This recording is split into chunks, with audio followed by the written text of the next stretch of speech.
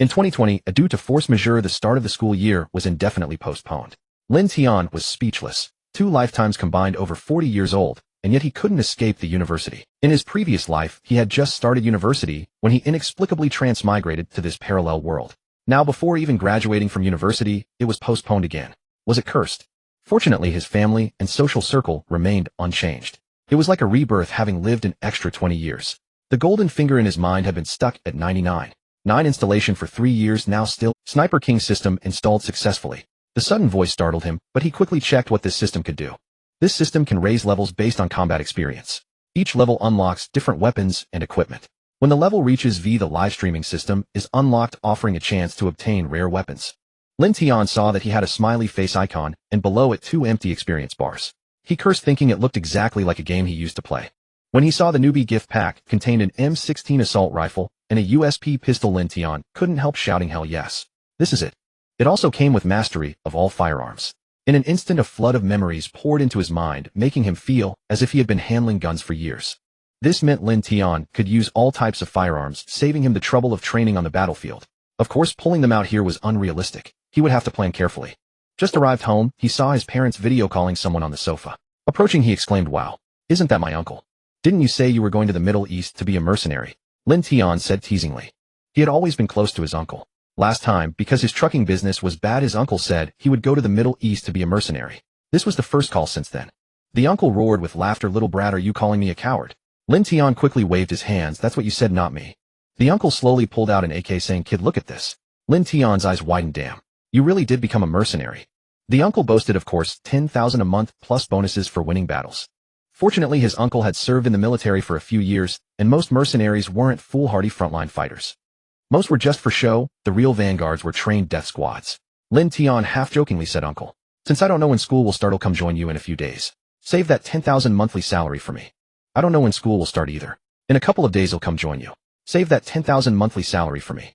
His parents thought he was joking. Even his mother joined in. The uncle also promised, "Just come, your uncle will take good care of you." A few days later, the uncle looked at Lin Tian, who had arrived with large bags, and fell into deep self-doubt. "Xiao Tian, you're serious? Your mother will kill me." Lin Tian smiled and patted his uncle's shoulder. "Uncle, if you don't introduce me, you'll say you tricked me into coming. If I accidentally lose contact." The uncle gritted his teeth. "You're threatening me." Lin Tian blinked, staring at his uncle without speaking. Finally, the uncle reluctantly said, "Fine, you can come with me. But you must follow my orders, stay behind me, and if you run off, I'll send you back no matter what." Lin Tian quickly promised, "Okay. No problem, whatever you say you'll do. If you say east, I won't go west. If you say hit the dog, I won't chase the chicken." The uncle sighed helplessly, wondering what sin he had committed to have such a nephew as Lin Tian. Soon they arrived at the gathering place. Many people saw a young white-faced guy following the uncle and wanted to tease him. After all, in this place a pale face was more attractive than some women. But they were all scared off by the uncle's fierce glare, and he even held a loaded pistol. Lin Tian saw the real state of these scattered mercenaries, just trying to make a living, relying on a bit of ruthlessness. There was a fundamental difference between them and his uncle, a genuine veteran. Walking to a warehouse door, the uncle said to the officer, "This is my nephew. He'll join my squad. Give him an AK and a pistol." The administrator wanted to say something, but was glared back. "Deduct it from my share." Lin Tian took the weapons. Curious, "Uncle, what deduct from your share?" "The pistol. Everyone gets an AK when they join, but other weapons need to be bought with funds. You think the warlords are fools, keeping a large group of people at great expense." That explanation made sense to Lin Tian. Low combat effectiveness, a monthly salary of 10,000 plus ammunition costs. They'd go bankrupt in 2 months. If his uncle knew what he was thinking, he'd scold Lin Tian. 10,000 wasn't easy to earn. That was his uncle's salary. Others only got 3,000 a month with possible bonuses for victories. Because of his uncle's connections, Lin Tian got a single room. It was tiny with only a bed, but much better than the communal dormitories. Indeed, the stories online were all jokes. Mercenaries making big money. Like this. At this moment, Lin Tian began studying his system. Currently, only 3 guns were unlocked: the M700, the legendary bird gun sniper rifle, and the 2 in his hands. And it was expensive, 20,000 for that bird gun, so his current savings couldn't buy it. But he could buy grenades and smoke grenades. The remaining grayed-out weapon icons were probably purchasable once his level increased. Over the next few days, Lin Tian experienced the mercenary life. In short, it was degenerate. When they had money, they went to nightclubs and dark alleys. These were all properties of General Kasha, a mid-sized warlord controlling 2 cities, though one was little more than a town. There was also a small oil field, which in this Middle Eastern region was the most abundant and most fiercely contested resource. These nightclubs and such were all General Kasha's businesses, funneling most of the money back into his pocket. Anyone doing business in these cities had to pay protection fees. General Kasha had a direct army of over 10,000 men, and the external units like theirs numbered fully 3,000. Suddenly the loudspeaker began to blare an alarm, and the mercenaries started to assemble, though their speed was far from impressive. Uncle pulled Lin Tian behind him and said, "Stay close to me." Then they climbed onto a truck and set off in one direction, the journey extremely bumpy, without any paved road. When they arrived at a ruined town, the vehicle stopped. The man in front waved his hand, quickly shouting curses Lin Tian couldn't understand. Everyone found defensive positions. Lin Tian learned that it was the archenemy of General Kasha. Bang! A gunshot, as if opening Pandora's box, ignited the battlefield. Bullets flew everywhere, but the casualties were surprisingly few. Because everyone hid behind walls, raised their guns without looking, and fired a whole magazine. Many stopped after 2 magazines, waiting to shoot slowly later. "Damn, these guys are so realistic," Lin Tian complained. Uncle leaned and lit a cigarette, and said, "What did you think? 2 or 3,000 a month, why risk your life?" That made sense. 2 or 3,000 wasn't worth it. Then he realized something. "Wait, didn't you say it was 10,000 a month?" Uncle said without blushing, "I earn 10,000 a month, so what?" Lin Tian was speechless. He couldn't earn money now, so had focus on leveling up. Experience came from kills or contribution points, and defeat would deduct a large portion of experience. Seizing the moment when the enemy's fire paused, Lin Tian quickly popped his head out and saw a man changing positions. Bang bang. 2 shots, the man died on the way. Uncle pulled Lin Tian down, shouting, "Do you want to die?"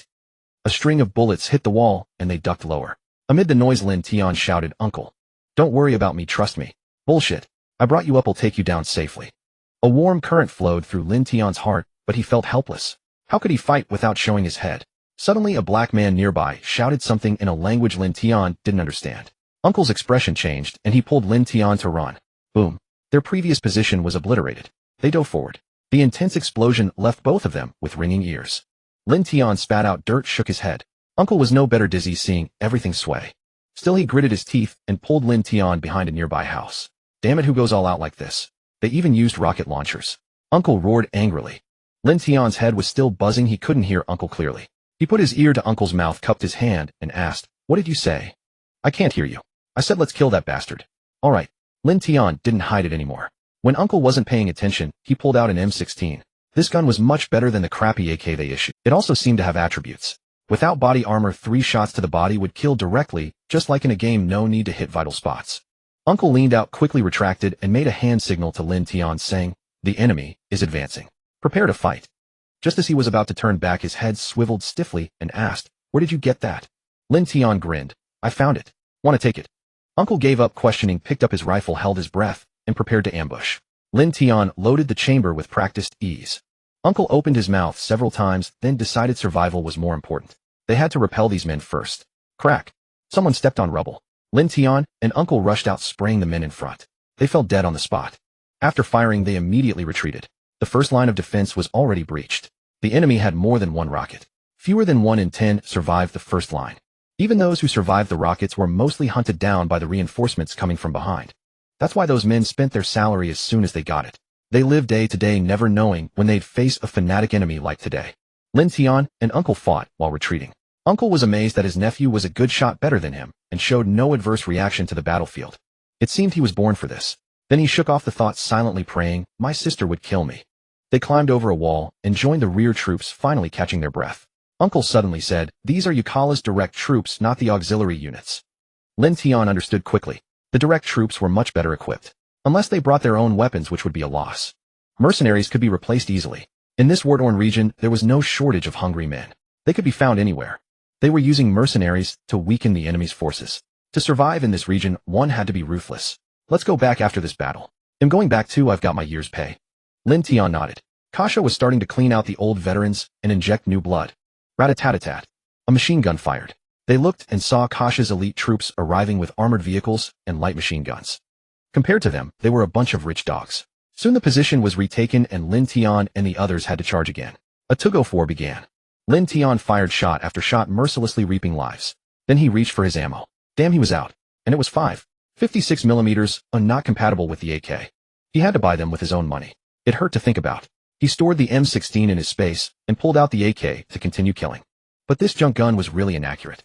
Even with his skill, he missed a lot. Bang! A bullet grazed his cheek, tearing off his face mask and embedding into the wall. Lin Tian shuddered, then sprinted, vaulted over a wall, and took a deep breath to steady himself. Sniper rifle. That shot was definitely a sniper. He almost got his head blown off. How could such a small place have such a skilled sniper, and without any sound? The distance was far. At that moment Lin Tian cursed the damn system for making a decent sniper rifle so expensive. With his hot temper he couldn't stand it.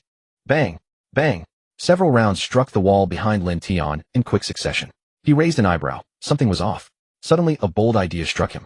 He fired several shots into the sky, 2 long and 1 short. Immediately after 2 bullets landed perilously close to him. Gritting his teeth Lin Tian rose to his feet and strode out seeking a path devoid of people. Moreover, that sniper rifle continued to guide his way intermittently until he finally reached a 3-story building. As soon as he ascended, a pistol pressed against his waist and a hoarse voice commanded freeze. Hands up. Lin Tian laughed outright. Second uncle. Cut it out, will you?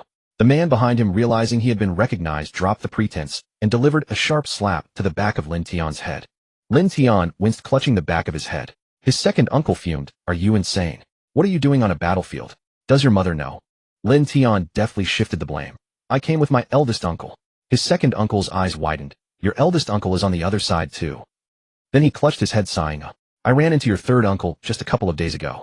Lin Tian's mouth twitched. So this was why his second and third uncles always said they worked abroad without ever specifying what they did. They were all here. Good grief, Lin Tian felt his relatives could almost stage an uprising together. Suddenly recalling that his maternal uncle had been silent for a while, he asked quietly, and my maternal uncle?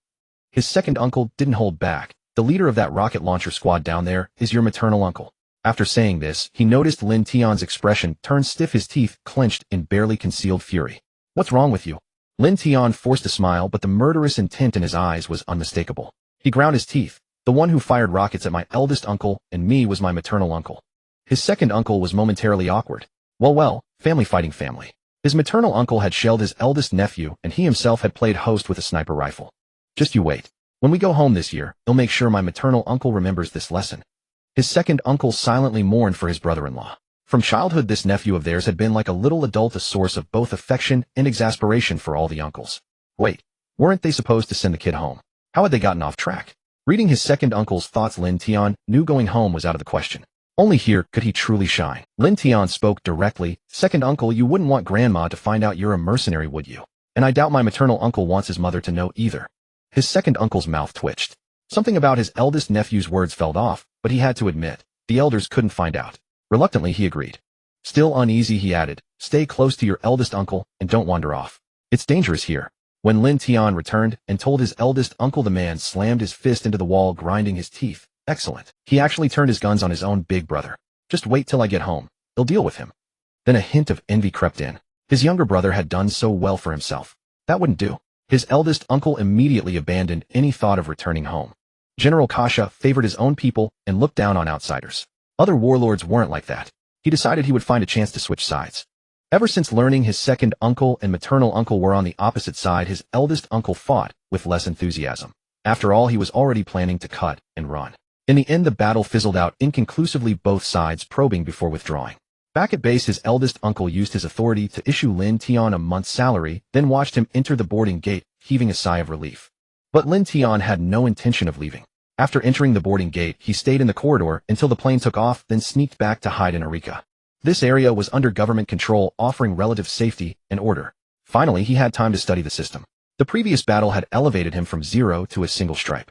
The rifle unlocked the M4A1, and the pistol unlocked the Matiba revolver. Most crucially, the SWAT unit was available, at a price of 5,000 each. Clenching his teeth, Lin Tian spent all his savings plus his newly issued salary to buy 3 SWAT units. Upon seeing them, Lin Tian breathed a sigh of relief. The SWAT units were reasonably equipped. Though not top tier, they came with M16s, USP pistols, knives, grenades. Lin Tian began investigating the local power structure. Previously, he had been too impulsive and had joined his eldest uncle without much research. He quickly identified a target, a general named Tiger. According to available intel, he controlled 2 oil fields and several mines. Thanks to his formidable strength, he had reached a certain understanding with the local government forces. Of course, that was old news.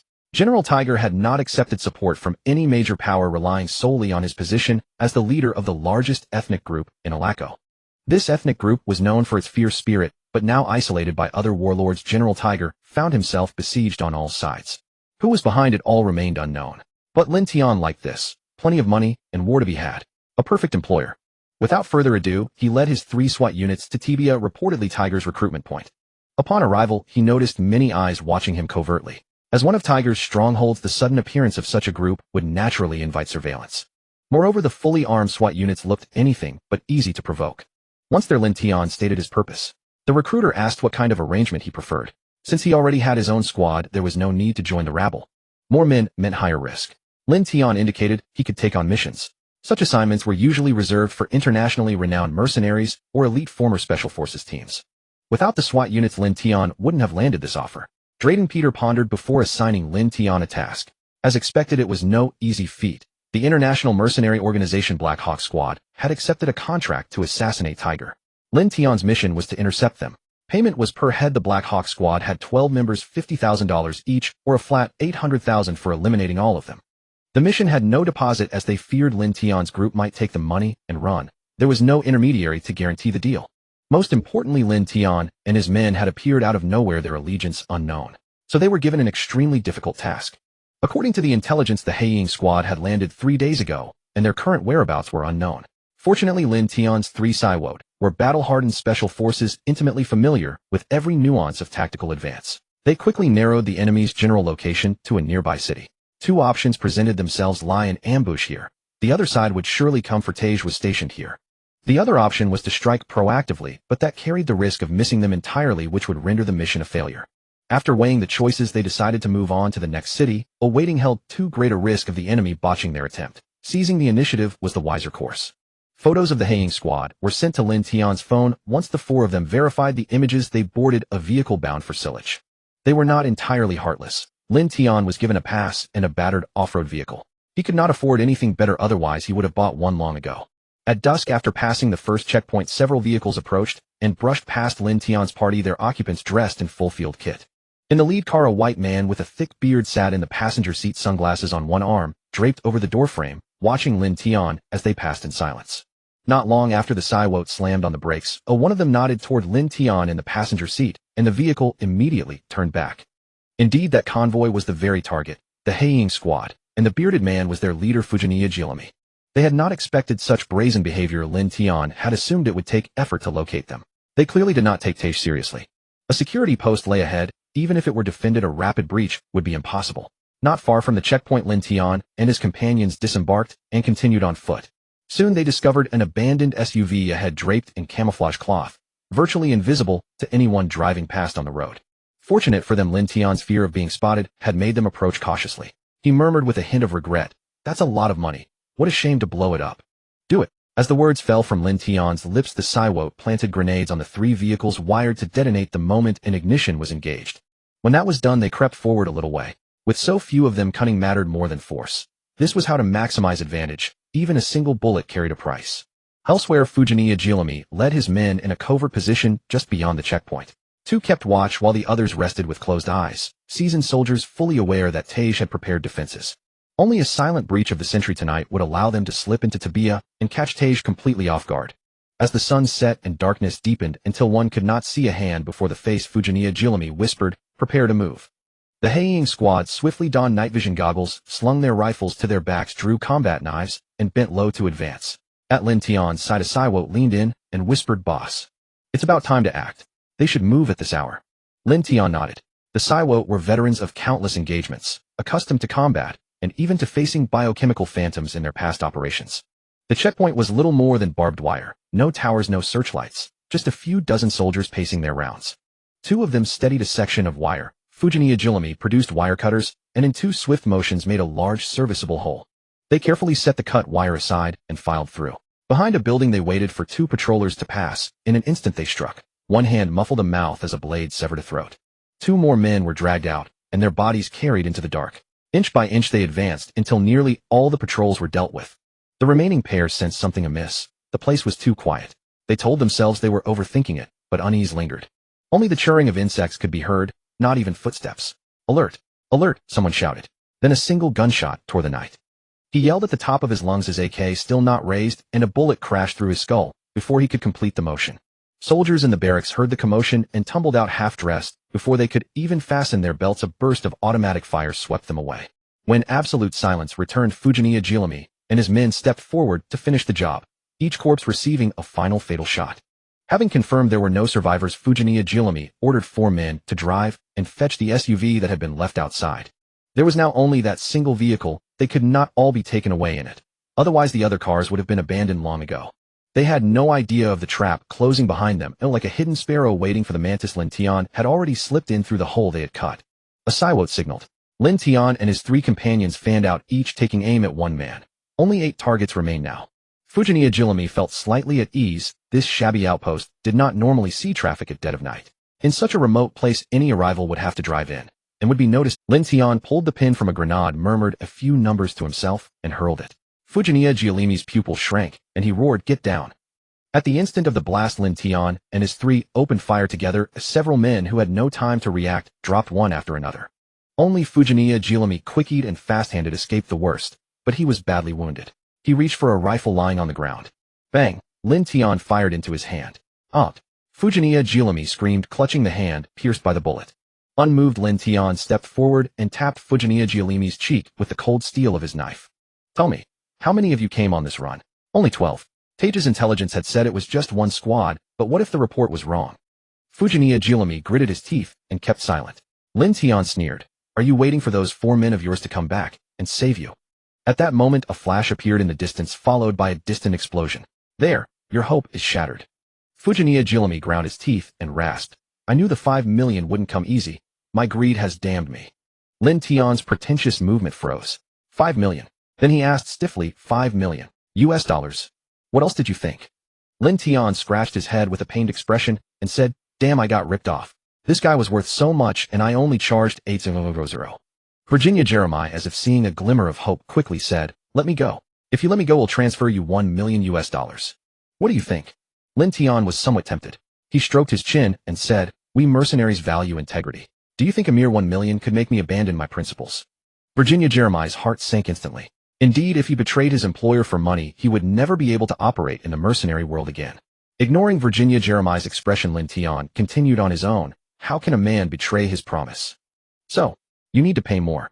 Virginia Jeremiah's eyes widened instantly, and he stammered, "What did you say?" Pay more. 2 million. That's all I have. I haven't even received the commission for this job, yet only on $1 million deposit." Slap. Lin Tian clapped his hands together and said, "Deal." Then he took out his phone and told the other party to start the transfer. Virginia Jeremiah didn't hesitate and directly contacted the private manager of Swiss Bank to transfer 2 million US dollars into Lin. Soon Lin Tian received a text message confirming the arrival of 2 million US dollars. He beamed with joy. Just as Virginia Jeremiah joined in the forced smile, thinking he had escaped disaster, Lin Tian suddenly pointed his pistol at his head. Virginia Jeremiah's face changed and he asked tremblingly, "Didn't you say you'd let me go if I paid?"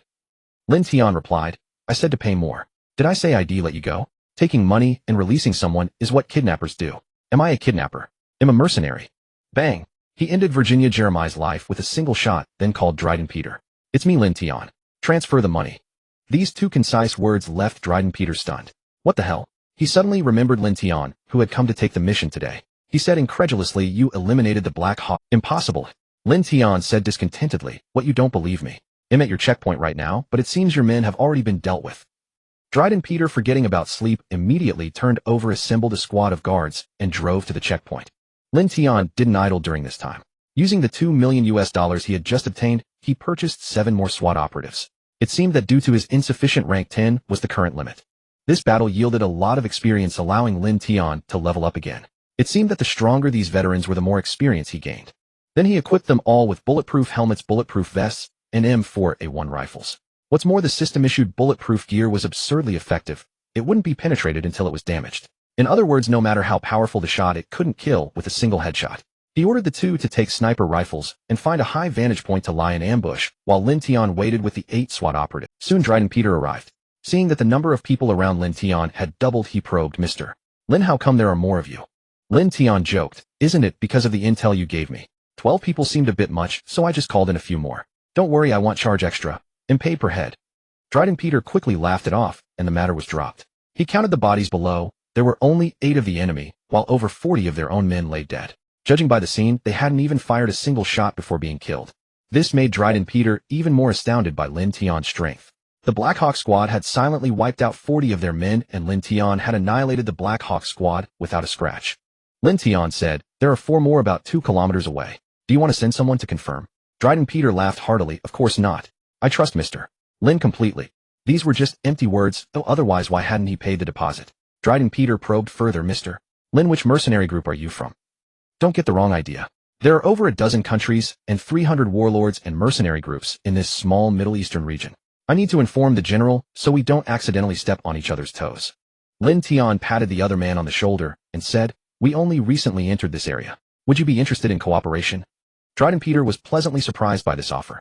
Large and small mercenary groups from around the world had long since established themselves here, each with many fixed partners.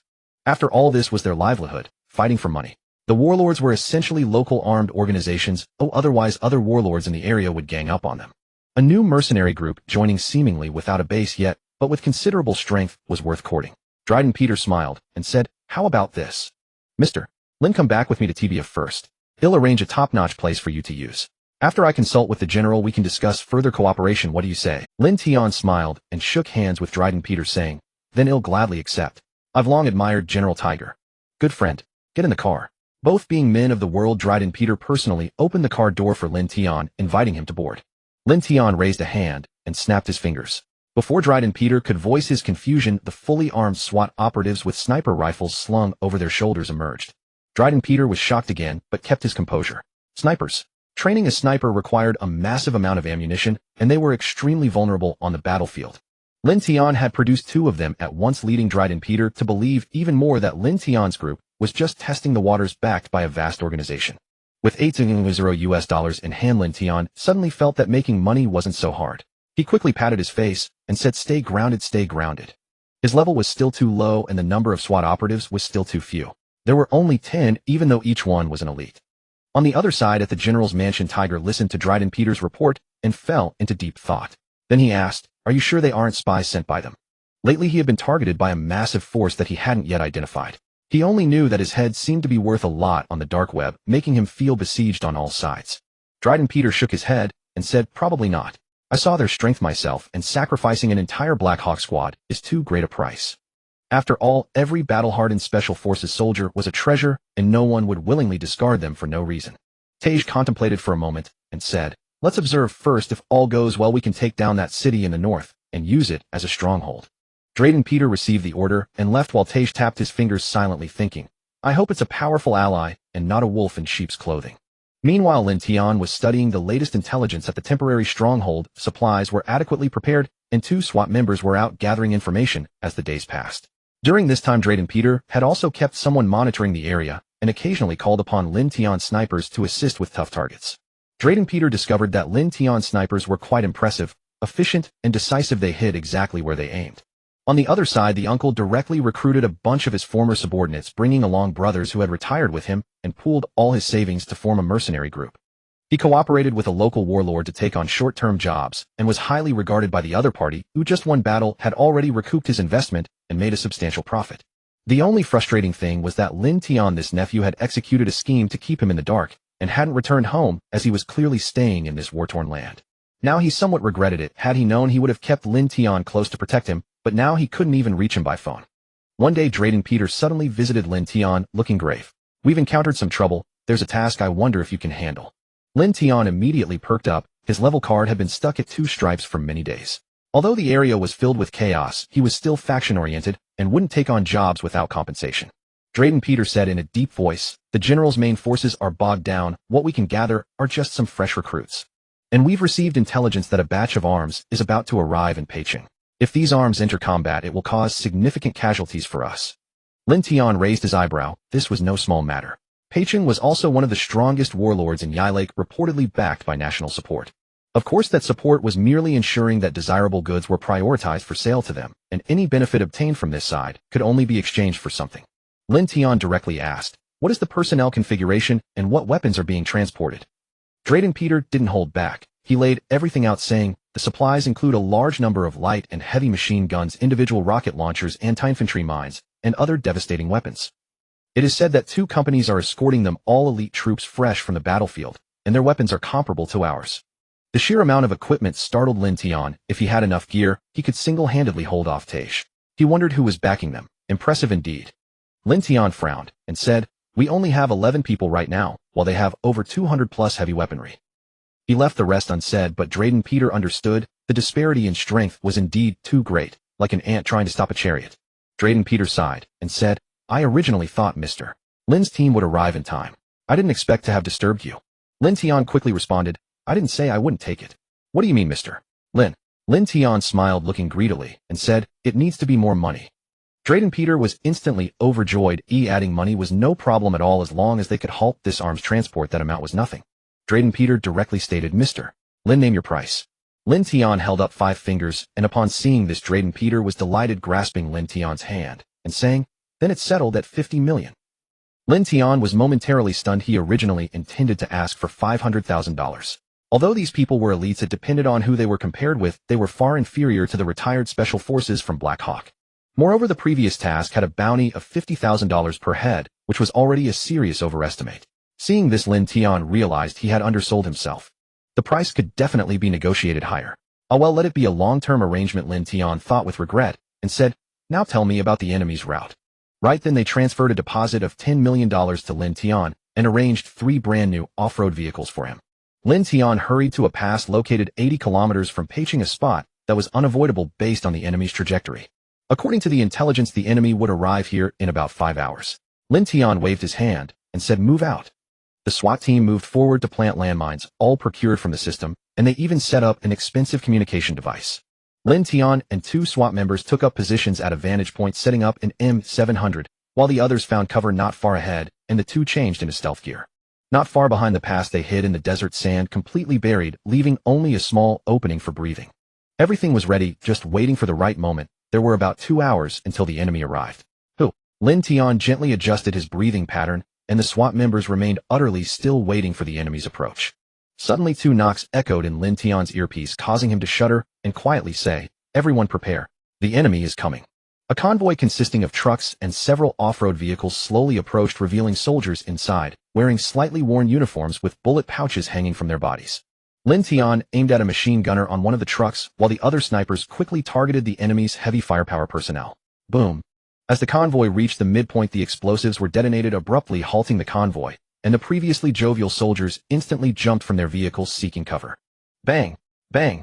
Several bullets struck the heads of heavy machine gunners, and anyone who approached was instantly executed. For a moment no one dared to rush forward to take up the heavy. Moreover, the snipers' positions were safe from the enemy's heavy machine guns, and the SWAT members in the front began to unleash a furious barrage, without heavy fire support.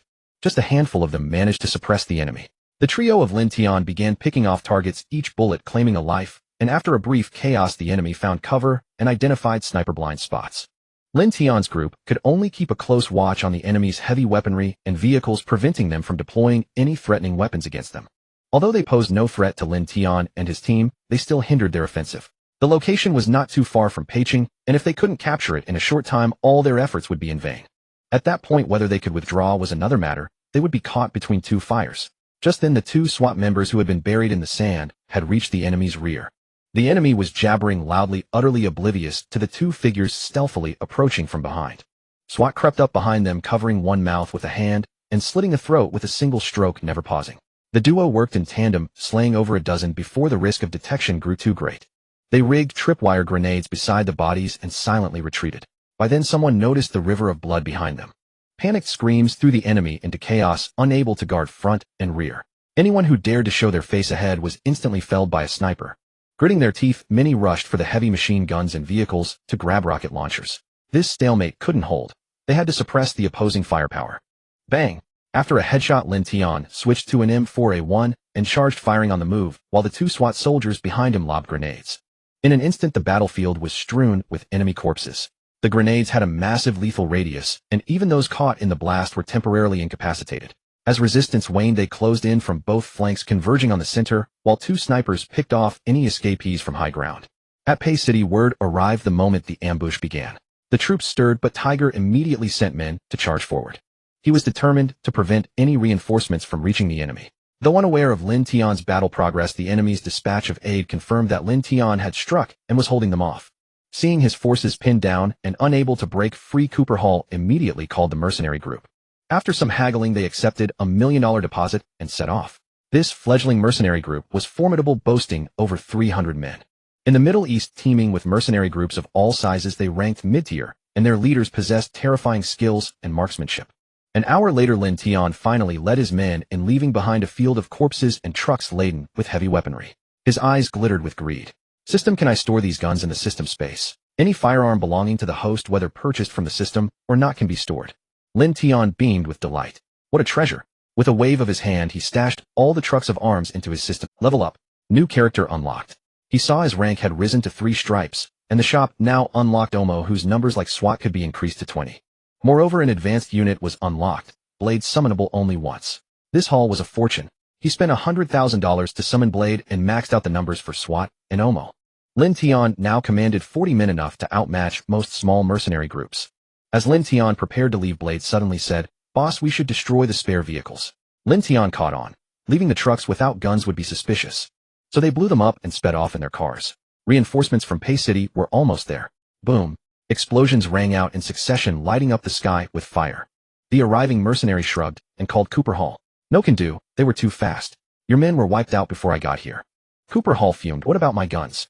"They took what they could and blew up the rest." He added, "Just so we're clear, the deposit's non-refundable. Your guys were too pathetic, not my fault." Suppressing his rage, Cooper Hall said, "Tiger couldn't have spared any troops. It must be a mercenary group. Take them out, and you'll get what I promised." The man's eyes lit up. Head scouted earlier and found the enemy small in number with many trap marks. Plus, many had died from throat slits or rear gunshots, suggesting weak combat strength. "Deal," he shouted to his men. "Let's go. Cooper Hall's offering 5 million. Bonuses if we win." Whoop. The group roared with enthusiasm. Easy money and a bonus on top. What they didn't know was that Lin Tian's strength had quadrupled after this battle. They all floored the gas, tracking Lin Tian's trail.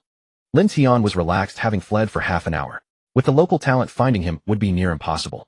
But he underestimated them. Among the pursuers was an expert who could estimate tire tracks' age and deduce their direction. Blade, driving suddenly, said, "Boss, we're being followed." Lin Tian glanced in the rearview mirror and saw a massive dust cloud, a large convoy in hot pursuit. Lin Tian said grimly, "Everyone prepare for battle. Full speed ahead, find favorable terrain." Blade drove straight up a mountain range and ordered everyone out when the road ended. Lin Tian and his men sprinted toward the high ground. The vast mountain range made it hard for even a large force to corner them. Seeing Lin Tian abandon the vehicles and gauging their numbers, the mercenary leader cocked his rifle and said sternly, "They're few, but look tough. Stay sharp." "Yes, yes." The mercenaries scrambled out of their vehicles, ready to charge. Bang, bang, bang. A volley of bullets rained around them. The leader yelled, "Take cover." Lin Tian had reached the high ground with 40 men, each wielding an M60 machine gun, a new purchase unlocked at 3 stripes. In games it was mediocre, but in reality it was devastating. 40 machine guns firing in unison. The leader below was pinned down, unable to lift his head, let alone counterattack. Many vehicles were shot to pieces. Shell casings clattered down endlessly. The leader cursed, "Damn rich bastards. Bullets grow on trees. Think heavy machine guns make you invincible." He was green with envy. Not a single man dared to show their face, yet the enemy laid down suppressive fire, forcing them to stay prone. What a waste of resources. With this kind of firepower, why were they even stealing arms? After one round, all 40 M60s were spent. Lin Tian used his system space to stash them and led his men deeper into the forest. The regimental commander was muttering curses under his breath against the wealthy bastard when he suddenly felt a significant drop in noise, immediately realizing that the damned bastards had run out of ammunition. He sprang to his feet and bellowed, "Brothers, those bastards are out of ammo. Hit them hard." Despite the considerable distance between the two sides, Lin Tian could tell from the gunfire that the voice sounded familiar. He pulled out his binoculars and glanced back, then burst into a torrent of curses. "Damn it. Are you really my own uncle? Are you trying to kill your nephew?" Lin Tian was about to shout that he was Lin Tian when a hail of bullets forced him to scramble for cover, his voice drowned out by the cacophony of gunfire. His uncle, seeing only that the other side had turned back as if to say something, quickly dismissed the thought. This was $5 million. He would secure the prize first. He then produced a rocket launcher, and with a booming roar, a rocket streaked toward Lin Tian's position. Though it missed, Lin Tian was showered with dirt, cursing profusely. Now that he knew it was his uncle, he couldn't bring himself to fight with lethal force. But fleeing like this was no solution. Lin Tian ordered suppressive fire. "Be careful not to kill anyone." This command left Blade and his men utterly bewildered. What the hell was this? Still they followed orders. The guns roared with tongues of flame, every soldier displaying masterful skills at shooting to miss. His uncle's side had deeply grasped the essence of guerrilla tactics. Whenever Lin Tian's side opened fire, they quickly took cover, waiting for them to reload, then striking when the opportunity arose. His uncle's mercenary group adhered to this principle thoroughly, keeping the gunfire continuous. No sooner had Lin Tian's side ceased firing than his uncle's side opened up. While firing, his uncle shouted, Brothers 5 million is right ahead. Let's push harder. Meanwhile, Lin Tian kept trying to call his uncle, but his phone went straight to voicemail. His uncle felt his phone vibrating incessantly in his pocket, but he couldn't afford to pay attention, now grumbling to himself. Who the hell is this? Don't they know I'm making big money? The distraction made his aim waver. After an hour of exchange, not a single casualty had occurred on either side. His uncle was so furious he nearly threw his phone. Suddenly, Lin Tian purchased a large number of smoke grenades from the system, equipping each of his men with 5, and they all donned gas masks before tossing them out. Within a minute, the hills were shrouded in thick fog, completely obscuring visibility. His uncle cursed in frustration. The 5 million in his grasp had slipped away, and who were these guys? After fighting for so long, they still had ammunition, and now this many smoke grenades. What kind of sensible person brought so many smoke grenades to a battlefield? By the time the smoke cleared, Lin Tian and his men had vanished. His uncle could only grumble, "Damn it. Let's head back." On the other side, Lin Tian breathed a sigh of relief after escaping. This battle had been exhausting. Maintaining 0 casualties on both sides for an hour was no easy feat. Lin Tian thought vengefully, "Just wait until I get home. They'll make sure you pay for this." Who bullies their own like that? They trekked over mountains and through valleys for hours before finally reaching a city under Tiger's control. Once inside, they contacted Drayden Peter directly. Lin Tian and his men were still somewhat disheveled. He snapped, "Just transfer the money. Not only did you not send reinforcements, but the enemy got more." Drayden Peter quickly replied, "General Tiger did everything he could to hold them back, keeping their main force from pulling out of the fight." Lin Tian said impatiently, "Enough with the excuses. Just pay up. That batch of weapons is destroyed." Drayden Peter was overjoyed, repeatedly promising to send the final payment immediately, and even mentioned a surprise for Lin Tian. Meanwhile, his uncle was heading back, having just been chewed out. After all, he had failed both missions. Only then did he notice the dozen missed calls. Fuming, he saw they were from his nephew, and quickly called back. His uncle said urgently, "Xiao Tian, you've gotten quite skilled pulling a fast one on me. Where did you run off to? Give me your location. They'll come get you." Lin Tian's temper flared. He roared, "Where did I run off to? You chased me for an hour, and now you ask where I went. I was almost out of ammo, and you just kept coming. What is your nephew's head worth? Something? Want me to trade it for cash?" His uncle was stunned by the tirade but muttered quietly, "It is worth a lot. $5 million, right?" Lin Tian's eyes widened in anger. "So your nephew is only worth 5 million. If you weren't my uncle, I'd have fought back already. And you were howling to take me down." His uncle felt extremely awkward. His nephew had shown restraint while he had relentlessly pursued him. He nodded repeatedly and apologized, "I was wrong. It's my fault. Next time I'll make sure I look before I shoot. Next time, just wait until I get back. I'm going to tell Grandma about this. You and the other uncle are both in for it." His uncle shuddered in fear and quickly said, "No, don't. This must not reach your grandmother or she'll skin me alive." It was just a burst of anger that needed to be vented. The main issue was that he couldn't fight back. Even if he lost, Lin Tian wouldn't have been angry. Seeing that Lin Tian's anger had subsided somewhat, his uncle cautiously asked, "Which mercenary group are you with now?" Lin Tian snorted coldly and said, "Me. I'm the leader of the Blood Wolf mercenary group. Everyone you saw today is under my command." "Holy shit. That's impressive. You are truly a son of the Lin family," his uncle exclaimed in admiration. Both his parents were surnamed Lin, so his uncle's words weren't wrong. The strength of that squad was clear for all to see. If they had fought to the death, even victory would have come at a heavy cost. Once Lin Tian's anger had cooled, he said slowly, 3 days from now, come 30 miles outside Roy City. They'll have something for you." His uncle instinctively asked, "What is it?" Lin Tian replied curtly, "I noticed your gear is a bit lacking. They'll give you some weapons, heavy weapons." His uncle refused sternly, "Keep your things for yourself. Your uncle hasn't sunk so low as to rely on a kid for handouts." Lin Tian chuckled, "It's not exactly mine. It was meant to be shipped to Pei City anyway. There's too much, so giving you a bit is just a drop in the bucket." These were heavy weapons capable of equipping thousands of men. Even a fraction of them would be more than enough for his uncle. Still, his uncle felt a bit awkward. He who had been here for a year was doing worse than his nephew. How embarrassing. His uncle silently resolved to work harder and make something of himself. After hanging up the phone, the uncle also revealed a smile, relieved that Lin Tian was safe. His comrades gathered around, curiously asking, "Who were you talking to?" First apologizing, then laughing. At this, the uncle said awkwardly, "The group we were just chasing was my nephew's squad."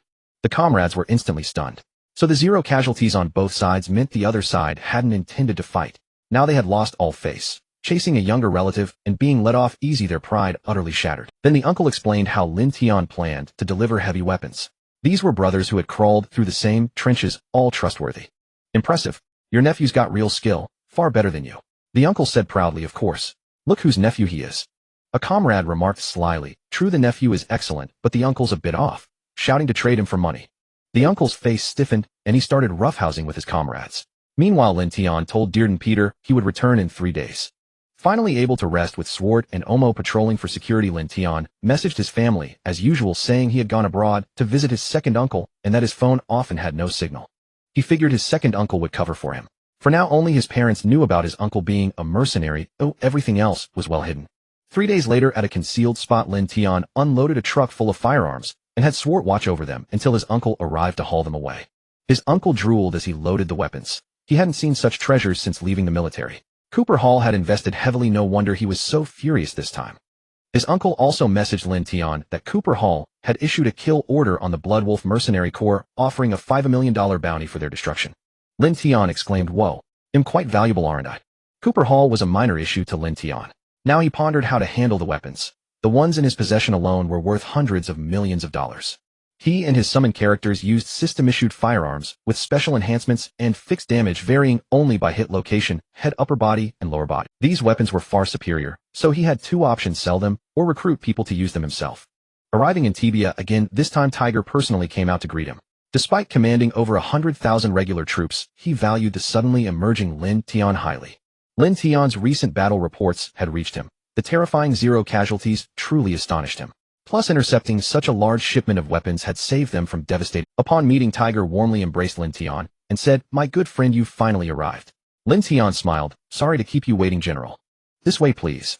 "After you, General." Tiger hosted a grand banquet to celebrate the victory. Thanks to Lin Tian, Cooper Hall withdrew his forces shortly after, and since Lin Tian had resolved the matter, Tiger didn't press. After several rounds of drinks, Tiger's face flushed with tipsiness. "I'm a few years older than you, brother. You did me a huge favor the other day. I must thank you." Lin Tian quickly interrupted. "No, business is business. I was paid, so I had to deliver." Tiger insisted, "Listen to me, brother. You're new here with no territory. I'll get you one." With a wave, Tiger called Dearden Peter over, pulled out a map, and pointed to a spot about 300 kilometers from Tibia. "Brother, this is the territory of a minor warlord. I was besieged lately, and that little brat dared to reach out. Now that I've won, he's ceded half his land. Take this city as your turf. Don't be modest." This surprise sobered Lin Tian up a bit. Was it real? Was Tiger this generous, handing over a whole city? Seeing Lin Tian's disbelief, Tiger said bluntly, "Brother, I'll be straight with you. Don't think me too pragmatic. You're formidable, and from now on we'll stand together. As long as I have something, you'll have a share." Lin Tian finally understood. Tiger wanted to recruit him not like those mercenaries hired for money, but with remarkable boldness. Lin Tian narrowed his eyes and asked, "Brother, do you think so highly of me?" Tiger patted Lin Tian's shoulder. "I have plenty of intel on you. Strong, influential, and most importantly, you match my style.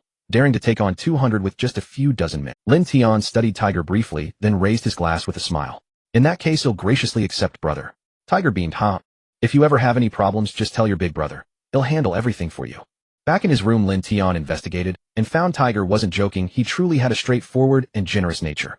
This was good. Though Tiger lacked the backing of a major nation as the head of the largest tribe, he had a numerical advantage in troops. Otherwise, he would have long fallen to the siege of many warlords. Lin Tian was an outsider, and with a bounty from a major warlord in this remote area, there would always be those eager to claim the reward. For a high price, brave men would step forward. Having Tiger's backing could save him a lot of trouble. Most importantly, giving a city as a base. What audacity. Across the Middle East, the largest mercenary groups only controlled small towns with thousands of men who none dared seize a city, as that would provoke all warlords. Most groups stationed themselves in a friendly warlord city, often alongside other mercenaries. Meanwhile, Cooper Hall's bounty spread through Yalako, $5 million for the entire mercenary group, and an extra $1 million for Lin Tian alone. No small sum. Such a large bounty had never appeared in the Middle East, as mercenaries usually worked for pay. What had the Bloodwolf Mercenary Corps done to enrage Cooper Hall so much that he demanded their destruction? His second uncle, third uncle, and old uncle were all in their own camps listening to others boast. They heard about an active Bloodwolf Mercenary Corps with a leader named Lin Tian. Though in different places, they all sensed trouble. Sure enough, they simultaneously covered their faces. It really was their nephew-grandnephew. They knew that kid would cause trouble the moment he came here. Cunning since childhood, he was now even more lawless. While frustrated, they also felt a twinge of melancholy. Apparently, little Tian was doing much better than they were. The three of them simultaneously called their eldest uncle as he lived nearest to Cooper Hall. They wanted him to gather intelligence. After all, they couldn't let anyone bully their family's precious one, could they? Then they received news that left them utterly astounded. Good heavens, their nephew was an absolute beast. And he had some incredible treasures in his possession. Even the crumbs that slipped through his fingers had made the old man immensely wealthy. When they heard that the eldest uncle was chasing after his own nephew, the three of them wore identical expressions of bewilderment. What in the world was going on? Then Lin Tian's phone exploded with calls from his second uncle, third uncle, and youngest uncle. All of them wanted to take a share of the spoils and start their own ventures. Working for wages could only earn so much. It was time to become entrepreneurs. Lin Tian was caught between laughter and tears, yet he generously sent each of them a batch of weapons and equipment. These were after all his beloved family and close friends, and the shipment amounted to merely a tenth of his vast arsenal. The three of them were so overjoyed that their smiles stretched from ear to ear. After a moment's thought, Lin Tian called Tiger. Tiger answered the phone with great warmth and said, "What's up, little brother? Speak your mind, and he'll handle it for you crystal clear." Lin Tian chuckled and replied, "Nothing gets past you, brother. I'm heading to Oster, but my people haven't arrived yet, and I have no interest in those scattered remnants. Could you lend me some of your men?" As a gesture of sincerity, Tiger had previously handed over the entire city to Lin Tian's control, including all the properties within that had belonged to another warlord. To be honest, Lin Tian acknowledged this brother as a true friend. The man was genuinely generous. Lin Tian had even investigated Tiger spending $1 million on the dark web for a dossier. Tiger was a man of great loyalty and treated his subordinates with magnanimity, which was why he commanded everyone's support. Tiger laughed heartily and said, "A small matter. Just name the number, little brother." Lin Tian was silent for a moment before replying, "Brother, if you could spare me 1,000 men, that would be enough." "No problem. He'll have Drayden Peters lead them to you right away." Since Tiger was so generous, Lin Tian didn't hold back and said directly, "Brother, I recently acquired a batch of heavy weapons. Would you be interested?" Tiger's eyes lit up. This was a rare opportunity. Most of his weapons came from small workshops and minor arms dealers, and any heavy firepower with decent performance without the backing of a major power, he had no choice but to suffer this disadvantage. "Shall we find a place to discuss this in detail?" Soon Lin Tian arrived at the general's mansion once more. He cut straight to the chase. "Brother, the truth is I was the one who intercepted Cooper Hall's last shipment." Tiger was ecstatic, gripping Lin Tian's hand excitedly. "Is that true?" Lin Tian smiled and said, "Of course. However, I'll need to keep 20% of this arsenal for myself. The rest can be traded to you, big brother." Tiger boomed with joy. "Excellent. Excellent. That's more than enough, more than enough. But what about the price?" Lin Tian answered directly, "Since you've shown me such high regard, brother, how could I ask for an exorbitant price? Just count the assets in Oster toward the payment." Tiger felt a surge of warmth in his heart. This little brother, he had acknowledged, was no mistake. He was a man of honor who reciprocated kindness with kindness. When the quantity of the arms was confirmed, Tiger was deeply shaken. He hadn't expected Cooper Hall to have invested so heavily. Even so, Tiger had made a profitable deal. He had hired men for $50 million to seize goods worth over $100 million. Of course, if Tiger were to buy them on the open market, it would cost far more than $100 million. Even after including Oster's assets, there was still a significant shortfall. Tiger pondered whether to pay the balance in cash, but his army also had a pressing need for liquid funds. Lin Tian spoke up directly, "Brother, isn't there a small oil field not far from Oster City? Just transfer that to me, and we'll call it even."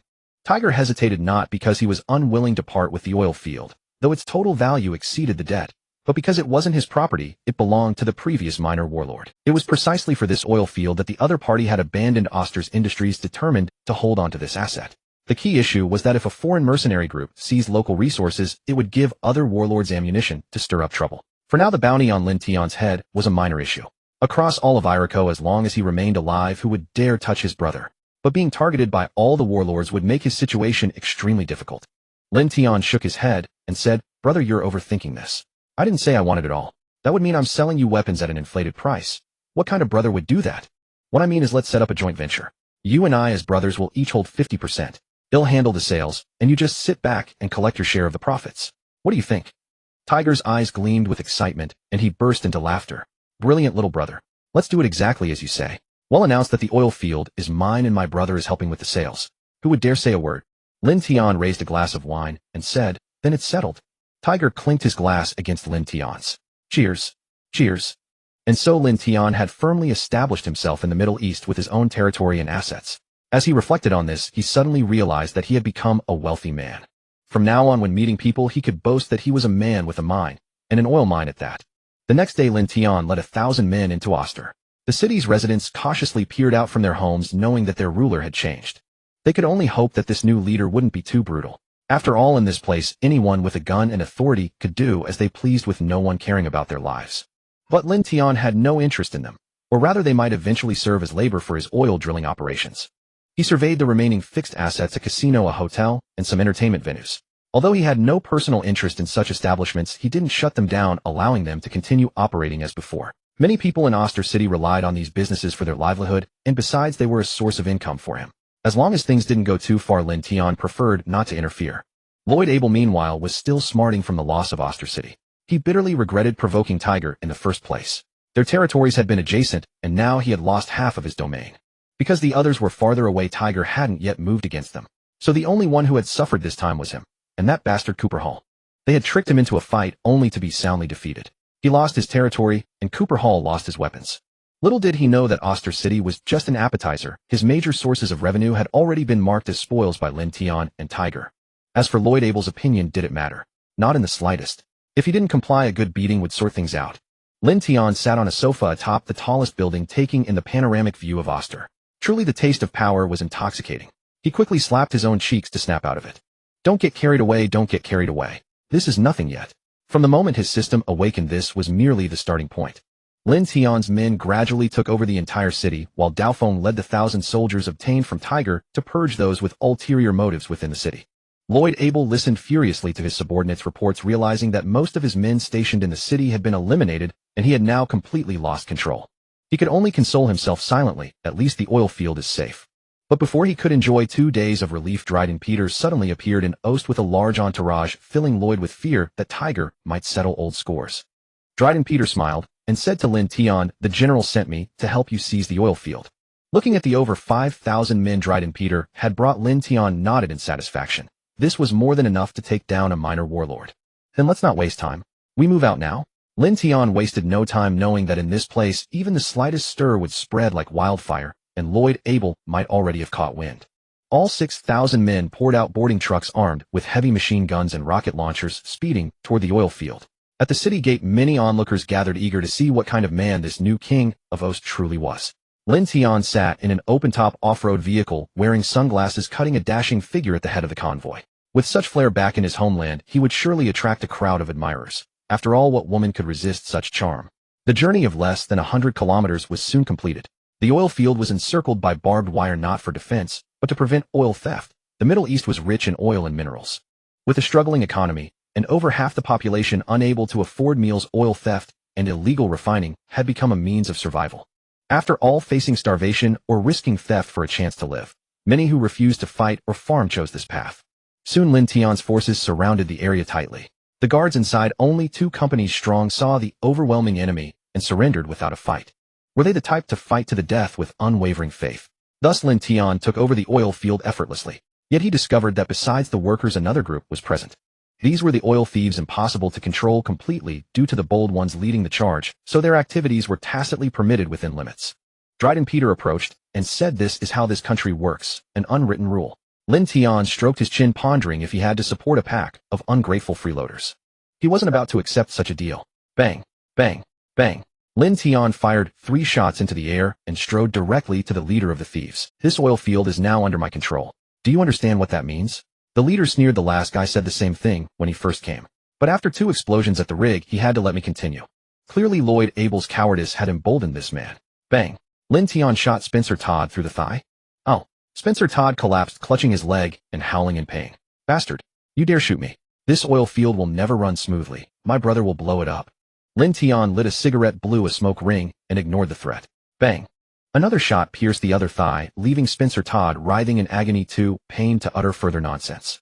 Lin Tian summoned Dryden Peter and asked what gives them such audacity. Dryden Peter, still stunned by Lin Tian's swift gunfire, noted that the fallen man was merely a minor player.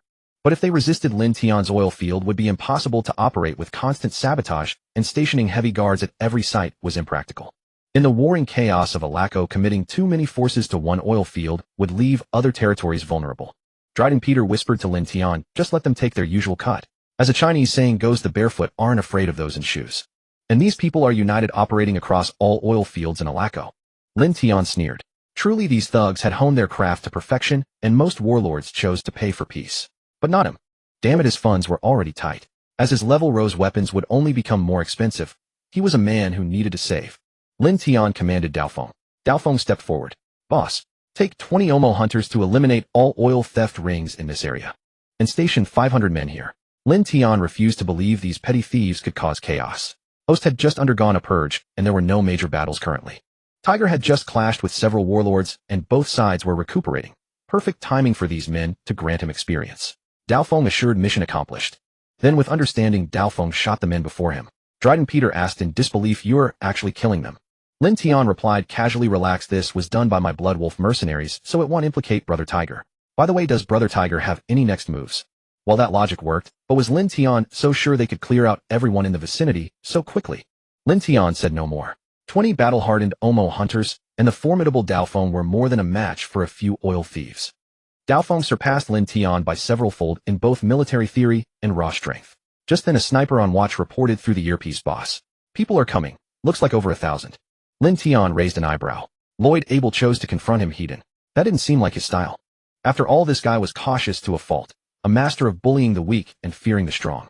This time he had only dared to challenge Tiger by joining forces with other warlords, and when he couldn't gain the upper hand, he immediately surrendered a city to sue for peace. Seeing that Lloyd Abel dared to come, Dryden Peter quickly said, "Let me negotiate. He'll surely back down."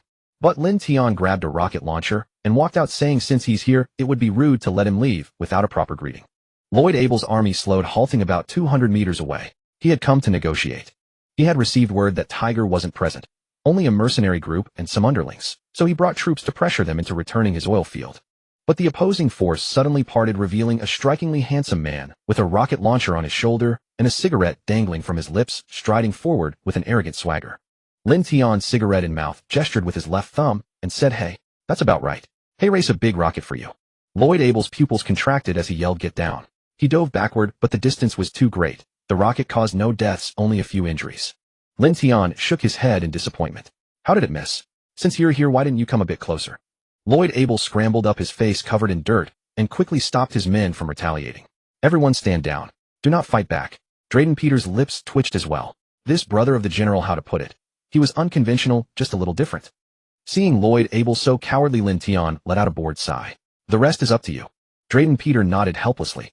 Naturally, his attitude toward Lloyd Abel was entirely different, as Abel's territory was merely a buffer zone between two major warlords. Moreover, his relationship with the other warlord was strained. If not for his marginal usefulness, both sides would have eliminated him long ago. With matters resolved, Lin Tian returned and began preparing for his live streams, routinely updating videos of troop training. He gained quite a following on Douyin, though since he never showed his face, many questioned whether it was staged and fake. His username Wolf King Lin Tian drew ridicule from netizens. Is this some anime fan? A cringy teenager? More people believed he was just chasing clout, urging him to reveal himself in a livestream.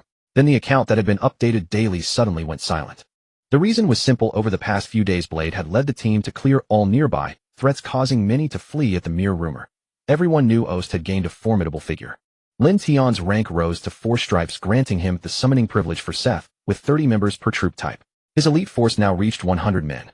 But that wasn't the key issue. The recent turmoil in the Middle East had grown confusing. The local mercenary corps, originally around 300 strong, had suddenly doubled. Moreover, these newcomers were all young, as if they had materialized out of thin air. Some factions would take any job for money, leaving even seasoned mercenaries speechless. Lin Tian couldn't help but complain, what the hell? A new group calling themselves the Class 3 Grade 2 Mercenary Corps had set their sights on his bounty. They brazenly declared they would take his head. When Lin Tian got his hands on their dossier, he was dumbfounded. 5 failed college entrance exam candidates from Dragon Country, 3 men and 2 women who had come to be mercenaries because they heard it paid well. Lin Tian asked helplessly, "Blade, what's wrong with this world? It's like a mouse becoming a bridesmaid for a cat." He wasn't alone. Nearly every warlord and mercenary group faced similar situations. Anyone would do anything for money. The entire Middle East was thrown into chaos by these sudden mercenaries. Just then Swart entered to report, "Boss, a Dragon Country flight has crash-landed near Freya." Lin Tian raised an eyebrow. Wasn't that the border between that coward and Gould Stein? Had heard there was still fighting there. Lin Tian fished out his phone and scrolled through contacts, finally finding a number for the Domestic and Foreign Security Bureau. A sweet voice answered, "Hello, Dragon Country office. How may I assist you?" Lin Tian rubbed his nose awkwardly. "Not much to assist with, actually. I was thinking we could make a deal." The operator gently warned, "Sir, please don't call this hotline casually. It could be someone's lifeline. A Dragon Country plane has crashed in the Middle East. 2 warlords are currently fighting there, so you get the picture." The woman on the line didn't dare delay and immediately called her superior. Lives were at stake, and every second counted regardless of whether the claim was true.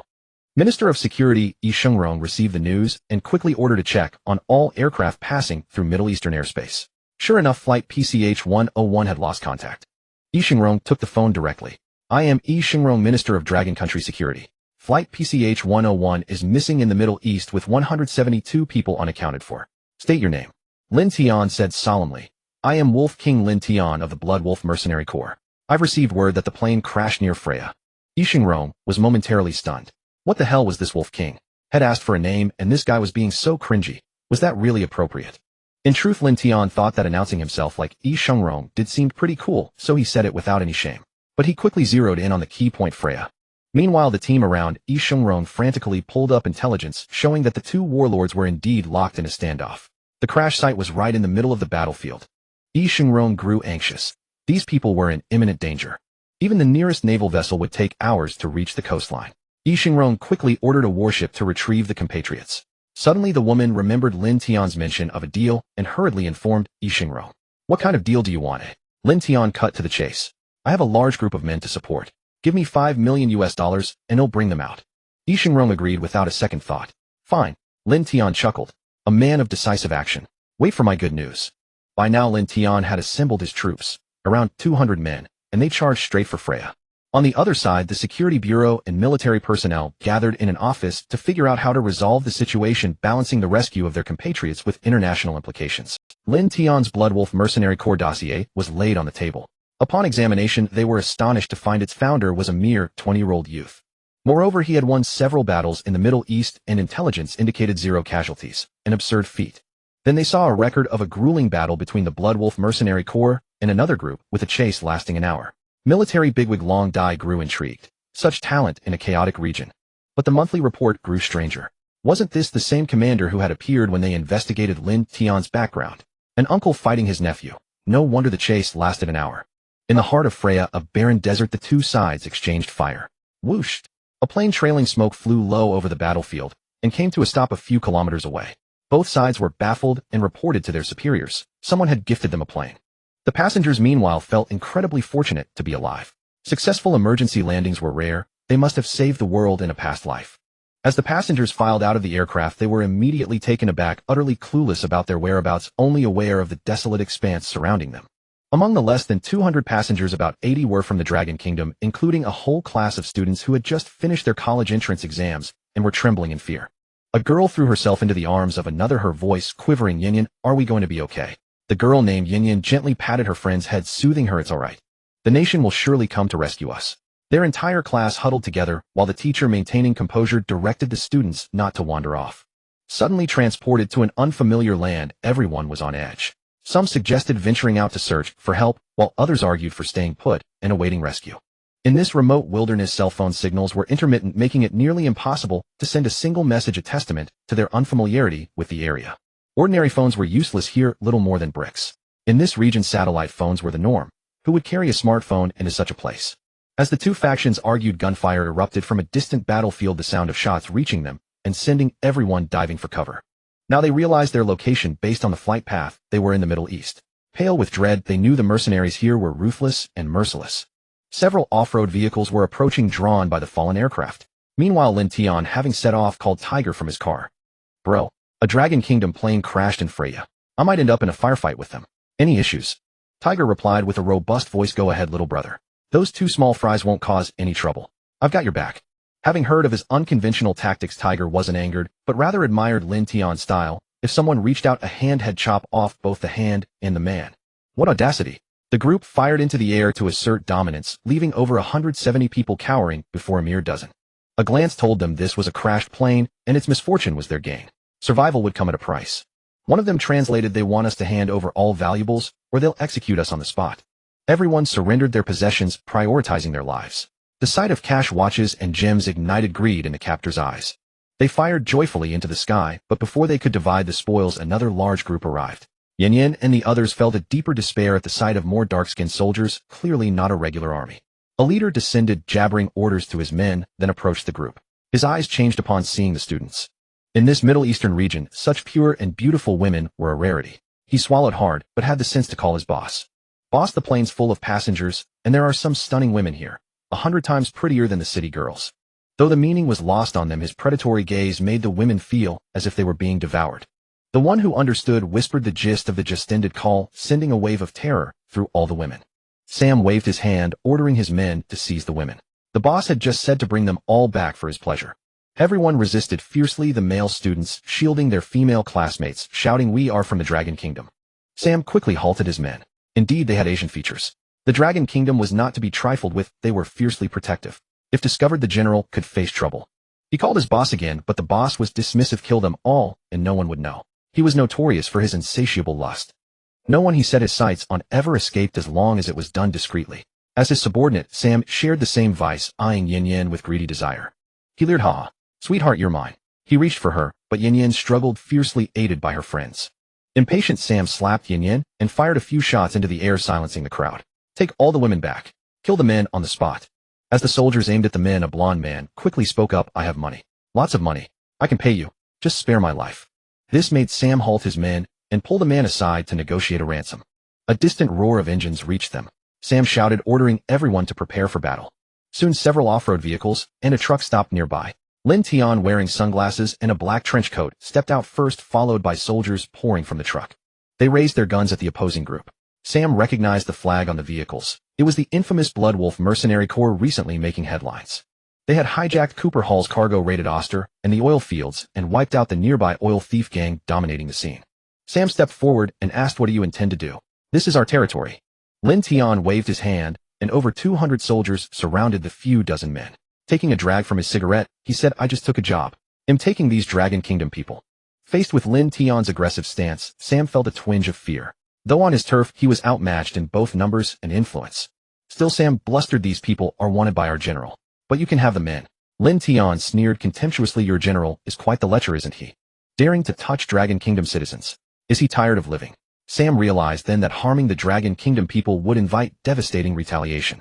Lin Tian's smile faded as he said, "And who are you to negotiate with me?" The Dragon Kingdom people behind him watched with excitement. The friend whispered to Yin Yan, "He's so handsome." Yin Yan rolled her eyes in exasperation, still swooning at a time like this. Yet she couldn't shake the feeling that the figure was familiar, though the distance was too great to tell. Sam said reluctantly, "Let them go. We're leaving." As he turned to lead his men away, Blade blocked their path. Lin Tian cast a sidelong glance and said, "Shouldn't you leave something behind?" The underlings, clutching bundles of loot, grew indignant. They fought for money, which mattered more than life itself. Sam barked, "Drop it." Though unwilling, they had no choice but to set down their spoils in disgrace. "What a dominant presence," the bestie whispered dreamily to Yin Yan. Yin Yan nodded silently. The more she looked at Lin Tian, the more familiar he seemed, and that imperious tone struck a chord. "Can we go now?" Lin Tian said, "Of course not. Shouldn't we discuss compensation?" Sam gritted his teeth. "Don't push it. Do you think we fear you?" Lin Tian asked with feigned surprise. "Isn't that obvious? Detaining citizens of Dragon Country alone is enough to land you in hot water. What, you have a problem?" Sam's face shifted through a spectrum of emotions. "He'll call the general and ask. I've long heard that Wolf King Lin Tian is insatiably greedy and ruthlessly cruel." Ponder Elton's voice came through the phone. Unfazed by the remarks, Lin Tian said nonchalantly, "You flatter me, General. Just trying to make a living." Suddenly Lin Tian's satellite phone rang. He answered directly, "Who's this?" "I'm busy here." A long unheard voice came through. "Didn't you see the school start notice? The whole school has started classes, and you're the only one missing." Lin Tian was baffled. "Class monitor. School started. I'm on the battlefield, and you're telling me school started?" The class monitor laughed. "Lin Tian, you've been watching too many internet skits. Playing mercenary. School's already in session. The whole class is having a meeting, and you're the only one absent." Lin Tian said helplessly, "I'm really on the battlefield. Why won't you believe me?" "Hold on, I'll prove it." He turned on the speakerphone and asked Sam, "Who was it that took the Dragon Country citizens' belongings?" Sam was dumbfounded, and even the general on the other end had no idea what Lin Tian was up to. Seeing no reaction after a long pause, Lin Tian said, "Forget it. Waiting for you to react would kill me." "You'll do." Bang. "Oh." Lin Tian shot the man in the arm, then acted as if nothing had happened, saying into the phone, "See. Believe me now." The class monitor heard the blood-curdling screams and the gunshot, and a chill ran down her spine. She stammered, "You're really on a battlefield?" "Of course. In the Middle East. Anyway, gotta go. I'm busy making money." The class monitor stared blankly at her classmates. A dead silence fell, then the whole class erupted. Their classmate was a mercenary. So cool. After negotiating compensation with Ponder Elton, Lin Tian waved for Blade to let them go. "Brother." A soft, timid, and uncertain voice rang out, plunging the battlefield into deathly stillness. The bestie quickly covered Lin Yan's mouth and laughed nervously. "Yin Yan mistook you for someone else." Lin Tian turned toward the sound, his jaw dropping in shock. He tore off his sunglasses and exclaimed, "Yin Yan, what are you doing here? Weren't you supposed to be traveling abroad?" Then it hit him. This was that very flight. "Brother." Lin Yan burst into tears, shouting, as she threw herself into Lin Tian's arms. Lin Tian fumbled to pat her back soothingly. The sudden twist left everyone bewildered. This badass guy was Lin Yan's brother. No way. Lin Yan had such connections. Sensing trouble, Sam tried to slip away, but Blade noticed his expression and surrounded him with SWAT. Lin Tian thought Lin Yan was just frightened. When she calmed down, he saw a red handprint under her swollen eyes. His face darkened, and his eyes blazed as he fixed them on Sam. Sam quickly said, "We'll compensate. We'll pay." Without a word, Lin Tian scooped Lin Yan into his arms, carried her step by step to the off-road vehicle, gently set her on the seat, and covered her ears. Rat-a-tat-tat. Blade and the others understood and opened fire simultaneously, turning the dozens of men into sieves. The screams and the corpses sent everyone's legs trembling. Lin Tian ruffled Lin Yan's hair and said, "It's okay. Big brother's got your back." Blade and his team led the crowd toward the trucks, but suddenly blocked a foreigner who tried to follow. "Our mission is to take Dragon Country citizens home, not you." Though resentful with the bodies still warm, they could only beg to be taken to safety. Lin Tian raised 5 fingers and said $50,000 per person. Without another word, treating it as spare cash, he dialed Ponder Elton and said coldly, "You dared to touch my sister. Prepare to die." The sudden call caught Ponder Elton completely off guard. The bestie whispered to Lin Yan, "Your brother is so domineering. Say, do you need a sister-in-law?" Lin Yan rolled her eyes in exasperation. This bestie never acted serious. Back in the car, Lin Tian hesitated before saying, "Yin Yan, look, I've built quite a turf here. It wasn't easy. Can you not tell the family?" Lin Tian was genuinely terrified of his parents dragging him back. The power of bloodline suppression was terrifying. Lin Yan hesitated, then nodded. "They'll keep your secret." When they arrived at Oster, her eyes went wide. "Brother, this city is yours. And you have an oil field. You're amazing." Lin Tian waved his hand with a mix of vanity and modesty. "Not that amazing. Just a little bit." Then Lin Tian settled the group near the camp and took Lin Yan out for a stroll. He completely forgot about Yi Xingrong's matter.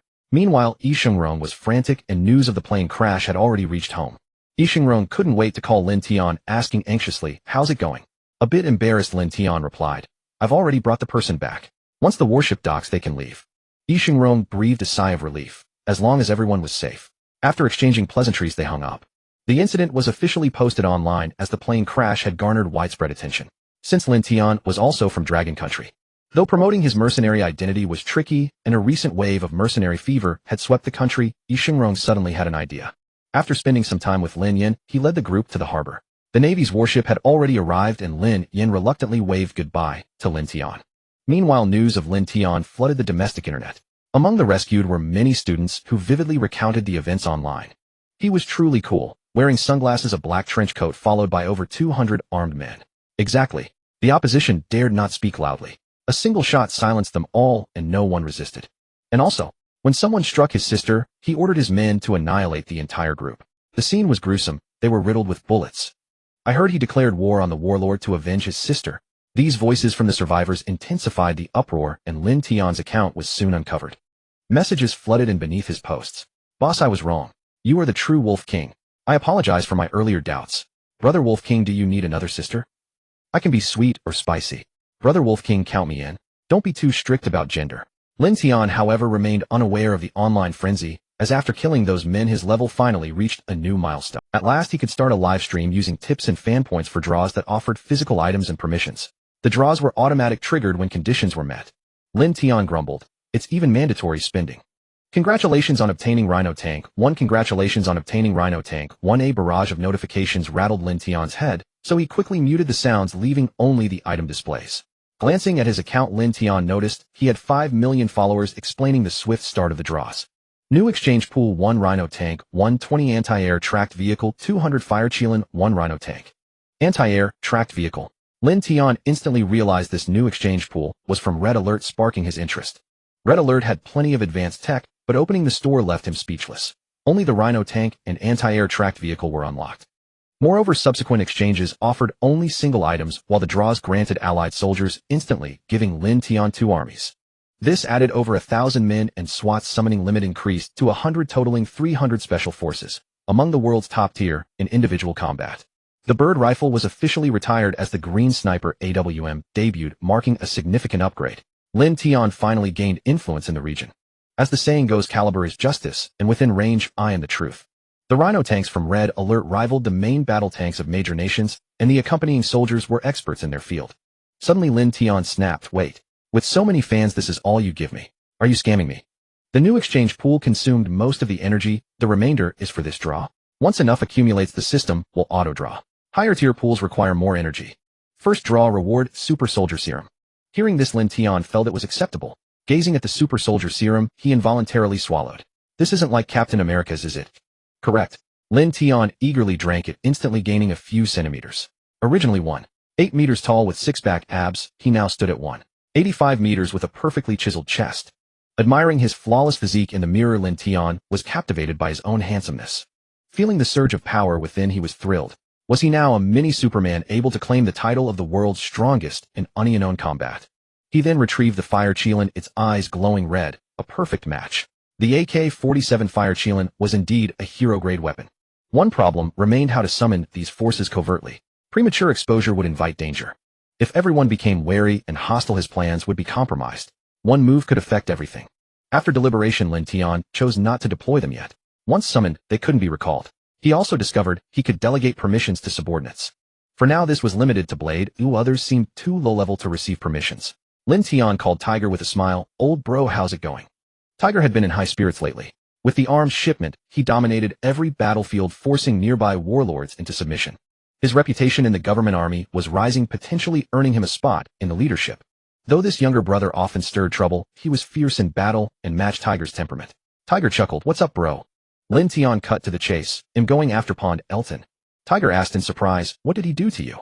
As far as Tiger knew, Lin Tian had wiped out one of his soldier squads and killed a trusted aide.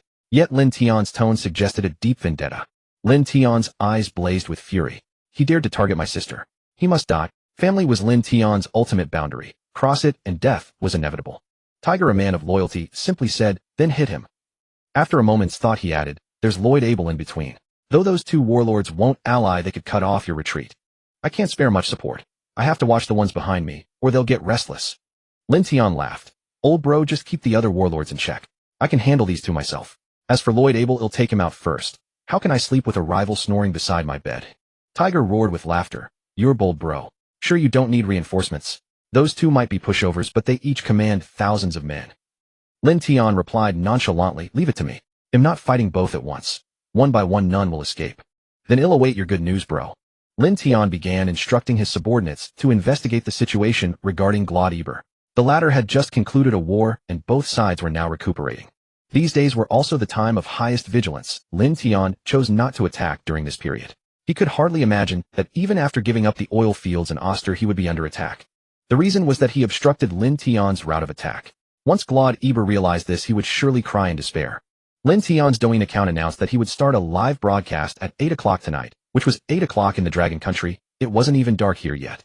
As soon as he entered the live room, a large number of people flooded in, and various comments began to fly by. Lin Tian hadn't even said a word yet, mainly because the comments were scrolling too fast. Many people noticed this issue and began to purchase cards to send gifts just to make their comments stand out more.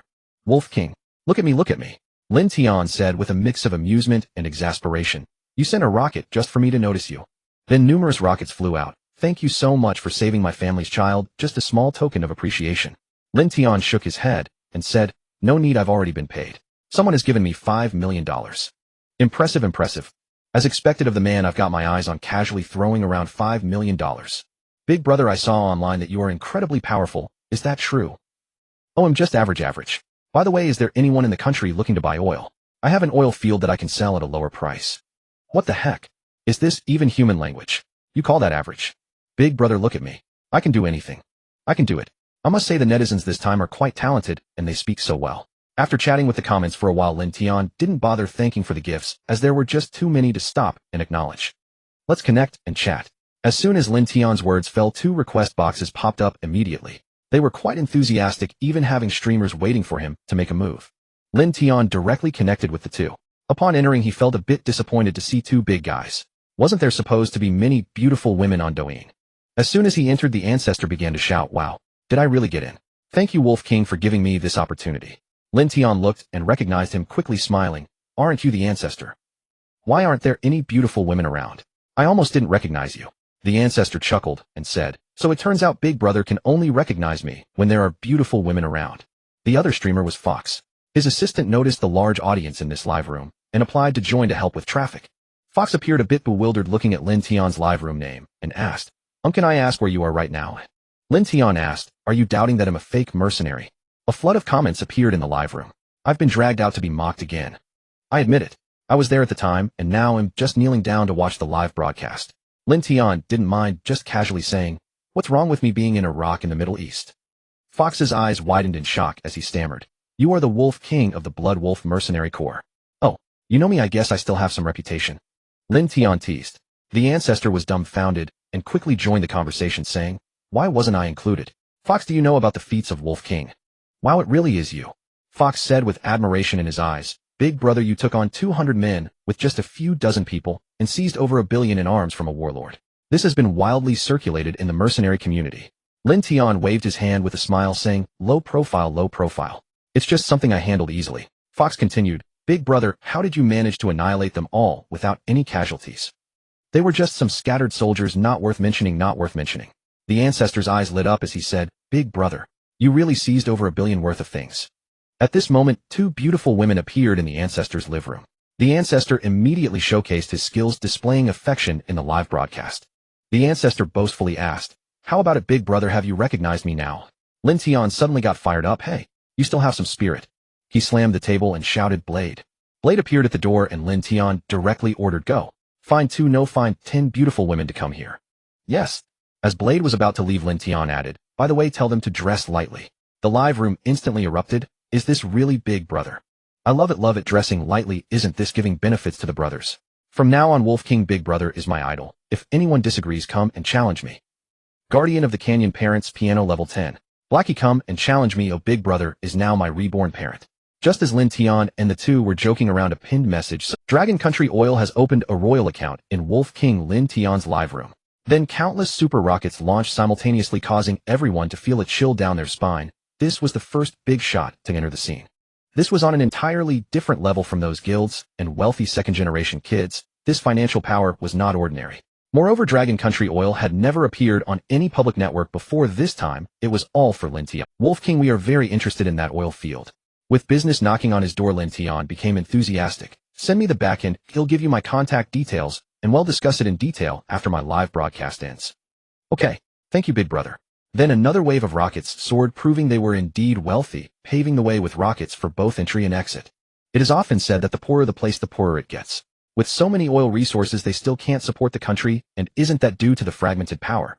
Moreover, oil sales have to go through other intermediary companies, with those oil tycoons taking their cut, resulting in over half of the profits being siphoned off. Additionally, the outdated equipment has caused significant losses, and the joint sanctions from external companies have led to the current situation. At this moment, Blade also brought over 10 carefully selected beautiful women, all with blonde hair and blue eyes, who had been brought here to live.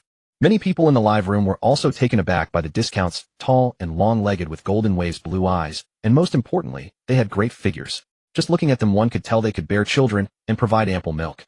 "Oh, I'm done feeling great. This one upstairs needs some treatment. I'm good now. I have a prescription. I'm on my second time." Lin Tian couldn't help but laugh. The car was really speeding, and looking back, it felt quite refreshing. "How about it, ancestor?" The ancestor clasped his hands together and said, "Younger brother humbly bows to your greatness." Watching the beautiful woman casting flirtatious glances at Lin Tian said, "What are you waiting for? Dance for the brothers with bigger moves." Her figure and dance moves were indeed captivating, but unfortunately Lin Tian had no interest in a public bus, and he preferred Eastern aesthetics. With a click, Lin Tian's live stream went black, leaving a message that the content violated regulations and the streamer was under rectification. Lin Tian's face stiffened. He had only thought about giving the viewers some perks, forgetting about this, and the stream was gone. Thankfully, he could still speak. "I want to continue, but the super moderator won't allow it. The following paid content won't be visible."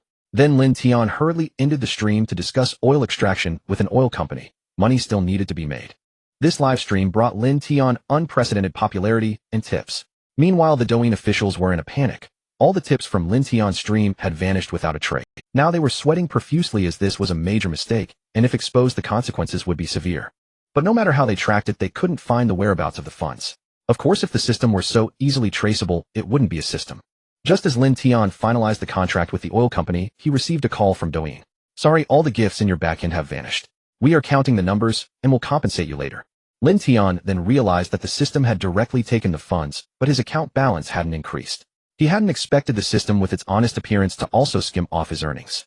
Lin Tian cleared his throat and said, "Actually, the money is with me now. I don't need to pay a cut, do I?" As the general manager of Douyin, he had seen it all, but now he was at a loss for words. Say no. That seemed risky. Say yes. Wouldn't that be too soft? They'll report back. Watching the hung-up call, Lin Tian shrugged indifferently. They couldn't take it anyway, and since he was streaming from a computer if he used the system, they couldn't even ban his stream. 2 days later, Lin Tian received news from Tiger that he had deployed troops along the borders of various warlords' territories, and those warlords were closely watching his forces. In the short term, no action could be taken. Although Tiger didn't understand why Lin Tian was so certain these warlords would collectively ostracize him, he still trusted Lin Tian's words. He applied pressure on all sides and united all allies to create the illusion that any move would be met with a massive army. The warlords were baffled, cursing Tiger under their breath for his actions. Lin Tian's eyes flickered as he said, "The time has come. Move out." The troops already prepared set out directly for Lloyd Abel's lair, totaling over 130 men, including his own 300. And they were all equipped with advanced heavy firepower, thanks to Cooper Hall. He was such a good man. Without him, Lin Tian would have had to reveal his steel forces. When Lloyd Abel received the news, he cursed furiously, "Damn Lin Tian, does he think I'm easy to bully? He takes from me, and then comes to attack me. Fight back with everything." Lloyd Abel snarled. His deputy hesitated and said, "But behind him is the powerful warlord Tiger, and I've heard he's getting closer to the government forces." Lloyd Abel angrily smashed his drinking glass and shouted, "You still want me to hold back? Can't you see they're trying to kill me? And do you think Tiger isn't involved? Those 1,000 men are from him." Tiger united all allies to pressure the warlords just so no one would interfere here. They want to strike me down in one blow. They won't let me go just because I backed down. Lloyd Abel was a warlord after all. No one reached that position without being shrewd, otherwise they would have been replaced long ago. This place was never short of ambitious and capable people. Lloyd Abel gritted his teeth and said, "Take out all my funds and hire every mercenary group you can find.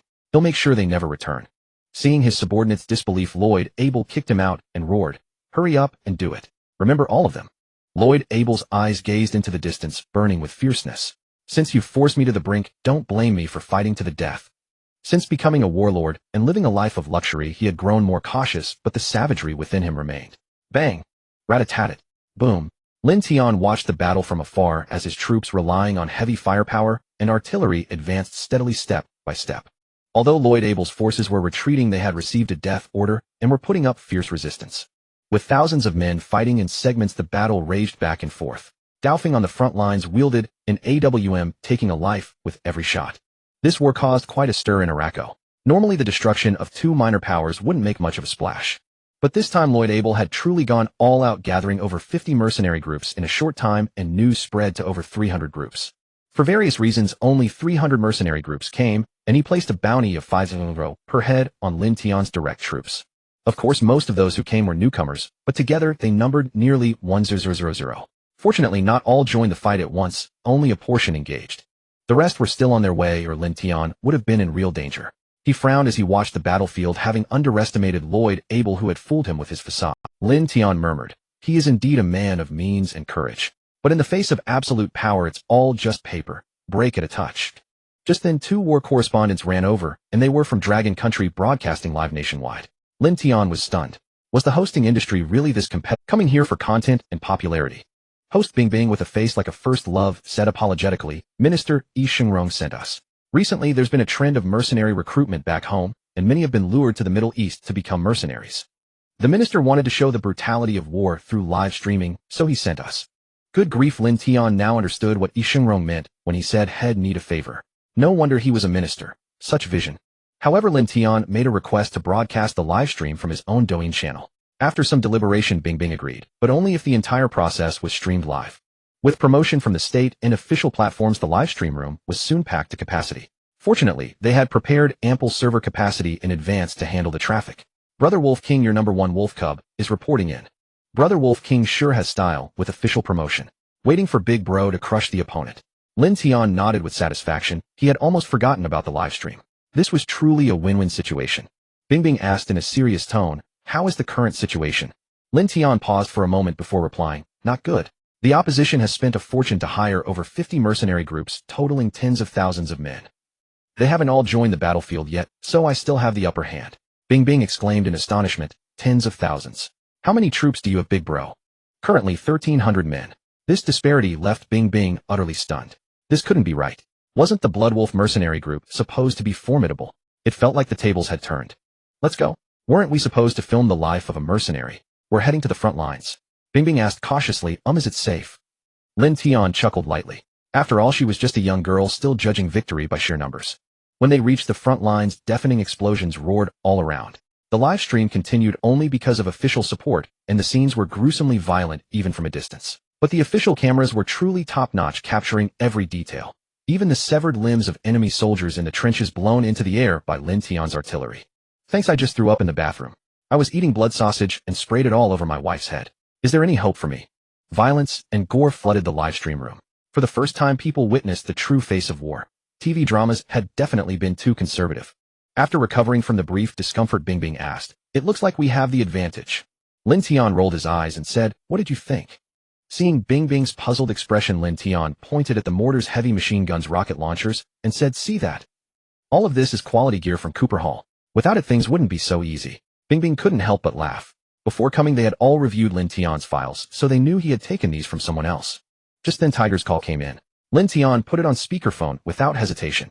After all, the livestream audience were family, and he needed to maintain good relations.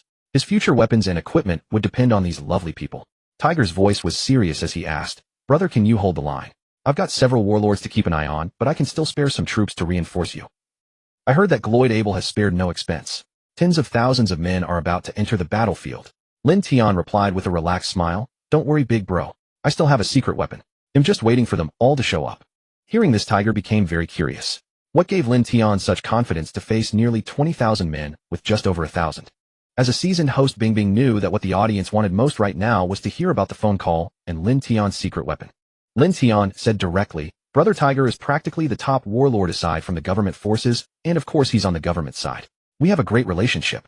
He got me my city Oster." He paused, then added, "Which we took from those guys over there." The live stream room fell silent upon hearing this. Your big bro gave you someone else's city, and now you're here to destroy them. No wonder they're going all out to fight you. You've pushed them too far. Should we just say Brother Wolf King is awesome? Awesome. This is truly an eye-opener. Suddenly, a 500-man force appeared on the flank, launching a surprise attack on Lin Tian's position with ferocious firepower. Lin Tian frowned. This mercenary group had some skill. Their combat effectiveness was considerable. He would have to deploy his final trump card. Blade and Swat had already engaged them. Bingbing asked softly, "What's wrong? Is it serious?" Before Lin Tian could answer, Blade ran over with a complicated expression. Lin Tian said directly, "Just tell me what's going on. You can't be losing to them, right? Even against 500 or even 800, Blade and his team could hold their own. How could they have been defeated so quickly?" Blade said helplessly, "Boss, it's not that we can't beat them. It's that we can't fight them." Lin Tian asked in surprise, "Why can't we fight?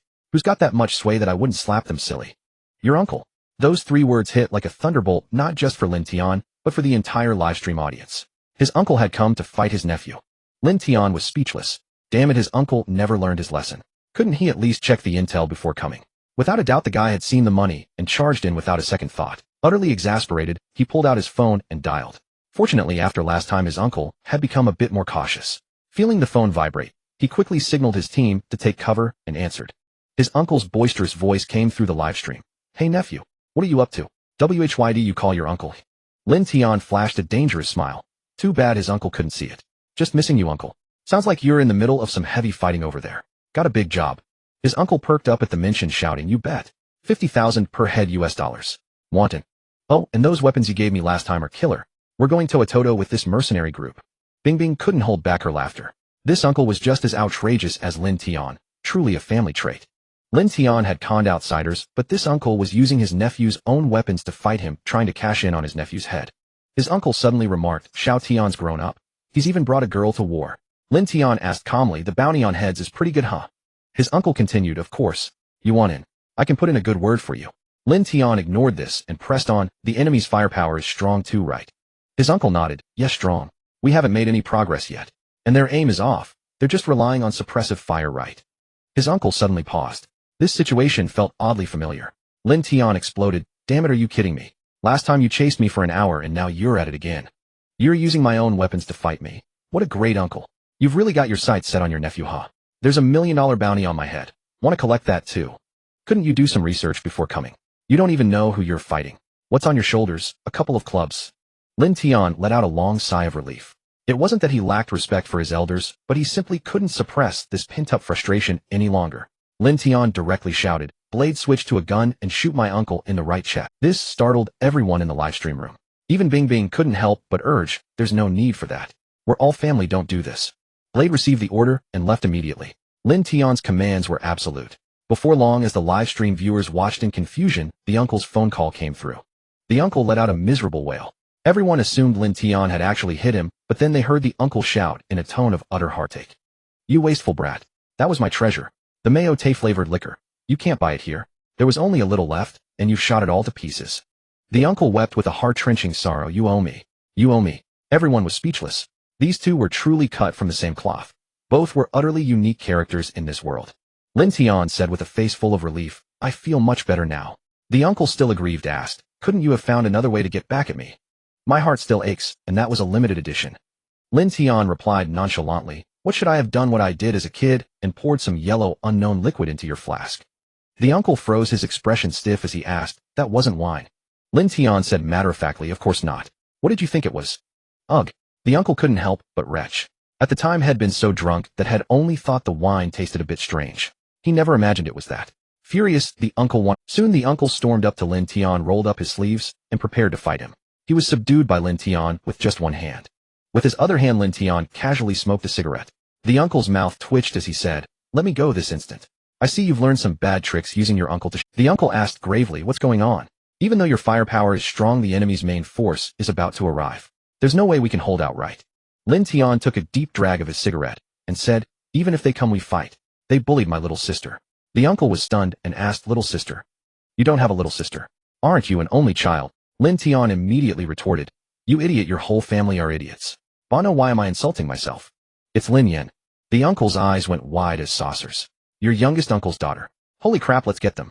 The uncle immediately rolled up his sleeves, grabbed a submachine gun, and was ready to charge out with a door-die attitude. Lin Yan was the youngest in the family, and despite some special circumstances, she was undoubtedly the most beloved. Moreover, she was a girl whom everyone cherished dearly. Needless to say, Lin Tian's entire family were all retired military personnel. This was too much. Win or lose, they had to fight. Lin Tian grabbed his uncle and said, I never said it was Lloyd Abel. Why are you in such a hurry? The uncle stopped in his tracks as if to confirm he hadn't misheard. You said it's not him. Exactly. The uncle roared into Lin Tian's ear, then what the hell are you doing? Looking for trouble. Lin Tian rubbed his ear and said he was in the way, wasn't he? After we finish him off, well, go. The uncle calmed down instantly and said, oh, I see. Bing Bing was utterly bewildered. Just to know. This Lloyd Abel was destroyed just for being in the way. How unlucky.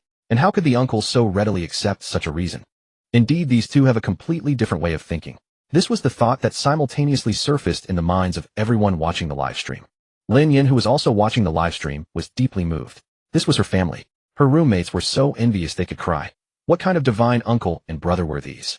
The uncle thought for a moment and said, no, I have to call your second uncle, third uncle, and youngest uncle. This is too big not to tell them. Then the uncle went aside to make calls. Bing Bing asked in confusion, what's uncle doing? Reporting to the family that you're safe. Lin Tian, while observing the battlefield and giving Blade a signal, said, no, my second uncle, third uncle, and youngest uncle are all mercenaries here. Not long ago, they even swindled a bunch of weapons from me. Gasp. The comments were all about how terrifying this was. Wow, I thought the big brother was already unmatched, but now it's a full family uprising. Are they planning to take over the entire Middle East? No wonder a man as brave as the big brother was born. His family is truly extraordinary. All I can say now is that this little sister Lin Yan has some seriously solid backing. No kidding. Just try to bully her and see. The guy above, try it, and you might just die trying. When the uncle returned, his face held a suppressed laugh. Lin Tian asked curiously, what's wrong with you? Why do you look like you're about to laugh, but not? I've got good news. They're about to arrive. Over 1,000 men. Lin Tian said in surprise, not bad. They've already got 500 men so quickly. The third uncle had founded his own mercenary group, while the second uncle and youngest uncle had broken away from their original warlord. So what's the bad news? Seeing the uncle's expression, Lin Tian knew he was up to no good. He was utterly exasperated. Why did he have to be stuck with such a mischievous uncle? The uncle laughed heartily, huh? They also heard you're worth a lot, so they're coming to make some money. Lin Tian sighed to the heavens. If I'm guilty, let the law punish me. Why do I have elders like? Unsurprisingly, before the live stream even ended, Lin Tian's family had gone viral. Of course, no one dared to cyberbully them. All the comments were just praise like awesome. This was a family that could muster thousands of men in a war-torn region, owned cities and oil fields. In ancient times, they would have been feudal lords. Before long, the youngest uncle, second uncle, and third uncle all arrived on the scene. The moment Lin Tian saw his youngest uncle, he rushed over to scuffle with him. Of course, he didn't use his full strength, But even so, the youngest uncle was helplessly manhandled by the superhuman. The netizens had grown immune to the chaotic relationships and thought processes of Lin Tian's family, but Lin Tian's next sentence shattered their composure again. You had a good time, huh? Last time you had someone fire a rocket launcher at me, and my head was ringing like crazy. The youngest uncle could only scratch his head awkwardly. The eldest uncle then realized, damn, I forgot about that. He quickly went over and kicked him twice, then left with a face of pure satisfaction. The second uncle quickly stepped in to mediate, and then asked, by the way, Lin Tian, why did you decide to attack Lloyd Abel? Lin Tian recounted the matter of Lin Yin again. Then the situation turned into the eldest uncle dragging the youngest uncle, while Lin Tian pulled the second and third uncles aside. The netizens finally understood. This family definitely had something in common, all cut from the exact same mold. Suddenly a group of mercenaries charged from the flank, and more people flooded into the battlefield. Exchanging glances, they quickly pulled their own men into the fray. Due to the disparity in numbers, Lin Tian's side began to be suppressed. Lin Tian grabbed his AK-47 Fire Kirin and joined the front line. The uncle remarked to the others in awe, where did Xiao Tian find these people? How is every single one so fierce? As Lin Tian aimed the Fire Kirin, its muzzle glowing with red light, and its design exuding coolness, his two eyes instantly turned into heart shapes. A man's heart never ages. This gun was just too cool, wasn't it? The Fire Kirin's rate of fire surpassed that of submachine guns, and its power was enough to take down enemies with a single shot, stunning the crowd. The live stream zoomed in on Lin Tian's cold expression. The mercenaries kept coming, gradually overwhelming the battlefield. Lloyd Abel received the news and snarled, you leave me no choice. Lloyd Abel's soldiers were brimming with morale, and the mercenaries believed this was a sure victory, a chance to pick up easy money. One by one they launched their charge. Lin Tian spoke directly into his earpiece, blade, make your move. All the netizens watched the battlefield intently. Lin Tian's trump card was about to be revealed, and everyone wondered what could possibly turn the tide. Boom, boom. Shells flew from behind Lin Tian, and in an instant the battlefield was engulfed in flames. 120 Rhino tanks surged forward at full speed. The uncle couldn't help but curse, holy crap. Nephew, you actually have treasures like this. The kings of land warfare. Over 100 of them at first glance. Boom. Another volley of artillery fire rained down, shattering the enemy's hard-won formation into chaos. Run. Damn it, this is a death sentence. Run. I want to go home. Seeing so many tanks, these men abandoned all resistance. Such equipment was rare in the Middle East, and what they had were outdated models. Lin Tian's 120 Rhino tanks were a crushing blow, and what came next only deepened their despair. 200 anti-aircraft tracked vehicles rolled out slowly. Their autocannons weren't just for aerial targets. Couldn't they also engage ground ones? Rat-a-tat-tat. The muzzles spewed tongues of flame, shell casings falling like popcorn. A single bullet hitting a person would tear them apart. Gulp. Swallowing hard, their throats felt dry and hoarse. It was utterly brutal. The steel tide had truly cooked them a pot of meat stew. After this battle, no one would dare provoke Lin Tian. In just one encounter, thousands were killed or wounded, though that was because the enemy was caught off guard. Now these people had all abandoned resistance and fled for their lives, crying and wailing, which actually reduced casualties. Lin Tian vaulted out of the trench and shouted to the crowd, everyone, charge with me. Both the summoned troops and the local soldiers were ablaze with fervor. Many even ran out with light machine guns spraying fire. The uncle and others laughed heartily. Good lad, I knew you had it in you since you were a kid.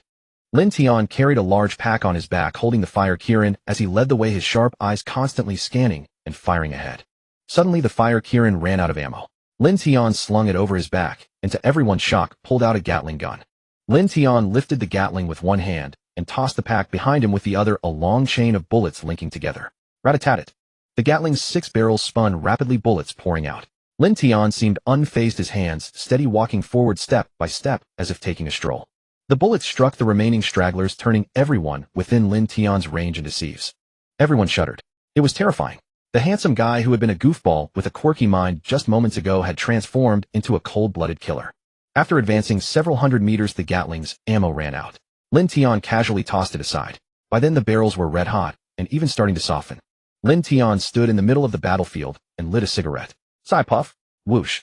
Bullets whizzed past him, yet seemed to have a will of their own, never touching him. He stood there aloof and solitary. His black trench coat stood out starkly on the battlefield, yet no one dared approach. So cool. Damn, that's epic. With overwhelming force they annihilated the enemy. The mercenary groups were either dead or fleeing, and Lin Tian had no time to hunt them down one by one. Lloyd Abel knew the outcome was sealed when he learned of Lin Tian's tank units and modern mechanized forces. Without anti-tank weapons, this was a massacre. Lloyd Abel slumped dejectedly on the sofa, quietly awaiting Lin Tian's arrival. They stormed his stronghold, but it was already deserted, leaving only Lloyd Abel waiting there. Upon meeting, Lloyd Abel said hoarsely, I didn't expect you to hide it so well. No one knew you had such an army. He gave Lin Tian a deep look and added, Tiger probably doesn't know either, does he? Lin Tian sat across from him calmly facing Lloyd Abel as an equal and said, you're not bad either. You really gave me quite a headache. Playing the fool to hide one's strength is a good move, but if you play the fool too long you become one. Lloyd Abel's eyes held a trace of nostalgia. He took a deep breath and said, indeed. If I had bared my fangs from the start maybe I would have been Cooper Hall now. He said regretfully. Pleasure is a hero's grave. When I kept compromising for a life of luxury my defeat was sealed. Can I at least die knowing why? I had already given up most of my holdings. Why the total annihilation? Lin Tian replied calmly, my target isn't you, it's Pound Elton. But you were in the way. Lloyd Abel let out a bitter laugh. Is that so? What a shame. You're a ruthless man. Everyone underestimated you, and they will all pay the price. Lin Tian dropped the Desert Eagle without a word, turned, and walked out of the tent. Lloyd Abel picked up the gun and watched Lin Tian's retreating figure. He pulled the trigger against his own head. Thus passed Lloyd Abel, the warlord who had endured in obscurity for half his life. Lin Tian had granted him a dignified death. After leaving, Lin Tian ordered his soldiers, don't desecrate his body. Bury him. Lloyd Abel had taught him a lesson, never underestimate anyone. Everything could be a facade. Lin Tian ordered everyone to rest on the spot, as they had just concluded a battle. At this moment, recalling the mercenary trend he had heard about earlier, Lin Tian directly approached Bing Bing for inquiries. It's the same all over the world. A bunch of shady intermediaries springing up, luring people to the Middle East to become mercenaries. Lin Tian finally realized the gravity of the situation. Good heavens, one must never underestimate any profession. The one who takes you down might not be a rival in the same field, but someone from a completely different industry. Bing Bing was also preparing to return. The objective of this trip had been achieved, and though it had been thrilling, it was time to head back. Lin Tian began discussing the next tactics with a few elders. They decided to rest on the spot and launch a surprise attack early the next morning. Back in his quarters, Lin Tian discovered two notifications from his system, one for a lottery draw and the other for generating a Red Alert-based vehicle. Red Alert-based vehicle enables independent research and development of existing technologies and weapons at low cost. This sparked Lin Tian's interest. With it, he would have his own research capabilities, though the Red Alert tech tree was a bit unconventional. He chose the Red Alert-based vehicle. It was essentially a base that could expand continuously and develop various technologies. Obtain Nighthawk attack helicopter 230, obtain V3 rocket launcher 20, obtained Avenger gunship 10. Holy cow. What excellent gains. This live stream had truly paid off handsomely, granting him not only the Red Alert-based vehicle, but also rocket launchers and Avenger gunships. The Avenger gunship in particular seemed to have no real-world counterpart. It was incredibly versatile, capable of transporting troops, providing firepower coverage, launching bombardments, and boasting both resilience and speed. With the acquisition of the V3 rocket launchers, Lin Tian's strength grew even more formidable. Now he could simplify matters. 2 missile salvos would suffice to clear the area. Pound Elton had been anxious while Lin Tian was attacking Lloyd Abel. When he saw that Lin Tian did not withdraw his forces after the battle, he knew Lin Tian was coming for. That threatening phone call from before had been genuine. Pound Elton was cursing under his breath. Was it all over a woman? Was it worth it? Pound Elton immediately summoned all his troops for defense, not even leaving a guard unit behind, knowing that if they couldn't hold the line, a few men would be useless. He quickly prepared a large number of anti-tank weapons, setting up anti-tank mines and bombs across the battlefield. Following Lloyd Abel's example, he began a large-scale recruitment of mercenary groups to ensure no loopholes, but to his dismay, no one dared to take the job. Those who had gone to the front lines earlier were just green newcomers. Now who would dare cross Lin Tian? Even a dog's brain could tell that Lin Tian had powerful backing. Upon receiving news of Lin Tian's sweeping victory over Lloyd Abel, all the warlords were taken aback, eyeing the Blood Wolf mercenary corps with great wariness. To quietly field an armored force was something only the government forces or the two major warlords combined could counter. Tiger was also incredulous, never expecting his young friend to spring such a massive surprise, quietly assembling such a huge army. To evade everyone's surveillance, the force behind Lin Tian must be terrifyingly powerful. Tiger secretly congratulated himself on maintaining good relations with Lin Tian. He also coveted those tanks. Reports from his scouts indicated they were unmatched on the battlefield, far superior to the government forces' scrap metal. Tiger was calculating how much more money he could spare, eager to fight such a well-funded war. Suddenly he remembered that his young friend wasn't just interested in cash. He also had plenty of mineral and oil resources. Moreover, Tiger had gained considerable prestige with the government forces, with many high-ranking officials leaning toward him. Tiger felt increasingly that this venture had promise. In the end, Pound Elton managed to gather 9 mercenary groups by offering hefty sums, though they only came because he had prepared anti-tank equipment. These men planned to retire after this job, knowing full well that Lin Tian's ally Tiger would not let them off easily.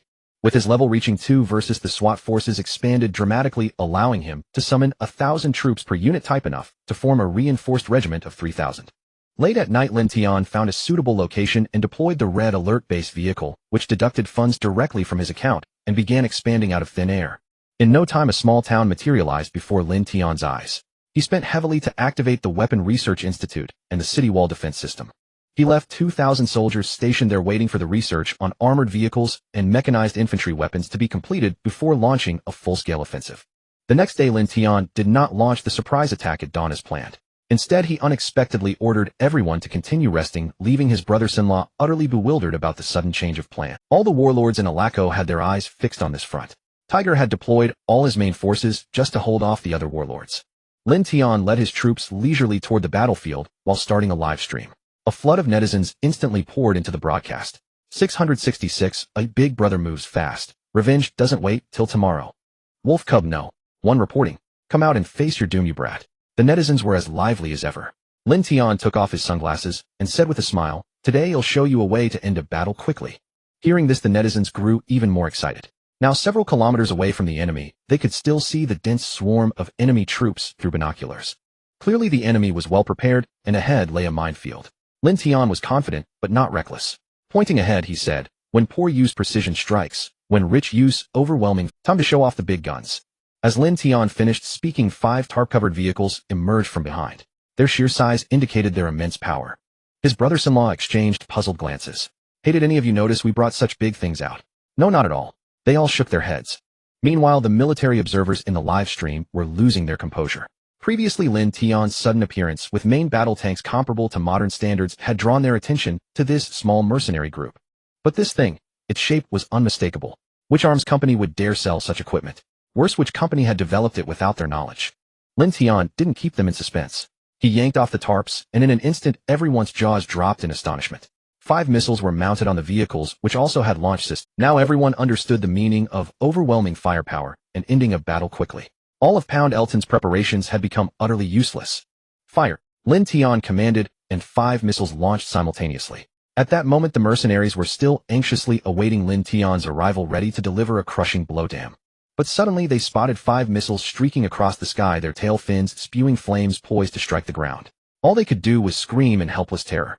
Boom! The 5 missiles packed with high explosive warheads detonated together, forming a small mushroom cloud. Lin Tian stood with his hands in his pockets watching the distant explosion. The blast sent fierce winds rippling outward, carrying scorching heat that gradually dissipated with distance. The heated gale swept past Lin Tian, causing his trench coat to flap loudly. Behind him, the troops crouched low to shield themselves from the gust. Lin Tian stood amidst it all like a steadfast pole. From this moment on, he would stride boldly under the watchful eyes of the world's great powers, embarking on his path to domination. No longer a fledgling, he was ready to vie with the Titans for supremacy. This ambition had taken root in Lin Tian's mind since the emergence of the Red Alert pool, and the research capabilities of the Red Alert-based vehicle only solidified his resolve. The gleam in Lin Tian's eyes was called ambition. Arms dealing was the most lucrative business in the world, and with his incredible start, he was already ahead of the game. Thus the battle concluded. Before anyone could fully grasp what had happened, Lin Tian had already ended the fight and shut down the livestream. As for the territory, it held little value to Lin Tian, and with numerous landmines still uncleared, he handed it over to Tiger. His uncles also came to bid him farewell. Seeing their nephew's success, they were unwilling to be left behind and resolved to make a name for themselves. Unanimously, they chose to develop their ventures outside Alaco, recognizing that Lin Tian was destined to stir up the region's future. Back at the hotel, Lin Tian opened the system. This battle had unlocked special units Ghost 20. Though only 20 in number, they were an undeniably formidable force. Clad in high-tech optical camouflage suits that blocked heat emission and enabled invisibility, each was an elite in close-quarters combat. They were master assassins capable of turning the tide in critical moments. Additionally, he finally acquired 2 female operatives, Fox and Pandora. Their figures were quite impressive. But his good fortune didn't last long. A phone call from his mother instantly deflated his spirits. She scolded him harshly over the phone. Fortunately, his parents were open-minded and didn't force him to return, only urging him to stay safe. His mother also vowed to hold his uncle accountable, blaming him for leading Lin Tian down this path. Lin Tian silently mourned for his uncle. After all, his uncle had chased him twice with wild fury, making him take the blame once was hardly unfair. No sooner had the call with his mother ended than another came from China. It was the principal, a figure who was rarely seen. Lin Tian only knew him from the signature on his enrollment form. The principal spoke with a gentle voice. "Lin Tian, I've made special arrangements for you. Just come back to pick up your diploma." Lin Tian raised an eyebrow. Was this for real? Though he had no intention of attending university, it would serve as a fitting conclusion to his decade of study. Lin Tian chuckled. That's very kind of you, Principal. The principal quickly replied, no trouble at all. By the way, our school's anniversary is next year. Would you have time to give a speech? I plan to induct you into our school's Hall of Fame. One doesn't refuse a smiling face, and returning home in glory without recognition is like wearing fine clothes in the dark. Lin Tian agreed, no problem. They'll make sure to bring plenty of prestige for you, sir. The old principal's face beamed with joy. Excellent, excellent. Afterward, Lin Tian dispatched the blades to take on contracts. He still relied on mercenary work to generate income and level up. Soon the Bloodwolf mercenary corps became ubiquitous across the Alaco battlefield. As long as the price was right, they would crack even the toughest nuts. One day Tiger paid an unexpected visit. Lin Tian welcomed him warmly. As soon as he entered, Tiger said, "Brother, I've come to ask for a favor." Lin Tian poured Tiger a glass of wine and replied, "I thought you'd contact me sooner, brother. I didn't expect you to hold out for a whole month." Tiger smiled awkwardly. "I was a bit embarrassed." "You're truly prescient, brother." Lin Tian said solemnly, "I won't claim to be a good man, but I know how to repay kindness. I have my own measure of how you've treated me." Tiger was overjoyed. "I knew I wasn't wrong about you. From now on, if you ever need anything, just say the word." Lin Tian waved his hand, ordering Fox and Pandora to stand guard outside. With a serious expression, he said, "I won't hide it from you. I'm an ambitious man. Are you content with your current position, brother?" Countless thoughts raced through Tiger's mind. He asked softly, "What do you mean, brother?" "He'll be straightforward. I want this area, from here to here. I need a place to develop my power." Lin Tian pulled out a map of Alaco and traced a line from the coast to O's city. The territory was vast, and even Tiger gasped at its size. It was even larger than Tiger's current domain, encompassing over a dozen warlords and government-controlled areas. Tiger said bluntly, "Impossible. Even if I became the leader of Alaco, it wouldn't work. Setting aside the difficulty of conquering those warlords, if I gave it to you, the entire population of Alaco would condemn us. We'd lose all our influence. People here are very sensitive to foreign encroachment." Lin Tian smiled. "I only said I needed to develop my power. On the surface, it's still your territory, but he'll call the shots. Of course, he'll handle employment for the residents. As for the oil fields and mineral resources, they'll take 30% of the revenue, and you'll get 70. What do you think?" Tiger weighed the feasibility. If things turned out as Lin Tian envisioned, with himself controlling all of Alaco, it might be worth considering. Tiger asked directly, "What can you offer?" Hearing this, Lin Tian knew the deal was as good as done. As long as he presented something tempting, the transaction would go through. Fortunately, the Red Alert base had already developed Rhino tanks and V-3 missile launchers. Standard armed helicopters, fighter jets, and armored vehicles could all be mass-produced. They also had anti-satellite equipment. The base remained undetected, and with sufficient funding, production could commence at extremely low costs. Lin Tian presented the weapons and their performance specs, comparing them to similar models in service abroad. Tiger was horrified to realize that none of these weapons matched any known global models. In other words, they were all independently developed by the organization behind Lin Tian. What kind of terrifying force could achieve such a feat, and what would be their purpose in coming to Yilico? Lin Tian discerned the look in Tiger's eyes, patted him on the shoulder, and said with unwavering resolve, "Rest assured, I have no designs on this nation. I merely seek a foothold. I shall provide you with weaponry and equipment. In return, I gain the rights to sell base resources and your raw materials. Moreover, with me taking the lead, your basic resources will no longer be exploited by half." Tiger gave Lin Tian a long, hard look before saying, "Fine. They'll trust you, brother." The two then discussed the quantity of weapons needed. For now, Tiger had to pay up front, as Lin Tian's funds were running low and the territories would have to wait until they were conquered. They clinked their glasses and declared, "From now on, Yilico shall be our domain." Lin Tian smiled and replied, "Of course." With the initial cooperation sealed, Tiger transferred $800 million US. Lin Tian, with a grand gesture, allocated 10 V-3 rocket launchers for Tiger to take back. Upon seeing these formidable weapons, Tiger's eyes gleamed with excitement. He nearly lunged forward to kiss them passionately, and then attempted to embrace Lin Tian with equal fervor, only for Lin Tian to dodge in alarm. "Brother, I have no such inclinations." Tiger scratched his head awkwardly and said, "Neither do I truly. It's just that I'm so overwhelmed with excitement. And that fragrant scent of fresh paint. It's utterly intoxicating." These were newly manufactured, so of course they reeked of paint. This was also because Yilico lacked the capability to develop its own weapons, relying solely on scavenging discarded equipment from other nations. Acquiring brand new powerful weapons for the first time filled Tiger with immense joy. He felt certain that Lin Tian had not deceived him. In return, Tiger agreed to share the profits from all his oil fields and mines with Lin Tian in 3 installments. This was to cover future weapons payments. Once Lin Tian was ready, he would take over the export business of these resources, transforming himself into a resource tycoon. Tiger departed with a beaming face, leading 10 V-3 rocket launchers, much to the envy of other warlords. Who wouldn't desire such treasures? The government forces immediately moved to nominate Tiger as a presidential candidate. With Lin Tian backing him, wouldn't the V3 launchers effectively be theirs as well? Moreover, they had long coveted the Rhino tanks Lin Tian had previously displayed.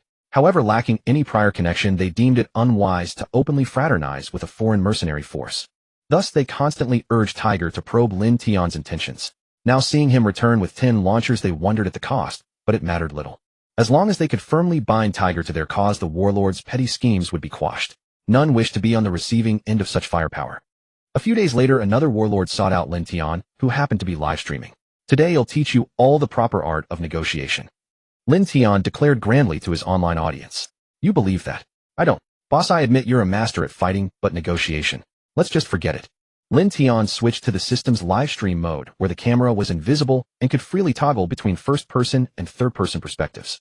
Eve MC entered bowing and scraping with a fawning grin. Wolf King, you truly are a man of distinguished appearance. Lin Tian leaned back, sinking into the sofa, taking a deep drag of his cigarette, without a word, his expression unchanging. Eve MC began to sweat nervously.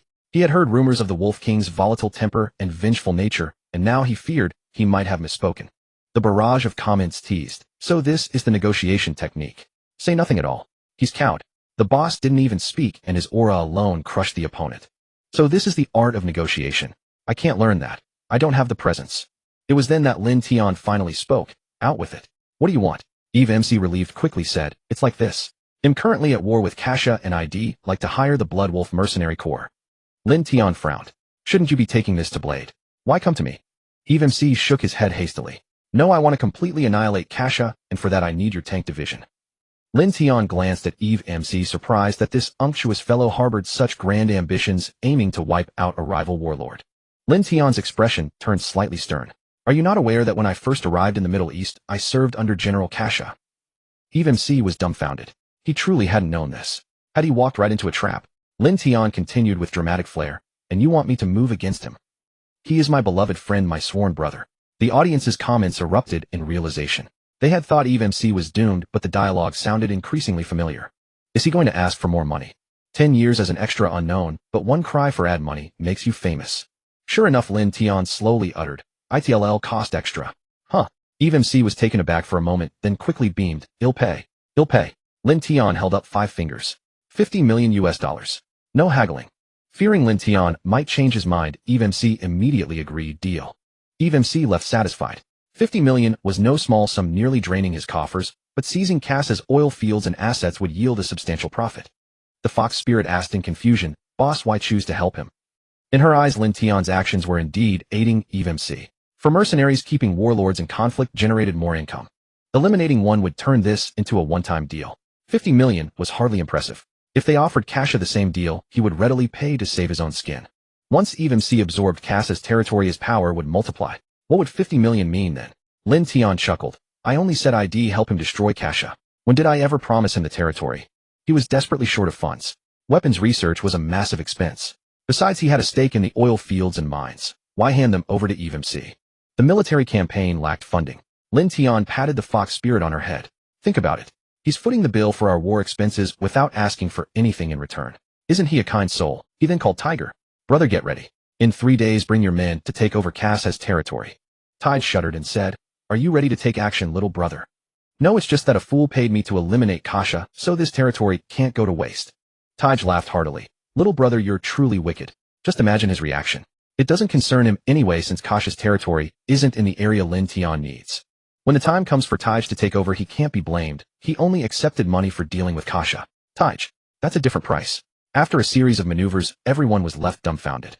666, is this negotiation skill? Impressive. Very good, I've learned a lot. Lin Tian said with a smile. I'll log off now, life is tough, and I need to start making money. Kasha has oil fields, so Lin Tian gave up on using the V3 rocket launcher. In Lin Tian's eyes, isn't an oil field worth more? On the third day, Eve MC finally saw Lin Tian's troops, 300 tanks, 500 armored vehicles, and armed helicopters in the sky. Eve MC felt a surge of excitement and thought enviously, if I had this equipment, I'd have unified Yalako long ago. These are weapons and equipment to be handed over to Tij, just right for testing their effectiveness and showing Tij. Kasha was in his room, jumping up and down in frustration, gritting his teeth and shouting, damn it, they've actually hired the Blood Wolf mercenary group. You're bringing wolves into your home. No matter how Kasha cursed, it couldn't change the current situation. He could only rally his troops to resist. However, when he arrived at the military camp, he was dumbfounded. All his thousands of men had vanished without a trace, leaving only debris behind. Of course, this was also related to his usual stinginess. At such a moment, no one was willing to serve him. Lin Tian was ready for a major battle. His live stream was open, and all the viewers were eagerly anticipating the upcoming showdown, yet there wasn't a single person on the opposite side. Lin Tian was in the helicopter feeling disoriented by the wind. What is this? It was so smooth sailing to Kasha's lair. He saw several soldiers tying Kasha to a chair, and upon seeing Lin Tian come over, they hurriedly said, "We have already taken control of Kasha. Please let the Wolf King deal with him." Lin Tian was taken aback. Is this the romance of the three kingdoms? Although he knew Kasha was stingy with his subordinates, he didn't expect him to be this unpopular. Not only had he left no one behind, but he had also been tied up and surrendered. Eve MC stared dumbfounded at all this, suddenly feeling that his $50 million had been wasted. They only spent a bit on gas without firing a single bullet. Lin Tian shrugged at Eve MC and said, "Transfer the remaining payment." Although it pained him, Eve MC still promptly transferred the money. Lin Tian lifted his leg and left. The rest was no longer his concern. Eve MC had just sat down at Kasha's position when suddenly a group of people rushed and guns pointed straight at his head. Eve MC was startled awake and sternly asked, "Who are you? Are you trying to start a war?" Now that Lin Tian's troops were still in the city, Eve MC couldn't imagine who would dare to challenge the status quo. At this moment, Drayden Peter walked in with a grin and said, "Oh, General MC, what a fierce temper you have. Are you unhappy with General Tige?" Eve MC quickly shook his head and flatteringly said, "How could that be? I admire General Tige the most." Drayden Peter disdainfully curled his lip and said, "In that case, you're free to go. General Tige has taken this city." Drayden Peter's eyes widened. Oh, at that moment, he finally realized that this was a trap set by the two of them. Suddenly, Eve MC turned pale with fright, drawing his handgun and aiming it at Drayden Peter, saying in a stern voice, "You're tricking me. If I go back like this, I won't have a way to live. I might as well fight you." Bang! Bang! The footsteps approached steadily like the rhythm of death, and everyone in the room. Lin Tian observed the situation inside the room, chuckling lightly, and said, "Your men have all been subdued. I never expected to take down two warlords so easily. I'll fight you to the death." Eve MC shouted, firing a shot at Lin Tian, who remained unperturbed, simply tilting his head slightly, as the bullet whizzed past his ear, embedding itself in the doorframe behind him. In a swift motion, he grabbed Eve MC by the neck and lifted him up. No one expected that this seemingly frail body could possess such terrifying strength. Eve MC weighed over 150 pounds, yet Lin Tian lifted him effortlessly with one hand without breaking a sweat. Crack! Lin Tian directly snapped his neck and patted Drayden Peter on the shoulder, saying, "The rest is up to you." It wasn't until Lin Tian's figure disappeared that Drayden Peter came to his senses, as if he had seen a ghost. How could anyone dodge bullets at such close range? He felt as though the world had changed. It was no longer the world he recognized. The situation in Yalako changed dramatically once again as Lin Tian annihilated two warlords with Tige, taking over their entire influence. He was now truly the foremost warlord. On the same day, more than a dozen warlords who had previously been close to Tige declared their allegiance to him, becoming his subordinates. The government forces proposed a motion to make General Tige a presidential candidate for the Yalako government, gaining overwhelming support from the majority. On the other side, warlords led by Cooper Hall formed a defensive alliance encompassing over 30 warlords. This left the smaller warlords who had not joined either side dumbfounded. It seemed their good days were over, and Yalako was about to face a final showdown. Only one side could survive, yet the instigator of all this was merely a mercenary group. However, this news had the entire civilian population of Yalako cheering. The war was finally about to end. Lin Tian didn't expect things to develop so quickly. It seemed Tige needed to speed up his pace, as there was only half a month left until the presidential election, and he was also a bit impatient. Mercenary groups within Yalako began a large-scale retreat. Everyone knew that the coming days in Yalako would be a meat grinder, and anyone entering would be left with nothing. They were risking their lives for money, but they weren't going to die for nothing. Meanwhile, another group, drawn by the smell of blood, was rushing in. Those were the arms dealers. These arms dealers operated between both sides, constantly promoting their weapons and ammunition while strengthening their own factions, making it impossible for other arms dealers to get in. In an instant, the bullets and weapons in Yalako doubled, yet these arms dealers had backing from powerful nations they couldn't afford to offend. Especially since Cooper Hall had a strong backing. Now that the backer wanted money from your pockets, would you dare to resist? The next day, while Lin Tian was shuttling between the Red Alert base and Ost, he suddenly discovered a woman covered in blood, and it was clear at a glance that she was not an Illican. With fair skin and long legs, Lin Tian stepped out of the car and noticed calluses on her palms from prolonged gun handling, suggesting her identity was far from ordinary. After a moment's thought, he decided to bring the unconscious woman into the car, for heaven favors the virtuous. Though of course if she hadn't been beautiful, he wouldn't have bothered. Teresa in a daze felt as if someone had lifted her, and when she opened her eyes, she found herself lying on a large bed. Judging by the room's decor, she knew the owner was wealthy and influential. Suddenly feeling a lightness, she looked down and realized her clothes had been removed and her wounds were wrapped in gauze. Startled, she quickly threw off the blanket covering her, then let out a long sigh of relief. Suddenly footsteps sounded outside the door. Teresa swiftly returned to her original position, feigning unconsciousness. Lin Tian walked in and sat directly by Teresa's bedside, speaking in a lecherous tone. Looks like she's still out, so I won't hold back. Upon hearing Lin Tian's words, Teresa's eyelids trembled involuntarily, her long lashes betraying this subtle movement. Teresa was quite proficient in the Dragon Kingdom's language, and Lin Tian's words made her tense to the point of death as she struggled to calm her racing heart. She planned to deliver a fatal blow when Lin Tian drew closer, for with her injured body, she had no other chance to escape. Yet after waiting for a long while, she heard no further movement from Lin Tian, not even a sound, which made her doubt. Had he left? No, that couldn't be. Could he have some peculiar fetish? At this thought, Teresa shuddered with revulsion, her skin crawling. After a struggle, Teresa secretly opened her eyes a slit to see what Lin Tian was up to. There stood a handsome young man, barely suppressing a smile as he watched her. Seeing Teresa's eyes open, Lin Tian stopped holding back and burst into laughter. Ha ha. I was wondering how long you could keep pretending. Teresa then realized her disguise had been seen through from the start. Annoyed, she rolled her eyes, furious at being toyed with by a man so much younger. From the moment he entered the room, Lin Tian had noticed Teresa's breathing was off. It didn't match that of an unconscious person. The slightly shortened rhythm indicated her tension.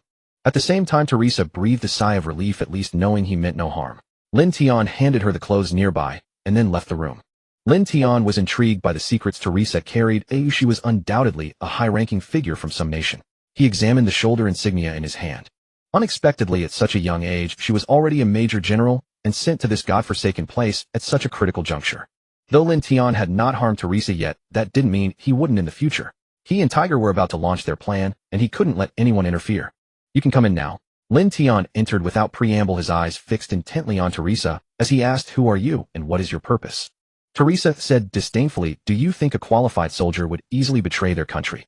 Lin Tian's face darkened as he replied, I only know there are tortures you won't withstand. You don't understand the power of faith. I would do anything for my country. Lin Tian's expression remained unchanged, but inwardly he was moved. Such people were the least likely to defect. Though without testing, who could know the truth? Lin Tian took 2 steps forward, and Teresa suddenly struck, kicking toward his face. Lin Tian sidestepped, slightly dodging perfectly. Simultaneously, Teresa grabbed the chair she had been sitting on and hurled it at Lin Tian. Without dodging, he punched out with his right fist, shattering the solid wood chair into pieces. Teresa immediately coiled around him like a snake, wrapping her arms around Lin Tian's neck in a death grip. Lin Tian folded his arms, and no matter how hard Teresa struggled, she couldn't budge. Suddenly, Lin Tian reached out, grabbed Teresa by the collar, and flung her away. Boom. The large bed, several meters wide, collapsed under the impact. Even though she landed on the bed, Teresa was dazed, shaking her head as she gritted her teeth and stood up again. By now, Teresa's wounds were seeping blood, the earlier ones having reopened. She glared fiercely at Lin Tian. Teresa shouted, Yura. Then she charged at Lin Tian again. Just as he was about to strike lethally, having obtained no useful information, Lin Tian heard the cry Yura and immediately held back. He grabbed Teresa's hand, spun her around, and held her tightly in his embrace. Despite her struggles, she couldn't move an inch, and she stomped hard on Lin Tian's foot. Lin Tian sighed in exasperation, realizing she was from the Northern Bear Kingdom. The relationship between the Dragon Kingdom and the Northern Bear Kingdom was at an all-time high, and Lin Tian had always held a favorable view of that nation. Back in school, he had admired the great emperor. A true hardliner who as president flew a fighter jet to reclaim territory. Truly worthy of the warrior nation, even at this point she refused to surrender, determined to bite off a piece of the enemy. Seeing no other option, Teresa opened her mouth to bite Lin Tian's arm. Lin Tian quickly covered Teresa's mouth and said, why didn't you say you were from the Northern Bear Kingdom? I thought you were a spy sent by the great beautiful nation. Lin Tian's primary precaution was against the beautiful nation. He was certain that Cooper Hall was backed by them. Suddenly, a golden-haired, blue-eyed tall beauty appeared, and he hadn't considered the Northern Bear King. Lin Tian continued, we shouldn't be enemies. Blink if you understand.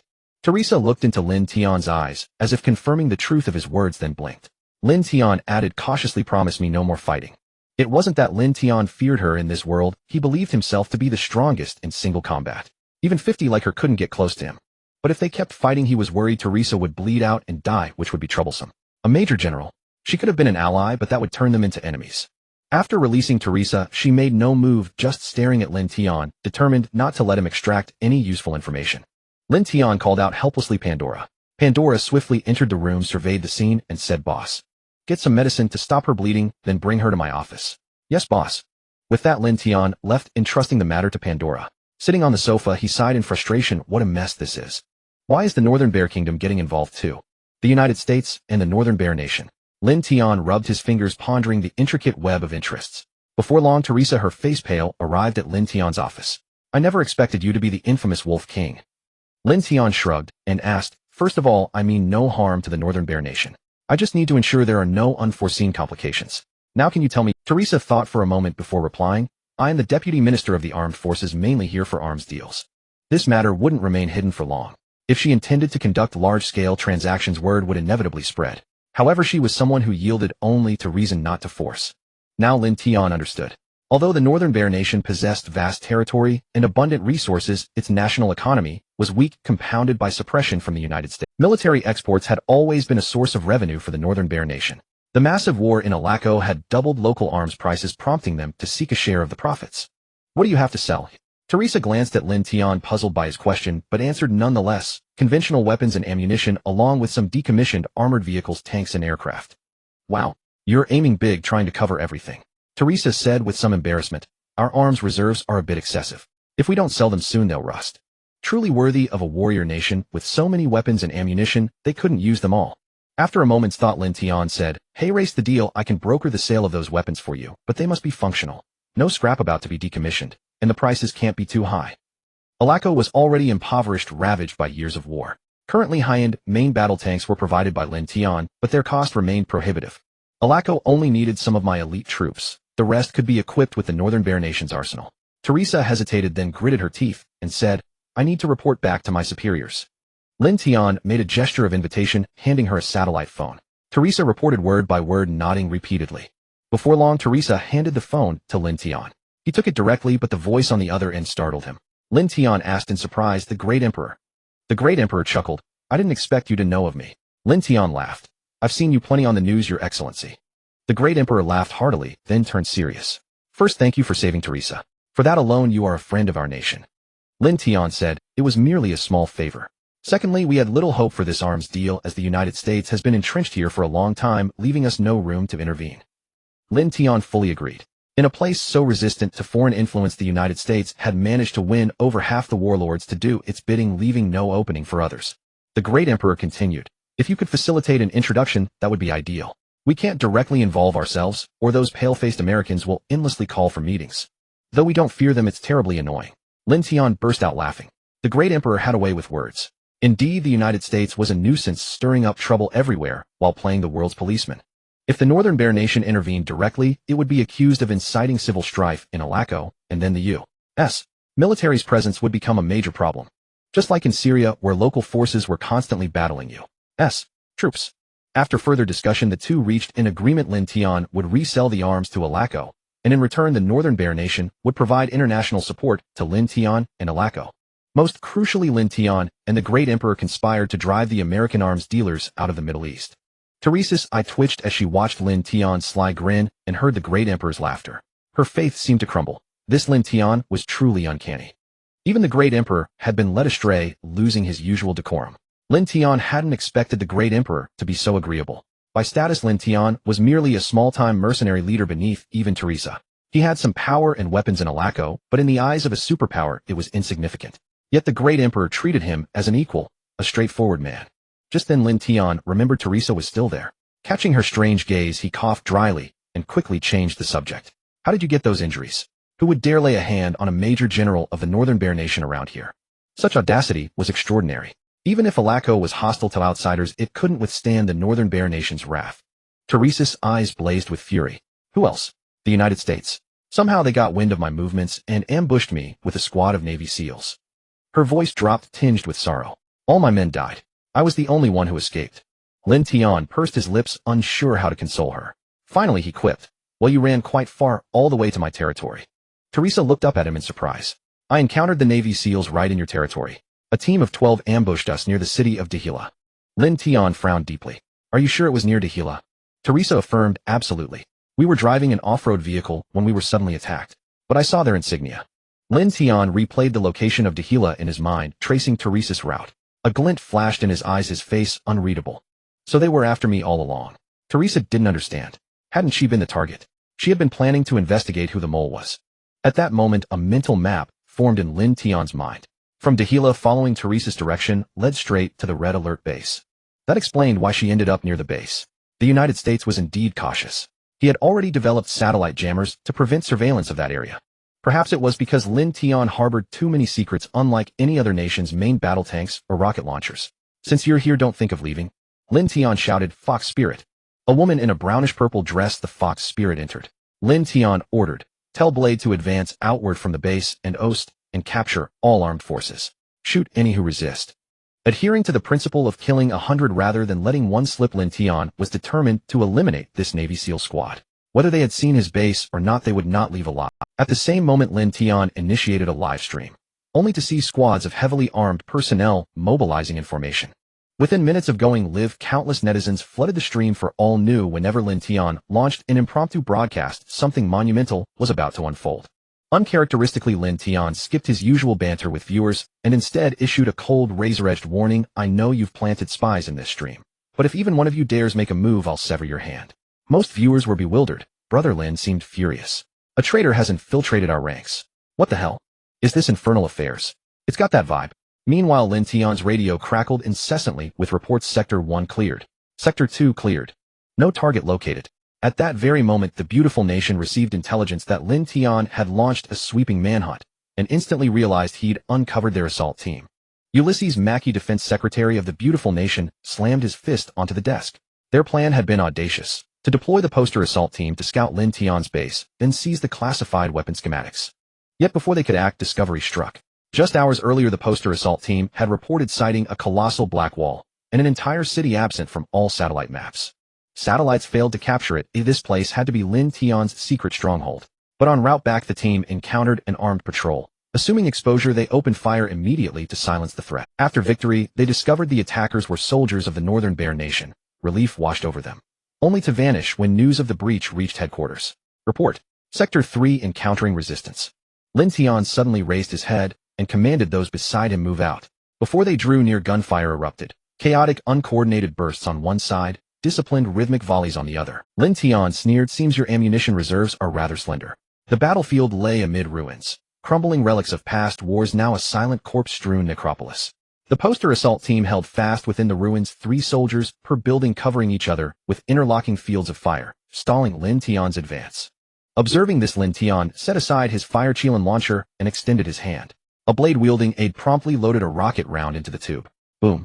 Opposing troops saw the rocket streaking toward them, diving wildly for cover, ears ringing, heads pounding as they scrambled for fresh shelter. Captain Voight cursed violently. How the hell were we spotted? He risked a glance upward, only to be met with a hail of bullets driving him back into cover. Damn it, their numbers are swelling by the second. With Lin Tian's arrival, over 500 fighters encircled the position. Escape, even for a master tactician, was now impossible.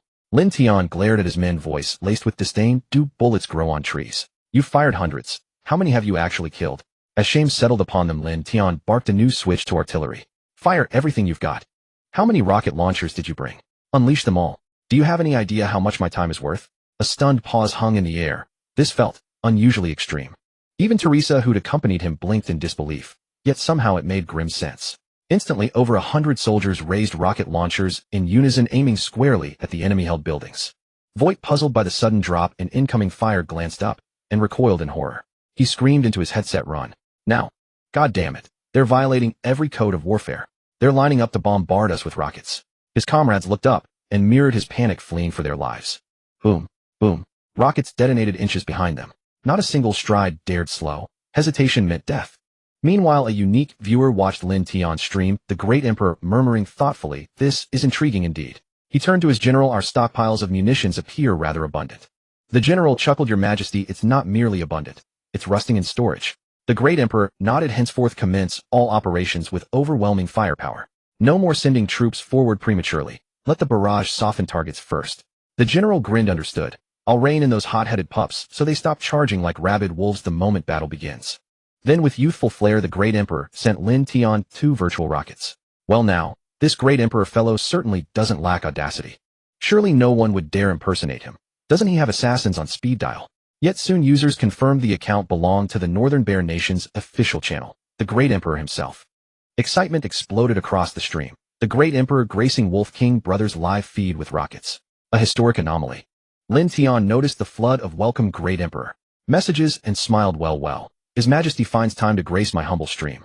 A gilded framed comment appeared. Heard you were stirring up trouble again. And frankly, I find your method of dismantling those irritating foes utterly captivating. Need more rockets? I'll personally subsidize a couple. Send them straight to your targets. Lin Tian roared with laughter. Rest assured. While I won't claim omniscience rockets, we have them in abundance. Viewers quickly sensed something extraordinary. Lin Tian and the Great Emperor exchanged banter like old friends, easy and familiar. Holy hell, Brother Lin runs in elite circles. Legendary. Truly the Great Emperor. He funds rockets from his own pocket. Spectators from the beautiful nation collectively lost composure. Could you at least pretend to respect us? Discussing our annihilation live before millions. This is unacceptable. Those are our elite forces. On a humanitarian rescue mission. Release them immediately. But lacking paid promotion, the comment vanished beneath a tsunami. Carnegie swiftly ordered a massive top-up in the stream, flooding it with rockets, instantly dominating the leaderboard, setting a new daily record. Everyone stared. Was this fan Lin Tian's or the Great Emperor's? Then came a comment that sent the entire audience into fits of laughter. Even Lin Tian couldn't suppress a chuckle. Cease fire immediately. That's our beautiful nation assault team. Stand down at once. Lin Tian cleared his throat, masking amusement. Many thanks to Carnegie, Foreign Minister of the beautiful nation, for his generous 50 rocket donation. Though wealth grants us latitude, we must still honor the beautiful nation, the world's preeminent superpower. Carnegie, hearing this, felt oddly gratified. He hadn't expected Lin Tian to publicly praise his nation. Then order your troops to stand down. Immediately. The poster assault team was collapsing. Every shelter they'd occupied now lay in rubble, while Lin Tian's forces reloaded with chilling efficiency. But you can't just pretend to be someone else. Lin Tian said as if he hadn't noticed anything. And thanks for the rocket, bro.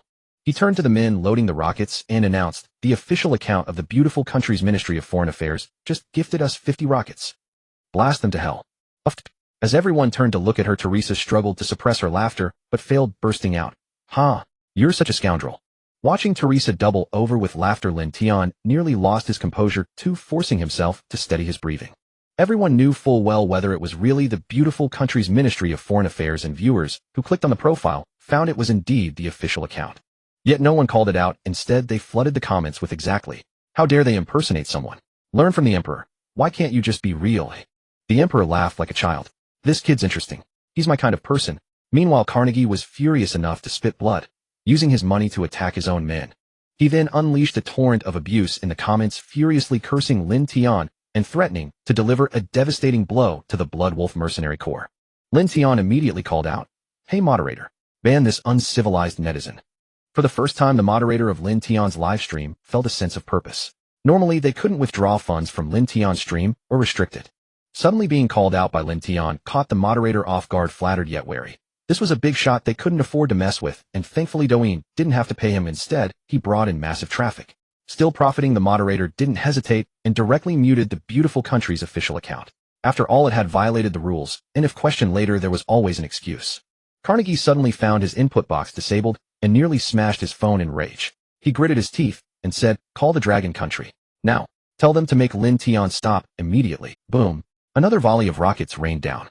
Lin Tian was sending a clear message: anyone who tried to reach out would pay the price. Some high-ranking military officials in the Dragon Country were also watching the livestream, curious about a man who wielded such influence in the Middle East.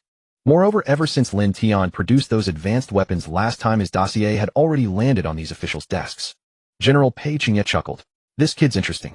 And with no military record, could he really be a natural-born talent? Beneath him, several generals examined Lin Tian's family report, discovering that every member had once served under their command, now leading thousands of men. Who would have thought those greenhorns would become regimental commanders themselves?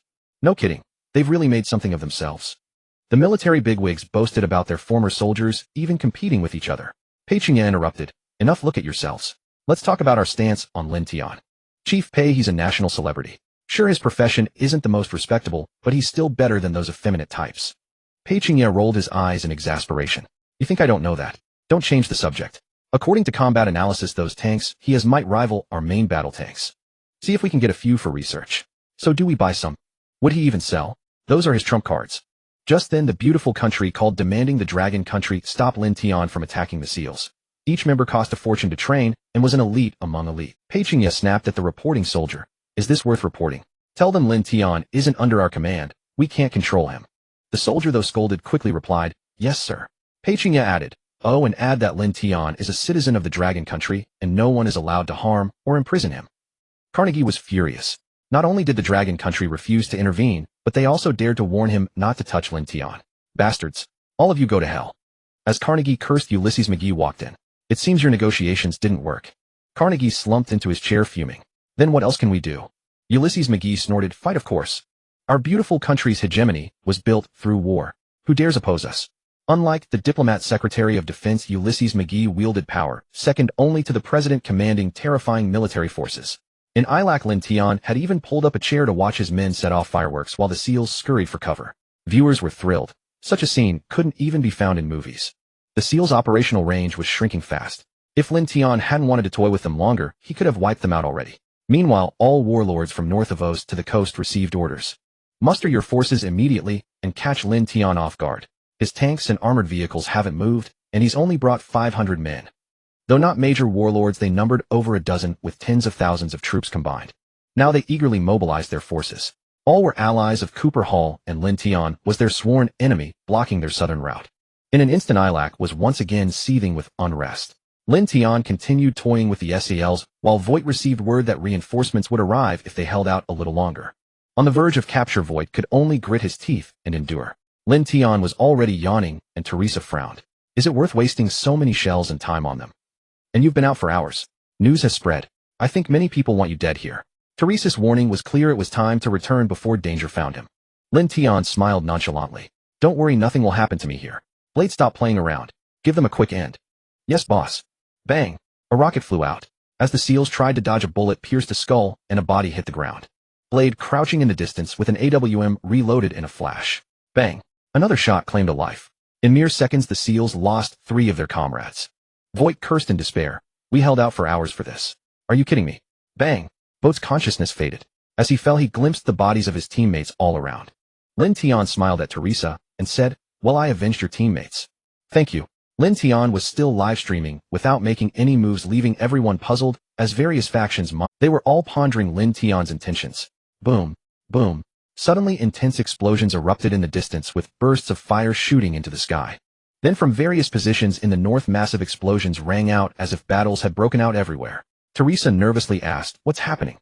Lin Tian said to the livestream screen, did you really think I had nothing better to do? The shells aren't cheap, and I've been playing along with you all for so long. Time to collect some interest. Ring, ring, ring. Lin Tian answered his phone, and Tiger's excited voice came through. Brother, these tanks and armored vehicles of yours are amazing. I've sent those bastards running with their tails between their legs. Glad you're having fun. Just don't get so carried away you lose track of time. Block all of them in one go. My men will be there soon.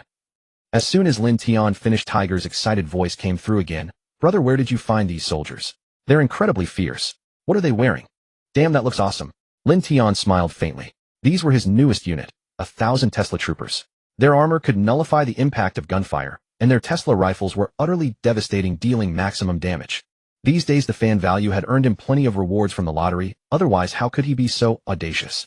The base now had an additional 10,000 conscripts on standby. These conscripts could use any weapon produced by the base. Otherwise why would Lin Tian risk his life here? Let's move out. Lin Tian led his men onto the vehicles, heading to the first battlefield not far away. The warlords who had come to punish him were all cursing. Hadn't they been told there were only 500 men? Before they even reached the destination, where did all these tanks come from? He had been cautious, sending scouts to reconnoiter, but they hadn't found any trace of the tanks. They appeared like ghosts out of nowhere. Lin Tian's portable computer connected to the frontline imagery, the latest feature of the system's livestream, allowing it to be activated from any of Lin Tian's subordinates. From what had been an empty jungle, tanks suddenly burst forth, launching a furious bombardment on the enemy, catching them completely off guard. All the military experts in Lin Tian's livestream room widened their eyes. Tanks with built-in stealth. They had only heard of stealth aircraft, yet he had applied that technology to tanks. This was a crushing defeat in tactics and equipment, and Tuttle was going mad because it was his forces that had encountered this unit. His thousands of troops had been reduced by over 1,000 in an instant. Just the Phantom tanks before him numbered 500. Hadn't they said no tanks were brought? Previously, Lin Tian had only produced 500 tanks, which he sold to Tiger. Tuttle muttered in terror, monsters. Retreat. Everyone retreat. Lin Tian, overseeing the situation, sneered, Isn't it a bit late to think of leaving now? Boom. The Phantom tank's extended attack range and blast radius directly cut off most of the escape routes. With a speed of 40 kilometers per hour, even heavy machine gun fire bounced off the Phantom tanks harmlessly, and only a volley of rocket launchers might pose a slight threat. But the rocket launchers' range was so short that they couldn't even scratch the Phantom tanks. Teresa felt her throat go dry and stammered, "What kind of monsters are these tanks?" Lin Tian chuckled lightly and said, "They just have a built-in stealth effect. This isn't even their full power." Teresa nearly cried out, "This isn't the full power." All their stats clearly exceed those of main battle tanks, and with stealth they can play a crucial role on the battlefield. Lin Tian didn't explain further. The Phantom tank was indeed impressive, but compared to the power of the Apocalypse tank, it was still child's play. Its terrifying dual cannons were something no country could currently. After the relentless bombardment, Tuttle retreated with fewer than 100 men to the nearest small town and immediately ordered everyone there to stay inside. Tuttle said with a fierce glare, "Go. Grab a few hostages and tie them to the city wall. I don't believe they'll dare to attack." A dozen men on the city wall held guns to the hostages and shouted through a loudspeaker at Lin Tian, "Do you dare to shoot now? If you massacre civilians, that's a war crime. Just wait for your boss to face a military tribunal." The Phantom tanks stopped not far away as troops began to advance on Yuantai town. Tuttle directly called Cooper Hall. "You bastard, you set me up? 500 men. There are over 500 tanks. Come save me now." Cooper Hall said with a headache, "I can't get away either. That bastard Tiger has joined forces with the government forces. My troops are all tied up in the fighting." Tuttle angrily smashed the satellite phone to the ground, shattering it into pieces. Everyone thinks they're so clever, but they've already fallen into someone else's trap. Lin Tian immediately got up and headed for Yuantai town. Teresa grabbed his arm and said, "Don't be impulsive. The whole world is watching you now. Even if you turn off the live stream, they're monitoring with satellites. If you do anything illegal, you'll be in trouble. It's not worth it for a petty warlord like Tuttle." Lin Tian gently patted Teresa's hand and walked to within 100 meters of Yuantai town, making everyone hold their breath for him. The U.S. Secretary of Defense Ulysses McGee and Secretary of State Carnegie were thrilled, muttering repeatedly, "Shoot him. Kill him." They even called Cooper Hall directly, ordering him to command Tuttle to act quickly. Cooper Hall couldn't help but curse. Wasn't this pushing people to their deaths? If anything happened to Lin Tian here, the tanks outside would surely level this small town, not to mention the missiles. But he still followed orders and made the call. Unsurprisingly, the phone was unreachable. The satellite phone had already been shattered by Tuttle. Tuttle, staring at Lin Tian, so close yet afraid to act, felt utterly frustrated and gritted his teeth, asking, "What exactly do you want?" Lin Tian's black trench coat flapped noisily in the wind. He lit a cigarette and said, "I'll give you a chance. He'll take on all of you alone. If you win, I'll let you go. If you lose, you all die here." Tuttle's face changed and he asked uncertainly, "Are you serious?" Lin Tian snorted coldly and said, "I, Lin Tian, mean what I say." "Fine." Tuttle agreed immediately. In his view, Lin Tian didn't want to face a military tribunal either, and a direct retreat would be embarrassing, so he came up with this plan. It would give him a reason to withdraw while leaving with a victor's stance. Lin Tian paid no heed to what Tuttle thought. They were all destined to die here anyway. Still, Tuttle left 5 men to guard the hostages, ready to act the moment Lin Tian broke his word. Gazing at the mere 50-odd men before him, Lin Tian sneered, "Is this all that's left? What's the point of fleeing now?" Tuttle's face darkened instantly. There was no chance for him to stage a comeback. Under the meddling of this troublemaker, the situation in Alaco had reached a boiling point. Tuttle could only flee back first, then take his savings and vanish into obscurity somewhere. "Attack!" Tuttle roared, and his underlings charged forward with daggers, screaming wildly. Lin Tian flexed his wrists and tightened the gauntlets on his hands. Another purchase from the mall. Each heavy punch took down a man. Watching their clumsy, chaotic steps, he almost felt it was unfair to bully them. A dagger thrust straight for Lin Tian's throat. Without moving his feet, he seized the attacker's wrist, twisted it backward with a slight force. Crack! The arm emitted a bone-chilling snap as it rotated a full 360 degrees. Then a kick to the chest sent the man flying. The impact knocked 5 others several meters away. Their breaths already ceased, their arms twisted in grotesque angles. Those who were struck felt their organs trembling. Gritting their teeth, they struggled to sit up, clutching their chests and gasping for air. Tuttle and his men stared as if they had seen a ghost. Was this even human? Wasn't he a bear in human skin? Everyone began retreating, terror etched on their faces. All viewers watching the livestream exclaimed, "Holy crap.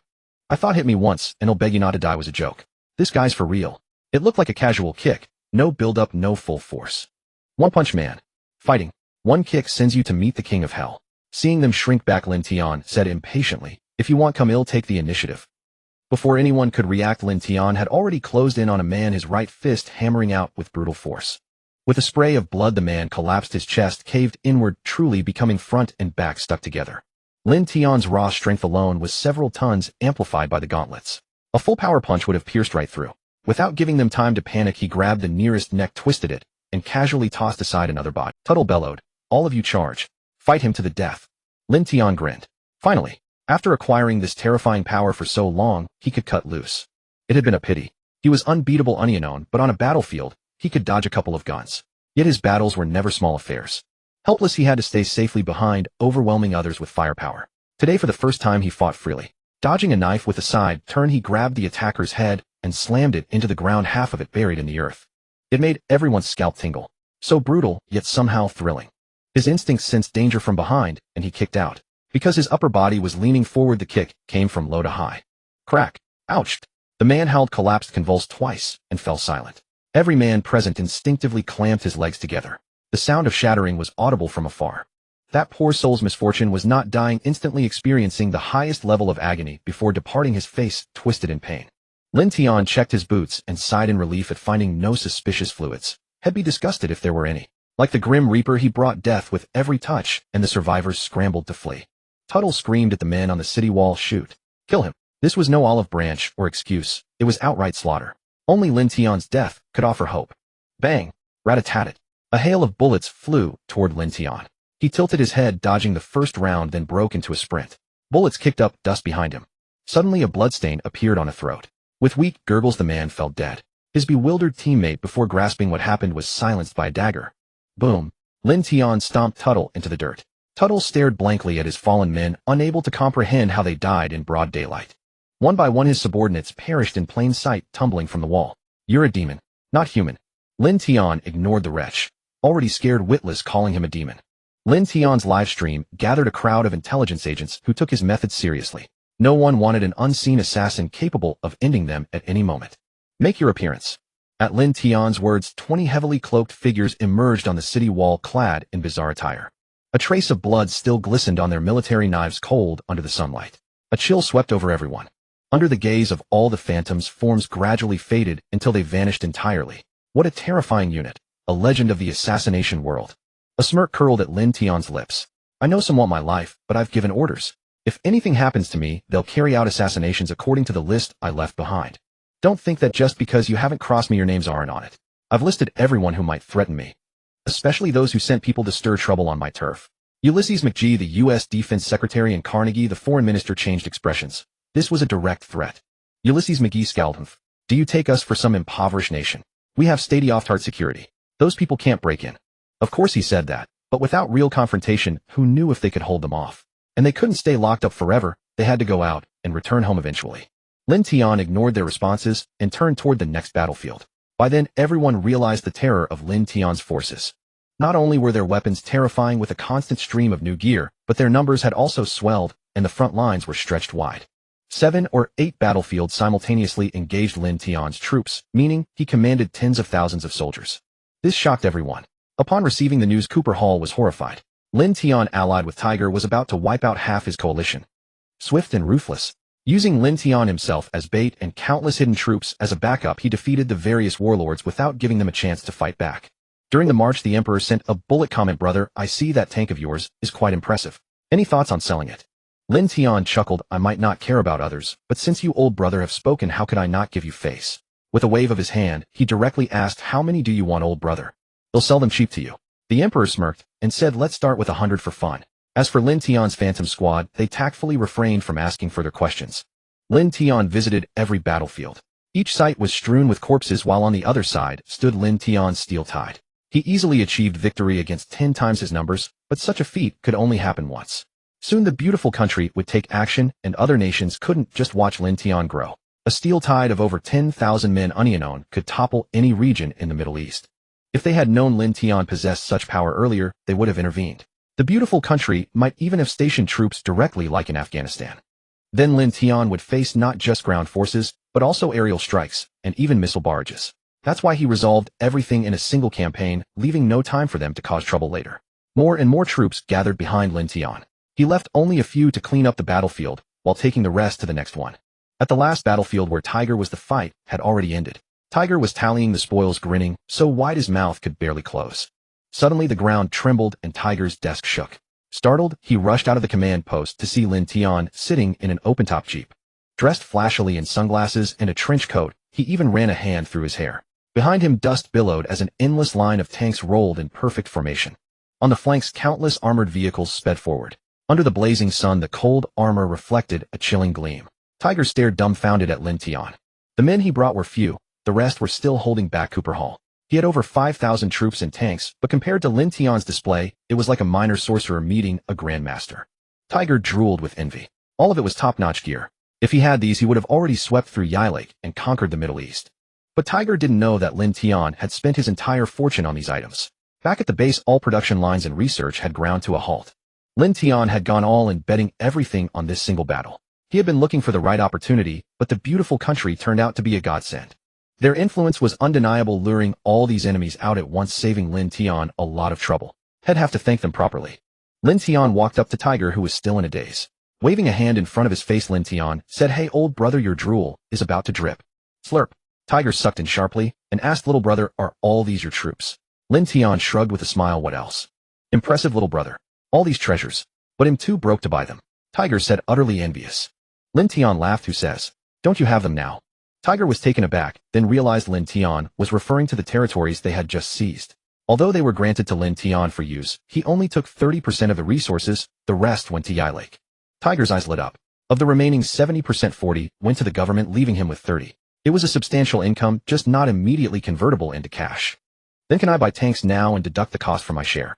Lin Tian rolled his eyes. "Even the landlord has no grain left. I'm broke too, waiting for these resources to recoup my investment." Tiger glanced at the massive army. Even adding his previous down payment, it wouldn't be enough. His little brother was truly wealthy and knew how to make money, even taking jobs worth hundreds of thousands of dollars. It was ironic. Lin Tian with nearly 20,000 men, a secret base, hundreds of armed helicopters, thousands of tanks, and thousands of armored vehicles couldn't scrape together $1 million. Once things were settled here, Lin Tian had to return to his home country as soon as possible to offload the resources. He had also discovered a lucrative business opportunity. The Red Alert base's mining vehicles were incredibly efficient, capable of operating in any terrain. Selling them would bring in a huge profit. Leaving troops to clean up, Lin Tian sent the rest back to the base under Blade's command. There was no need to hide anymore. Anyone could guess Lin Tian had a hidden military base here. 20 kilometers from the base, Lin Tian set up checkpoints, allowing no one but his own people to pass. Back in Oster, Tiger signed a resource sales contract with Lin Tian. Also present was a government representative. The deal allocated 30% of all resources to Lin Tian, 30% to Tiger, and 40% to the government. In return, Lin Tian would prioritize supplying them with weapons. Specific quantities of tanks, missiles, and aircraft were stipulated as trade items.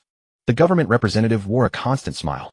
Lin Tian hadn't expected Tiger to get the government to agree so readily, considering it was practically treason. Handing over 30% of resources to an outsider and granting him full trade authority. What Lin Tian didn't know was that while they resented foreign interference in their war, the beautiful country had tormented them for years, suppressing them at every turn. Once at the UN, they even presented a vial of laundry detergent as evidence of biochemical weapons to justify stationing troops. Wouldn't that have made Yilake a lamb to the slaughter? No matter how they resisted, it was futile. In that moment, they felt a profound helplessness. Despite their vast land and mineral wealth, they were constantly oppressed. Fortunately, Dragon Country and Northern Bear Country opposed the beautiful country at the time. Whatever their motives, the beautiful country failed, and Yilake remembered the kindness of Dragon Country and Northern Bear Country. Now Lin Tian was cooperating with them as an individual, selling advanced tanks and armed helicopters at prices lower than those of exported second-tier weapons. The government had investigated Lin Tian's background and conduct, deeming him worthy of a deep alliance. The territory he requested wasn't large and wasn't even under. Why not use someone else's land for a deal? Without Lin Tian, they might never have reclaimed it in their lifetimes. Moreover, Lin Tian's forces were formidable. While impossible in Dragon Country, here, they could bolster Yilake's national defense. They had calculated everything meticulously. Don't think they were simple-minded warriors. Surviving encirclement by all sides for so long meant they had their own cunning. 3 days later, a formal signing ceremony was held in the capital of Yilake, where it was stated that Lin Tian was one of their own, giving the citizens an explanation. Moreover, Lin Tian registered a company in Yilake, Blood Wolf Security Company, which is essentially a rebranding of the Blood Wolf Mercenary Corps, officially presented as a security company, but still engaged in mercenary activities. Furthermore, Yilake did not charge Lin Tian any fees. All processing fees and taxes were waived. As Lin Tian's reputation soared on the Middle Eastern battlefield, many factions sought collaboration with him, but he turned them all down. He firmly stated that the Blood Wolf Mercenary Corps adhered to professional ethics, ensuring that services rendered were compensated, leaving no debts on either side. At the very least, they had to maintain such a stance. They could not openly favor anyone lest it hinder their profitability and diminish their war experience.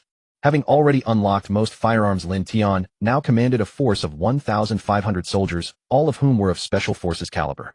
This left the beautiful nation with no avenues to exert their influence, though they still engaged in various underhanded tactics pressuring other countries, with many voices of condemnation quickly emerging from their side. They accused Lin Tian of interfering in their domestic affairs, implicating Long Country, as well attempting to escalate the situation to enable their intervention. In no time, Lin Tian became a contemporary exemplar of conquering the world with bare hands, with his image gracing the cover of Time magazine, which sold remarkably well. These days Lin Tian was extremely busy. With an expanded territory, he needed plenty of guards, or else it would be a loss if someone else raided his home. All mines and oil fields were taken over by Lin Tian's people, while previous contractors were turned away and all extracted resources were stored. As the new year approached, Lin Tian found time to return home to confirm the sales channels and face some criticism from his family. The follow-up work was entrusted to Blade, and he believed that Cooper Hall would not stir up much trouble. Before he could take action, the Federation's ruling came down stating that Lin Tian's actions this time would not be punished, but he was ordered to refrain from engaging in large-scale warfare. Even if he accepted a commission, he was not allowed to dispatch more than 1,000 soldiers and must not employ tanks or other modern weaponry. Lin Tian scoffed, saying, "So annoying, always meddling in this, and that one day he'll bring you down." But it did not really matter. For typical contracts, having dozens or hundreds of people was sufficient. Did they really think his artillery was free? The war in Yilake no longer required his involvement. It could be left to Tiger and the government forces, and he could now be considered an equal to smaller nations. Thus, he must adhere to the relevant rules of the game, no longer acting recklessly, and must consider the consequences. It is worth mentioning that after Lin Tian secured these territories, many people moved in now, knowing that war was unlikely to break out in Lin Tian's domain. In contrast, other places were like powder kegs ready to explode at any moment, causing many displaced people to flock to Lin Tian, which also provided him with a significant labor force. The barren lands outside were being cultivated and Osters was thriving and prosperous. Lin Tian stroked his chin, thinking, "I didn't expect I'd do something good." One day Lin Tian strolled through his city and suddenly discovered that someone was selling drugs in his territory. He waved for security personnel, saying, "Arrest everyone selling drugs." Indeed, these individuals were deeply entrenched, and his city had already been infiltrated by spies from various nations, which was fine by him. But daring to sell drugs on his turf, were they giving him face? Lin Tian was absolutely disgusted by this. On the spot, he broke their limbs and dumped them not far outside the city, his ruthless actions making those with ulterior motives within the city behave more cautiously.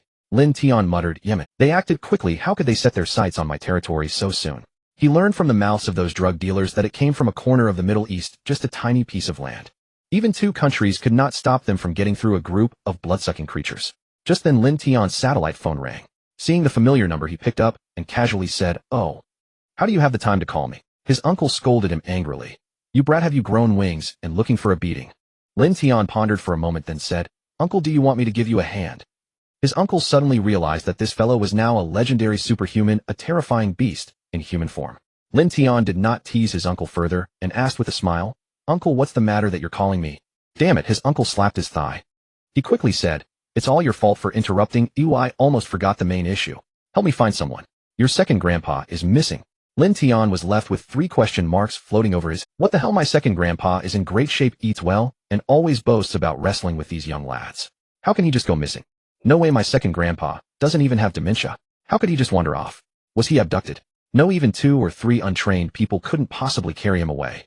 My second grandpa also served in the military back in the day, had been on the battlefield, and was a veteran. He was only in his 60s now. Even if he were abducted, what use would they have for an old man?" My uncle quickly said, "He wasn't lost domestically. He went missing abroad." This left Lin Tian even more perplexed. Why did this old man want to go out and play again? That won't do. He needs to take his grandson along.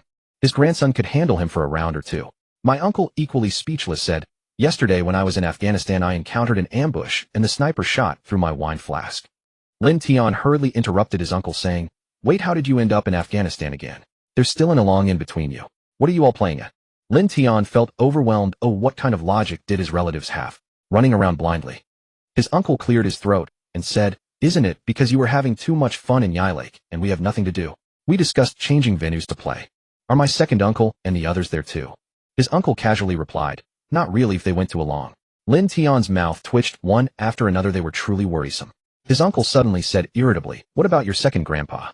Why do you keep bringing that up?" Later I took a look through my binoculars, and that sniper on the opposite side looked just like your second grandpa. Then I called home and found out your second grandpa has been missing for quite a while. The police have already been notified, but he hasn't been found yet. Your family said before your second grandpa went missing he was saying something like, "Old man still has youthful vigor." So I guess I wasn't mistaken, that person must be your second grandpa, and he has also gone out to be— Lin Tian rubbed his head in frustration. At his second grandpa's age, why would he go out to have fun? It's all your fault. Why did you have to be a mercenary? Lin Tian turned the tables on his uncle, leaving him stunned, but the latter quickly recovered and retorted, "My fault. You're insane. It's not enough that you went to war and showed off, you even started a live stream. That got Grandpa all fired up.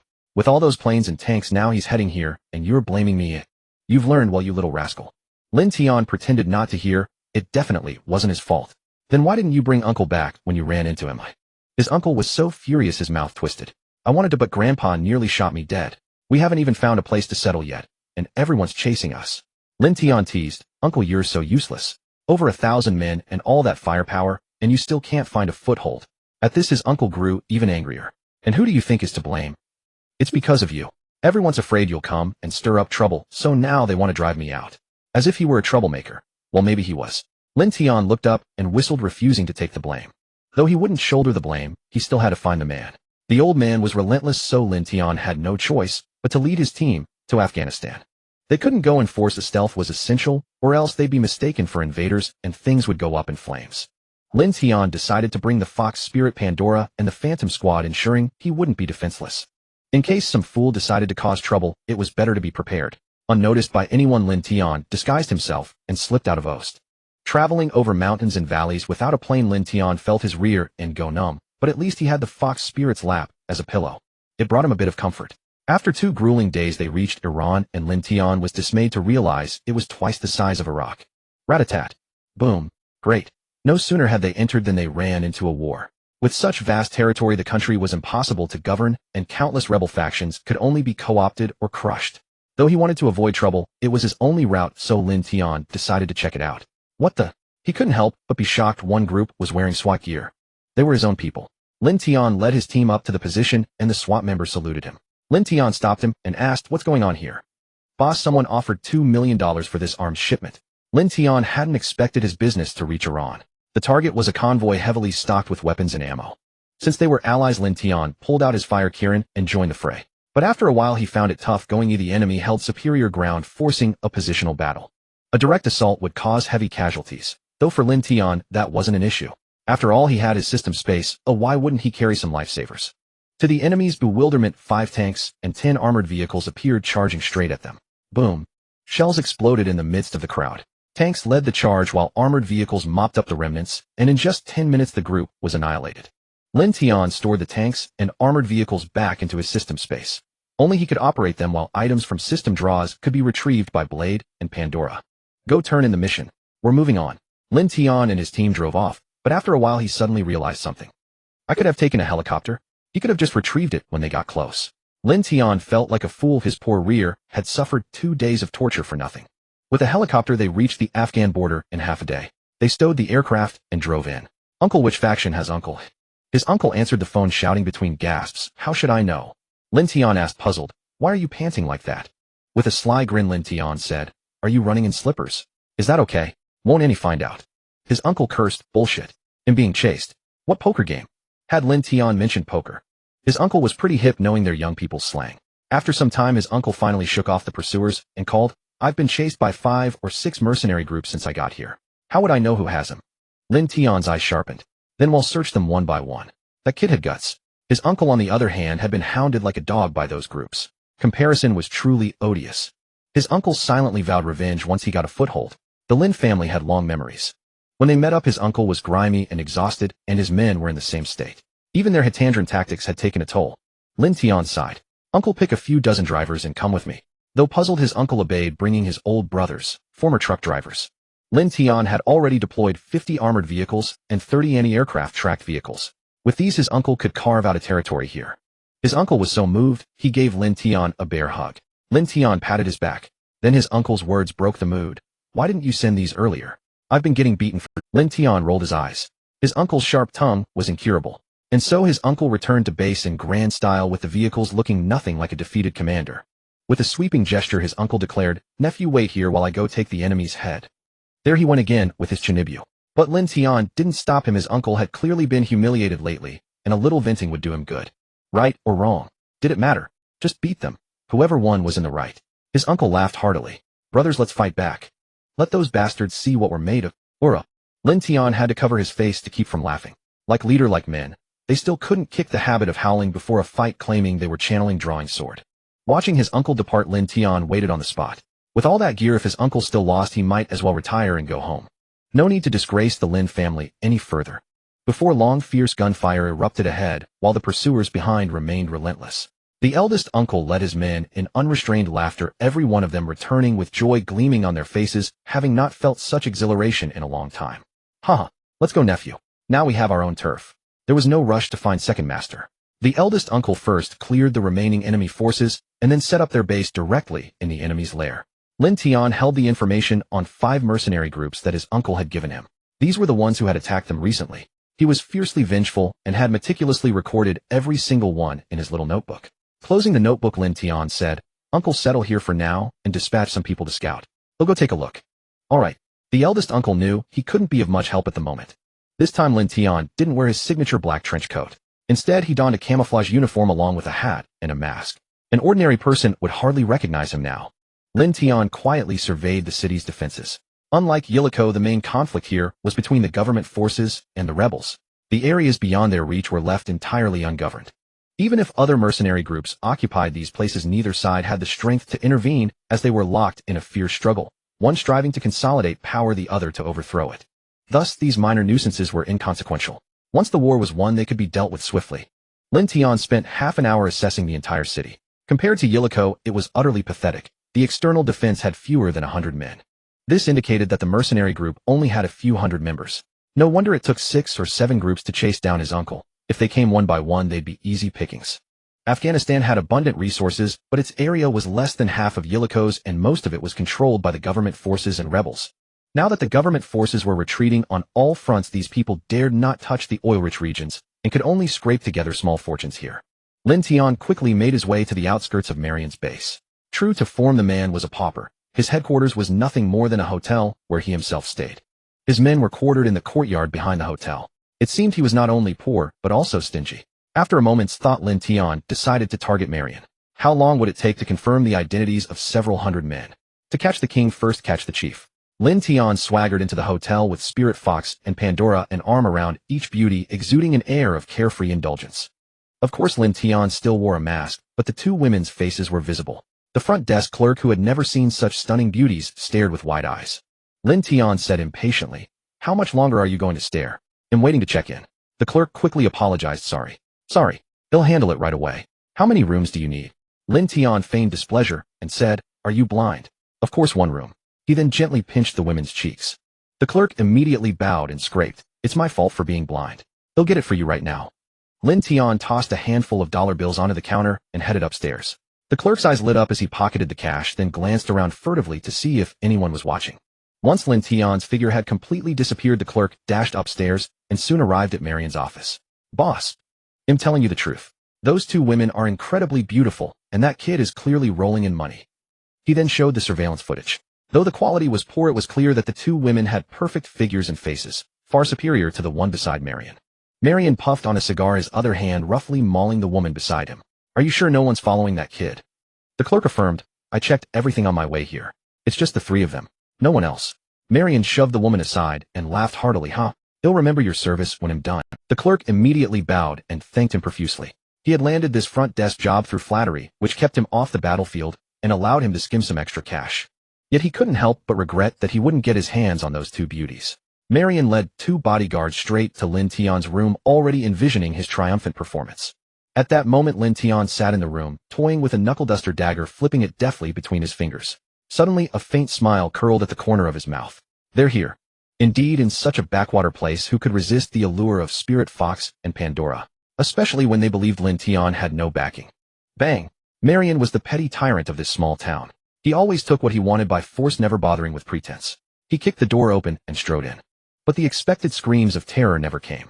Instead, Lin Tian sat gracefully on the sofa opposite him like a refined young master. Spirit Fox and Pandora stood behind Lin Tian like handmaidens, one on each side. Marian suddenly sensed something amiss. Normally shouldn't they be disheveled and screaming in panic? Then he would brandish his gun. Lin Tian would beg for mercy and he'd take the women while extorting Lin Tian for good measure. But now it seemed as if they were waiting for him. Marian quickly drew his gun and aimed it at Lin Tian. Though uncertain of the situation, he needed to seize control. He cursed the clerk, inwardly vowing to shoot the bastard when he got back. "Who the hell are you? What do you want?" Marian growled through gritted teeth. Even with his gun trained on Lin Tian, the man's unhurried demeanor and faint smile sent chills down his spine. Moreover, before coming up, he had cleared out the other guests and specifically ordered his men not to disturb him lest they ruin his fun. Now it seemed he had shot himself in the foot. Lin Tian chuckled. "Didn't you barge in yourself? And now you're pointing a gun at me asking what I want. Are you out of your mind?" Marian stared intently at Lin Tian's face. Suddenly it dawned on him. He had been so preoccupied with his fantasies that he hadn't recognized the face. He had seen it somewhere before. Suddenly Marian screamed in terror, "You're Lin Tian." This was horrifying. That meddlesome Lin Tian had come to Afghanistan and was sitting right across from him. Then he remembered their grudge. He had even sent men to hunt down Lin Tian's uncle. "Chill. Keep your voice down." Lin Tian raised a finger to his lips and said softly. At the same time, the open door slammed shut. Before they could react, a searing pain shot through their hands, and their guns clattered to the floor. A chilling sensation touched their necks. Marian involuntarily swallowed, and a drop of blood trickled down, freezing him in place, too terrified to move. The ghostly troops gradually materialized, and the space beside Marian, which had seemed empty, was now crowded with people. Cold sweat dripped from his forehead. Lin Tian then spoke, "Can we talk properly now?" Marian blinked frantically. As the blade left his skin, he let out a long sigh of relief, and then knelt begging for mercy. "Brother Wolf King, I truly didn't know it was you. Even if I had the guts, I wouldn't dare to covet your woman. Please spare me, brother. The pursuit of your brother-in-law was also on Fred's orders. I'm just a small mercenary group trying to make a living. If I didn't obey him, I wouldn't survive." To save his life, Marian spilled everything in one breath, saving Lin Tian the trouble of further questioning. As for Fred, Lin Tian would settle accounts with him later. "Call all the foreign personnel under your command here." Marian was stunned, then said, "Brother, I don't have any foreign personnel here." Lin Tian frowned. "No foreign personnel?" Seeing Lin Tian displeased, Marian quickly explained, "Brother, I'm just a small-time mercenary leader. My men are all local lads. Foreigners look down on us. We've got neither money nor equipment. They all flock to the big mercenary groups." Suddenly recalling something, Marian said, "Oh right. Fred hired shady middlemen to recruit men wanting to secure a place in the upcoming war. He's expanding like crazy." The order to suppress foreign mercenary groups was also his to keep other groups from interfering. Shady middlemen. So the domestic shady middlemen were connected to this Fred. Lin Tian couldn't care less about the others, but damn it, they swindled an old man in his 60s. Was he even human? "Kill them," Lin Tian said indifferently. Marian's eyes widened in terror as the blade slit his throat. The three fell limply to the ground. The ghostly troops dragged the bodies out. Lin Tian pondered his next move. The ghostly troops had already begun a massacre in the hotel, slitting the throats of all the security guards and Marian's men in one swift motion. Silently, they reaped life after life. The hotel guests noticed nothing. It was only when they stepped out of their rooms that they found the hotel eerily quiet. "Aunt!" A scream rang out. Everyone rushed out of their rooms to find bodies strewn across the second floor. None of Marian's men had been spared. Terrified, the guests fled the hotel. In the aftermath, no one dared to take over the place for a long time. Watching the surveillance footage, everyone was horrified. A living person would suddenly have their throats spurt blood, then be dragged like a puppet into a pile of corpses. The tale of a terrifying ghost spread through the city, and the hotel became a place everyone avoided. Lin Tian had already set off for his next destination. Marian was just a minor pawn. If he had spared him, word of his arrival in Afghanistan would have spread within minutes. Fred had grand ambitions. Recruiting on a massive scale, taking in both the old and young. He was planning something big. Lin Tian shook his head. Whatever Fred did didn't matter, but if anything happened to Uncle, he would make Fred pay with his life. Along the way, Lin Tian saw devastation worse than in Iraq. The once inhabited towns and former war zones were now desolate, with only ruins remaining. Bang, bang, rat-a-tat-tat. Gunfire echoed from up ahead. Another city was plunged into chaos. As Lin Tian drew closer, he realized it wasn't a battle between two sides, but a pillaging of civilians by one group.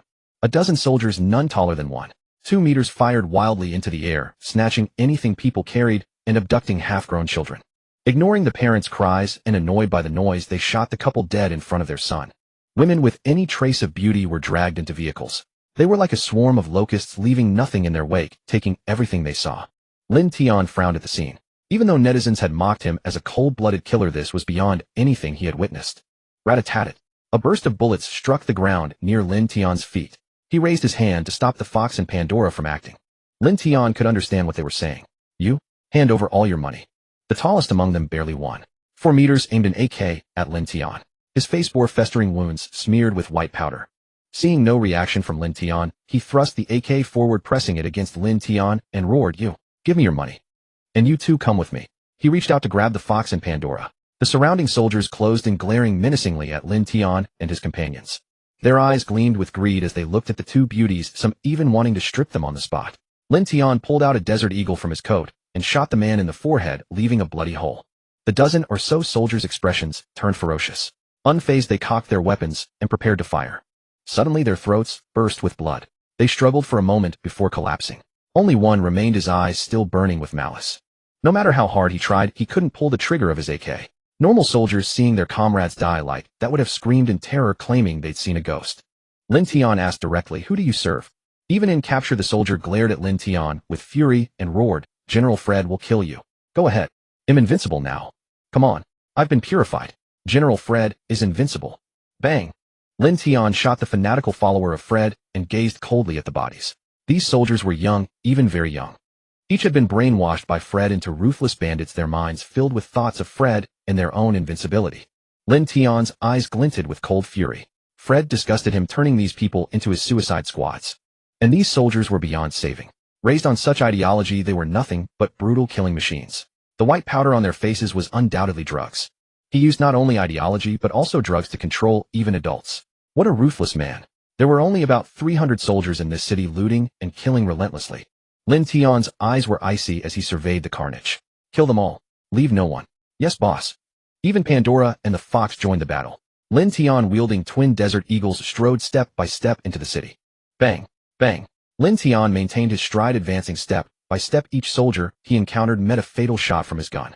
As the enemy raised their AKs, they fell on the spot. In other parts of the battlefield, the two women fought like goddesses of war, each bullet taking a life.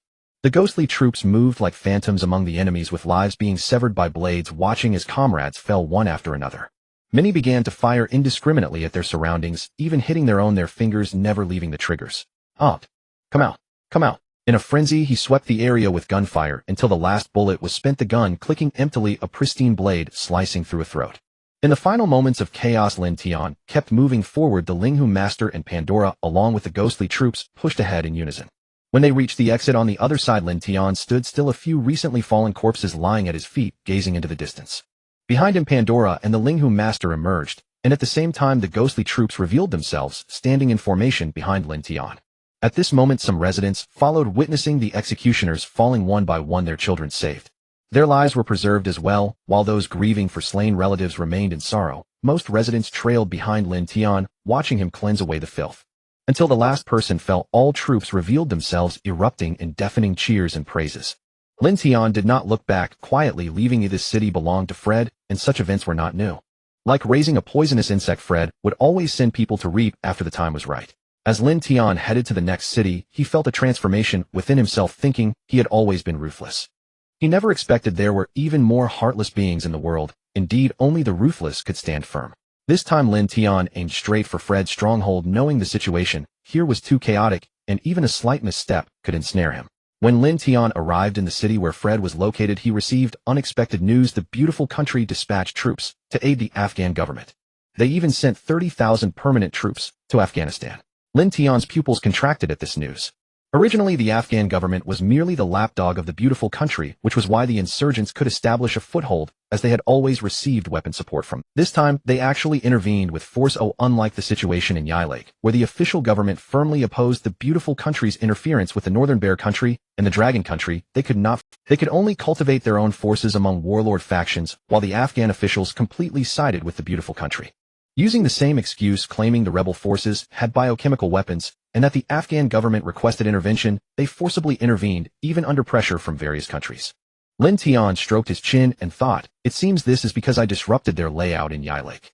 The beautiful country was equally resentful, wondering why a mere mercenary group could hold legitimate territory in the Middle East, while they could not. If they could do it in another country, even the foot-washing chicken and pickled vegetable country could station troops. Why not this small Afghanistan? Lin Tian recalled a message he had seen online before that the beautiful country would initiate wars during election seasons to divert domestic attention. Calculating the time, it was indeed nearing that moment. They aimed for a twofold gain. How ruthless. Fred was likely preparing for this matter as well. He just didn't know which faction Fred was with. Lin Tian guessed it was most likely the government troops, otherwise how could Fred have received the news in advance? Moreover, they needed someone to carry out these dark deeds while maintaining their own image. The great chaos in Afghanistan was about to unfold. Simply taking the old man away would be quite difficult as his identity could not be hidden for long. Lin Tian looked up at the starry sky, a faint smile creeping onto his lips as he murmured, "Since the old man wishes to show his youthful vigor, I shall grant you a grand ceremony. Such a monumental event cannot happen without me, Lin Tian. I have experience in opposing the beautiful country." And they even issued a ban. What good is that? If you refuse, then let's go to war.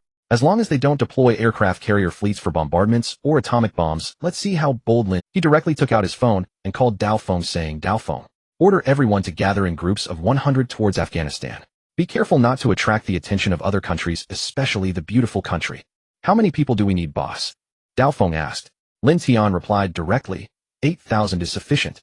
Also no need to bring heavy equipment, we will use it once we get there. He would exchange for his army upon their arrival, and although the cost was twice that of what he could produce, it didn't matter. After use he could sell it off. He could even make a profit. It was perfect. Lin Tian never expected he'd come up with such a brilliant idea. Taiga would surely say, "Thank you for being you, bringing warmth to all seasons. You promised to be each other's good brothers, yet you treat me like a fool." Meanwhile, the situation in Afghanistan surged into the hot searches of various countries, drawing all eyes, causing news about Lin Tian and Yile to be overlooked. Fred's people began to take action at night, sealing off cities one by one, allowing entry, but forbidding exit. Various factions also began to move, causing a storm to brew. Rebel leader Tucker frowned as he reviewed reports from various locations. The situation was not optimistic, and their weaponry was somewhat subpar. The beautiful country has gone too far. They previously labeled them as terrorist forces, and anyone daring to sell them weapons would be deemed an accomplice. This led to their core troops still having many using AKs. It was fine to take on those worthless government troops, as they could seize numerous new weapons from them. Now that the beautiful country had sent 30,000 troops here, the impact on them was enormous, and it seemed their rear was also facing significant crises. A small warlord they had previously overlooked suddenly emerged, and Fred seemed to be scheming to cut off their escape routes. The troops under him had also surpassed 10,000. This indicated Fred was about to make a move likely aligned with the government forces. "What about the people we sent out?" Tucker inquired.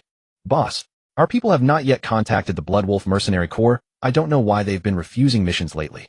I can't get in touch with them either." Tucker was also quite troubled. He had seen the replay of Lin Tian's previous livestream, knowing he could stand up to the beautiful country, and their weaponry was self-produced, which could likely help them. Moreover, they currently had money that they couldn't spend, and no major arms dealer dared to take their orders. Since the United States announced its intervention in Afghanistan situation, those small arms dealers have started to flee, even willing to abandon this lucrative deal. Of course, this all benefits the United States. The arms dealers who previously sold to them were also Americans selling weapons to both sides and collecting money from both. Moreover, by controlling one side, they have always profited immensely. However, recently the government forces have been underperforming, unable to withstand the rebel offensive. Even though their equipment outclassed the enemies, they were still being suppressed. Additionally, what Lin Tian did in Yalako left them with lingering fear. Thus, they could no longer tolerate it and directly sent in troops under the banner of eliminating terrorist organizations and protecting the people of Afghanistan. Lin Tian stood by the hotel window, gazing at the brilliantly lit cityscape outside as troops continuously marched out. Even his satellite phone had no signal. It seemed Fred was about to make his move. The troops had been passing through intermittently all day, with forces from various regions converging here and heading straight for the rebels' rear. Lin Tian roughly estimated there were around 10,000 troops. Most of them looked like refugees, not even wearing unified military uniforms. Compared to Lin Tian's forces, they were worlds apart. But now finding Second Master was like looking for a needle in a haystack. After the American troops entered, they did not immediately engage in battle. Instead, they split into several units and deployed to different locations. They began demarcating military bases, even directly requisitioning some existing ones, leaving the rebels with some room to resist. The Afghan government wanted to curse, but lacked the courage. Were these troops here to help them? Weren't they just here to seize territory and resources? Moreover, instead of plundering the enemy, they first ransacked their allies. Truly, when trouble arises, the underling takes the fall. When things are calm, they are exploited. Tucker also breathed a sigh of relief. He had just received news that Fred had assembled his forces and had stealthily crept close to their rear before being discovered. If the American military interfered, he would be attacked from three sides and might truly be unable to hold on alone. He began to quickly deploy, aiming to minimize losses. As for Fred, Tucker decided to strike at him first. A tiger doesn't show its might to be taken for a sick cat. A former nobody dared to pull his whiskers. Lin Tian rose early. The city was still under lockdown, but few garrison troops remained. Most had been sent to the front lines. Lin Tian's men still had a day before arrival. He was in no rush, appearing at the critical moment suited his status. He had also received news that the rebel leader had previously sent someone to find him, but he was absent at the time. He could roughly guess what the rebel leader wanted. As for such matters, the more the better. He could even claim a commission from the weapon sales of the Northern Bear Country. A win-win situation. As time passed, people began to appear in the city one after another, each feigning nonchalance. These were all Lin Tian's men. That night, standing on the rooftop overlooking the entire city, Lin Tian said softly, "Make your move." At the same time, all the soldiers received the command. Pretending to be indifferent, they strolled along the night roads, staggering toward the garrison. A guard, seeing a drunken bum, shouted at them harshly. As the two drew closer, they suddenly accelerated, slit the throat in one swift motion, covered the mouth, and dragged the body into the shadows. This scene unfolded simultaneously in every corner of the city. The ghost unit directly infiltrated the enemy camp, silently slaughtering the sleeping soldiers. The entire operation went unnoticed, and all died in their slumber. Killings occurred in every corner of the city. Because the entire city was under curfew, ordinary citizens dared not wander outside at night. By the next morning, bodies were discovered one after another, filling the city with screams. Yet no defense forces responded. Only then did people notice that the previous garrison had been completely replaced overnight. A city had changed hands silently without alerting anyone. Lin Tian continued to seal off the city, preventing any news from spreading. Lin Tian exchanged for 500 tanks, 1,000 armored vehicles, and 100 attack helicopters. This cost him half of his liquid capital, but his 8,000 men could all be transported, ready to sweep the battlefield in one wave. Of course, before that he had to accomplish one important task: rescuing Second Master. After a few days of calm, the American army began its assault on the rebels, and the government forces attacked simultaneously. Fred lacked the courage for a direct confrontation. He stayed behind, using small units to harass the rebels and cut off their supply lines. Tucker quickly retaliated. With a few days of buffer, he had made many preparations, dismantling unnecessary defensive lines. He concentrated his forces at key locations and began counterattacking using advantageous terrain. Hot events meant money to be made. Many war correspondents seized the opportunity to head to the battlefield, though they wisely made their way to the American command post. There they interviewed the commanding General John Peter. They faced no danger, and the American equipment was powerful enough to monitor the entire situation. They could also flatter the United States, killing multiple birds with one stone. They thought themselves incredibly clever. "General Peter, how long do you think this battle will last?" John Peter put on a dignified air and said, "These are all elite troops of the United States. Although the terrorists are putting up a desperate fight, it will be sufficient to finish within a week." The journalist smiled and said, "It seems the general is very confident. Of course, we are here to help Afghanistan, striving to eliminate the terrorists in the shortest time and restore peace to this land." Good heavens, Lin Tian felt ashamed of his own audacity after hearing this. They had been here for nearly a week without saying what they were doing. Was this all? The journalists latched onto any point and exaggerated wildly. They were practically declaring victory before the battle even began. Of course, there were also media outlets that opposed them with headlines like "a 3-on-1 fight for justice." John Peter waved his hand grandly before the journalists and said, "All troops advance." Thousands of soldiers equipped with modern gear began their push. Armored vehicles led the way, and an artillery regiment stood ready in the rear. The overwhelming firepower indeed caused the rebels considerable hardship. However, relying on the terrain, the rebels continuously maneuvered and engaged the Americans in street warfare. This rendered the enemy's artillery useless. Weaving through the ruined city, they used RPGs to bomb American armored vehicles. After just 2 hours of fighting, the first report indicated that they had been repelled. The rebels put up fierce resistance, even sacrificing lives to hold their ground. The casualty ratio reached a staggering 5-1. Though it was undeniably a great victory, having just boasted and then being repelled made John Peter feel humiliated. John Peter immediately shouted, "What are you waiting for? Artillery, fire for effect. The 1st Brigade will join the battle immediately after the bombardment. The rebels are not fools. Now that your people have retreated, they are left here to await death." After confirming the enemy's withdrawal, Tucker immediately gathered his forces to retreat, while some who couldn't make it had to hide in place. Boom, boom. The artillery fire wreaked havoc, causing the already unstable buildings to collapse completely. Many rebels who had not retreated were buried alive, but the casualties were still kept under control. Fred divided his troops into 3 routes to advance in one direction, intending to completely cut off the rebels' retreat. At that point, Tucker would be like a trapped beast. Moreover, at this moment, most of Tucker's army was focused on the front lines. Their defenses at the rear were not as tight. This provided Fred with an opportunity. At that moment, an elderly man with graying hair was meticulously wiping a sniper rifle, treating it with utmost care. Fred recognized the old man as a rare talent. His marksmanship with the sniper rifle was incredibly precise, so he entrusted him with the few sniper rifles available in his squad. Fred held a high regard for the old man. He was able to complete the tasks assigned to him, consistently neutralizing the enemy's fire points first. He took out enemy machine gunners one by one, significantly reducing losses. The old man cherished the rifle greatly, having not touched a gun in many years, and especially not a sniper rifle. Oh, it felt like a dream returning to a battlefield. He wished he could hug the sniper rifle every day and thought to himself, when he worked as a mercenary he earned only $10,000 a month, but now he not only had good equipment, but also $30,000 a month, although he hadn't been paid yet. But he was making 3 times more than when he worked under the boss, which made the old man very happy. He had heard that there would be a big battle soon, and there might be plenty of bonuses. However, he had been staying up late recently, and his cataracts were about to flare up again. He silently prayed that nothing would happen on the battlefield. That night Fred ordered the 3 units to advance simultaneously and engage the rebel supply units. The old man was merciless, taking down one enemy with each shot. Seeing the battle turn in his favor, Fred could not help but smile. These mercenaries were incredibly effective. Just mentioning high salaries made them charge forward recklessly, unlike those seasoned veterans who had been around for a while. It's often said that newcomers are easier to deceive.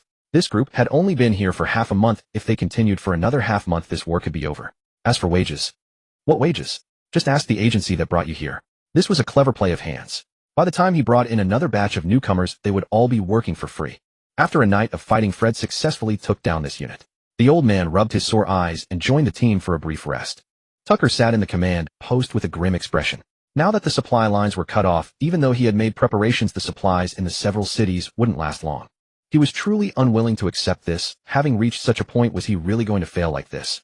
A glint of ferocity flashed in Tucker's eyes. Even if he had to perish, he wouldn't let them have an easy time.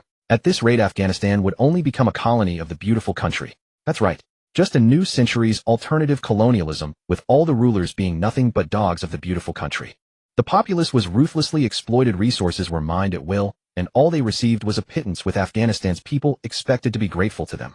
Boss, the government troops have also joined the battle. They are advancing from the far-right city. Tucker gritted his teeth and asked how many of our men have escaped the encirclement. Only 30,000 have retreated. This is still because you were here, boss. They were afraid of unexpected incidents and did not deploy a large number of troops elsewhere. Tucker's face darkened. Not counting the troops in other locations, he had only 200,000 left under his command. If he was defeated here, even if the rebels regrouped, they would only have around 80 to 90. The threat from government troops was significantly less, and the elite forces of the rebels were still here. Once they were wiped out, there would be no chance of a comeback. Tucker gritted his teeth and said, "Hold this city firmly. If we can't hold the other cities, fall back here and fight to the death in the Chingshutua Hills." Yes, even in the face of despair, there was no hesitation. They were willing to die here with Tucker, who had led them out of poverty and exploitation. John Peter received news that the soldiers who had been holding their ground were gradually withdrawing and moving closer here, making the government troops' advance very smooth. John Peter scoffed and said, "Huh? You think you can have a decisive battle with me here? Do you really believe the hilly terrain can stop my iron tide?" These reporters quickly took photos of John Peter, capturing a domineering moment. However, this was just John Peter putting on a show. His forces hardly qualified as an iron tide. Not to mention, there were only a few armored vehicles, not a single tank. It was merely for show. Lin Tian stood atop the city wall, surrounded by tanks and armored vehicles. He looked at his watch, calculating the time, while battlefield reporters continuously streamed live. Lin Tian had a complete grasp of the overall situation. John Peter's actions were similar to Lin Tian's live broadcast, but he wasn't as clever.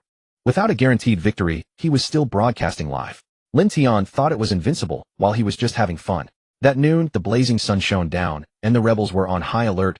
Tucker even appeared with the frontline troops.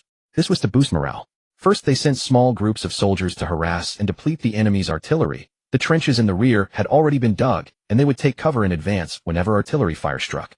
The government troops also began to meet with the soldiers from the beautiful country. Both forces combined, and the front line was locked in a stalemate. 300,000 government troops and 10,000 soldiers from the beautiful country faced off against 150,000 rebels. During this time, around 50,000 had broken through.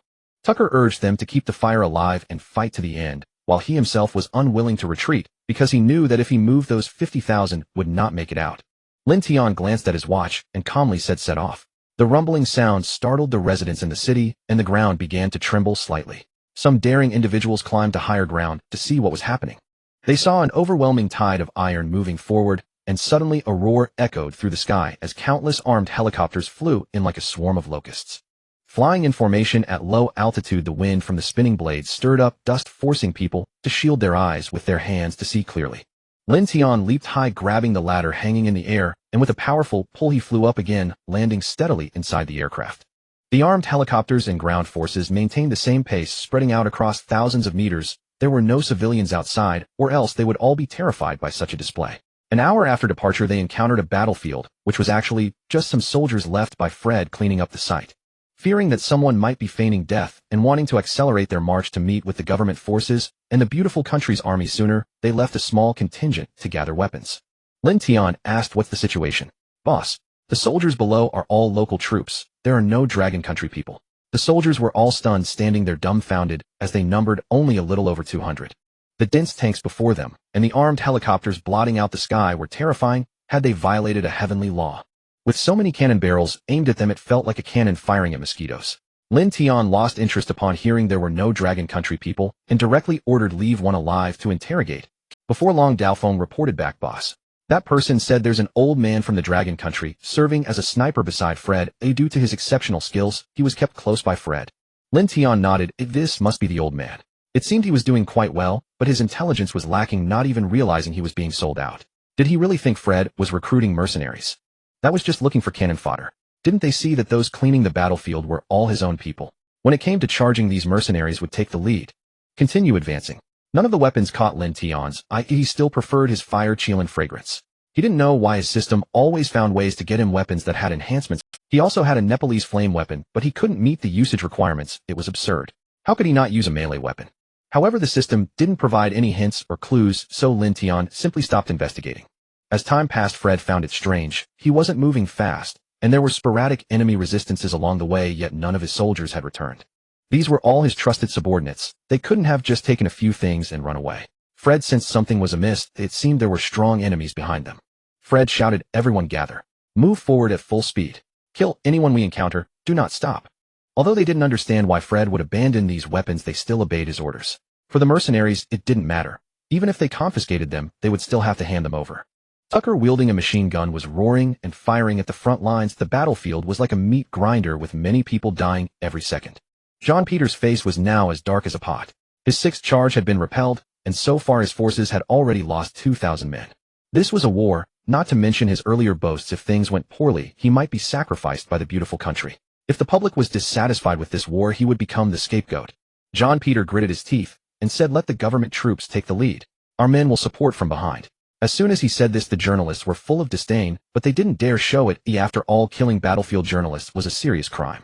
But would you dare bet your life on his professional ethics? The officer who just gave such an order. Jean Peter threatened, "Shut off the live stream. I suspect the enemy knows our deployment because they've been watching my live stream. Otherwise, with the military prowess of our beautiful country's individual soldiers, we would have flattened them long ago." Although the journalists were unhappy, they obediently turned off the live stream, which caused the viewers to curse in frustration. This guy was quick to change the topic. Truly the beautiful country's non-stick pan. Meanwhile, a live stream from the Dragon Country quietly topped the trending list, titled "First-Person View of Justices 3-on-1, Bringing the Old Man Home." With Lin Tian's popularity in the Dragon Country, as soon as he opened the live stream, a large number of netizens began to call their friends and join Lin Tian's stream. At this time, all the scouts also entered. Their task was to keep a close watch on Lin Tian's live stream, hoping to obtain some useful information. The perspective of the live stream was taken from high above, showing a stunning array of tanks, armored vehicles, and armed helicopters. Such a spectacle was only seen during military parades, and even then it was not nearly as exhilarating as this chaotic rush on the battlefield, kicking up clouds of dust behind. Is this a military parade, bro? What's going on? Is my bro trying to establish a country? Are we here to watch? The eyes of those upstairs are a good thing. If you don't want them, you can donate them. Can't you see the title says Justices 3-on-1 and also bringing the old man home? Rational analysis time. The old man is currently on the Afghan battlefield, and my brother is going to bring him home. Damn. You upstairs have something. Just when that Jean Peter ordered the live stream to be shut down, we still don't know what's happening over there. If you ask me, my brother is impressive. The old man has some clout. Lin Tian casually glanced at the bullet comments in the live stream. This group of viewers still had some insights, each one a detail enthusiast. On the other side, Fred had already appeared at the right rear of the rebel forces, launching a surprise attack against Tucker, catching the rebels somewhat off guard. The government forces would certainly not let such a good opportunity slip, immediately ordering a full assault. The once sturdy defense line was now on the verge of collapse, and despair flickered in Tucker's eyes. His years of effort had ultimately failed. and his once cherished dreams faded away. Tucker couldn't help but shout to the heavens god, "If you really exist, please save us." Boom, boom. Suddenly a series of rumbling sounds erupted, and the explosions made the entire battlefield turn its gaze. Such a dense barrage of explosions had never occurred without saturation shelling. Moreover, these explosion sounds were coming from behind Fred, and Tucker was overjoyed, meaning reinforcements had arrived. Lin Tian had already locked onto Fred's position and saw the old man's location, so he could fire without any worries. Fred was momentarily dazed by the artillery fire behind him, but then realized it was the unit that had been following them all along. However, he didn't expect the enemy to be so fierce. This firepower could easily overwhelm not just them, but even the troops of the beautiful country. However, the enemy was only shelling the troops on both sides, and behind him, they had not targeted him, which relieved Fred. No matter what, as long as he was safe, it was fine. Fred quickly signaled his troops to begin moving towards the government forces, though Tucker was determined to stop them and keep them here. But the pressure from the front was too great, and he could only watch helplessly as they ran past him from the side. Lin Tian also ceased his bombardment. The entire phalanx advanced on the flank, and the battlefield was forced into a pause by his appearance as all troops returned to their positions. With the earth trembling and the roar of aircraft overhead, everyone understood that this force would have a decisive impact on the war. Though they had previously been engaging Fred, no one knew whether they were friend or foe. All the attack helicopters and the main army halted, and now the 5 factions were arrayed in a triangular formation. Under the gaze of all, the war came to an eerie standstill. John Peter's expression was grim. Though he was fond of grand achievements, he understood the current situation. Lin Tian's side had made no further moves after the initial attack on Fred, instead choosing this position. He knew someone would soon come out to negotiate. But this was not good news for John Peter. No matter how he looked at it, it did not favor his side, or else they would not have appeared at this moment. He glanced toward Fred's direction. The most likely scenario was that the other side had brought in an enemy. Fred felt the same way. Why else would they have been relentlessly pursuing him? The recent bombardment alone had caused at least 1,000 casualties. Clearly it was a personal vendetta. Fred whispered to the old man behind him, "When the opposing leader shows up, don't let him speak. Shoot him dead on the spot, and he'll give you a bonus. $100,000. The old man's eyes lit up, and he agreed eagerly. Now he could go back and boast to his old friends. Compared to this, their skills were nothing. From within the helicopter formation, one craft slowly emerged. The helicopters on either side began to circle at low altitude, clearing a path for it. The tank and armored vehicle formations below also seemed to have rehearsed opening a channel on the ground. Many onlookers couldn't help but twitch their eyes at the sight. Good heavens, this guy was undoubtedly a show-off, coming to a battlefield to flaunt himself and seek a sense of accomplishment. They were speechless, but the netizens and Lin Tian were thrilled. The scene was nothing short of spectacular. The old man watched with envy. What a grand spectacle. When the helicopter had flown not far, its cabin door suddenly swung open. Everyone saw a man standing at the entrance wearing sunglasses and a black trench coat. His flowing hair swayed in the helicopter's wind, and his coat flapped loudly. He was exceedingly dashing. The netizens had long known that Lin Tian would make an appearance, but they were still struck by his handsomeness. Everyone on the battlefield also knew who had arrived. If not for the overwhelming situation, John Peter would have liked to go up and give him a couple of slaps. But there was one person on the battlefield who couldn't see Lin Tian clearly: the old man. At that moment his cataracts acted up and Lin Tian appeared blurry in his scope. Bang! The silent battlefield was startled by the gunshot. Everyone turned to look at the source. It was Fred's camp. But soon some people understood. It seemed Lin Tian had a reason for targeting Fred. The two must have had a conflict. Lin Tian shouted, "Nobody move." The bullet did not hit Lin Tian. With a mere tilt of his head he dodged it, and it struck the steel plate behind him. Because he had been watching the old man's direction, seeing him aim the sniper rifle at him left Lin Tian speechless. If he hadn't been in the middle of showing off, he would have shouted out loud on the spot. He felt that he and his family were simply incompatible. Good grief, even here they had to act on their own, and all at his expense. Although Lin Tian ordered the Spirit Fox and her team to hold their counterattack, Fred and the other commanders with binoculars, as well as the netizens, were all in an uproar. Lin Tian had actually dodged a sniper's bullet. What immense strength and confidence that required. Just a slight tilt of his head to evade the shot. Truly the strongest man in unknown combat on the surface. I'm invincible in single combat. Dodging a sniper bullet is no big deal, right? Seeing his failure, Fred immediately ordered the old man to be tied up and gagged. He would now surely shift the blame onto the old man. He had no personal grudge against Lin Tian, so Fred thought he was worrying unnecessarily. Originally he had planned to kill the opposing leader first, regardless of consequences. Then no one would know of their enmity, and the government forces and the US military would protect him. Now it seemed it wasn't such a big deal. He definitely had no conflict with Lin Tian. Or rather, he wouldn't dare provoke Lin Tian, even if he had 3 times the courage. Lin Tian's reputation for vindictiveness displayed in Yilake had deterred many. The helicopter began to descend, but suddenly stopped about 5 meters above the ground. Lin Tian leaped out without any protective gear. Upon hitting the ground, he supported himself with one hand, kicking up a cloud of dust. Slowly straightening up, he swept his hands back to flip his trench coat and walked to the center of the battlefield with a smile. Fred swallowed hard and said hoarsely, "Is he even human?" John Peter said in a deep voice, "2 men follow me." "Yes, sir." All factions converged on the center of the battlefield. They knew that whether the fight could continue depended on Lin Tian's will. Even if they eliminated him now, that side would surely suffer devastating retaliation. Everyone present valued their lives, and none was willing to take such a risk. As for pressure from the U.S., distant water couldn't quench a present fire. Any subsequent action against Lin Tian would have to wait. Spirit Fox and Pandora drove up beside Lin Tian. 2 accompanying soldiers quickly set up a simple tent. Lin Tian sat in the main seat leaning back casually, with 2 beautiful women standing behind him. This sight made everyone envious. When would they ever achieve what Lin Tian had? Daring to intervene in a battle at will with everyone too afraid to speak out. He could decide the outcome with a single word, relaxing on the battlefield, as if on vacation, free and easy. Fred brought 2 men and the bound old man. On this trip, he intended to apologize, claiming that the old man was a mercenary who had acted on his own with no connection to Fred. Of course, once they arrived, Fred wouldn't give the old man a chance to speak. He would immediately execute him. The old man kept whimpering, filled with regret. He seemed to have followed the wrong master. Now he was being used as a scapegoat. Soon the 5 factions all gathered at the tent. The netizens were even more excited. The 3 Genstone had turned into a 5-party comp. It was getting more and more interesting. And at this moment, they realized how powerful Lin Tian had become. He could influence the outcome of a nation's war even with U.S. intervention. Lin Tian looked at the bound old man, a flicker of killing intent in his eyes, but he didn't act immediately. The old man's thoughts were too erratic, and he always wanted to go out and make a big scene. Now was a good chance to teach him a lesson so he wouldn't run around causing trouble. Did he have to learn from Suja and go all over the world to retrieve the old man? "Please have a seat." Lin Tian extended a hand, and the others took their seats one after another, all waiting for his next words. But Fred couldn't wait any longer. He leaped forward, pointing his gun at the old man, and said, "Wolf King, we have no grudges between us. I don't know why you attacked my troops, but that gunshot earlier wasn't my order. It was all this old man's doing. He's just a mercenary I hired from out of town. He hasn't even been here half a month. What he did has nothing to do with me. They'll shoot him right now to make amends." By then the old man had also recognized Lin Tian's face. He hadn't expected that he had just shot at his own grandson. Wasn't he no different from his eldest uncle? But he knew Lin Tian wouldn't let him come to harm, so he didn't struggle and simply watched Fred's performance in silence.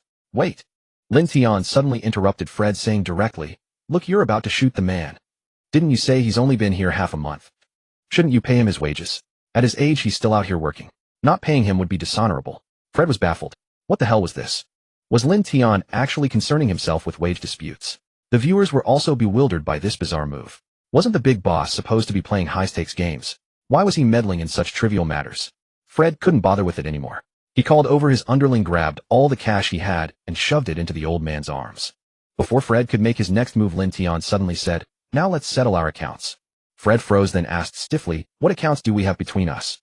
He was certain he had never provoked Lin Tian. His mind raced. Lin Tian waved a hand and said, "Go untie the old man." Ling Hu Zhe and Pandora quickly stepped forward to loosen the ropes on the old man.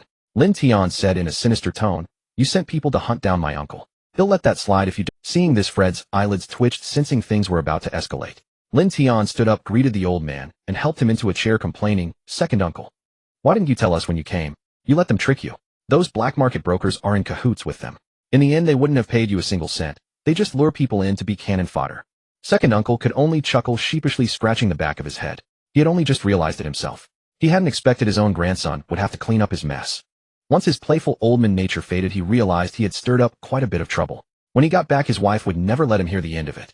The internet was also in an uproar, realizing second uncle had been lured by a black market broker to become a mercenary. It was only then that they understood just how ruthless those brokers were, not paying wages and sending people to die. No wonder the promised pay was so high they never intended to give it. Damn. That broker is right in front of me, and I wanted to follow Brother Wolf King to carve out a territory. Now it's fine if I beat this guy up right. They'll chip in a buck. They'll donate 100. I see it now. Brother has the lowest status in the family. Everyone who comes has to take a swing at him. Whoa, that's the truth. I thought the same. Yeah, I can see it. There's family affection, but not much. Brother's heart is heavy. The most capable fighter in the whole family gets chased around by everyone. Lin Tian turned and said darkly, "So Fred, isn't it time we settled our accounts?" Fred involuntarily stepped back and said, "That had nothing to do with me, and I already paid." Second uncle suddenly spoke up, "Grandson, it was him who made me shoot you. He even promised me $100,000. Lin Tian cracked his neck, the joints popping. Right now each man here had only 2 guards, and with Lin Tian's terrifying combat prowess, even all of them together wouldn't be a match for him. At that moment John Peter muttered under his breath, "Too rash." He had only thought that no one would dare assassinate Lin Tian here in broad daylight, forgetting that this guy was lawless and incredibly strong. Now they were at his mercy. But regardless, Fred was one of their own, and he had a substantial number of men to handle their dirty work. John Peter decided to protect Fred anyway, and said directly, "Lin Tian, I recall the Joint Assembly issued a ban prohibiting you from leading large forces into other countries. What are you trying to do now, eh?" Lin Tian walked up to John Peter, staring him in the eyes, and said, "I'm here to pick up my uncle. Got a problem with that?" John Peter said, slightly tense, "You've got the man now. Can you leave?" Lin Tian let out a cold laugh, and said, "Do you think that's possible? Everyone knows I'm famously protective of my own. Who do you think you are? If you want to protect this waste, don't be surprised if I take you down too." Lin Tian's face turned ferocious, as if he was ready to strike at the slightest provocation. John Peter immediately fell silent. Offending Lin Tian over Fred was too risky. Most importantly, he feared Lin Tian might lose control and take him out as well. He'd be devastated. Fred was now trembling all over, collapsing into his seat, his eyes pleading with John Peter for help. By now the government forces and rebels had become mere spectators, acting like bystanders since they had no say in the matter. Their ranks weren't high enough. One was from the US, one was Lin Tian, who dared to take on the US, and the other was the involved party. The two wisely kept their mouths shut. Slap. Lin Tian delivered a hard slap to Fred. "That's for tricking my second uncle into being a mercenary." Slap. "That's for making my second uncle shoot me." Slap. "That's for daring to tie up my second uncle." 3 consecutive slaps left Fred dizzy, his face swollen like a pig's head, but inwardly he was immensely relieved that he at least wouldn't die. Fred quickly thanked him. "Thank you, Brother Wolf King. I won't dare again. Never again." Lin Tian raised an eyebrow and said, "When did I say I was letting you go?" Fred stammered, "Haven't you already vented your anger?" Lin Tian said matter-of-factly, "Beating you is one thing, but you still have to die." Fred was about to lash out when Lin Tian pressed a desert eagle against his forehead. John Peter then spoke up, "You've beaten him," and cursed him out. "That's enough. He's still one of our men. You." Bang. Before John Peter could finish, Lin Tian shot Fred dead. Even in death, Fred couldn't understand why, after all this, Lin Tian still killed him. John Peter slammed the table in fury and stood up, but before he could speak, Lin Tian twirled his gun in front of him, a faint smile curling at his lips as he looked at him, causing John Peter's words to catch in his throat. The netizens in the live stream were beside themselves with glee. This general from the beautiful country was utterly entertaining. Every time he tried to show off, Lin Tian shut him down. And each time, he couldn't even stay impressive for 3 seconds before being humiliated. John Peter felt bitter inside. How had he encountered a madman who neither feared the beautiful country nor respected any laws, and worst of all, actually had the strength to back it up? Lin Tian asked with a sly smile. "You said he was your man, right?" John Peter's face darkened, but he said nothing. Now that the man was dead, what was the point of discussing it? Lin Tian casually tossed out a video.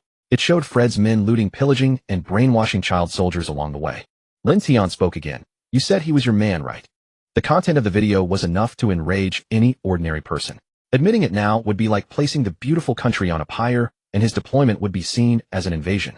Not to mention the Northern Bear Country and the Dragon Country would never let such an opportunity slip by. Even the beautiful country would find itself in trouble.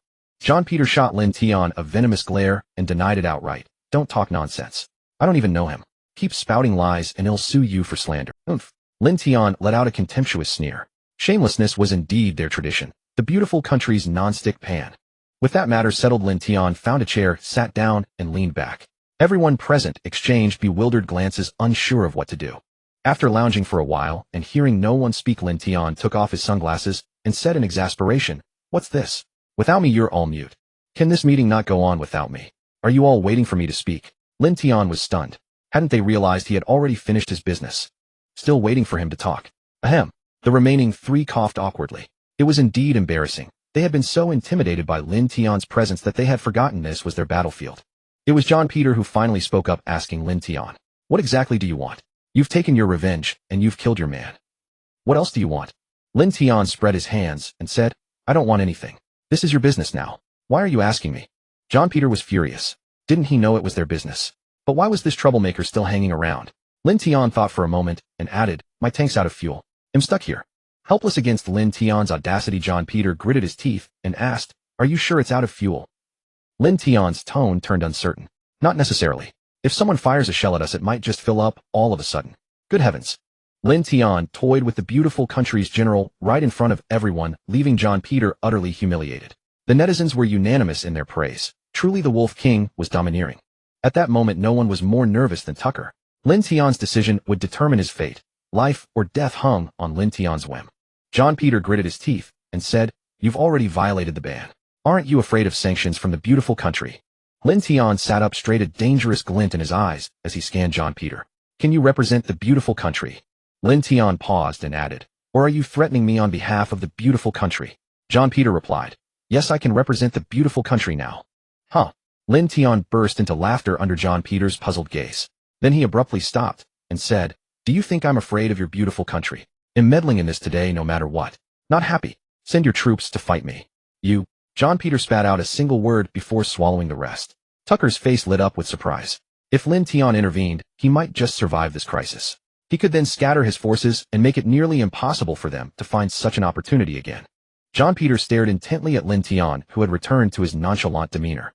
Finally he clenched his teeth and said, "Let's go." The government army's general dared not utter a single complaint and obediently followed John Peter out. And so the five-party talks became four. Tucker approached Lin Tian with a joyful expression, bowed deeply, and said, "Thank you for your help today, sir." Lin Tian's brow twitched as he quickly stopped him. "Hold on. I didn't help you." Then he added softly, "I'm live streaming, you know." Tucker froze for a moment before realizing his words could give other countries a reason to attack Lin Tian. He hastily corrected himself, a slip of the tongue, just a slip of the tongue. Then glancing at Lin Tian's second grandpa, Tucker's eyes darted around as he said, "This must be the second grandpa, truly vigorous in old age. We'll give you a grand ceremony later." The second grandpa smiled and replied, "Good." He had finally had his moment of glory. Following his grandson was such a prestige. Look at all these generals and officials not daring to breathe loudly in Lin Tian's presence. John Peter returned to his troops with a darkened face. Staring at Lin Tian and the others not far away, he longed to order a bombardment. But with the mechanized units watching menacingly nearby, Lin Tian stood up and said, "Problem solved. Let's all go our separate ways. It wouldn't be good if a shell comes flying over." Indeed, at that moment John Peter's phone rang, but he ignored it. Since there was no live stream, now who would know he was deliberately not answering? He didn't need to think to know it was an order to bury Lin Tian and Tucker there. But that would clearly cost him his life. Those giving orders from above wouldn't care about him. As long as they were safe, who cared about his fate? Only when he saw Lin Tian and the others leave and return to their own forces did John Peter breathe a sigh of relief. He finally answered the call. John Peter asked with feigned confusion, "Who is this? What's the matter?" Defense Secretary Ulysses McGee roared, "Why didn't you answer the phone just now?" John Peter replied, "I was reviewing the operation and didn't notice." "Bastard. I think you're just a coward." John Peter didn't respond, letting the man rant. As long as he stayed alive, a few curses wouldn't cost him anything. On the other side, Tucker held Lin Tian's business card with slight excitement. Lin Tian was more than just their savior. His fierce confrontation with John Peter and his domineering declaration of war were simply magnificent. Tucker longed to have such a day himself. Lin Tian was his idol. The higher-ups here had also witnessed what happened. Some were clever enough to know Lin Tian would start a live stream, so they watched everything unfold. With a final glance at the troops still stationed in place, he reluctantly ordered retreat. As John Peter's forces withdrew, the government army began shifting to other positions, occupying the cities the rebels had vacated. Though the rebels lost considerable territory in this battle, their effective strength remained intact, a blessing in disguise. They could always reclaim the lost ground later. Fred's men stared blankly around, realizing their leader had not returned, leaving them in an awkward predicament. A fierce dispute erupted within the group, splitting them into several factions that went their separate ways, leaving only the mercenaries lured in by shady brokers as cannon fodder. Now they had nothing but the guns on their shoulders. The promised wages had vanished like a mirage. With both factions gone, Lin Tian did not linger either. He boarded an aircraft to depart, and as he moved, Tucker swiftly led his troops to flank them on both sides. As Lin Tian's convoy slowly passed, Tucker and his men saluted and fired a volley into the air. After the troops had all gone by, Tucker shouted, "If Lord Lin Tian ever summons us, we shall arrive at full speed."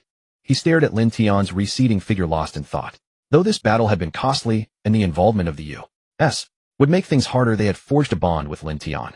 Henceforth their weapons and equipment would no longer be bottlenecked. Moreover, their cohesion had strengthened, and their combat effectiveness was now on an entirely different level.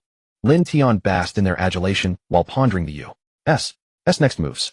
If they didn't retaliate after such a loss, they wouldn't be the U.S. Lin Tian had arrived alone by plane, but he left with a large entourage, making a conspicuous display. All the warlords in Elong were on edge, and the government army secretly monitored the direction of Lin Tian's troops, watching for any contacts. By now, Lin Tian's reputation as a battlefield spoiler was well known. No matter how well you planned, his presence would ruin everything.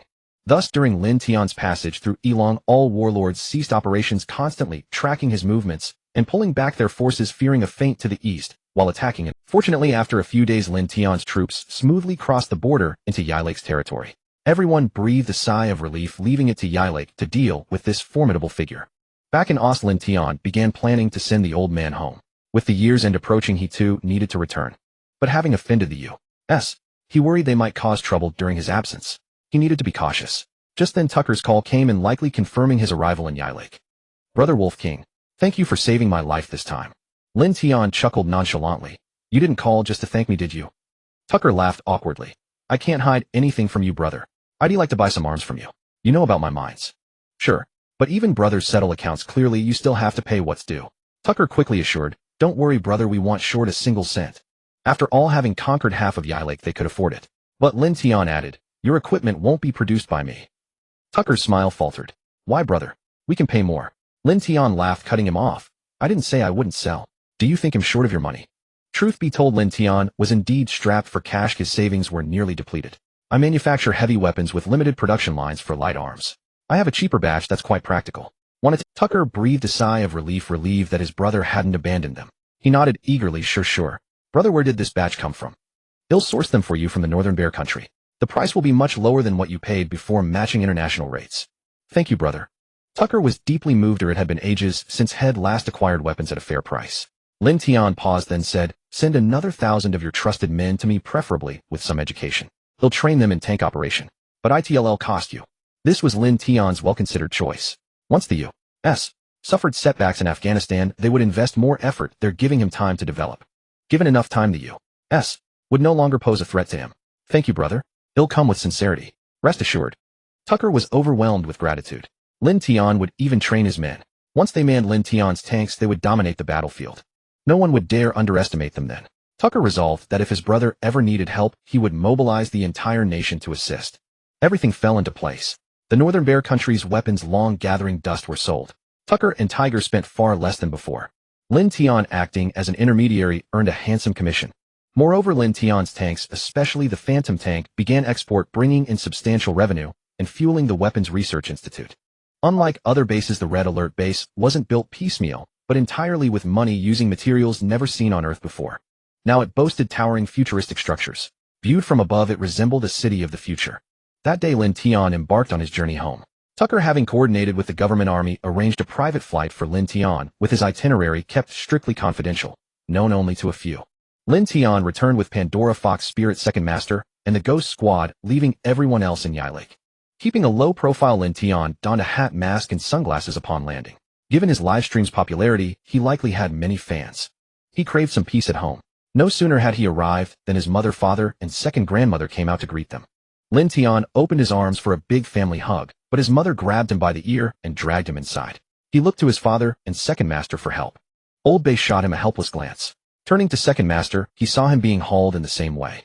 Second master winced in pain, but dared not resist, muttering, "Old woman, save me some face in front of the youngsters. Give me some face. Can't you discipline me at home?" Second grandmother glared. "Face? You shot my grandson. This isn't over. He'll teach you a lesson you won't forget." She grew more heated. "And you ran away from home. Quite the feat. Today I'll show you who's buffed." Lin Tian couldn't help but laugh out loud, never expecting the two elders to have such a comical side. His mother cast a weary glare at Lin Tian before finally releasing her grip. Her child had grown up, now a figure of some stature. She could no longer keep him under her thumb. This was all because Lin Tian had left without a word, and she knew he was constantly on edge in that place. Seizing the moment, Lin Tian whispered sweet nothings into his mother's ear, and before long, he had coaxed her back into good spirits. Lin Tian breathed a sigh of relief. The netizens hadn't been wrong. He truly held the lowest status in his own family. The next few days passed without much incident until a call from Diyin's higher-ups caught Lin Tian off guard. The platform had been silent since their last encounter. Lin Tian couldn't care less. After all, he was merely using their platform, and they had no control over his livestream. "Is this brother Lin Tian?" a middle-aged man's voice inquired softly. Lin Tian rolled his eyes in exasperation. "Your voice sounds old enough to be a decade my senior, and you call me brother." The man let out a dry chuckle. "Well, the one who excels is the elder, isn't that so?" Not one to waste words with such bureaucratic slicksters, Lin Tian cut straight to the chase. "Spit it out." "It's about Diyin's year-end gala. We were wondering if you'd have the time to attend, brother." A year-end gala. Lin Tian had a fair idea of what it entailed. an event where Douyin's top streamers gathered complete with awards and such. Staying home these days was dreadfully dull, and his mother forbade him from wandering off, insisting he remain until after the new year. As if he could just up and leave. If he wanted to run, he wouldn't have come back. After a moment's thought, he said, "Where is it? If it's in Shanghai, I might consider it." The man hastily replied, "Shanghai. It's in Shanghai." After confirming the time, Lin Tian hung up. On the other end, the manager wiped the cold sweat from his brow and hurriedly reported to his superiors. This Douyin Gala wasn't originally scheduled for Shanghai, but the higher-ups had decreed that any condition would be met if it meant Lin Tian's attendance. Suddenly, every department at Douyin sprang into action, notifying major streamers and celebrities of the venue change and scrambling to select and decorate the news site. They were busier than ever, for a powerful figure from the top sought this opportunity to meet Lin Tian. In comparison, these so-called entrepreneurs were mere nobodies. Setting aside Lin Tian's identity and influence, he controlled over half of Yilico's resource trading rights, the very reason the big shots sought him out. He informed his mother, and this time she relented. A few days later, a Rolls-Royce pulled up to Lin Tian's door, and a chauffeur in white gloves hurried to open the door for him. His mother felt a swell of pride seeing her son's success. It was Lin Tian's first time in such a car, and it was incredibly comfortable. And Yilico had never had the chance. The best head-ridden were off-road vehicles. At the Shanghai Grand Convention Center, Douyin had spared no expense renting the entire venue for the gala. The entrance was cordoned off, and all arriving celebrities and streamers were asked to wait. Even some Alisters, though slightly disgruntled, knew better than to cross Douyin. For those backed by the state's heavyweights, it was nothing, but for them Douyin was a behemoth, especially as a titan of the internet, one they couldn't afford to offend. To them, Douyin was an unassailable giant, and as a leading force in the internet industry, it was a power they dared not provoke. Just then a Rolls-Royce Phantom glided into view. Everyone knew the main event was here. With only a handful of such cars in the country, using one for a pickup coupled with the site lockdown signaled a heavyweight of immense importance. As the Rolls-Royce came to a gentle stop, all eyes fixed on it. The chauffeur stepped out and trotted over to open the door. A strikingly handsome young man emerged, scanning his surroundings to find everyone staring at him. The chauffeur promptly gestured for him to proceed, and the car was audaciously parked right on the red carpet, so Lin Tian stepped directly onto it. Lin Tian followed the chauffeur to a signature board where he inscribed his name with a flourish. It felt rather nice. Had once only watched celebrities sign their names one by one. With Lin Tian inside, the cordon at the entrance was lifted, though security remained to maintain order as the celebrities filed in one after another. Inside, the media's filming positions were fixed. Suddenly a gasp rose from the crowd. "I know who that is. He's the Wolf King." The revelation sent a shockwave through the crowd. The name held an almost magical allure. Streamers knew it all too well. Every time the Wolf King went live, their viewer counts plummeted. Celebrities might not be as familiar with Lin Tian, only hearing of him in passing. But for journalists, this was front-page news. The Wolf King had actually shown up at D-Wait. Lin Tian had returned to the country, and they hadn't caught wind of it. A blunder. They'd forgotten he was home for the new year. Moreover, Lin Tian wasn't wearing his signature trench coat. He usually wore sunglasses during streams, and in a suit today, no one had recognized him. After entering, Lin Tian found himself in a lounge. He took his seat, raising an eyebrow as he noticed his spot was at the very front with only 5 chairs beside him. Douyin knew what they were doing. Sitting here meant they acknowledged his power. Such was reality. Strength earned you a front-row seat. Without it, you might not even get a chair. Soon everyone took their seats. The chairs next to Lin Tian were filled by elderly men, each exuding the authoritative air of long-held high office. A slight smile curled at the corner of Lin Tian's mouth. This gathering was far from simple. No wonder they'd been so eager to secure his agreement. If he wasn't mistaken, these men were from the upper echelons, all true big shots. The streamers and celebrities behind them were baffled. Among the front-row figures, they'd only just recognized Lin Tian. The rest were complete strangers from outside their circles. Even some of Douyin's higher-ups, though not on speaking terms, were at least familiar faces. But these people, not a single one was known to them. Suddenly, they felt a need to tread carefully at this event. Those had clawed their way to such positions in this industry all had their tricks. Of course, that excluded the pretty faces propped up without a shred of wit. The elderly man beside Lin Tian smiled genially and spoke first. "Hello, I'm Huan Jiashi." Lin Tian shook his hand. "I suppose I don't need an introduction since you're all here for me, aren't you?" The elderly man at the far end with piercing eyes laughed heartily. "I told you to drop the formalities. Look, you've been found out. In my opinion, a direct visit would have been better." Huan Jiashi retorted, annoyed. "You talk too much. When a big shot like him comes, we have to put on the full show." Then turning to Lin Tian with a smile, he asked, "What do you think? Look behind you. All those famous actresses and female streamers. Isn't this what you young folks fancy these days?" Lin Tian looked at the old man Huan Jiashi with a mix of amusement and exasperation, realizing this was his doing. And this old man was quite trendy. Lin Tian suppressed a laugh and said, "The older the wiser. You really know how to have fun." Huan Jiashi's face darkened instantly. What nonsense. Was he that kind of person? Rolling his eyes in exasperation, Huan Jiashir said, "And here I was thinking of you. I gave you this chance because you're still single." Lin Tian wiped his brow in embarrassment and replied, "Better leave it for someone else. I prefer to let things take their natural course." By then Lin Tian had noticed that the aura emanating from these people all originated from the same place, the military. However, Huan Jiashir carried an additional touch of a merchant slickness. He must have transitioned from a military career and likely controlled the trade of crucial national resources. Huan Jiashir chuckled and said the show was about to start. Indeed, the carnival's host had already taken the stage, followed by various celebrities performing songs and dances.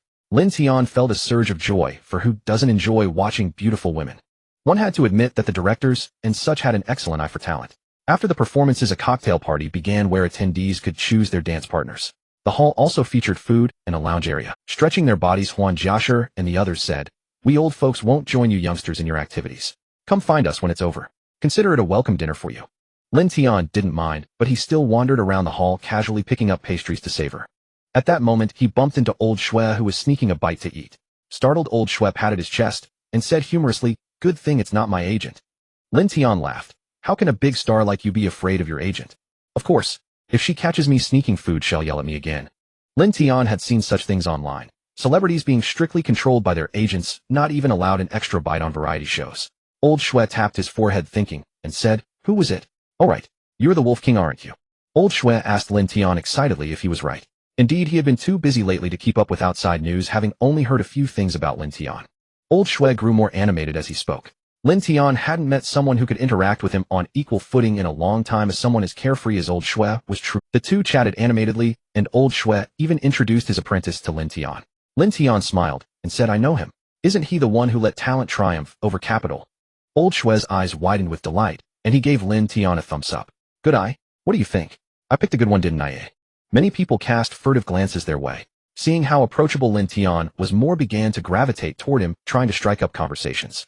As the crowd grew, Old Shui realized that Lin Tian seemed quite formidable. Why were all these people trying to curry favor with him? Old Shui whispered in Lin Tian's ear, "It seems like they're all afraid of you. Are you really that impressive?" Lin Tian smiled and said, "Don't you know? I'm a mercenary. It's only natural to be afraid of me." Old Shui nodded, thinking it made sense. After all, no one had ever met a mercenary before.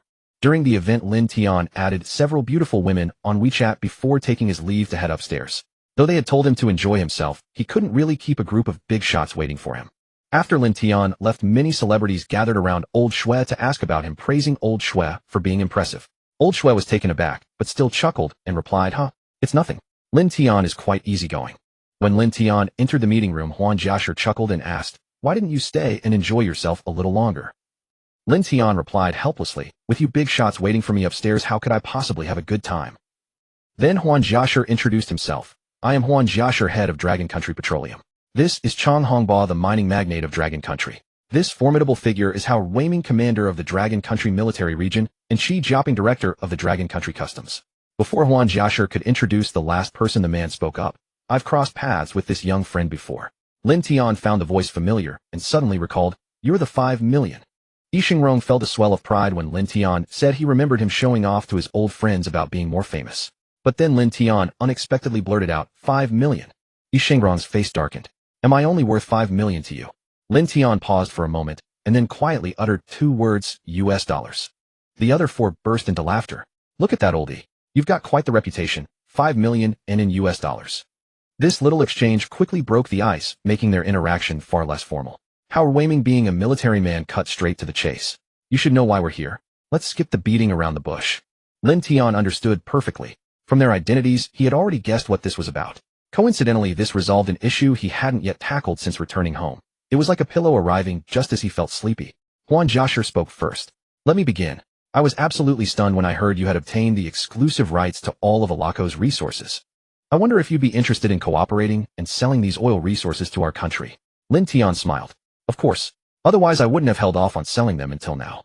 Ever since Lin Tian took over, Alaco's resource exports had been slashed in half, with only a small share left for Cooper Hall. Lin Tian had halted the rest, stockpiling all the extracted resources. The men's faces lit up with gratified smiles. Truly, this was a fine son of Dragon Country. Seeing their overly affectionate expressions, Lin Tian felt a shiver and quickly said, "Let's get one thing straight. They'll prioritize selling to our country, but don't lowball me on the price." They exchanged knowing smiles and assured him, "Don't worry. We won't make things difficult for you." Lin Tian muttered under his breath, "It's not about making things difficult. I own 30% of the shares." The men's expressions froze. They hadn't heard about that. A mercenary holding 30% of a nation's resource shares was simply outrageous. Wasn't this equivalent to Lin Tian having a 30% stake in the country? Were young people these days this impressive? After discussing prices, transportation, and other details, Huan Jiasher even helped Lin Tian set up a company to handle these matters, granting it a 5-year tax exemption. With import duties waived, Lin Tian stood to gain another substantial fortune. Hao Weiming, however, had a piece of bad news to share with Lin Tian. "I've received word that the beautiful country has been making moves in Yi Lake recently, seemingly infiltrating the upper echelons of the government forces. Things might take a turn when you return." Lin Tian raised an eyebrow, never expecting the beautiful country to have given up yet. Pulling off such a grand scheme would undoubtedly cost them dearly. Was this a fight to the bitter end? Hao Weiming patted Lin Tian on the shoulder and said, "If things become untenable, come back. We'll cut you some slack. Don't let the pressure weigh you down." Lin Tian looked up in surprise at Hao Weiming and the others nearby, only to find them beaming at him with a gratified smile.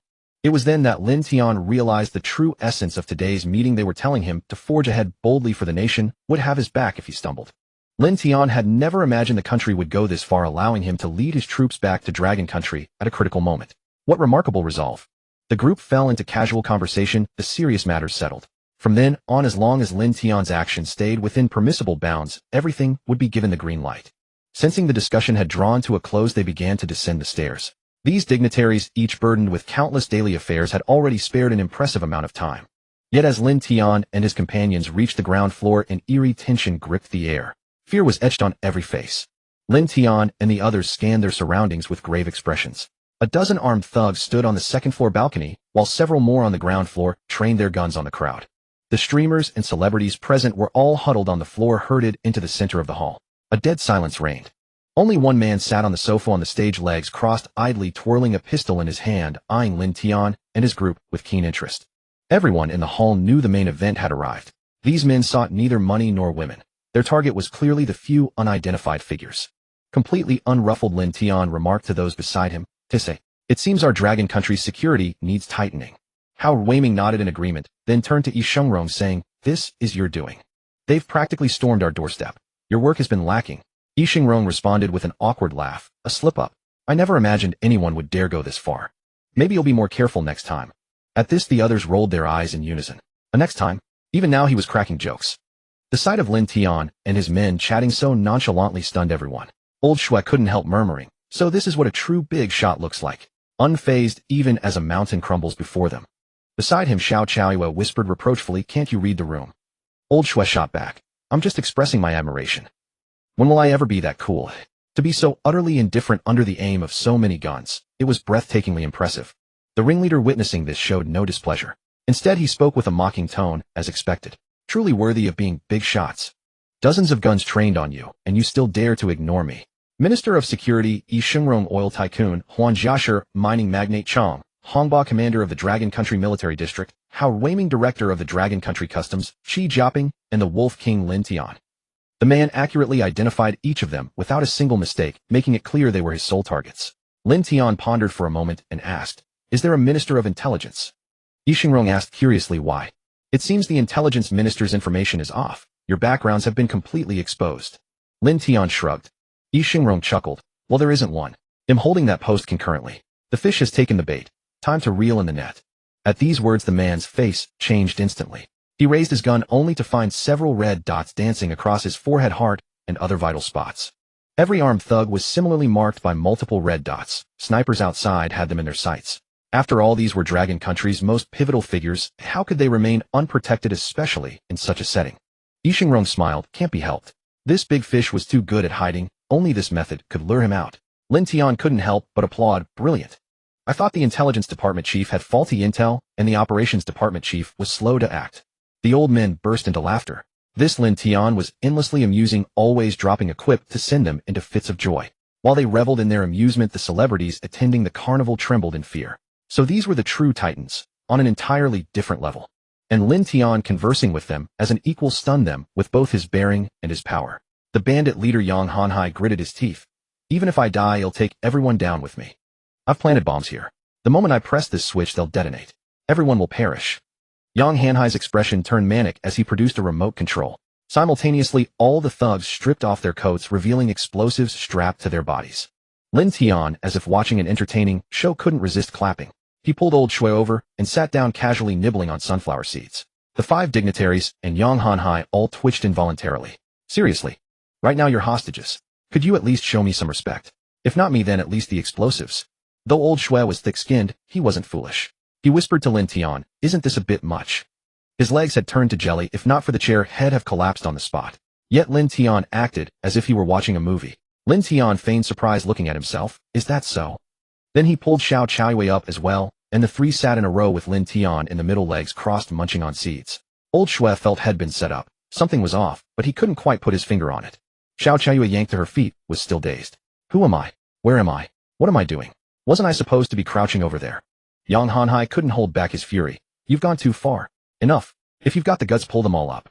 Lin Tian replied in exasperation. In all my life, I've never heard such a request. As everyone stared at him, Lin Tian continued nibbling seeds. Go on, I'm just watching. This twist is like something out of a movie. Yi Xingrong was at a loss whether to laugh or cry. Though preparations were in place, the bombs in the building had been defused, and the explosives on the thugs couldn't harm those below as long as the snipers acted swiftly. Wasn't Lin Tian a bit too calm? Was he treating this like a live broadcast? Yang Hanhai frantically pressed the button, but the expected explosion never came. You're all so cunning. At that moment, he realized every move he'd made was under their control, and a wave of defeat washed over him. But surrendering without a fight was out of the question. Even if he yielded, death would be the only outcome. At the very least, he wanted to drag someone down with him. Earlier, in a bid to show off, he had sat too far away, and the explosion wouldn't cause any casualties. Now the moment he moved, they would open fire. Yang Hanhai spat at Lin Tian. It's all your fault, you bastard. Otherwise, how could I have ended up in this mess? Lin Tian paused in his sunflower seed, snacking, wondering how the blame had shifted to him. Think I'm an easy target? Yang Hanhai snarled. You think it's just me? My men have your family in their sights. Don't you know there's $100 million bounty on you on the dark web, and $1 million on each of your family members? Ha ha. You're all going to die. Lin Tian's face darkened. Threatening his family was touching his reverse scale. Yi Xingrong quickly said, Don't worry, Lin Tian. We have your family protected. Their people are all under our surveillance. As if he hadn't heard, Lin Tian walked step by step toward Yang Hanhai. Before the latter could flash a smug grin, slap. Lin Tian's palm connected with Yang Hanhai's face, stunning him and sending stars before his eyes. Before Yang Hanhai could recover, Lin Tian grabbed him by the collar, lifted him with one hand, and slammed him hard to the ground. With the other hand, he tore off the explosives strapped to the man's body. Old Shui and Xiao Chaoyue stared in shock. Damn, that was brutal. But somehow a faint glow seemed to emanate from Lin Tian, making the violence oddly captivating. Lin Tian's voice was icy. It's the States, isn't it? Yang Hanhai trembled, his earlier arrogance gone, replaced by fear as he looked at Lin Tian. Lin Tian continued, He'll be taking a trip to the States soon. Some things shouldn't even be thought about. With that, he reached into his chest, and to everyone's astonishment, pulled out a Desert Eagle. Bang, bang, bang. Several shots rang out, hitting Yang Hanhai's limbs and abdomen. Only with the final bullet did Lin Tian aim for his forehead. The big shots were dumbfounded. Lin Tian had brought a gun back. How did they not know? And carrying it around openly. Even a faint outline would have been detected. What was going on? After dealing with Yang Hanhai, Lin Tian said in a frigid tone, Kill them all. Who was he talking to? The snipers outside. But weren't those government agents? How could they obey Lin Tian? Suddenly, every thug had their throat slit. Nothing was visible around them, yet their necks seemed cut by a sharp blade. Blood gushed out. One by one, the thugs fell from the second floor. In their places stood 20 strangers in identical attire, motionless like statues. Lin Tian waved his hand, and everyone vanished simultaneously. The 5 big shots stared in shock. Lin Tian had brought back the ghost unit without a single piece of intelligence reaching them. Though these men deserved death, Lin Tian had killed them all without a second thought. Meanwhile, the strategic command center outside was in chaos. They were elite forces with the most advanced. They had witnessed everything inside. Everything had been under control, except Lin Tian, who had always acted unconventionally. But when Lin Tian approached Yang Hanhai and drew his gun, things spiraled out of control. Their thermal imaging and ultrasonic tech hadn't detected the ghost unit at all. This meant Lin Tian could assassinate anyone almost silently. It was terrifying. But this wasn't the time to dwell on it. A large contingent of armed police stormed the venue to process the scene, and everyone would be taken away to sign non-disclosure agreements. Lin Tian looked at the dazed group and asked, Anything else? If not, I'm heading home. Mom will scold me if I'm late. Yi Xingrong snapped back, Nothing else. We'll handle things here. As they watched Lin Tian's retreating figure, they couldn't help but sigh in unison. A golden scale is no mere pond dweller. With wind and rain, it transforms into a dragon. Lin Tian's personal strength was terrifying, his power vast, and his men moved like ghosts beyond their surveillance. Yet he still had a warm heart. At this thought they exchanged glances and smiled. A 20-year-old youth not dazzled by sudden success, retaining a sincere heart. Back home, Lin Tian pondered the information he had received. Blade had told him nothing, and Tiger had said little. But the Dragon Kingdom's officials seemed to know something.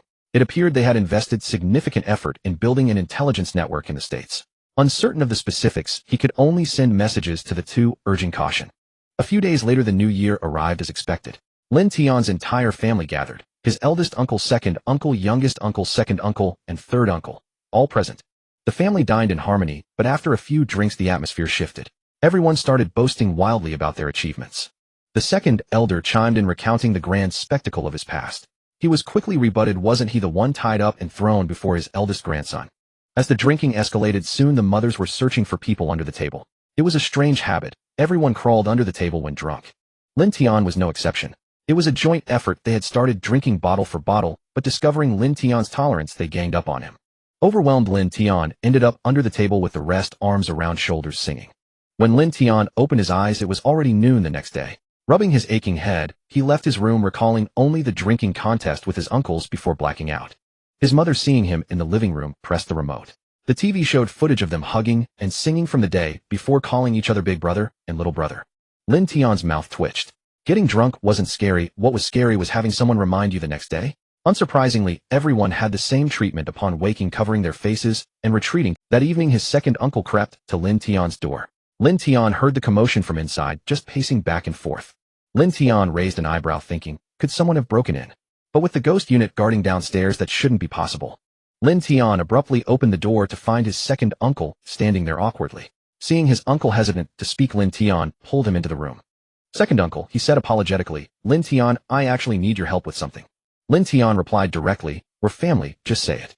They'll handle it perfectly. Second uncle took a deep breath and said, Lin Tian, could you provide some weapons for your second uncle? Lin Tian was taken aback, then asked incredulously, second uncle, don't tell me you're also a mercenary. Second uncle nodded sheepishly and said, I'm not as capable as you. I just make a living in this small place called Yemen. Lin Tian felt a pang of exasperation. Was there no one in his family who led a peaceful life?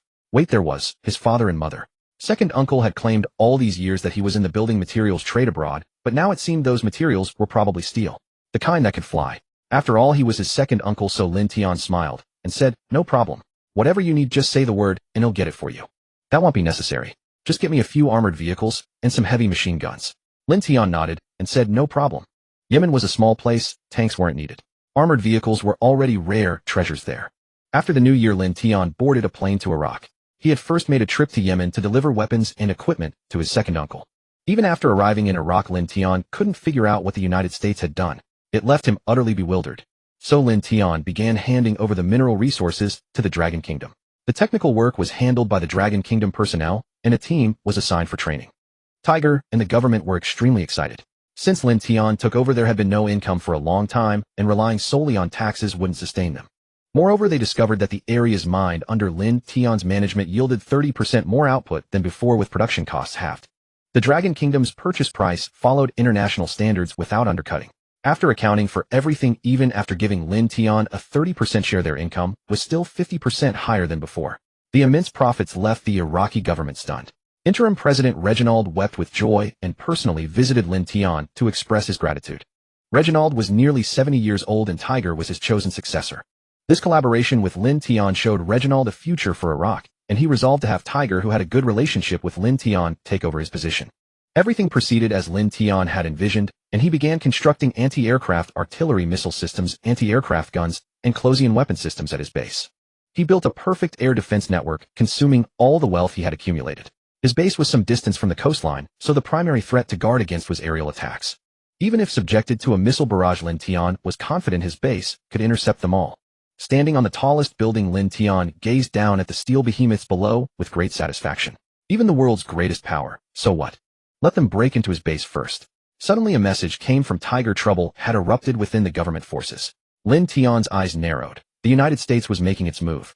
It turned out that high-ranking officials in the government forces had been bribed by the United States, and a large number of mid-level officers had also defected. Suddenly, nearly half of Iraq's leadership had sided with Lin Tian marveled at the United States' boldness. Despite the massive profits he had brought them, they still unhesitatingly leaned toward the U.S. The promises the must have made were unimaginable.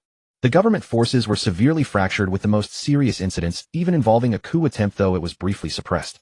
When the dagger was drawn, the truth was revealed. At the final meeting, they made concessions. Cooper Hall was to be included as a presidential candidate in the election. So that was the plan. Everyone understood now. All the previous events had been a setup for this moment. Even the coup was just a facade.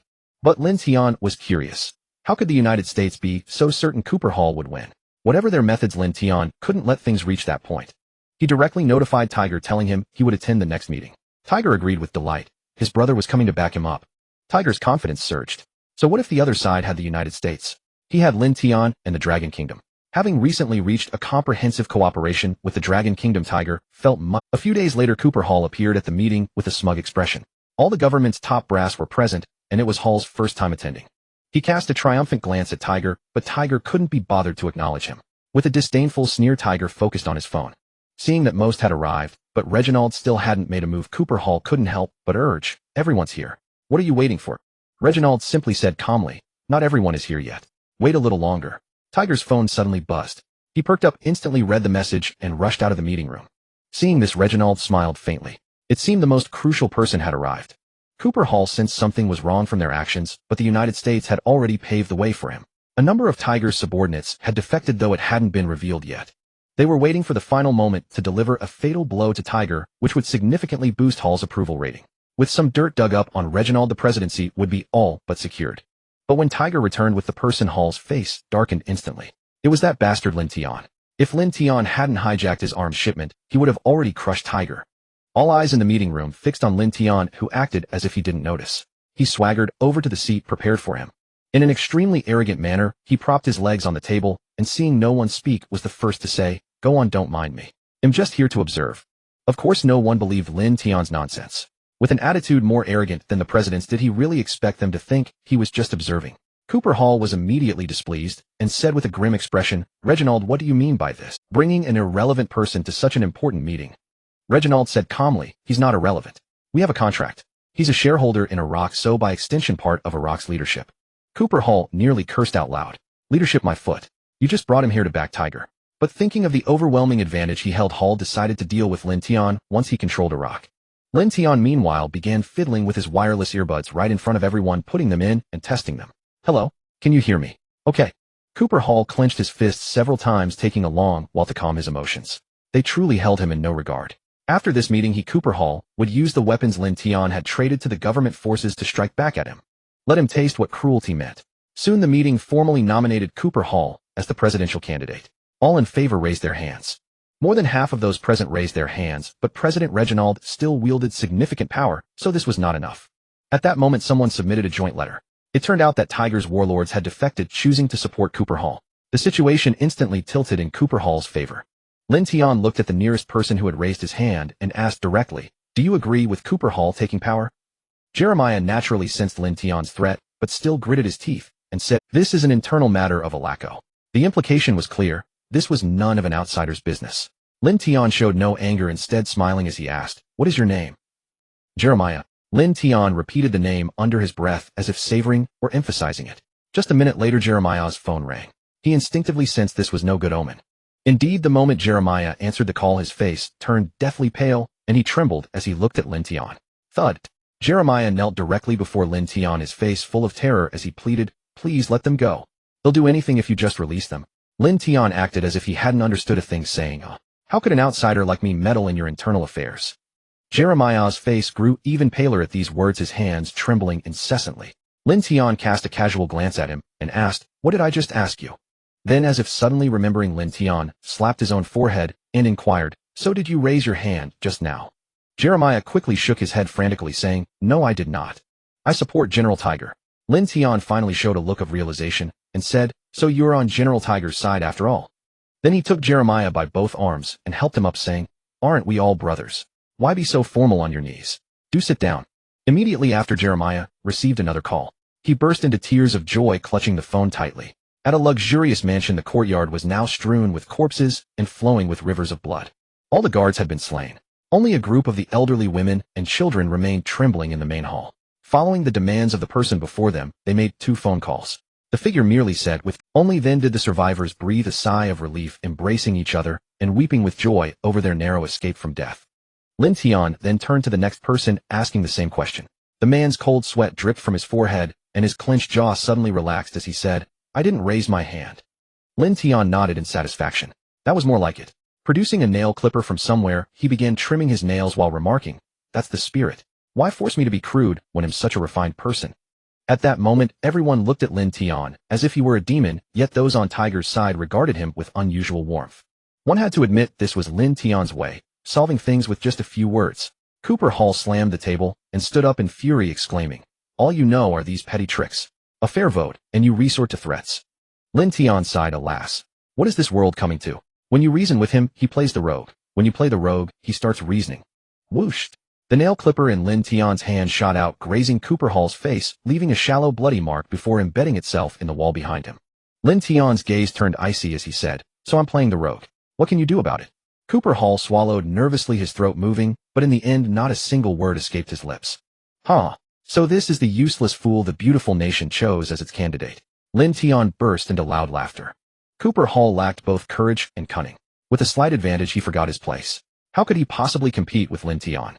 The meeting could end here. There was no need to waste time on a dead man. Lin Tian rose and left, saying as he went, Old pal, I've dealt with your traitors. Rest assured no ripples were caught. Then he offered a piece of advice to those present. When choosing a president, pick one who will live long. Having to re-elect someone who's about to die in a couple of days. What a hassle. With that, Lin Tian departed without looking back. Yet everyone in the room felt a chill, especially Cooper Hall, who felt a cold shiver run down his spine. No one doubted Lin Tian's words. The Phantom unit under his command had never failed an assassination mission since its inception, nor had they ever been discovered. Shortly after Lin Tian left, a person who had been lying low in Cooper Hall's camp quietly slipped away from the base. You've done well, Lin Tian said with a faint smile. The masked figure bowed deeply to Lin Tian without a word. Lin Tian instructed, from now on you will remain undercover in the beautiful nation. Stay dormant primarily, you won't be activated unless absolutely necessary. The man nodded silently and left. No one knew that a second person had just been in Lin Tian's office. This man was a character Lin Tian had obtained through the system's lottery, a spy. He had no name, no discernible face, and could disguise himself as anyone. His only flaw was that he could not change his appearance again until he completed one mission. Deploying him to the beautiful nation would yield the greatest rewards. What had happened so far was merely a small test, and it had already uncovered the list of traitors within Tiger's camp. And Lin Tian's earlier words were no mere scare tactic. The Phantom unit had already been dispatched, waiting for Cooper Hall's return. Meanwhile, Cooper Hall was raging in his room, smashing things and cursing, damn it, that accursed Lin Tian. He'll die a miserable death sooner or later. The beautiful nation also called. Cooper Hall calmed himself before answering. You fool. We paved the way for you, spent a fortune to secure connections, provided you with weapons, and this is how you repay us. You worthless piece of trash. Bombarded with abuse, Cooper Hall dared not utter a single word of rebuttal, silently enduring the tirade. After all, he was still counting on them to save his life. The caller, upon hearing Lin Tian's threat, fell silent for a moment before saying, You're on your own now. Before Cooper Hall could respond, there was a muffled thud followed by the sound of something heavy hitting the floor. Ulysses McGee knew something had gone wrong and said grimly, Lin Tian moves fast, doesn't he? The Phantom picked up the phone and spoke its first words ever. Our boss says your turn will come soon enough. No need to rush. Ulysses McGee, long immune to such threats, began to poach instead. How about coming over to the beautiful nation? If you do, I can give you everything you desire. The only response he received was a series of busy signals. Within less than a day, the news of Cooper Hall's assassination spread across Yilico, leaving every survivor of that meeting trembling with dread. They had actually killed him. At this moment, Lin Tian had already led his troops to the nearest warlord allied with Cooper Hall. Open fire. Lin Tian commanded, and countless missiles soared into the sky, tracing a perfect arc across the heavens. Boom. Before the enemy could comprehend what had happened, their military encampment was reduced to rubble by Lin Tian's assault, leaving only ruins and corpses scattered across the site. In just half an hour, Lin Tian had wiped out all hostile warlords in his vicinity, and the entire region was seamlessly absorbed into his domain. Once this battle report was discovered, it immediately sparked protests from the United States, as Lin Tian had not only violated the ban, but also launched a military strike under such circumstances. Such actions could easily be defined as those of an armed terrorist. The United States declared its intention to impose sanctions on Lin Tian. He was eager to ask what exactly did they plan to sanction him with.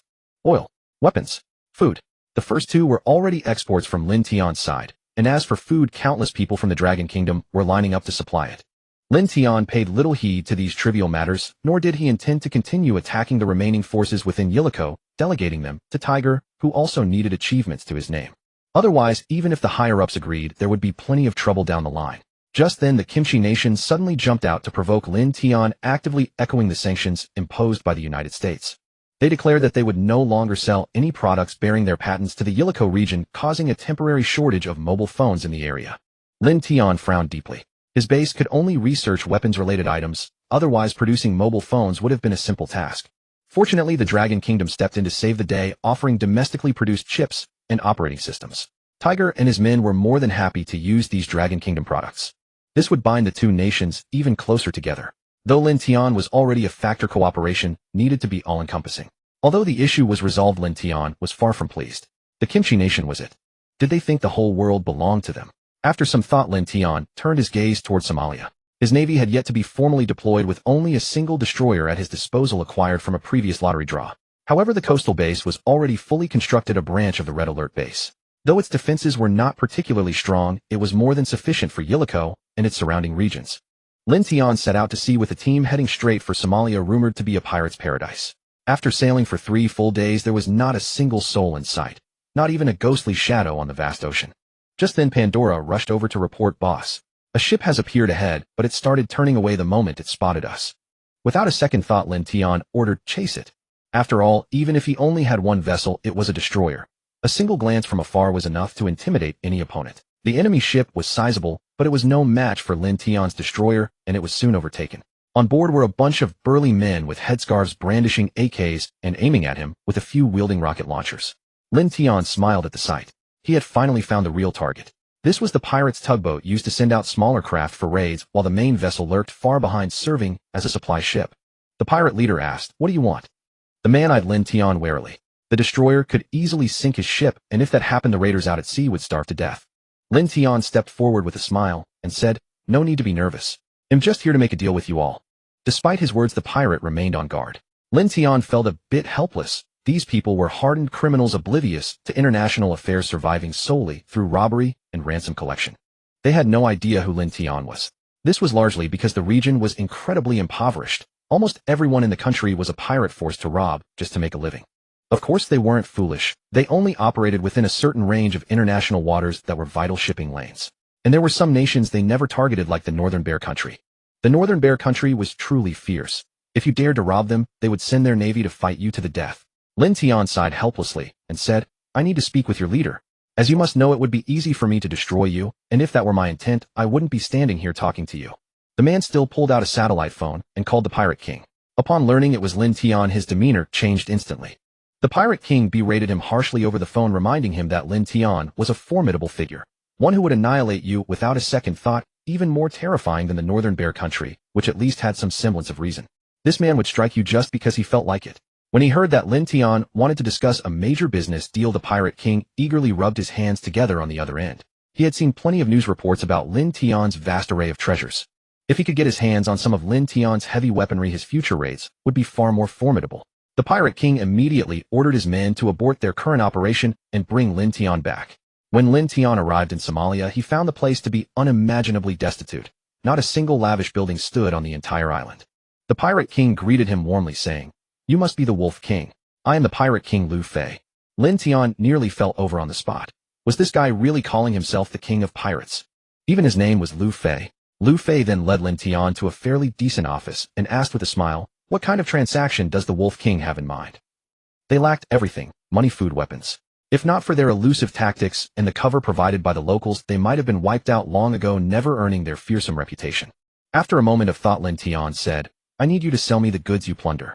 In return, I'll give you equivalent food, weapons, and money." Lu Fei hesitated, "But we've always taken ransoms and released the hostages. This would offend a lot of people and would face severe retaliation." Lin Tian shook his head and replied, "Think about it. Ransoms are pocket change compared to the value of those cargo ships. And I'm not asking you to target every nation." Lu Fei caught the hidden meaning in Lin Tian's words. This was the real reason Lin Tian had come to see him. Lin Tian slowly uttered 3 words: the Kimchi nation. Lu Fei finally understood, and his belief in the rumors about Lin Tian grew even stronger. This man truly never let a grudge linger. If you crossed him, he would crush you without delay. Lu Fei pondered for a moment and decided it was feasible. The Kimchi nation's navy might not even be able to sail this far. They were all talk and no substance. In terms of actual combat capability, they might even be inferior to his pirates, at least when equipped with equal gear. Lu Fei rubbed his hands together and asked, "And what about the weapons and equipment?" Lin Tian replied magnanimously, "I can upgrade the equipment for all your tens of thousands of pirates. No need for those outdated AKs anymore." This instantly stirred Lu Fei with excitement. Over 100,000 guns. A monumental gesture. Lin Tian paused and added, "When you encounter the Kimchi Kingdom, I have only one request: leave no survivors, and sell me the entire ship." Lu Fei immediately vowed loudly, "If you say east, I won't go west. Whoever you say to hit, he'll hit." This was truly a golden opportunity. Lu Fei resolved to cling tightly to this benefactor.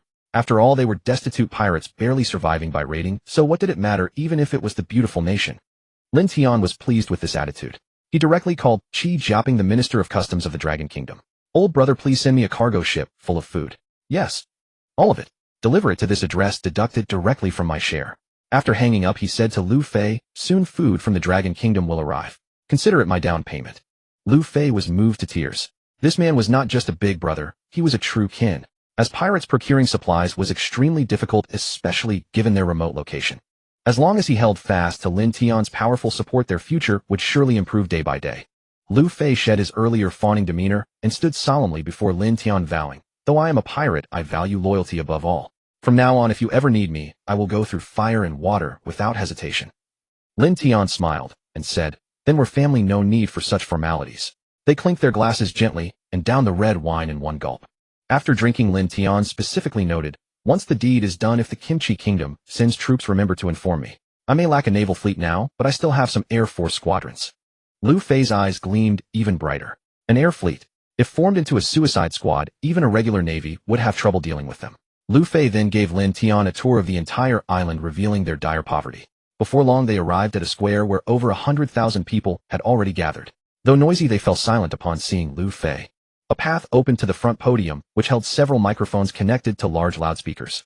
Lu Fei first smiled at Lin Tian and said, "Big brother, please have a seat. Let me say a few words to them first." Lin Tian smiled and sat aside, wondering if this pirate leader had such a skill. Lu Fei cleared his throat, tested the microphone, and began, "We live a hard life in a remote place, forced to be pirates. They sell us their obsolete weapons at inflated prices." His voice rose with emotion, stirring empathy. "Our food, our oil, all imported at exorbitant prices. They exploit us at every turn." At this, everyone felt oppressed, sorrowful, and united in resentment. Lu Fei shifted his tone. "But today someone will replace all our weapons with new models. From now on, we'll trade for food and weapons at fair prices. And a cargo ship full of food is already on its way." He paused to let the news sink in. Affordable food and weapons, a complete upgrade of all arms, a whole cargo ship of provisions. These revelations shocked them like abandoned children suddenly finding a mother. "Oh, aunt." After a brief silence, the crowd erupted into thunderous cheers. Lu Fei smiled, letting them vent their emotions. Once they calmed down, Lu Fei announced, "This great benefactor is the Wolf King behind me, brother Lin Tian. From now on, seeing brother Lin Tian is like seeing me. He is our big brother." Any objections? "No." The crowd answered in a deafening chorus. Lu Fei then raised his hand and clenched his fist in the air, saying, "Now the Kimchi Kingdom dares to provoke brother Lin Tian. What should we do?" "Fight." "Excellent. But brother Lin Tian doesn't need us to do anything too dangerous. We just need to intercept all Kimchi Kingdom ships and trade them with him for weapons and food of equal value. Do you all agree?" "Agree." Lin Tian realized that Lu Fei was truly talented. With such eloquence, he would have been a waste anywhere but as a minister of foreign affairs. Indeed, Lu Fei now effectively held real power. With just a few words, he had everyone accept Lin Tian, and they became even more eager to raid Kimchi Kingdom's ships. Everyone was raring to go out and seize Kimchi vessels. Lin Tian gave Lu Fei a thumbs up. He really had skills, worthy of being the man who would become the pirate king. Lu Fei also decreed that all pirates should no longer plunder ships from the Dragon Kingdom or the Northern Bear Kingdom. Then at Lu Fei's puzzled look, Lin Tian had him lead a large group to his destruction. Lin Tian extracted weapons from the system onto the ship and had them board to transport them. Upon boarding, everyone was stunned. As far as the eye could see, there were piles of weapons and guns, not brand new from the factory, but all in used and pristine. These were Northern Bear Kingdom's arms, handed over to Lin Tian in bulk with payment due after he sold them. This showed the great emperor's trust in Lin Tian. Lu Fei excitedly ordered people to move the weapons, crates of guns and shells, until dusk. Now wherever Lin Tian went, he was met with awe-filled gazes. Everyone called him boss and made way for him. Lin Tian found it amusing. He had come for a mutually beneficial deal, yet somehow ended up with hundreds of thousands of followers. Just then, two ships approached in the distance. One a pirate tugboat, the other their latest prize. For these pirates, scoring 2 or 3 times a month was already perfect. And it was always life-threatening as small boats risked being sucked under the larger vessels. A swarm of pirates gathered near the harbor. The tugboat had few crew members, relying mainly on their guns to intimidate. If captured, the company would pay a ransom for safe return. Resisting and dying would be a total loss. Lin Tian joined the crowd out of curiosity. Seeing him, several small-time leaders cleared a path, all smiling. Lu Fei had declared Lin Tian their big brother, and with all the weapons and food, a better life awaited. As they neared, batches of crew members were escorted off the ship, dozens of guns trained on them. The pirates handled their new weapons from Lin Tian with loving care. The returning pirates looked bewildered with a hint of envy in their eyes. They had returned from a successful mission to find their people had upgraded their gear. Everyone disembarked accordingly, and only then did Lin Tian notice that this ship belonged to the Dragon Kingdom, with its characters clearly emblazoned on the hull. Lin Tian stepped forward, looking at the crew as he asked, "Are you from the Dragon Kingdom?" Surrounded by a dense crowd of ferocious men wielding weapons, their legs trembling with fear, they were overwhelmed with excitement upon suddenly hearing the language of the Dragon Kingdom. The captain quickly nodded and said, "We are from the Dragon Kingdom. We're a cargo ship transporting soybeans back home." Just as Lin Tian was about to step forward, a savage-looking man blocked his path, brandishing an AK and shouting, "Who are you? Keep your distance." This man had just returned from the sea and was unaware of Lin Tian's presence. Lin Tian was about to act when, bang! A brick precisely struck this man on the head. The others initially moved to help, but then they saw the earlier underlings charging forward like madmen. They proceeded to kick the man, relentlessly cursing, "You bastard! Address him as boss, understand? How dare you point a gun at him? Damn it!" This scene stunned the newly arrived pirates. Before they could grasp what was happening, another voice roared, "Damn it! Who told you to hijack a Dragon Kingdom ship?" Looking up, they saw it was the pirate king Lu Fei. Arriving at the scene, he took in the situation and Lin Tian's expression. Though unclear on the details, he decisively joined the group beating. Now they were utterly bewildered. The boss and his high-ranking crew were ganging up on a subordinate, who dared to intervene. Fortunately, no lethal force was used, only minor bruises. Lin Tian stepped in to mediate, saying ignorance was forgivable, but only for their own people. The Dragon Kingdom crew's jaws had been hanging since the beginning. Having been at sea for over a decade, they had never witnessed such an absurd scene. The captain quickly fixed his gaze on Lin Tian, keenly sensing that all this was because of him. Working at sea for years, they knew nothing of Iraq's affairs, and thus were unaware of Lin Tian's reputation. The subdued pirate was taken for treatment. Lu Fei approached Lin Tian to explain, then ordered his men to untie all the Dragon Kingdom captives and return the ship's supplies. In the past, this would never have been agreed upon, but now who cared about such trifles? Even if they demanded a ransom and converted it into supplies, half would be lost to gouging, leaving little anyway. Then, to the utter bewilderment of the crew, they were escorted back. Only upon leaving did they learn the young man's name was Lin Tian. Lin Tian stayed on the island for a night and left the next day amid the pirates' enthusiastic farewells. The return trip was much shorter, as there was no need to hunt for pirates. Still, the round trip took a week. During this time, many events unfolded in Iraq. Tiger's forces launched an attack on the leaderless warlords. Though resistance was fierce, it failed to stir even a ripple against overwhelming firepower and numerical superiority. Upon returning to the base, Lin Tian admired the tank before him, the Apocalypse tank. With its invincible dual cannons and terrifying power, no nation in the world could manufacture such a weapon. Calling it the king of land warfare was no exaggeration. But mass production was no longer necessary. Producing just 500 units was sufficient. After selling off some tanks and armored vehicles, the base's 20,000 soldiers were all fully equipped. Enough? When Lin Tian returned to Ost, standing at the entrance, he raised an eyebrow, sensing a faint but palpable threat. Lin Tian entered the office. The massive floor-to-ceiling window offered a panoramic view of the entire city. Just as he approached the window, a glint of cold light reflected. Lin Tian's pupils contracted as he dove to the side. Bang! Though it was bulletproof glass, it was pierced directly, the entire window cracking into a dense web of fissures. Lin Tian instantly recognized the weapon, a Barrett, a sniper rifle designed to penetrate armored vehicles and even tanks. Breaking through bulletproof glass was hardly surprising. The gunshot echoed audible to everyone nearby. Linghu, Pandora, and Feng rushed toward Lin Tian's office in panic. Then several rockets flew toward the office. The already cracked glass shattered, and the subsequent rockets soared into the room. Just as Linghu opened the door, the blast force hurled her back. Lin Tian had quickly taken cover after the first bullet flew in, kicking over the 500-kilogram desk to shield himself.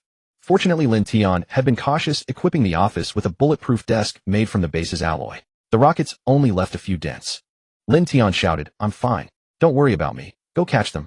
Without hesitation, Feng, his eyes blazing with fury, led his men straight to the opposite building. The boss being attacked in his own lair was his failure. Anyone who dared harm the boss would not be left alive. After the rockets flew, silence fell. Their preparations had likely gone this far. Smuggling in a Barrett and a few rocket launchers was the limit.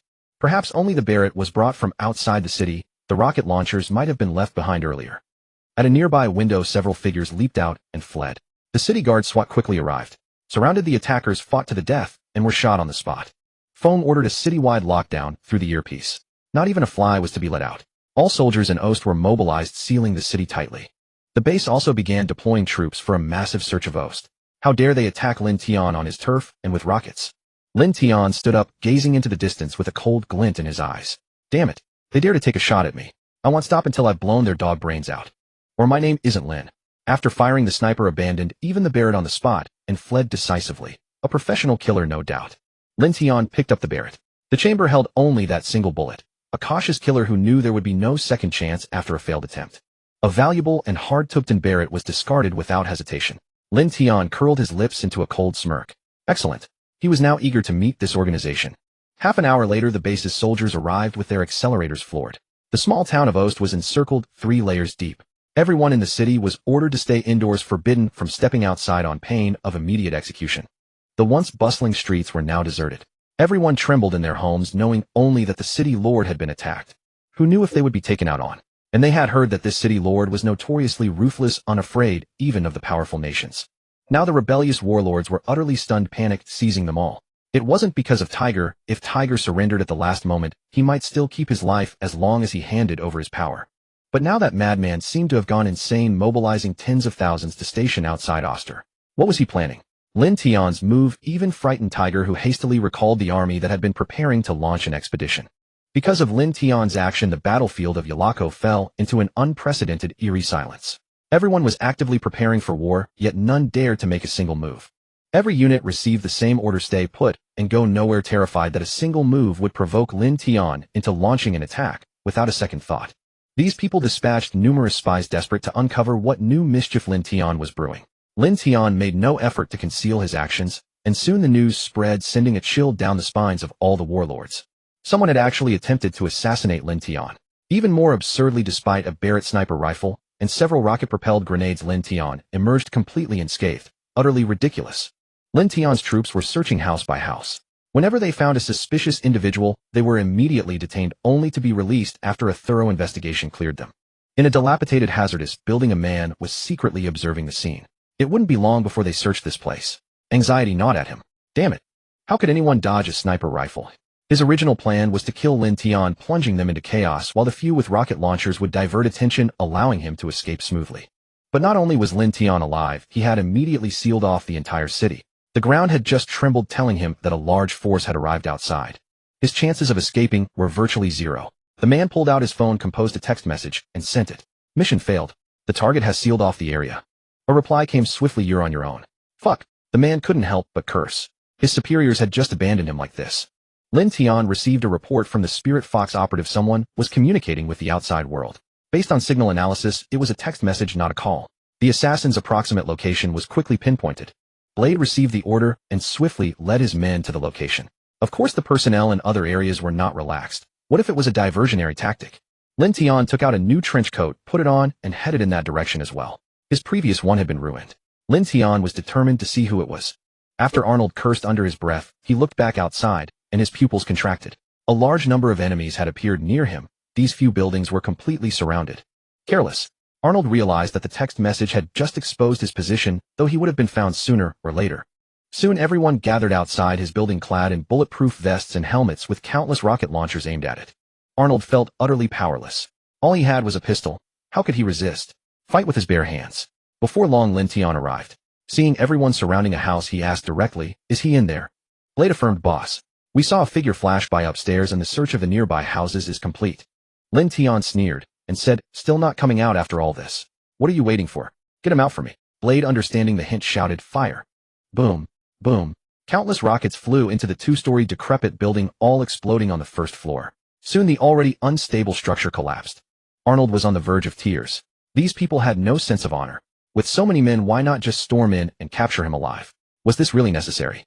Arnold huddled desperately in a corner. Though the building had collapsed, he fortunately wasn't severely injured. Outside, Lin Tian had already spotted the figure darting around inside. As the structure fell, Arnold pushed aside the rubble above his head. The moment he showed his face, he found a crowd of people surrounding him with guns, and Lin Tian watching him with a cold smirk. Arnold said awkwardly, ahem. Good morning, everyone. Lin Tian grabbed Arnold by the shoulder, and amidst Arnold's agonized screams, yanked him out of the ruins. With a squeeze of his hand, Lin Tian snapped Arnold's shoulder, causing Arnold to grimace in pain. Lin Tian asked darkly, speak. Who sent you? Arnold broke out in a cold sweat, and said, It was the Mafia. Someone higher up fancied your bounty and had connections with the top brass to take this job, so they sent me. Lin Tian gave a cold laugh. The Mafia. Such a petty gang dared to make a move on him, thinking that a deal with the beautiful country would let them act with such impunity. Did they really think the beautiful country could protect their lives? If he didn't take revenge, his name wasn't Lin. Even in the beautiful country, he would still find a way to kill them. Please, spare me. Lin Tian twisted Arnold's neck with one hand, cutting off his plea for mercy before he could finish. Was he kidding? Was Lin Tian such a magnanimous person? Lin Tian was notoriously vengeful, repaying every grievance. With Arnold's death, Yalako fell back into calm. Lin Tian acted as if nothing had happened, making no further moves. This allowed the anxious factions to relax, and they resumed their infighting. Little did they know Lin Tian was in his office plotting revenge, already considering having Lu Fei hijack a cargo ship from the beautiful country, though it would be a strain. A single kimchi country would require some effort, but adding the beautiful country to the mix would put even more pressure on Lin Tian. Suddenly Lu Fei called, Boss. We've hijacked 2 oil tankers from kimchi country, all crude oil. This is going to be a huge score. Lin Tian's eyes lit up. Oil. 2 tankers full. That was an immense amount. He immediately said, spray all your markings on the ships, take down their flags. Leave no crew member alive. Lu Fei exclaimed excitedly, No problem, boss. He'll get it done right away. He'll send you a few close-in air defense guns. Trade the rest for supplies. Lu Fei was overjoyed. Great. The big brother always looks out for us. With the anti-aircraft guns, their strength would greatly increase. They wouldn't have to flee every time they were pursued. Before, they had only used rocket launchers and AKs for their raids, and they couldn't win against anyone who... Money, of course, was for a better life.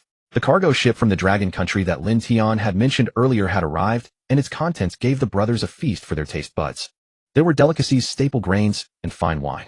The pirates drank and toasted, thanking Lin Tian. Meanwhile, a fervent frenzy erupted on the Dragon Country's internet. The captain, upon returning, had posted his experience online and was subsequently summoned for a talk by the relevant authorities. Once the news was confirmed, all foreign trade companies erupted in celebration, with many firms already planning to shower gifts once Lin Tian started his live stream. Absolutely incredible.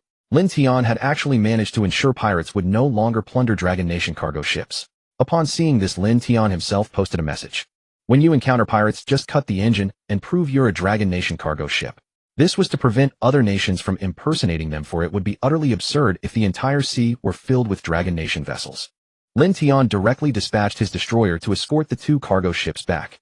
2 days later, upon arrival at the dock, he organized his men to unload the cargo. Over in Pickle Nation, they could only sigh in misfortune. How had they been hijacked by pirates, and 2 ships at that? Helplessly, they prepared to send someone with the ransom money, yet to their bewilderment, days passed without a single call demanding a ransom.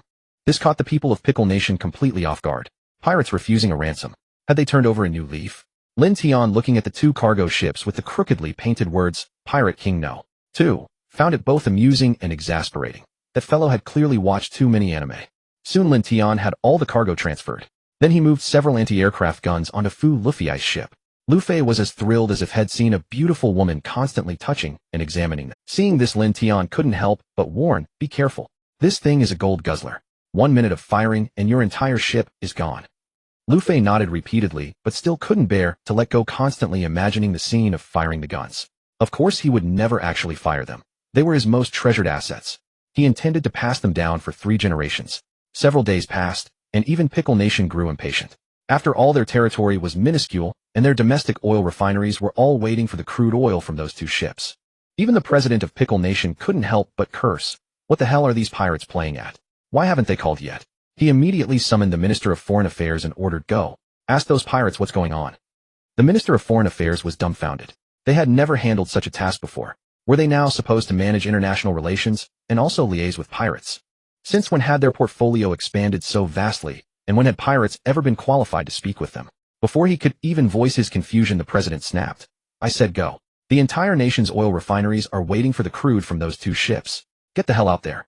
The Minister of Foreign Affairs left feeling aggrieved. He hadn't even asked a single question and had already been thoroughly scolded. Just then a headline dominated every front page. Bloodwolf Mercenary Corps sells 2 large displacement cargo ships at a bargain price. Inquiries welcome via private message. Accompanied by comprehensive photos, the sight of the Pirate King emblazoned on the ships brought smiles to everyone's faces. They hadn't realized Lin Tian was such an anime fan. However, eagle-eyed observers soon discovered traces of the original ship numbers in certain corners. After some investigation, they confirmed both vessels belonged to Pickle Nation. Reporters quickly splashed the news across the latest headlines, and experts began analyzing the photos one by one, comparing them with previous images of Pickle Nation's cargo ships. The final conclusion was undeniable: these were indeed Pickle Nation's cargo ships. Meanwhile, news from Pickle Nation confirmed that 2 of their crude oil tankers had been hijacked and remained unaccounted for. Well. Now everyone knew this was Lin Tian's retaliation for Pickle Nation groveling at Pretty Nation's feet and imposing sanctions on him. He had simply seized their ships, taken their cargo, and was now auctioning off their vessels. The president of Pickle Nation nearly smashed his desk in fury. Bastard. This is too much. How dare a mere mercenary corps act so arrogantly against their developed nation? He summoned all senior officials for a meeting and demanded, "What's going on? Weren't we told they were hijacked by pirates? How did they end up in Lin Tian's hands?" Suddenly someone spoke up. "Isn't this actually better? If they were with pirates, would have to pay a ransom. After all, no one wants to provoke those reckless souls." But Lin Tian is different. He has territory and oil interests in Yi Lake. If we join forces with Pretty Nation and others, we can pressure him into returning everything. Maybe we can even extract some compensation. This suggestion lit up the room. What a brilliant idea. Besides, Pretty Nation had always wanted to take down the Blood Wolf mercenary corps. This was a golden opportunity. The plan received unanimous approval, and they began preparing to escalate the matter to the United Council involving all nations. Online citizens of Pickle Nation flaunted their superiority, genuinely believing theirs was the most powerful nation. They thought Lin Tian's dominance on the Yi Lake battlefield was solely due to the backwardness of the local countries. Back at his base, Lin Tian waved his hand and sold all the seized supplies to the Dragon Nation. Huan Jiasher couldn't help but laugh wryly. "Good lad. You're treating us like a fence for stolen goods, aren't you?" Lin Tian chuckled. "I bought these fair and square. How are they stolen? Oh, and don't forget to issue an invoice. Also, please provide invoices for the previous supplies too. You'll need them in a couple of days." Huan Jiasher laughed even harder, shaking his head. "Looks like Pickle Nation picked the wrong person to mess with. They've brought this upon themselves." Lin Tian shrugged.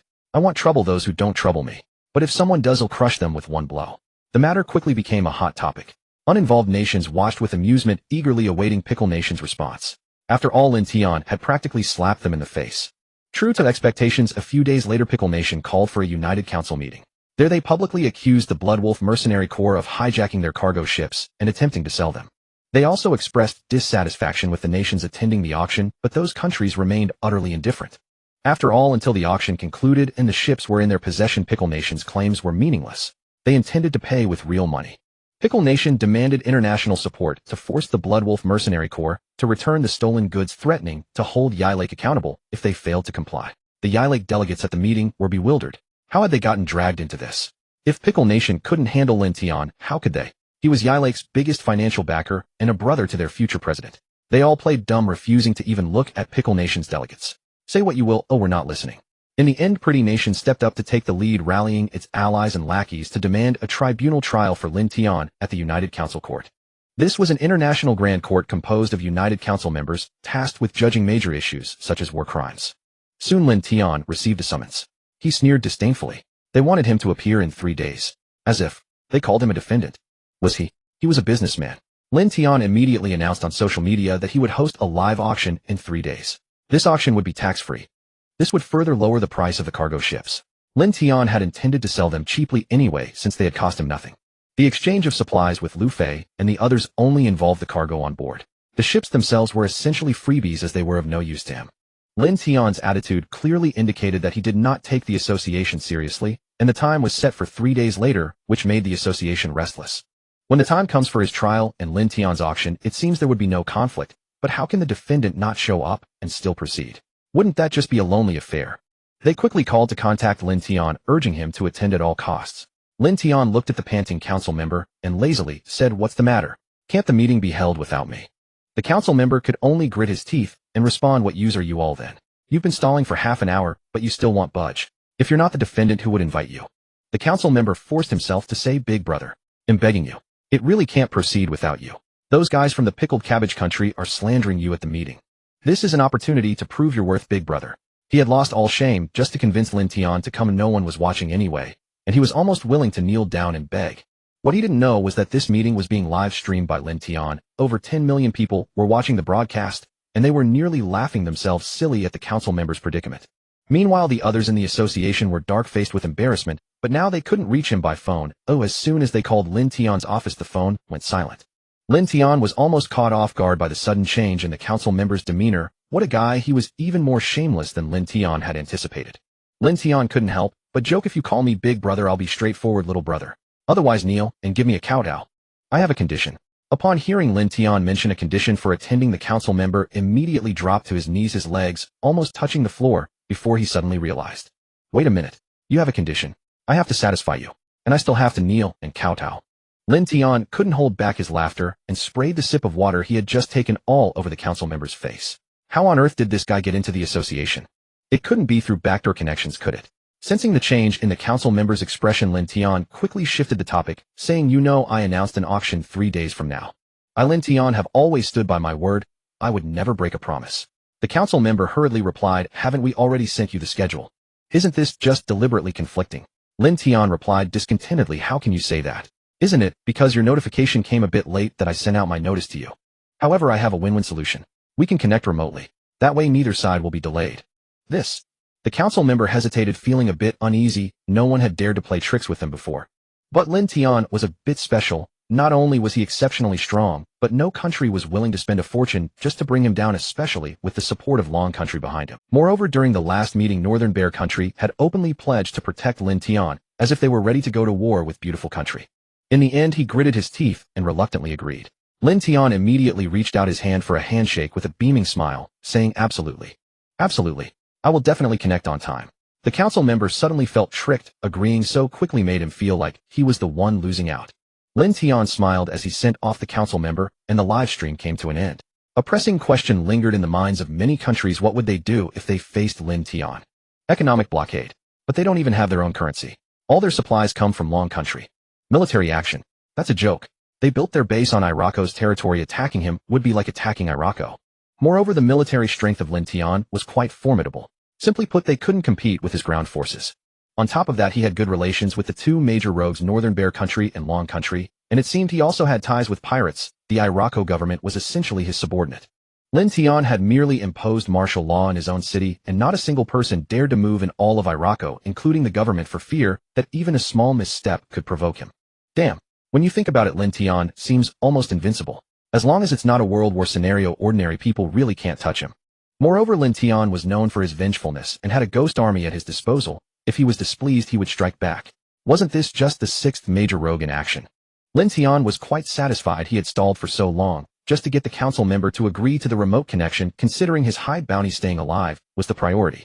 He could face attacks at his own base. His life was important, and there was no shame in it. After all, wasn't this the outcome the council member sought? Lin Tian set up an open-air temporary venue at the seaside port, with 2 massive cargo ships moored nearby. This was also convenient for them to conduct assessments and check for any damages. Soon it was time for the trial, and the representatives from the Pickled Cabbage Country looked as though they had eaten something foul, their faces extremely grim. This was humiliating. Moreover, if the ships were sold, how would they retrieve them? Lin Tian started the live stream at the auction venue and connected with the association, entrusting all auction processes to Blade. As the buyers entered, the faces of the Pickled Cabbage Country representatives turned even darker, all of them pretending to be brothers on the surface, but behind their backs they were scurrying away, and they even spotted people from The representatives from the Pickled Cabbage Country were filled with disbelief. Those 2 cargo ships were indeed valuable, worth over $2 billion, but did Beautiful Country really lack that little bit? "I'm still your little brother. I suffered this disaster just to pave the way for you, and you still want to drain your little brother dry." They thought that, but didn't dare to say it out loud. Lin Tian reclined on the couch, looking half asleep, while the representatives from the Pickled Cabbage Country passionately accused him of crimes, claiming he was trying to instigate disputes between the 2 countries. At this moment, the viewers online were laughing hysterically. The contrast between the 2 sides was simply ridiculous.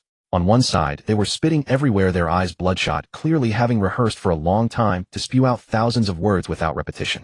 While on Lin Tian's side, it was as if he had hit mute. His eyelids were constantly fighting each other, and by the end, he simply closed his eyes, nearly snoring. The viewers were in stitches. That's why Lin Tian was the master of the game.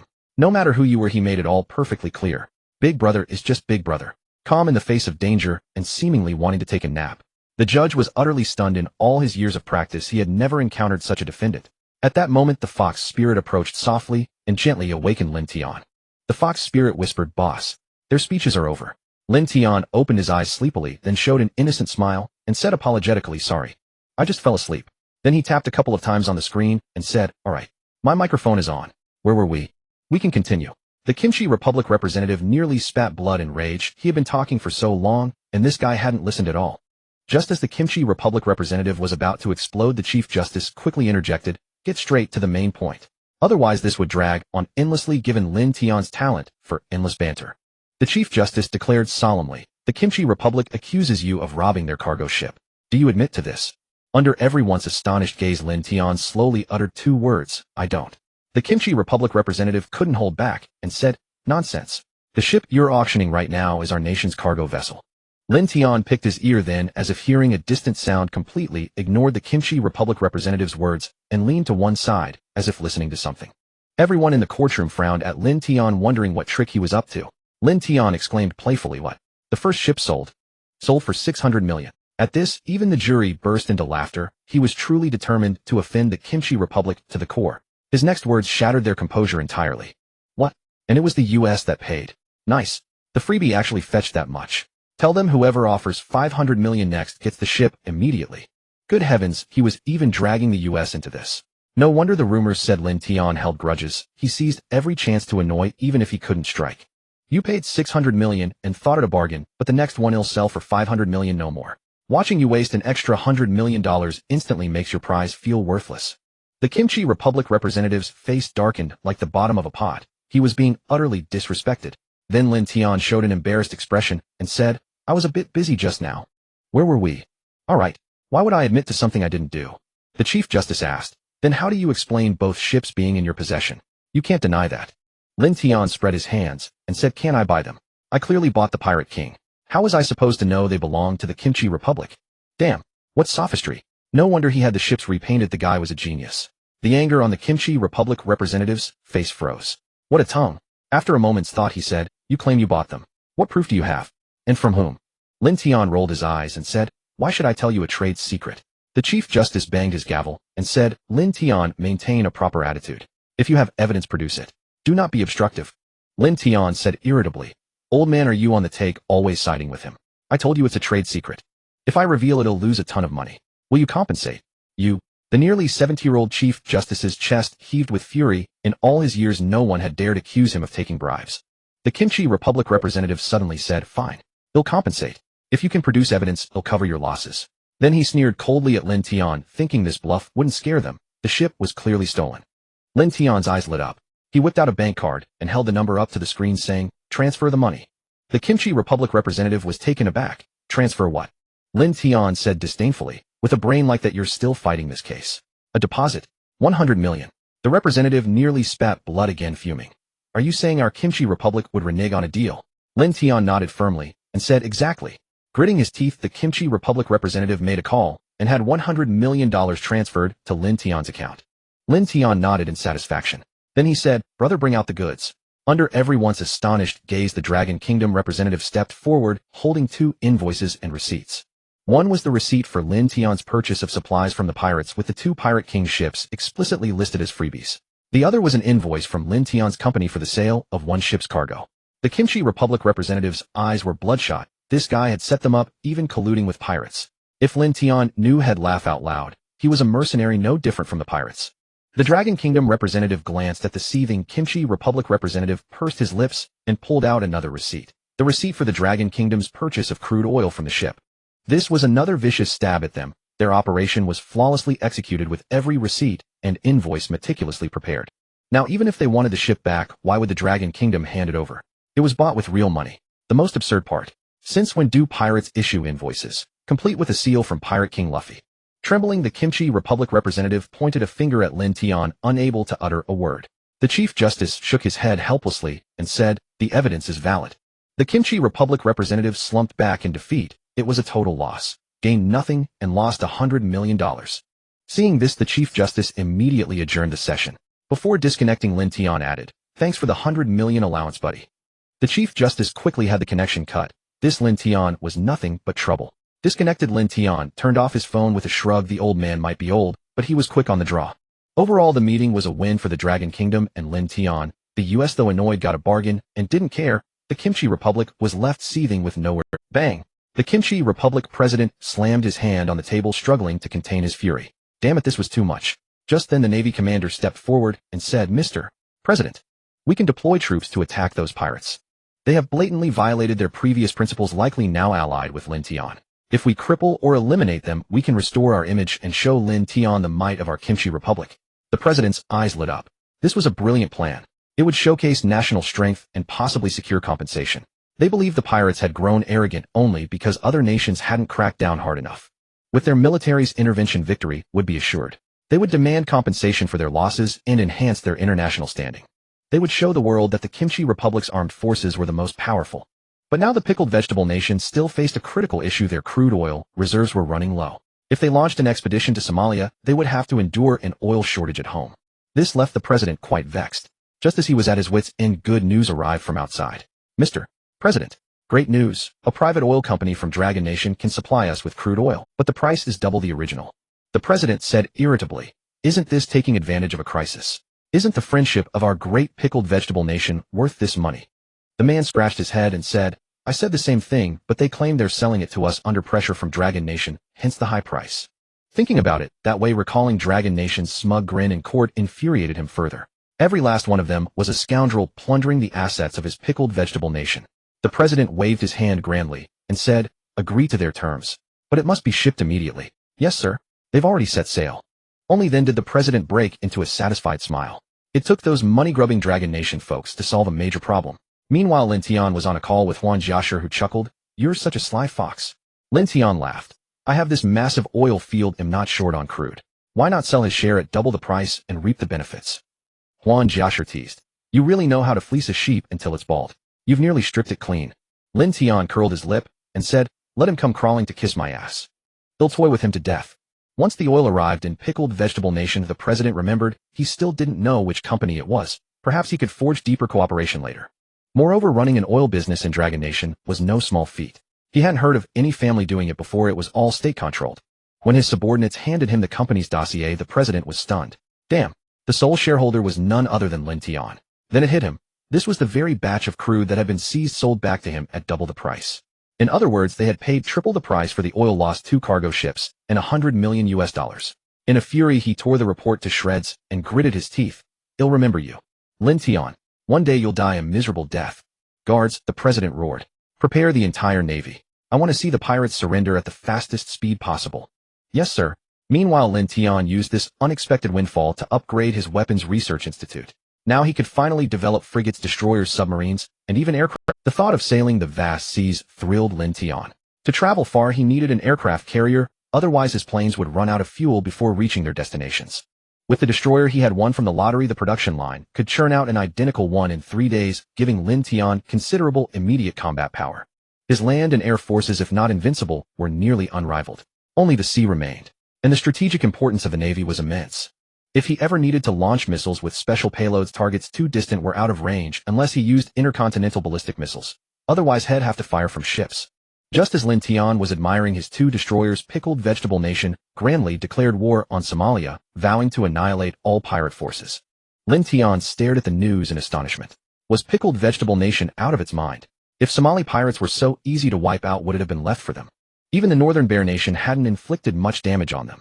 But on second thought, wasn't this another chance to strike at pickled vegetable nation? It was time for his air force to make its debut. Everyone knew Lin Tian's ground forces were terrifying, with an unstoppable tide of steel. Now let them witness the terror of his air armada. Lin Tian arrived at the air base and waved his hand, sweeping fighter jets, bombers, and attack helicopters into his system space. This was the drawback of having no aircraft carrier. There was no platform at sea for his fighters. Lin Tian set sail for Somalia aboard his 2 destroyers. News of his departure couldn't be concealed. 2 massive ships with cutting-edge weaponry were impossible to ignore. In an instant, the international scene stirred again. Lin Tian, allied with Somalia and Dragon Nation, had swindled pickled vegetable nation. Now pickled vegetable nation was crusading against pirates, and Lin Tian was sailing to support them. This was a blatant challenge to pickled vegetable nation. Everyone was eager to watch the spectacle, and pickled vegetable nation was making a huge commotion. They even seemed to plan a live broadcast of the pirate elimination. When pickled vegetable nation's president heard that Lin Tian was heading to support, he grew even more excited, dispatching additional warships and troops.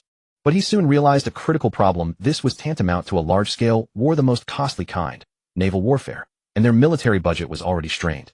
The president reluctantly launched a crowdfunding campaign online using the pretext of avenging fallen citizens, which garnered support from most of the Pickled Vegetable Nation. Now the live broadcast had to go through, and this battle could only end in victory, not defeat. If they lost, his presidency would be as good as over. A mighty fleet of warships set sail with a massive aircraft carrier slowly gliding out, the flag of Pickled Vegetable Nation fluttering above. Every citizen's heart swelled with pride, believing themselves to be the supreme power in Asia. But an awkward scene unfolded. The aircraft carrier, escorted by numerous frigates and destroyers, seemed to malfunction and began veering off course. Lin Tian was watching the live broadcast, assessing Pickled Vegetable Nation's deployment. He had to admit they had some nerve committing most of their forces to a single gambit. But the more he watched, the more something seemed off. The aircraft carrier was acting like it was drunk, swerving off its straight path. And wasn't that a destroyer over there? What happened next left everyone in stitches. The carrier made a 90-degree turn and slammed into the nearby destroyer, then accelerated toward the frigate behind it. The frigate scrambled to change course to avoid the collision, but the carrier still rear-ended. A swarm of sailors floundered in the water, crying for help, while the carrier, like a merciless machine, plowed right over them. Lin Tian couldn't stop laughing. Holy crap, that carrier is on our side. It took out 2 of their own ships right after setting sail. Awesome. The grand departure ceremony turned into a complete fiasco. The president hastily ordered the scene cordoned off and the live stream cut, but it was too late. The humiliating spectacle had already gone viral worldwide. Pickled Vegetable Nation became the global laughingstock once more. Despite their netizens' fierce resistance on foreign sites, they were utterly pummeled in the online backlash. A few hours later, the Pickled Vegetable Nation began its live broadcast again, this time appearing directly over the ocean, seemingly skipping the process of sending troops. It was quite laughable, with just 1 aircraft carrier and 2 warships missing. A dozen destroyers and frigates set sail, but they could only send a few armed helicopters on board. Anyway, it was about the same. Those pirates had no weapons, and the arrival of the armed helicopters would still result in a massacre. Thinking this way, the president became overexcited again, constantly posting on the internet to express that his army would definitely achieve a glorious victory. Lin Tian had already arrived near Somalia, and Liu Fei specifically chose a small island for him, which was very close to Somalia, thus counted as Somali territory. Hearing that Lin Tian was coming to support them, Liu Fei was extremely excited, otherwise they would have to start wandering around the ocean again, using the terrain to evade their opponents. There were not many people in Somalia to begin with, and this small island had no resources to exploit, so it had remained abandoned. The Pickled Vegetable Nation would still take about 3 days to reach here. Lin Tian directly ordered his subordinates to start organizing the small island. Turning it into a military base for him was more than sufficient. 3 days later, the Pickled Vegetable Nation's live broadcast room also indicated that they were about to enter the combat zone with hundreds of fighter jets from Lin Tian's side, all set to go. Lin Tian sneered as he watched the movements of the enemy in the live broadcast room, thinking they really believed they were like him, daring to live stream while fighting him. Didn't they know he was their ancestor? Lin Tian put on his helmet and sat in a fighter jet, eager to experience the feeling of being an emperor. Was it not said that an emperor must fly a fighter jet to conquer warrior nations? Today, Lin Tian was going to pilot a fighter jet to sink the pride of the Pickled Vegetable Nation. Viru. Lin Tian took the lead with hundreds of fighter jets closely following behind. 2 destroyers also began to sail at full speed. Liu Fei received the news and pushed out the ship equipped with anti-aircraft guns. Liu Fei stroked the anti-aircraft gun, feeling a bit pained as he said, "Didn't expect to use you so soon." But thinking about how he was about to make a developed country tremble, who would dare to look down on Somalia, set off. Lin Tian opened the live broadcast as they were about to approach the enemy, and countless netizens focused on Lin Tian, and as soon as he started broadcasting, they immediately tuned in. Everyone knew that as long as Lin Tian was not broadcasting at a regular time, it meant he was going to do something big. Moreover, the news about the battle between the Pickled Vegetable Nation and Lin Tian had already caused quite a stir. If Liu Fei knew that it was already being reported as Lin Fei versus the Pickled Vegetable Nation, he would be in tears. It was clearly supposed to be about them fighting pirates, and all that could be seen was the blue sea and sky, with the clouds in the sky rapidly retreating, and distant black dots appeared on the ocean's surface. 3 kilometers away. Everyone pay attention to evasion. Lin Tian notified as soon as he spotted the target. The Pickled Vegetable Nation's personnel also quickly informed their navy that Lin Tian was coming at them in a fighter. Because they only had armed helicopters and had not prepared to fight at sea, they were meant to eliminate the pirates on land. Thus, they could only rely on the anti-aircraft missiles on the destroyers and frigates, and those models were relatively old, lacking the comprehensive fire coverage of Lin Tian's anti-aircraft guns. The Navy general also wore a look of disdain. Oh, what could a few fighter jets do? Without anti-aircraft missiles, with a dozen warships, they could take him down with rocket launchers. Suddenly, the radar began to alarm. When the general saw the densely packed red dots on the radar, he was stunned. There must be several hundred. At this moment, Lin Tian's live broadcast room switched to a panoramic view. It was no longer just Lin Tian's perspective. Behind Lin Tian's fighter jet, countless other fighter jets followed. Whoosh. Lin Tian maneuvered the fighter jet in a perfect barrel roll, dodging the first missile, and then the machine guns on the ships began to fire wildly. Lin Tian started to fly in circles with missiles tracking and exploding at the tail of Lin Tian's jet, while hundreds of planes danced wildly in the sky. Each one showed off their superb skills. With so many anti-aircraft missiles, not a single plane had been shot down. Only a few planes were hit by bullets and quickly turned around to return for repairs. All the officers watching the live broadcast wore serious expressions. Those who could perform such maneuvers were undoubtedly the ace pilots of the Air Force, yet Lin Tian had hundreds of them. This was simply unbelievable. Every selection for the Air Force was extremely rigorous, and the number of those who could become aces was exceedingly rare. Many national leaders were mumbling Lin Tian's name. They previously only knew him as a lawless person, but now they realized they needed to pay close attention to this individual. Underestimation could lead to irreversible consequences for them. Just like the current pickled vegetable nation, the Navy general had already begun to sweat profusely. Anti-aircraft missiles and anti-aircraft guns cost hundreds of thousands of dollars to fire in a second. At this point, the spent shells had already piled up like small hills, and the sky was filled with the sounds of explosions, all from the anti-aircraft missiles detonating. Gradually, the sky began to fill with black smoke, but not a single one of Lin Tian's Air Force units had been shot down. The Navy general licked his dry lips and said, "Even a TV drama wouldn't dare to This world is simply too insane." Although Lin Tian had not been hit, the enemy's anti-aircraft firepower was also very strong, and Lin Tian could not break through. Anyway, there were no aircraft carriers left. He decided to consume their ammunition, and when the fuel was running low, Lin Tian directly led his troops to retreat without hesitation. At this moment, the pickled vegetable nation's fleet had already stopped in place, not contemplating whether to pursue, but rather whether they would flee now. Ammunition losses were over half. They hadn't even officially entered Somali waters, yet still within the high seas. Boom. A huge explosion erupted from a frigate, flames soaring into the sky as the frigate was blown apart. Suddenly, a destroyer appeared behind them with a row of rocket launchers on top. It was the one Lin Tian had sent to flank them. The destroyer fired 5 missiles in quick succession, only one of which successfully hit its target. The rest were intercepted, and that was only because the opponent had let their guard down. The president, seeing one of his ships sunk, no longer cared and directly called to scold the general, who requested a retreat at this moment. The president cursed, "Retreat. Fight them. Destroy them all. If you can't win, don't come back." Beep, beep, beep. On the other end of the phone was a busy signal. The general was furious, yet helpless. This damn president didn't understand military matters and only knew how to fight this and that. However, higher-ranking officials could easily put others in danger, and in their country, if he really escaped back, he wouldn't survive. The president would definitely demand his life as compensation to give the public an explanation. Lin Tian's destroyer retreated after completing a round of attacks, giving no chance for the enemy to retaliate. At this moment, Liu Fei arrived at the battlefield with dozens of his large ships. Some equipped with close-range anti-aircraft guns, which also had considerable power against ships, while those without equipment began to launch rockets. Although the threat was not significant, it could still serve to restrain the enemy. Furthermore, Lin Tian's second destroyer had arrived, and its anti-ship missiles were launched. The firepower was on a different level. The white smoke produced by the missile launches was quickly enveloping a ship. Boom, boom. The fleet of the pickled vegetable nation could ultimately not withstand all the shells, and the crew hurried to extinguish the fires on the ship. The armed helicopters that had not been destroyed started to rapidly gain altitude, knowing that at this critical moment, they could only fight to the death. However, they soon fell into despair as a large number of armed helicopters flew out from behind, overwhelming them in firepower, speed, and agility. In a small territory, even the weather forecast was merely a province of Longwa, which had developed through chips and mobile phones, mistakenly believing itself to be powerful. Little did they know that in terms of annual military spending, what they had was insignificant. Most of it was squandered on indulgence. Even a fraction of Longwa's budget surpassed theirs. Moreover, they purchased equipment just like their previous aircraft carrier, which had a collision right after setting sail. Did they think they could compare with Lin Tian? With research funding being severely low and all their funds used for upgrading weapons, if this were on land, Lin Tian could easily crush them. Liu Fei directly activated the anti-aircraft guns targeting the pickled vegetable nation's navy, with funds burning every second. Fortunately, Lin Tian had stated before that if they shot anything down, he would provide ammunition at half price. Before the ships had even entered the attack range of the armed helicopters, they were pursued by Lin Tian's Air Force squadron. Boom. An armed helicopter fell into the sea, engulfed in flames. The general of the pickled vegetable nation was already sweating profusely. Although he had over a dozen warships, their firepower was simply insufficient. In the distance, he saw a swarm of black shadows approaching. It was Lin Tian's fighter jets returning after resupply. Boom. Boom.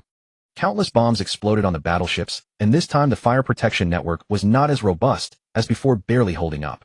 Just 2 bombs could cripple a warship, a few more could sink it.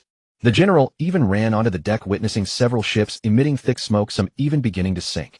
Suddenly a soldier shouted, "Run! The shells are coming!" The general's pupils widened as he stared blankly at the incoming shells, his legs frozen in place. Boom! The shell exploded right in front of him, and the searing inferno instantly engulfed him along with the command center, causing the flagship of the Pickled Vegetable Nation to be rendered incapacitated. Everyone lost command and began to resist like headless flies. Liu Fei grew more excited as he fought, especially under such a significant advantage. With a manic grin on his face, he charged forward with a rocket launcher. This was the largest and most exhilarating battle he had ever fought. Meanwhile, Lin Tian, who had just dropped a bomb, pulled the plane into a sharp ascent, executing a cobra maneuver. He lightly touched his forehead with 2 fingers and then waved outward as a tribute to the fallen highest commander of this peaceful. A tribute was a tribute, but expecting Lin Tian to spare them was utterly impossible. They had to face their deserved fate. Everyone unleashed their firepower, leaving no chance for the enemy to surrender. With nearly 10,000 troops and over a dozen warships, the admiral of the Pickled Vegetable Nation's navy led the charge. To this end they were all sacrificed. Not a single soul survived. Only a few ships emitting black smoke and lacking any power remained in the sea as proof of their presence. Lin Tian circled above the battlefield once more, and after scanning with his cold gaze returned to the Air Force base. Liu Fei shouted excitedly, "Brothers! We won! Long live the big brother! Long live the big brother!" All the underlings shouted in unison. "Everyone get moving. Bring back those that haven't sunk. Salvage what can be salvaged from those that have sunk. These are all valuable treasures." With the help of the beautiful nation, a live satellite broadcast was ongoing, capturing the scene of the pirates plundering the spoils while the Pickled Vegetable Nation remained silent. They had lost. A complete and utter defeat, with their pride trampled underfoot and not a single enemy left standing. They were directly covered by firepower to death. At most they left a few bullet holes on the enemy's fighter jets. The president clenched his fists, his chest heaving, unable to suppress his fury any longer. He began to roar and smash things in the office. By the time other high-ranking officials arrived, the president's office was a complete wreck. The atmosphere among the group was also quite heavy. Just as the president said earlier, if you can't win, don't come back, now not a single person returned. How many people did their country have in total? Nearly 10,000 Navy personnel were annihilated, and most of their the naval power had suffered nearly an 80% loss. The aircraft carrier had taken 2 warships as it set sail, and it was currently under repair. Otherwise they couldn't even assemble a small fleet. Now neighboring countries dared to intrude into their territorial waters without restraint, and just thinking about it made them grind their teeth in rage. The president clenched his teeth, uttering the name Lin Tian. Lin Tian left a portion of his troops on the small island to construct a small military base, hurriedly returning with the remaining personnel. This massive loss for the Pickled Vegetable Nation would undoubtedly have repercussions, and the thought of uniting to protect the interests of a mercenary was simply impossible. Lin Tian needed to return and prepare defenses to cope with various emergencies, and he even considered the idea of hiding back in Longhua. Upon returning to Yilake, Tej looked at Lin Tian with exasperation and said, "Little brother, can't you take it easy for a while?" He then added, "At least wait until I become president. Now that you're causing trouble, I can't even defend you internationally." Lin Tian patted Tej's shoulder and replied, "It's fine. Just a small problem. Don't forget, I have Longhua backing me. At worst I can just hide for a while." Messages also came from Longhua indicating that there might be actions taken against Lin Tian's mercenary organization. Lin Tian could temporarily disperse his personnel and then sneak back to his country. Lin Tian couldn't help but feel some regret. He was still somewhat weak and his level hadn't improved in a long time. This time, however, he had gained a significant boost. He realized that only through battles he participated in could he gain substantial experience. Since reaching this level, the experience brought by Dao Feng and the others during missions had become negligible. After 3 days of national mourning in the Pickled Vegetable Nation, it was merely a temporary measure to calm the domestic situation. The high-ranking officials were actively seeking solutions from all sides.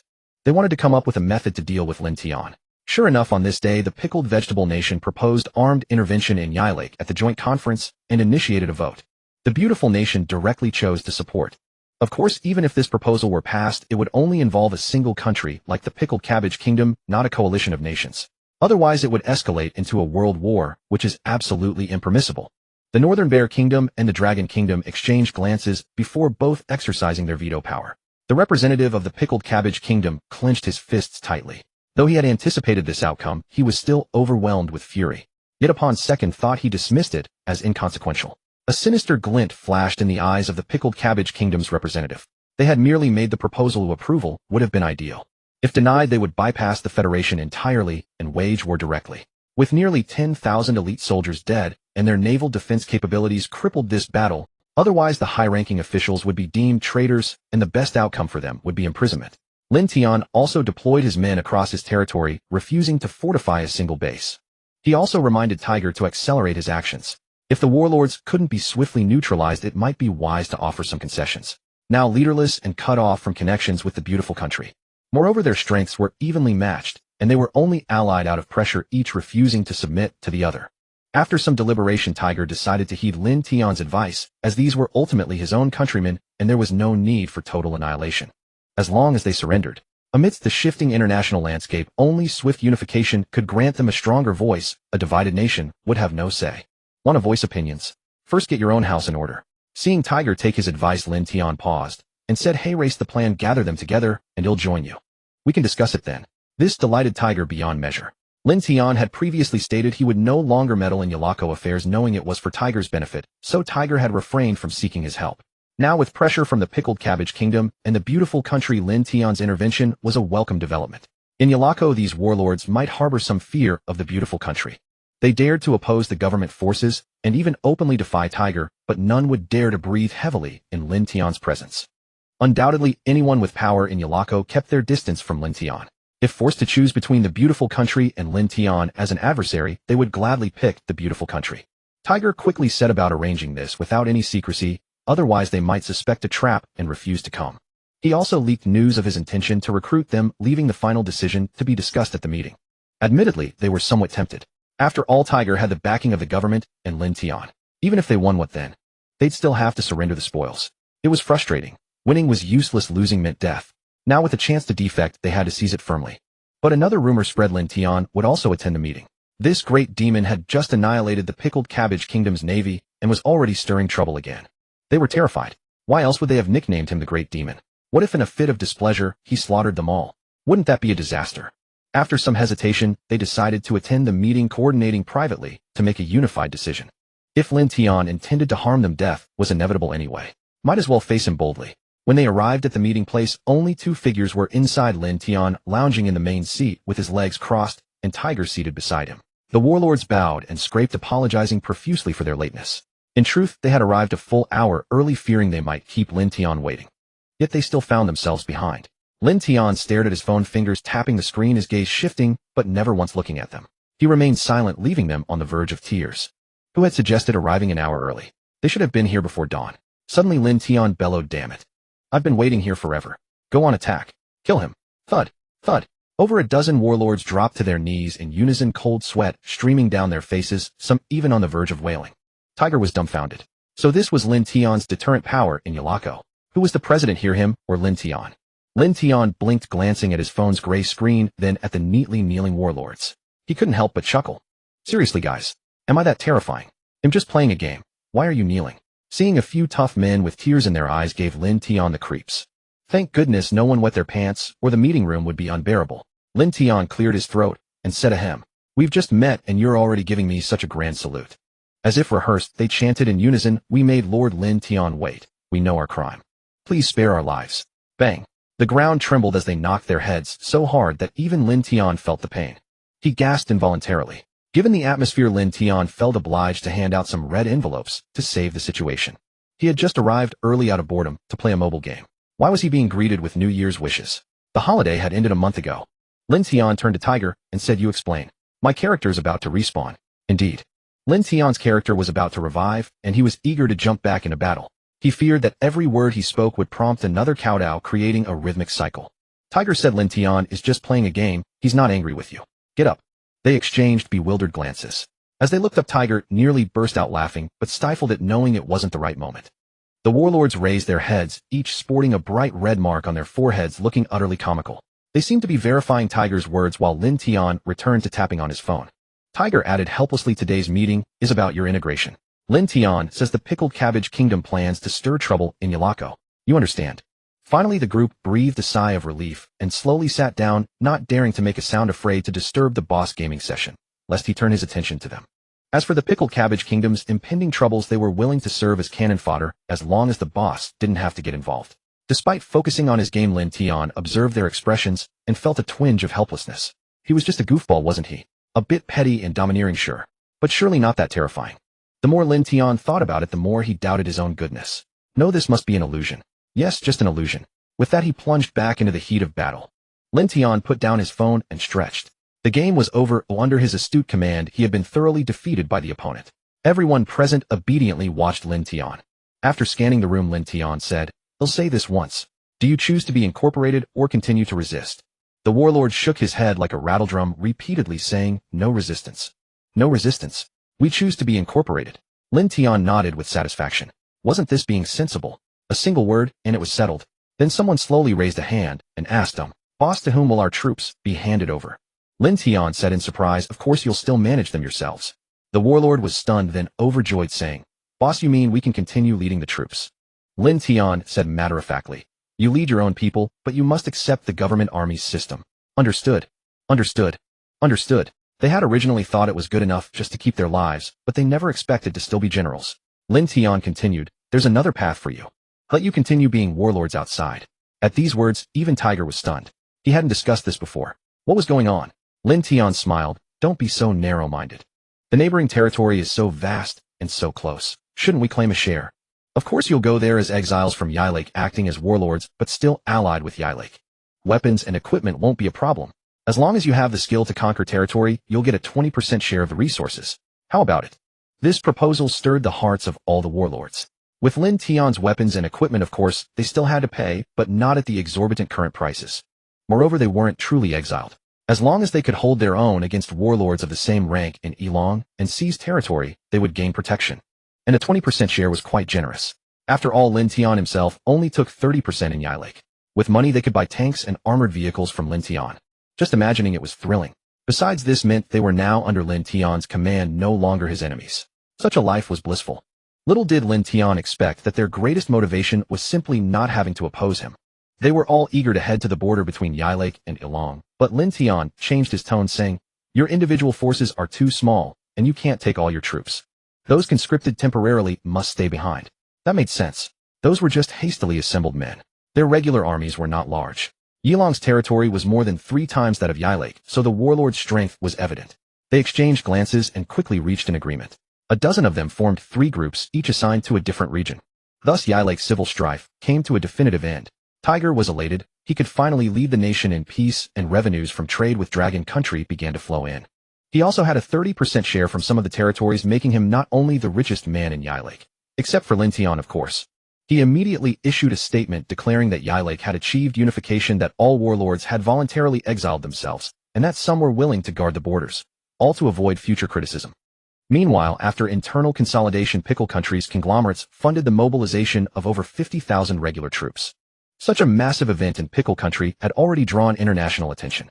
Dragon Country publicly urged Pickle Country to exercise restraint, stating that war was not an option. Northern Bear Country directly condemned. If Pickle Country invades Yilake without UN approval, it will be an act of aggression.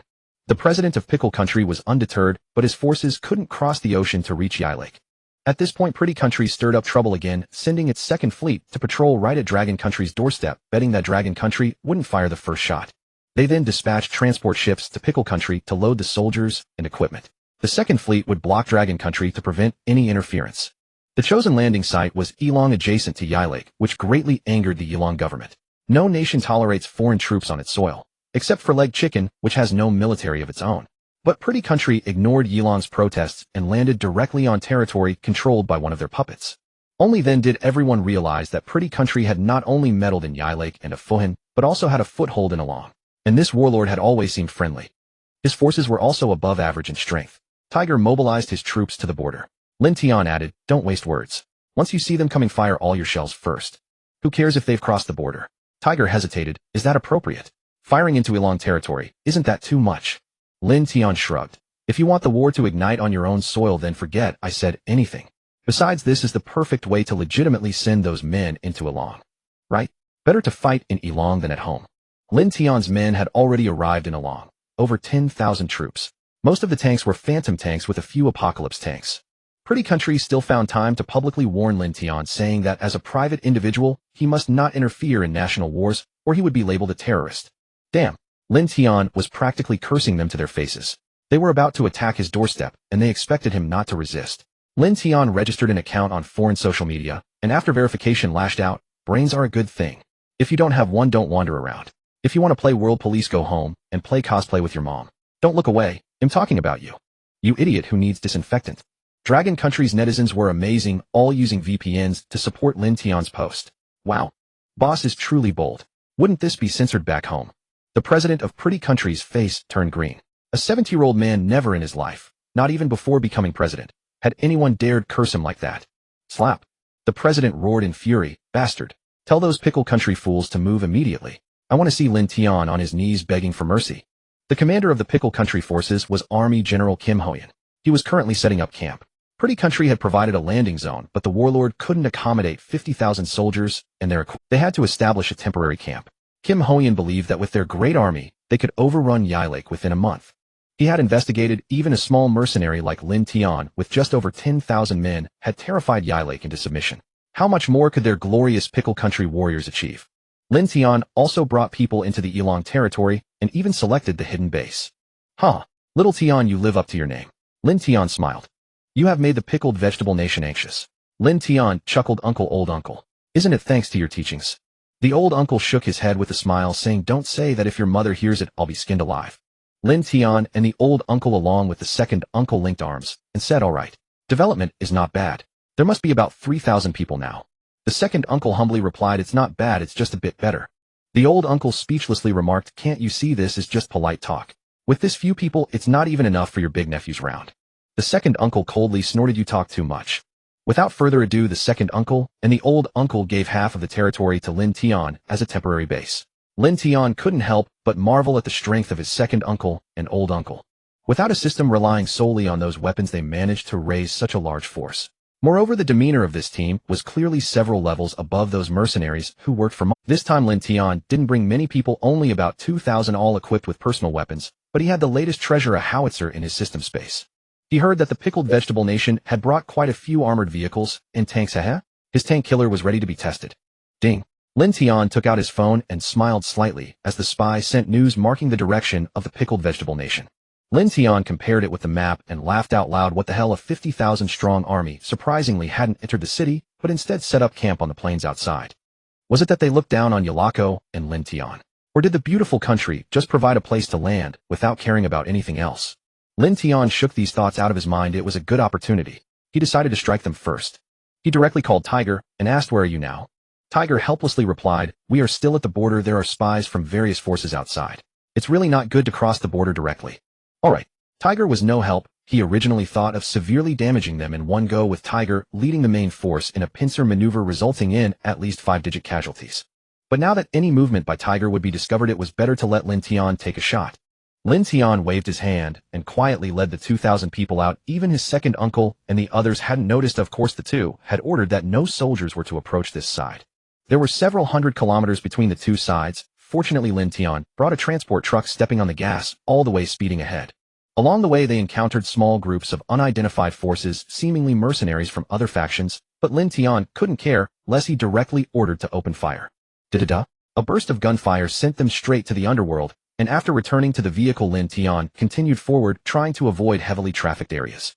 If they could still encounter them, it could only be considered their bad luck. If the news here was exposed, the ambush would end in failure. Finally, as night fell, they approached the Pickled Vegetable Nation's military camp, stopping 30 kilometers away from the enemy camp. He sent a few people to sneak up and scout what arrangements were on the opposite side, where was the main force concentrated. An hour later, the scouts returned to report. What the hell? Did they really not see him as a person? They only set up guards at the camp entrance, and there wasn't even a lookout outside. He had been cautious all the way here. Lin Tian suspected that even if they received news of a large number of troops approaching their direction, they wouldn't take it seriously. At this time, Jin Haoxian was in the tent looking somewhat displeased. The soldiers of the Pickled Vegetable Nation actually had to spend half a month in this place. Moreover, he was a general of the Pickled Vegetable Nation. Arriving here, there wasn't even a beautiful woman. He had to suffer like this. It was simply outrageous. The generals and president of the Pickled Vegetable Nation had never experienced battle. Even the simulated training was based on seniority. Where was the high-intensity sparring? It was only because of the peacetime that they were spared. Otherwise, if the generals were of this quality, the soldiers underneath didn't need to be mentioned. Now they were gathered together, eating high-calorie canned meat, laughing and talking. If they could drink, they would have already drunk several. Lin Tian took out 500 howitzers, all of which had the highest power with a huge caliber. Tanks and armored vehicles seemed like paper in front of him. After 500 howitzers were loaded, Lin Tian stood behind looking coldly at the front and fired a shot into the sky with his Desert Eagle. Bang! In this silent night the gunfire was particularly piercing, not to mention there wasn't even a bug around. With Lin Tian's signal, the 500 howitzers fired simultaneously. Bang! Bang! Bang! The shells traced perfect arcs in the dark night. At this moment the soldiers of the Pickled Vegetable Nation felt something unusual in the sky, looking up with their pupils instantly wide open. They turned around and shouted, "Enemy attack! Enemy attack! It's howitzer fire! Run!" Just as this person finished speaking, it seemed the military camp heard something, but before they could stir, a shell fell directly into the tent. Boom! Immediately a violent explosion began to expand outward from this center, flames instantly engulfing everything around. Then countless shells fell and exploded one after another, and the guarding soldiers were not spared, mercilessly consumed by the flames. The violent tremors instantly attracted the attention of all nearby. Eugene Haoxian burst out of the camp, watching the front troops produce massive explosions and the towering flames. Even if he were foolish, he would know what had happened. With such terrifying power, the first thing that came to his mind was missile bombardment, and then he swiftly realized it was the howitzer. There were 3 warlords in the vicinity, one aligned with the Americans, one independent, and another backed by the government forces, allowed to stir up trouble and prevent the other 2 from joining forces. Now they all stared in terror at the sky that seemed to be set ablaze. Outsiders might not understand, but they knew full well that this was the location of the Korean forces that had just landed today. Because of the overwhelming numbers and the claim that they would flatten Araco and station troops there within half a month. Only a few hours after making such bold claims, they suffered a devastating blow. It was then that they understood why Lin Tian was synonymous with terror in Araco, known as the Great Demon King. A mercenary force that could make the Araco government bow in submission. A mere appearance could resolve Araco's internal strife. According to intelligence, Lin Tian's base was under surveillance from all sides. The slightest movement would be detected. But there was only news that Lin Tian had left the city with 2,000 soldiers days ago, and his whereabouts were unknown. Undoubtedly, this terrifying firepower was the work of Lin Tian and his 2,000 men. What a fearsome force it would be if it were at Lin Tian's stronghold. If Lin Tian were in along, he wouldn't dare oppose him either.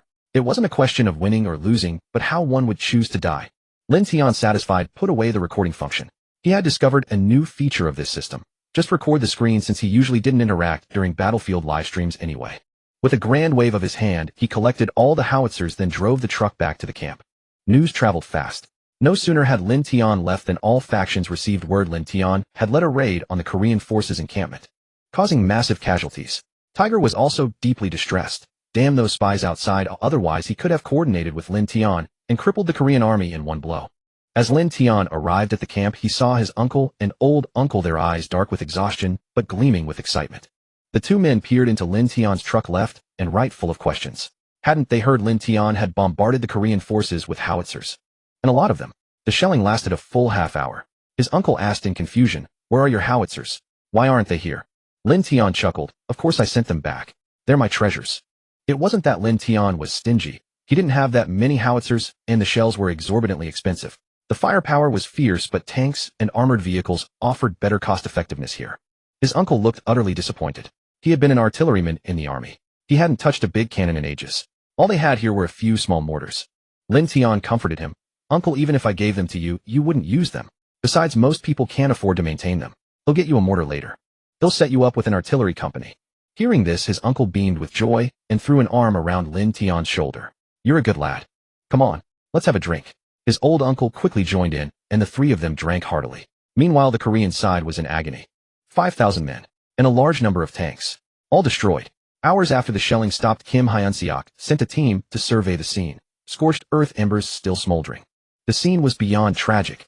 No human shapes could be discerned, only charred remains. Tanks and armored vehicles were reduced to scrap metal. Kim Hyun-seok's expression was grave.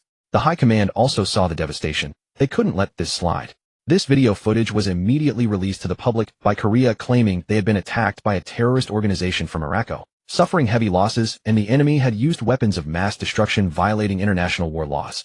Completely disregarding civilian casualties, they sought to pressure the international community into joining the campaign against Lin Tian and Araco. Lin Tian couldn't care less. He even cracked open another beer to celebrate. "You come strutting to my doorstep and then play the victim." He promptly posted the video he had recorded earlier to his livestream channel. The stream went live, replaying the entire course of Lin Tian's earlier action. Of course, he skipped over the middle parts. Korea was hinting that he was a terrorist who attacked them, wasn't he? "I've released the video. What are you going to do about it? Come at me." The Korean president gnashed his teeth. Who does he think he is to be so arrogant? At the end, there was even a shot of Lin Tian's face, flushed eyes a bit hazy, holding a bottle of liquor. Lin Tian raised the bottle and drained it in one gulp, his atoms apple bobbing as he gulped, exuding explosive masculine energy. We're all old foxes, don't play coy with me. You know damn well why you're here. A 50,000-man army and you only post 2 guards at the gate, not even a single hidden sentry. He grabbed another bottle to wet his throat and continued, and you call this fighting? Are you trying to kill me with laughter? Then he flashed a universal obscene gesture at the screen and said, trash. If you've got the guts, come at me. Wait till I sober up and he'll go for a stroll along the 38th parallel. After that video, there was another clip of the bombardment of the Korean position. Lin Tian raised his gun and fired into the sky, and then hundreds of howitzers fired in unison, a sight that remained breathtaking even on second viewing. This video spread like wildfire on foreign networks, and everyone came to know this domineering man. Even if you were a president, you had to take his insults. Lin Tian played by no rules. He laid everything bare, rendering all fig leaves useless. Instead, it plunged Korea into a storm of public opinion. You send troops to attack him, don't take him seriously, have no hidden sentries, get routed, and then cry victim, calling him a terrorist. The Korean president's face turned as black as a pot bottom. He could only vent his fury on Kim Hyun-seok. You idiot. Complacency on the battlefield. You caused the senseless deaths of 5,000 of our soldiers. You will bear full responsibility. After a torrent of abuse directed at Kim Hyun-seok, he finally gave him a chance to redeem himself. He must capture Lin Tian alive and execute him before the world to restore Korea's reputation. If it weren't for the taboo of changing commanders mid-battle and the fact that Kim Hyun-seok might not comply, he would have had him arrested long ago. Meanwhile, this battle was incorporated into military textbooks by various countries, serving as a warning to all, don't be like that fool and commit such elementary mistakes. Korea once again became famous worldwide in this manner. The next day, Lin Tian woke up, groggily glanced at the online comments, and looked at the video he had recorded while half drunk. Shamelessly, he said, not bad. Still got it. Even drunk, I'm still handsome.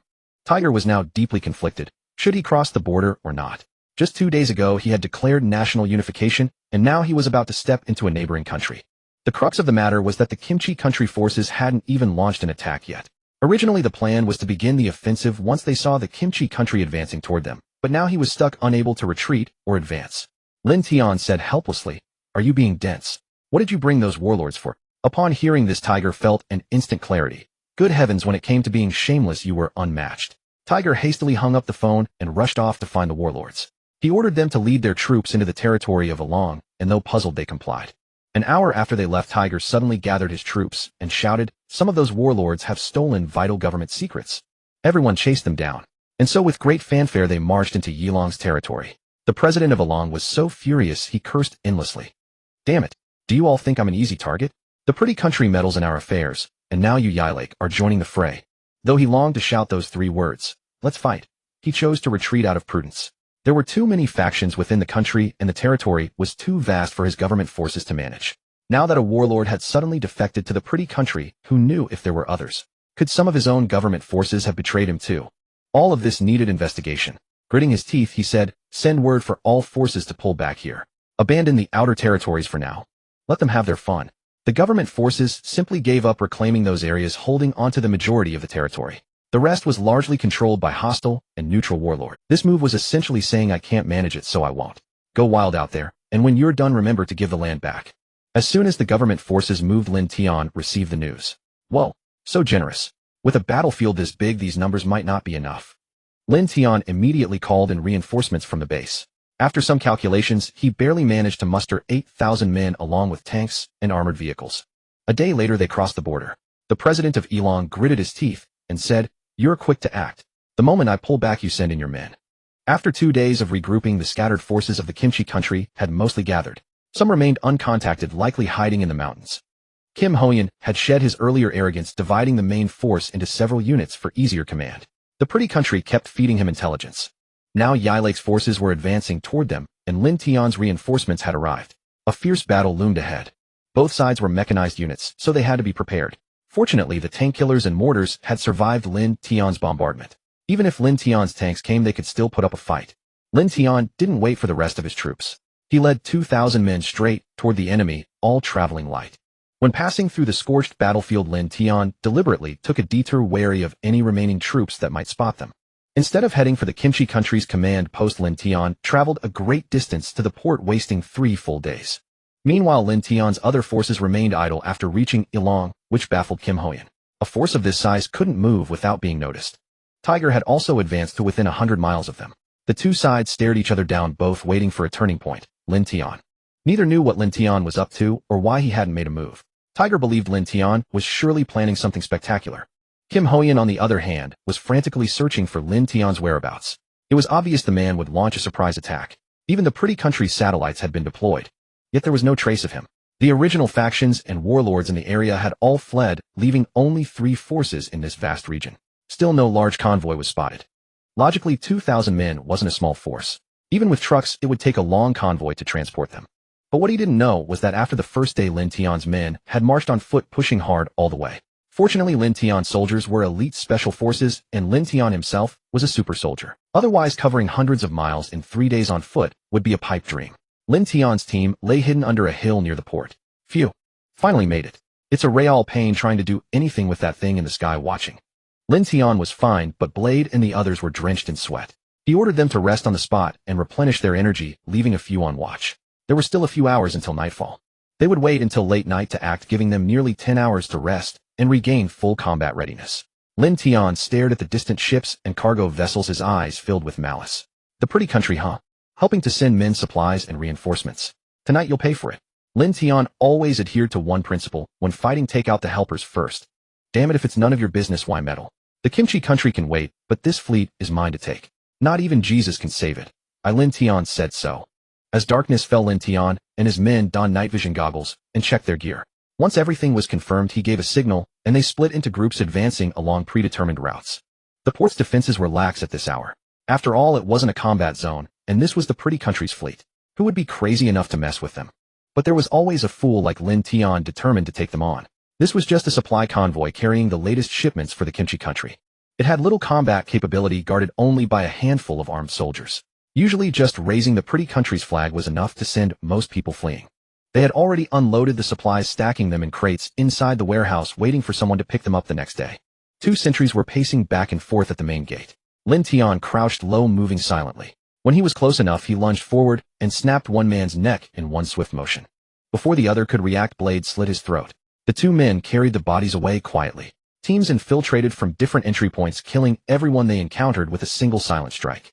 Meanwhile, the Ghost Squad had already slipped inside and was now in the enemy's armory, waiting for Lin Tian's command to blow it up. Within half an hour, Lin Tian's 2,000 men had eliminated everyone above ground. Only those resting inside remained. Lin Tian positioned his men and waited. The remaining people continued to infiltrate the transport ships with Lin Tian. There were 2 large transport vessels in total, and it seemed the others had already retreated, leaving only these 2. It didn't matter, 2 ships were still valuable, and he didn't intend to take them back. Blowing them up would provide a spectacular fireworks display, while reclaiming them would only be a hot potato. At this moment, everyone on the ship had already fallen asleep. Lin Tian and his team swiftly dealt with the guards, taking them out one by one, and then set up the timed explosives they had prepared earlier. The people on the shore also received the news and placed all the timed explosives they carried in the designated positions. It was a moonless night with a strong wind, perfect for a night of murder and arson. They even took out a pile of TNT and placed it next to the timed explosives to amplify the blast. The power of these explosives was no less than that of a grenade barrage. Lin Tian and the 2,000 men had quietly retreated. Not far from the port, he looked back one last time, waiting for his masterpiece. One of the crew members on the ship stretched and went outside to use the restroom, but as he walked, he noticed it was unusually quiet tonight. Even during night watch, they would usually chat. Oh, why was there not a single sound tonight? Turning around, he saw a faint red light in the distance. Curious, he walked over and discovered it displayed the number 3. Before he could scream in terror, this was a timed bomb. 2, 1, boom. The entire port erupted in a violent explosion. The 2 transport ships were shattered into pieces, and the fuel tanks and engines even experienced secondary explosions. No one survived at the port. Although the port was somewhat distant from the battlefield, such a violent explosion shook the ground so fiercely that the very earth of the camp nearly turned over. Lin Tian nodded in satisfaction. It was impressive, and a small mushroom cloud even rose up. He immediately took out a truck, and everyone drove away without needing to run back. All the warlords during the night were cursing. Ever since the Kimchi Nation and Lin Tian arrived, they hadn't had a good night's sleep, always forced to make big moves at night. Reluctantly, he got up and instructed his subordinates to investigate where had been bombed. Such a massive tremor must have caused many casualties. The beautiful nation also quickly detected Lin Tian's traces, which soon reached the generals of the Jin. Haoxian quickly flipped through the map and found that it was still far from his troops, momentarily relieved, and hurriedly ordered the closest troops to remain on high alert. To prevent a surprise attack, all scouts and spies were sent out. Meanwhile, the various warlords contacted their respective bases to check if their territories had been attacked. Fortunately, no bad news was reported, and everyone breathed a sigh of relief. Lin Tian slowly returned to his uncle's side under the watchful eyes of many, which puzzled everyone. Wasn't Lin Tian causing trouble? This was unusual. At this moment, the beautiful nation continued to monitor Elong with satellites. Constantly doing so was quite taxing on their military satellites and computers. Ulysses McKee was coldly smiling as he monitored every move of Lin Tian's forces. Let's see what tricks you can pull this time. He then asked, have we tracked down Lin Tian's target this time? Minister, not yet, a subordinate replied. At that moment a weak voice came through. Minister, I think I might know what their previous target was. Ulysses McKee's eyes lit up as he said, quick, tell me. That person pulled up a satellite image on the screen revealing the land turned upside down, resembling a disaster scene. Utterly horrific. Ulysses McKee took a sharp breath. Lin Tian was truly ruthless. Every time he struck, it was a grand spectacle. Luckily he could keep an eye on him now. However, he felt no pity for this result. After all, it was the Kimchi nation fighting them. How many people died and what losses were incurred had nothing to do with the beautiful nation. Suddenly Ulysses McKee frowned as the scene became increasingly familiar. Suddenly he shouted, zoom in on this image. The enlarged image clearly displayed the emblem of the beautiful nation. The person who had just spoken said, I want to say this is our base at Elong Port. Ulysses McKee nearly spat out old blood. Just a moment ago he was indifferent. Damn. It turned out he had been bombing his own people all along. Lin Tian, are you insane? During the war between two nations you first bombed the bystanders. I can't hold it any longer. Ulysses McKee quickly requested military support from the president against the Kimchi. The president had always harbored deep hatred for Lin Tian and immediately ordered the fleet originally threatening the Dragon Nation to change course and head for Elong. The Dragon Nation was also gritting its teeth against this reckless fleet, but adhering to their usual peaceful methods, they did not launch an attack for now, otherwise the impact would be too great. Suddenly they noticed signs of the beautiful nation's fleet retreating. Just as they breathed a sigh of relief, they realized something was amiss. The Kimchi nation had just suffered a Waterloo. They had to defend this shipping line, otherwise the Dragon Nation could completely cut off the opponent's logistical supply without being detected. What the Dragon Nation did not know was that the logistical supply of the Kimchi nation had already been wiped out by Lin Tian along with that of the beautiful nation. The commander of the Dragon Nation made a decisive decision, ordering the Dragon Nation's fleet to engage, not to strike the opponent, but to entangle them. The Dragon Nation did not dare to fire the first shot, nor did the beautiful nation. They dispatched double the number of warships to intercept the beautiful nation's fleet. The newly appointed general who had just received the order wore a helpless expression. His previous tactics had been used by the enemy, and this was right at their doorstep. Playing dirty would not be recognized. Meanwhile, a call was placed to Lin Tian asking, Lin Tian, what good thing have you done again? The second fleet here is acting like rabid dogs. Lin Tian laughed, nothing much. I just blew up a port. The commander paused for a moment before slowly uttering two words, impressive. It's you, Lin Tian, who always does big things when you're out. Since that's the case, this group of bastards must not be allowed to return. Otherwise, they would directly intervene in the war. From both the world's perspective and that of the Dragon Nation, the beautiful nation's intervention in the war would be a bad thing. Putting down the phone, Lin Tian's gaze was icy. The beautiful nation was indeed getting restless. It was just 2 transport ships. Looking into the distance, Lin Tian murmured, just wait. Wait until my aircraft carrier is developed. Then he'll let you be arrogant. Right now Lin Tian had produced a fleet configuration of destroyers and frigates, but the funds in his hands had nearly run out. Currently the research and development of the aircraft carrier had also come to a halt. It seemed he needed someone to make money for him. Otherwise, merely relying on oil and some arms trading could not provide enough funds, and currently arms trading was limited to these 2 war-torn regions. Other areas were still firmly controlled by the beautiful nation's arms companies. Seeing that the second fleet of the beautiful country could not break out, they immediately dispatched soldiers from Afghanistan to provide support. They couldn't swallow this anger. Meanwhile, as soon as the army moved, it was noticed by various countries, and the pressure from all sides prevented the beautiful country from intervening in the war. At this moment, Lin Tian launched a surprise attack on the port, and the news that the second shot targeted the beautiful country spread, leaving everyone shocked. Big Brother is indeed Big Brother. You asked for help. Then I'll strike you. It's no wonder the beautiful country is getting anxious, insisting on participating, but how much of this is genuine and how much is pretense for active intervention remains unknown. The Elong government is firmly opposed to this, even stating that if the beautiful country intervenes, they will carry out indiscriminate strikes. It's easy to call the gods, but hard to send them away. Now Long is already overwhelmed with these deities. They absolutely cannot allow the beautiful country to come, or it would be uncertain who would be in charge of this country. Even if Yilake and Lin Tian had the intention, they didn't have enough manpower and energy to manage it. But isn't the beautiful country always keen on colonies? In this new century, which conflict zone does not have the beautiful country meddling in, they send troops to occupy and gradually devour resources. The beautiful country found itself in a dilemma. Oh, of course this is merely an external perception. Lin Tian is contemplating further plans and logistical supplies have been cut off. The pickled vegetable country cannot sustain a long-term war, and even that warlord cannot provide supplies for 50,000 people for long, let alone feed the pampered soldiers of the pickled vegetable country. Under Lin Tian's instructions, Tai Gu encircled the side close to the port, which is the nearest port to them. Lin Tian boldly led the team out and directly surrounded the soldiers of the pickled vegetable country. He knew that the beautiful country would definitely come. With their domineering character, how could they give up just because of international condemnation? They are used to going their own way. Jin Haoxian was almost scratching his head bald. Nothing was going right.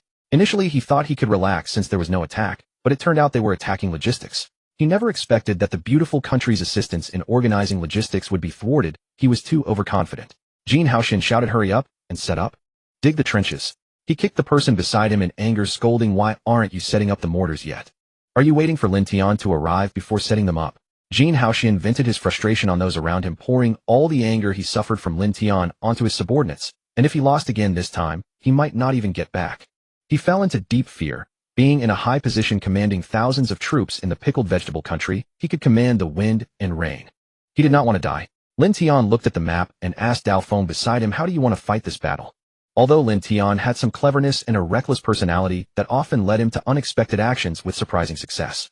Just like this time, who would have thought Lin Tian dared to proactively strike at the beautiful country? However, in the front lines, Dao Feng had more experience in battle. Dao Feng carefully examined the situation and said, "Boss, we should insert a team here and launch an attack on them from both sides." Moreover, Tai Gu has already reached the other side. Attacking from both directions will catch the enemy off guard, and this inserted team can disrupt the enemy forces and execute a decapitation operation. Lin Tian immediately decided, "All right, let's do it your way. You will handle the subsequent commands. Notify me of any decisions. I will take this troop." Dao Feng immediately panicked and said, "Boss, how can you put yourself in such a dangerous position? That's what we subordinates should do." Lin Tian waved his hand. "Don't worry, if it's a task I can't handle, I won't force it. Besides, I'm taking only the elite." "All right, it's settled." Dao Feng could only comply with the orders, and the reason Lin Tian was so anxious was also because the beautiful country was about to intervene. This time 30,000 troops were coming over. Stronger than when Lin Tian was in Afghanistan this time, they were prepared and their weapons and equipment were not inferior to Lin Tian's, so a swift battle was necessary. Otherwise it would turn into a protracted war. 30,000 from the beautiful country, plus 40,000 soldiers from the pickled vegetable country, and Lin Tian's 10,000 here, combined with Tai Gu's 100,000 troops, would be at best a 50-50 chance. The individual combat capability of the beautiful country along with the strength of their troops is undoubtedly very strong. Based on 3 days of reserved supplies, today should be the first day of food shortage for the pickled vegetable country. Even with the warlord's support, they were not faring well today. Lin Tian directly ordered the attack to commence. Jin Haoxian was indeed overwhelmed. The soldiers were busy setting up the battlefield, consuming a lot of energy, and now supplies were tight, and they looked down on the local resources. Moreover, many soldiers were experiencing acclimatization issues, and these circumstances gave him a huge headache. But if the battlefield wasn't set up properly in advance, they would only suffer worse under the Iron Tide. At this moment, he forgot his initial purpose. The original goal of flattening Yilake in half a month had turned into withstanding the attacks of Lin Tian and Tai Guan along. Boom. A shell landed not far in front of their trench, causing the troops to hide in the trench, shrinking their heads and not daring to come out. This marked the official start of the battle. Countless shells flew towards the position. Thanks to the preparations made in advance, casualties were still within control, which relieved Jin Haoxian. Lin Tian's follow-up troops were also advancing continuously, extending the horizontal battle line to over 10 kilometers. On the other side, Tai Gu looked enviously at this side, muttering, "Those wealthy folks. They are just rich. They start by shelling the ground before the fight begins." This made him extremely envious, and he excitedly shouted, "Come here. Bring my artillery unit over. Shell the enemy's position hard." His aide quickly ran over awkwardly and said, "Boss, we don't have that many shells. If we use them all now, we won't have any cover later." All right. He wanted to show off, but his strength didn't allow it. Tai Gu could only reluctantly withdraw, tears streaming down in his heart. This was not the result he wanted. Tai Gu growled. Everyone start advancing. Tanks in front. Give them a good beating. Yes. Boom. Boom. Although they couldn't use the artillery unit, the tank troops were also quite handy. but every shot made his heart jump up. It turned out that the funding was burning. Bang! Lin Tian wielded the AWM Dragon. One shot, one kill, all headshots. And at this distance, he was a full 3,000 meters away from the enemy. Even so, Lin Tian was still able to achieve peak sniping. The people on this side were dumbfounded. The battlefield was filled with tanks. Where could such an extraordinary sniper have come from, striking from beyond visual range? They had no choice but to open fire with heavy machine guns.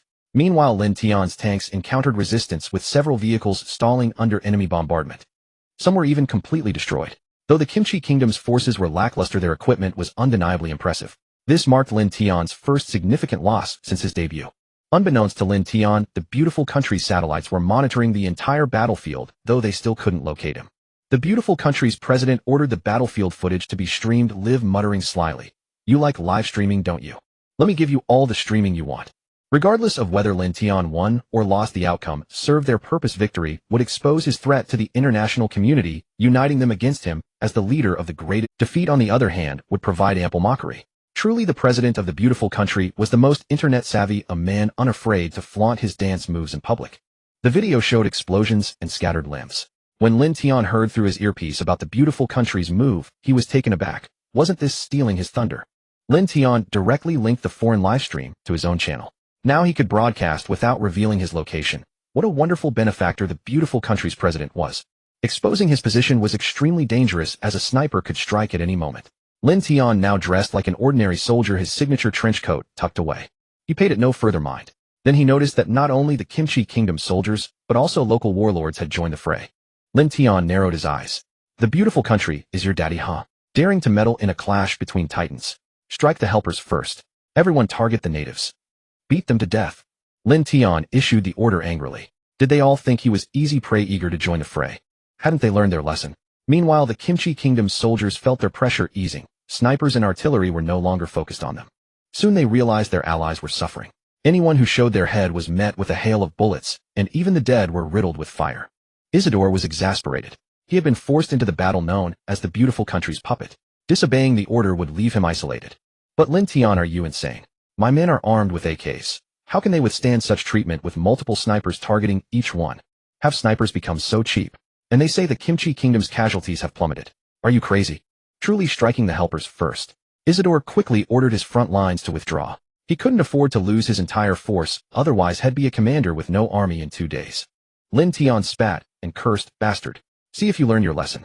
He then pressed the attack. The Kimchi Kingdom's fortifications were impressive. After half a day of assault, they hadn't even taken the first position.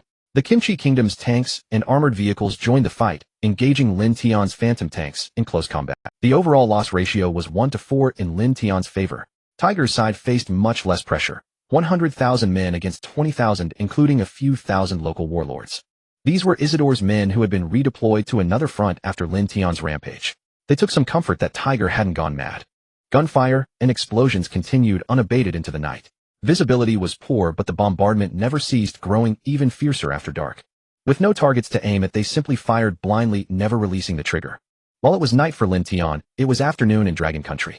At a university, the principal and a group of leaders entered a freshman class.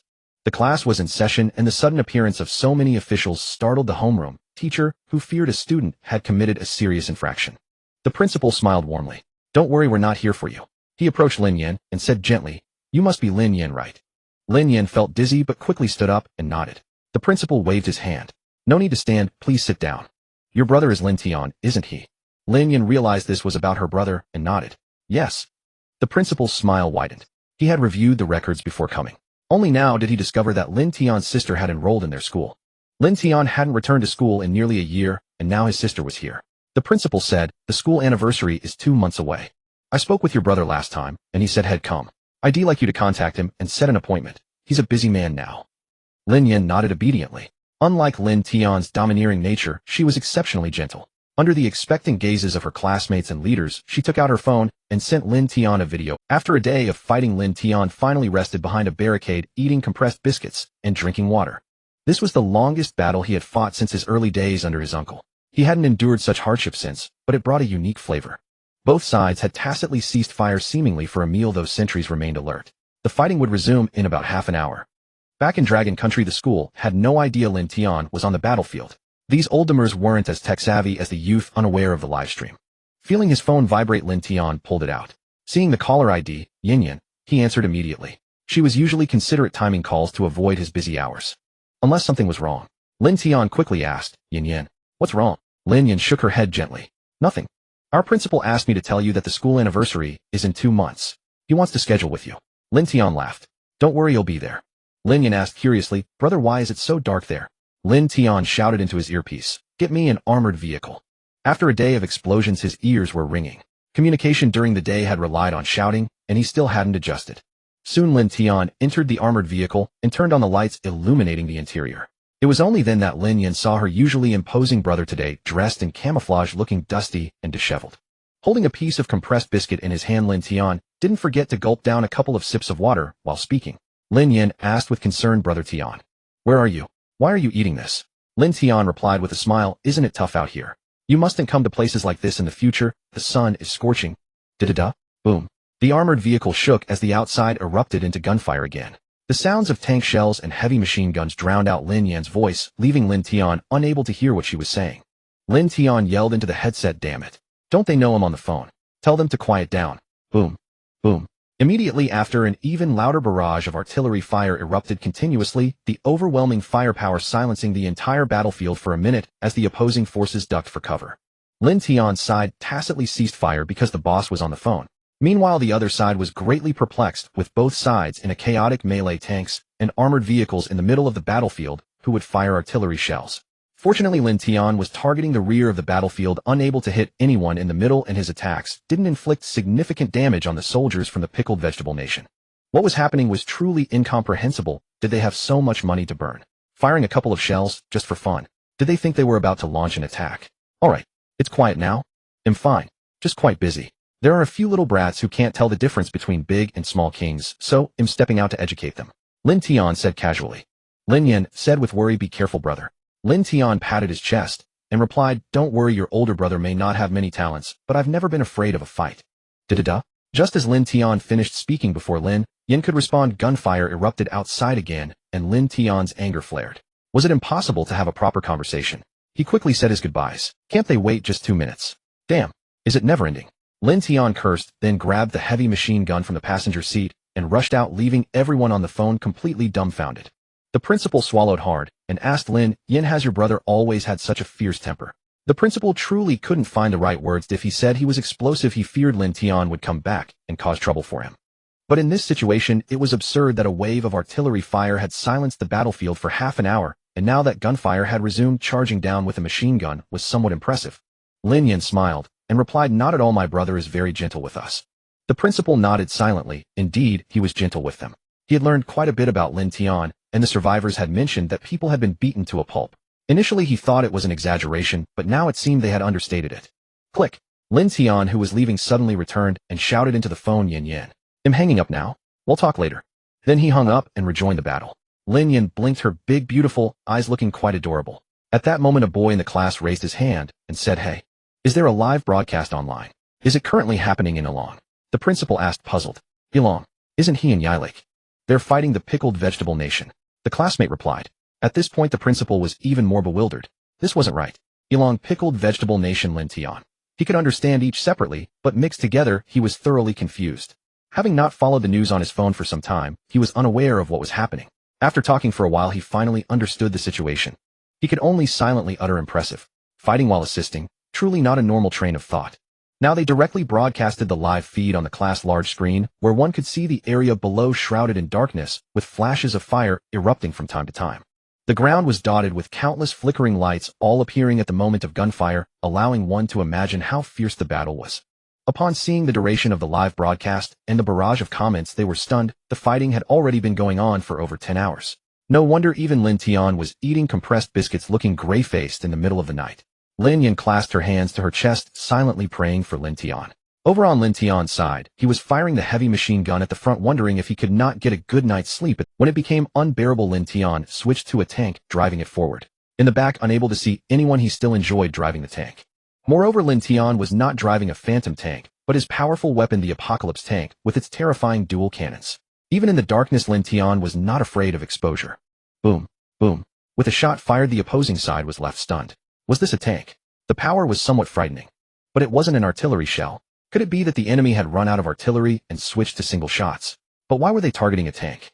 Lin Tian, with a face full of excitement, drove the Apocalypse tank, thoroughly enjoying himself. At full speed, he even felt a pushback sensation, firing shot after shot with great delight. It wasn't until the early hours of the morning that he finally stopped retracting the Apocalypse tank. The fighting had fallen silent. There was no large-scale artillery fire, only some small areas still exchanging gunfire. Occasional sporadic gunfire erupted as both sides were exhausted, leaving some personnel to take turns on night watch, while the majority had fallen into slumber. The next day, Lin Tian was once again awakened by the fierce gunfire. He asked in confusion what's going on now. Sleeping in the armored vehicle was indeed uncomfortable. He needed to finish quickly and relax properly afterward. Knife Edge reported, "Boss, the Pickled Vegetable Nation has launched a surprise attack on us, wanting to catch us off guard while we rest." Lin Tian, with a face full of disdain, said, "No way. Are they idiots thinking we're idiots too? With such a large-scale battle, wouldn't there be sentries?" Then he picked up the AWM Tianlong, aiming at an enemy soldier, shouting while charging, and shot him down immediately. That person seemed to be saying something. Never mind, it wasn't important. After fighting for a day, the beautiful country should have reached Yilong by now. Oh, in another day, they would likely be ready for battle. Lin Tian asked, "So how's it going? Where is the beautiful country's army now?" The soldier responsible for observing the movements of the beautiful country at the border replied, somewhat bewildered, "They haven't arrived yet." Oh. Lin Tian's expression almost couldn't process it. What the hell? Is SWAT joking? SWAT hurriedly said, "Boss, I haven't even seen a shadow of the beautiful country's army here." Lin Tian's mind was filled with questions. This wasn't right. Is the beautiful country the type to accept losses? How could there be no movement? Lin Tian's first reaction was that there was a conspiracy, instantly dispelling his drowsiness. The beautiful nation must be brewing some nefarious plot. Lin Tian continuously analyzed the situation but could not determine where the problem lay, although the absence of soldiers from the beautiful nation was a favorable circumstance for them. The reason he rushed so hastily was to capture the Pickled Vegetable Nation before the beautiful nation arrived. At the very least, he wanted to seize half of the territory opposite them. Unexpectedly, the resistance from the Pickled Vegetable Nation was quite tenacious. Of course, this was due to Lin Tian attacking with far fewer troops than the enemy, and Tiger was not very helpful either. Now that the beautiful nation had not arrived, it should normally be a good thing, but Lin Tian would rather they came facing them. Heat was better than being on edge like this. Lin Tian even directly called the Minister of National Security, Yi Shengrong. The situation was somewhat strange, and he had to seek assistance. Lin Tian got straight to the point. "Has the fleet of the beautiful nation?" Yi Shengrong was a bit taken aback. Why was Lin Tian asking this as soon as he called? He replied, "No." Then, have there been any large-scale movements of other troops from the beautiful nation? Yi Shengrong replied, "None either." Lin Tian muttered into the phone, that shouldn't be the case. Such a movement of tens of thousands of troops could not be concealed from various nations, especially not from a major country like the Dragon Nation, which had always been vigilant about the actions of the beautiful nation. Lin Tian quickly hung up the phone and dialed another person's number. Yi Shengrong looked at the disconnected call with a dark expression, wondering why he had been woken up in the middle of the night for such vague questions. Moreover, couldn't he at least ask how he was? Wasn't the Minister of National Security entitled to some dignity to hang up my call so casually? Lin Tian directly called Tucker. "Are there any unusual movements from the beautiful nation's soldiers on your side?" Boom. Tat-a-tat. The sounds of artillery fire along with the continuous bursts of heavy machine guns and AKs were chaotic on the other end of the phone. Lin Tian frowned. The situation in Afghanistan was also not good. Why was it so intense? Tucker laughed heartily. "Big brother. How's it going? Am I doing well or not?" Lin Tian realized that today, everything was exceeding his expectations. What kind of nonsense was this, asking if he was doing well right off the bat? Was there something wrong with his orientation? Lin Tian complained, "What the hell are you talking about?" Tucker replied with a smile, "Isn't it because the beautiful nation wants to sandwich big brother? How could a younger brother tolerate that? The younger brother has blocked the army of the beautiful nation." Wow. Lin Tian was astonished. This younger brother was worth keeping around. When it came to business, he was reliable. Because this meant they were really engaging with the beautiful nation. Lin Tian could only say, "Well done." Not hearing a response from Lin Tian, Tucker hurriedly assured, "Big brother, don't worry, as long as I'm here, they won't be able to get out of Afghanistan. Do they think they can just come and go as they please?" Tucker's words were quite domineering, but wasn't it a bit out of place here? After all, they were fighting on their doorstep. This statement seemed inappropriate. Lin Tian affirmed, "Well done. If anything comes up, let me know. Big brother will handle it clearly for you." Tucker laughed. "It's all thanks to Big brother. We've replaced all our equipment with new ones, and our combat power has surged. Oh, we no longer have to live those tight days of the past." Boom. Another violent explosion sounded, and Tucker said, "Big brother, I have to hang up first. I need to engage with them properly. The people from the beautiful nation haven't made a move for some time. Go ahead. Act according to your abilities. I haven't taken them seriously yet. It's just strange that they haven't come over. I didn't expect you to block them." Lin Tian said with a smile. Tucker hung up the phone, picked up his weapon, and shouted as he walked out of the command center, "Listen up, everyone, give it your all. With our hundreds of thousands of troops, we can't lose to their mere 30,000, otherwise we would be letting down the weapons of Wolf King." Oh woo. This group didn't know who they learned that from, they just yelled excitedly. Now that the weapons were updated, ammunition was sufficient, and personnel were gathered, they had the upper hand. Lying in ambush against the beautiful nation striking from here was simply taking advantage of all favorable circumstances. At this point, Lin Tian let out a sigh of relief. There was no conspiracy, just Tucker's explosive performance taking on a multitude, while the beautiful nation couldn't advance. Lin Tian immediately let loose and ordered a full-scale attack, since the beautiful nation couldn't come over. The trump card was no longer for them to enjoy. Lin Tian waved his hand, directly commanding the trump card unit, the Tianchi Tank Battalion, to mobilize. At this moment, a terrifying scene appeared on the satellite footage. The original Mirage tanks began to retreat, and the armored vehicles also started to pull back. Jin Haoxian felt an ominous sensation at the sudden retreat. He had just called the beautiful nation, and damn it, he was actually stopped by a group of natives. He said that they could only rely on themselves now, they could not come over in the short term, and their losses were significant. Even if they broke through, they wouldn't be able to provide much support. Jin Haoxian was just about to curse. This year had truly been fraught with difficulties, nothing went as planned, and whatever he feared seemed to come true. He saw 500 tanks, twice the size of the previous ones, slowly rolling out, completely silvery white. The most terrifying aspect was the long gun barrels, which not only had an enormous caliber, but also had dual gun ports. Just looking at the photos was unsettling. This had only been a concept before, never manufactured or deployed, yet now it was glaringly present on the battlefield. Everyone from all nations was stunned. This was a revolutionary weapon, and they immediately summoned countless weapon experts to analyze the Tianchi tanks in front of the video. They wanted to see if the dual gun port tanks were merely empty talk. Coincidentally, Lin Tian's Tianchi tanks were engaging in a practical exercise, and the pickled vegetable nation had become the experimental ground at this moment. Ulysses Mackey was infuriated, cursing loudly, "Fuck. How could he possibly create this thing? Even we don't have it." Yet he quickly gathered weapon experts for analysis, wanting to see if it could be replicated and to identify the weaknesses of the gambling establishment. Jin Haoxian, seeing those 500 massive objects in the video, was stunned. He roared into the communicator, "Concentrate all firepower there. Regardless of whether they have lethality or are just for show, flatten them for me." Jin Haoxian clenched his fists tightly, his sweat dripping continuously, praying that the Tianchi tanks were merely intimidating in appearance and had no actual lethality in combat. Boom.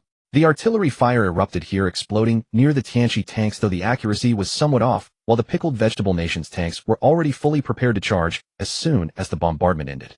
After a night of battle, the pickled vegetable nation had very few shells left, only enough for a few rounds, and now all their firepower was concentrated on eliminating the Tianchi tanks. After the first wave of shells went off target, they quickly adjusted their angles without requiring the commander to issue orders, starting to fire. Boom. One shell landed right in the midst of the tank group, instantly energizing Jin Haoxian, who shouted, "Quick! Fire all the shells! Tank troops, get ready to charge!" A hail of artillery shells rained down, all landing amidst the group of Apocalypse tanks. The explosions whipped up gale force winds, sending dust and dirt flying into the air. From a distance, it looked as terrifying as a sandstorm. Leaders from various nations, weapons experts, viewers in the livestream chat, and even Kim Hoyan all held their breath, as if the slightest exhale would blow away the smoke and dust. Their shells were now spent. The tank units had already begun their charge, and were about to enter firing range. It could be said that the outcome of this battle hinged on this very moment. If they were completely annihilated, the Kimchi Republic would still have a chance to catch its breath. If they failed, then it was time to prepare for a rout. Without their artillery and tank forces, they couldn't hold out much longer anyway. The smoke and dust gradually dispersed. The Kimchi Republic's tank units were about to break through. Just then a flash of silver illuminated heaven and earth. Countless silver-white tanks charged out from the smoke and dust. Their surfaces were all damaged to varying degrees, with the most severe looking like half their bodies had been crushed in. But every single one of the 500 Apocalypse tanks had broken through without exception, and the speed they displayed shocked the jaws of a group of experts. These tanks were clearly twice the volume of an ordinary tank, and to withstand such concentrated artillery fire, the density of their armor was self-evident. Yet now they could still run faster than a normal tank, and by a significant margin. This completely violated the conservation of momentum. Newton would not approve. Boom, boom. The Apocalypse tanks that had just broken through opened fire directly. This distance had already exceeded the normal maximum range, yet a few shells actually hit the tail end of the enemy. This meant it wasn't just the speed and armor that were outrageous. The range was even more so, hitting targets at twice the normal distance. How could anyone compete with that? Before they could even enter firing range, the enemy was already routing them. Forget it. We're done. Seeing this, the Kimchi Republic soldiers completely panicked, turned around, floored the accelerator, and began to flee at top speed. But trying to escape from the Apocalypse tanks, they were dreaming. The Apocalypse tanks pursued and fired, keeping the enemy within their range the entire time. A weapons expert watching couldn't help but exclaim, "Holy moly! Which genius came up with this tank? It really can fire twin shots. That's incredible. This could be called a major breakthrough." Now every nation wanted to buy one from Lin Tian and study it themselves. This was a treasure. The question was whether Lin Tian would sell them. Speaking of which, Lin Tian was in the arms business, right? He should sell them. The Apocalypse tank instantly became the most popular weapon on the international market. Kim Hoyan lowered his arm weakly and issued the order, "Everyone retreat. Abandon the first defensive line. Fall back behind the anti-tank zone." This was the escape route they had prepared earlier. If they truly couldn't hold out, they would have to retreat. On land, nothing was more terrifying than the carnage caused by tanks and armored units during a pursuit. So this was the last resort, but it also meant they were sacrificing their own tank units to preserve the rest of the main force. Lin Tian had destroyed the supplies at the port, blowing up their weapons and ammunition along with it. This crippled their firepower, and after a night of fierce fighting, if their artillery hadn't repelled the enemy's attacks multiple times, Lin Tian might have already broken through. Now they could only pray that the Kimchi Republic would gain international support to allow them to withdraw safely. Otherwise, the only thing waiting for them was death. After the order was given, the already demoralized troops quickly began to flee, afraid that if they were too slow, the tanks would catch up. After the Apocalypse tanks annihilated the enemy, they did not pursue further. Continuing the fight would have been a slaughter, and with the live stream running, it wouldn't look good. The states would surely make a big deal out of it. Moreover, the anti-tank mines behind them were a real problem. One might not do much, but a couple more could flip even an Apocalypse tank. Lin Tian squinted his eyes and looked at the sky. The satellite, perhaps feeling particularly bold, happened to capture Lin Tian's image. The states zoomed in repeatedly, precisely catching Lin Tian standing at the forefront. Behind him stood Blade and the others fully armed. The tactics they had prepared in advance were unnecessary. They hadn't expected the states to be so useless, unable to even break through Afghanistan. This allowed Lin Tian to simply roll over them. Lin Tian held the dazzling heavenly dragon in his hand, and with countless men behind him, the scene was reminiscent of an ancient feudal prince. On a whim, Lin Tian raised his middle finger to the sky. Instantly, the whole world burst into laughter. Everyone knew the states was live streaming Lin Tian's war to target him. The meaning of this gesture was obvious. And what a coincidence. They just happened to find Lin Tian at that moment, and he just happened to make an internationally friendly gesture. Then Lin Tian led his men and disappeared into the crowd without looking back. The Apocalypse tanks also withdrew. A large number of troops were left behind to hold the front line, while Lin Tian took some trusted subordinates back to the camp provided by his uncle. He was truly exhausted after a full day and night of continuous combat. He had been longing for that big bed for a long time. Furthermore, pursuing further was no longer cost-effective. He was a mercenary after all. Why would he make a losing deal? He left troops behind just in case of that 0.9 million chance that Kim Hoyan would counterattack, but the odds were practically zero. The rest would have to be handled through international channels. The Kimchi Republic couldn't just abandon its elite forces. Even if they had to leave their weapons behind, they had to get their men back. There were still about 20,000 men left. It had to be said the Kimchi Republic soldiers really knew how to run. Except for the tank units, they hadn't caught a single one of the rest. In Afghanistan, Tuck also noticed that the state's offensive had weakened significantly. Before long, it had completely stopped. Confused, Tuck sent people out to investigate. Tuck said, his face full of confusion, "What? They retreated? That doesn't make sense. How could they retreat after just one day of fighting? Their usual skirmishes went on day after day. They had never fought such a short battle." Soon he realized something must have changed on Lin Tian's side. He took out his phone only to find the live stream had already been closed. He called Lin Tian, but there was no answer. How could Lin Tian possibly answer his call when he was sleeping soundly? Finally, after gathering information from various sources, he learned that Lin Tian had won. Lin Tian had pulled out the ultimate weapon, the Apocalypse tank, and punched through the Kimchi Republic. Watching the video of the Apocalypse tanks wreaking havoc, Tuck shuddered. It was terrifying. Only then did he remember what Lin Tian had said earlier: if he couldn't win, just retreat. He didn't take the state seriously. He realized then that he had actually helped the states avert a disaster. Otherwise, this was the force Lin Tian had kept in reserve to deal with the states. As the saying went, strike the reinforcements first. The rumors that Lin Tian was a mad dog were all true. Ulysses McGee and the other generals analyzed the situation carefully and realized their troops had dodged a bullet. If this terrifying force had suddenly appeared, wouldn't their 30,000 men have been wiped out? So they should thank Tuck for holding them off. But now what matters is how to handle the aftermath of this incident. The person hasn't undergone any significant changes, but their reputation is tarnished. They publicly announced support for the pickled vegetable nation only to be pushed back by the rebels. Don't they care about their dignity in the beautiful country? In the end, under the unanimous decision of all the generals, troops would be increased for Afghanistan with an initial estimate of an additional 50,000 soldiers. On the other side, Jin Haoxian also breathed a sigh of relief, thankful that Lin Tian hadn't chased after him. Unexpectedly, the president called again, but to his surprise, he didn't start yelling. The president merely said some comforting words before hanging up, indicating that he would coordinate with Yilake regarding future matters and that they would return. It wasn't until the next day that Lin Tian leisurely woke up from bed. After a long day and night of exhaustion, it felt truly sweet to sleep.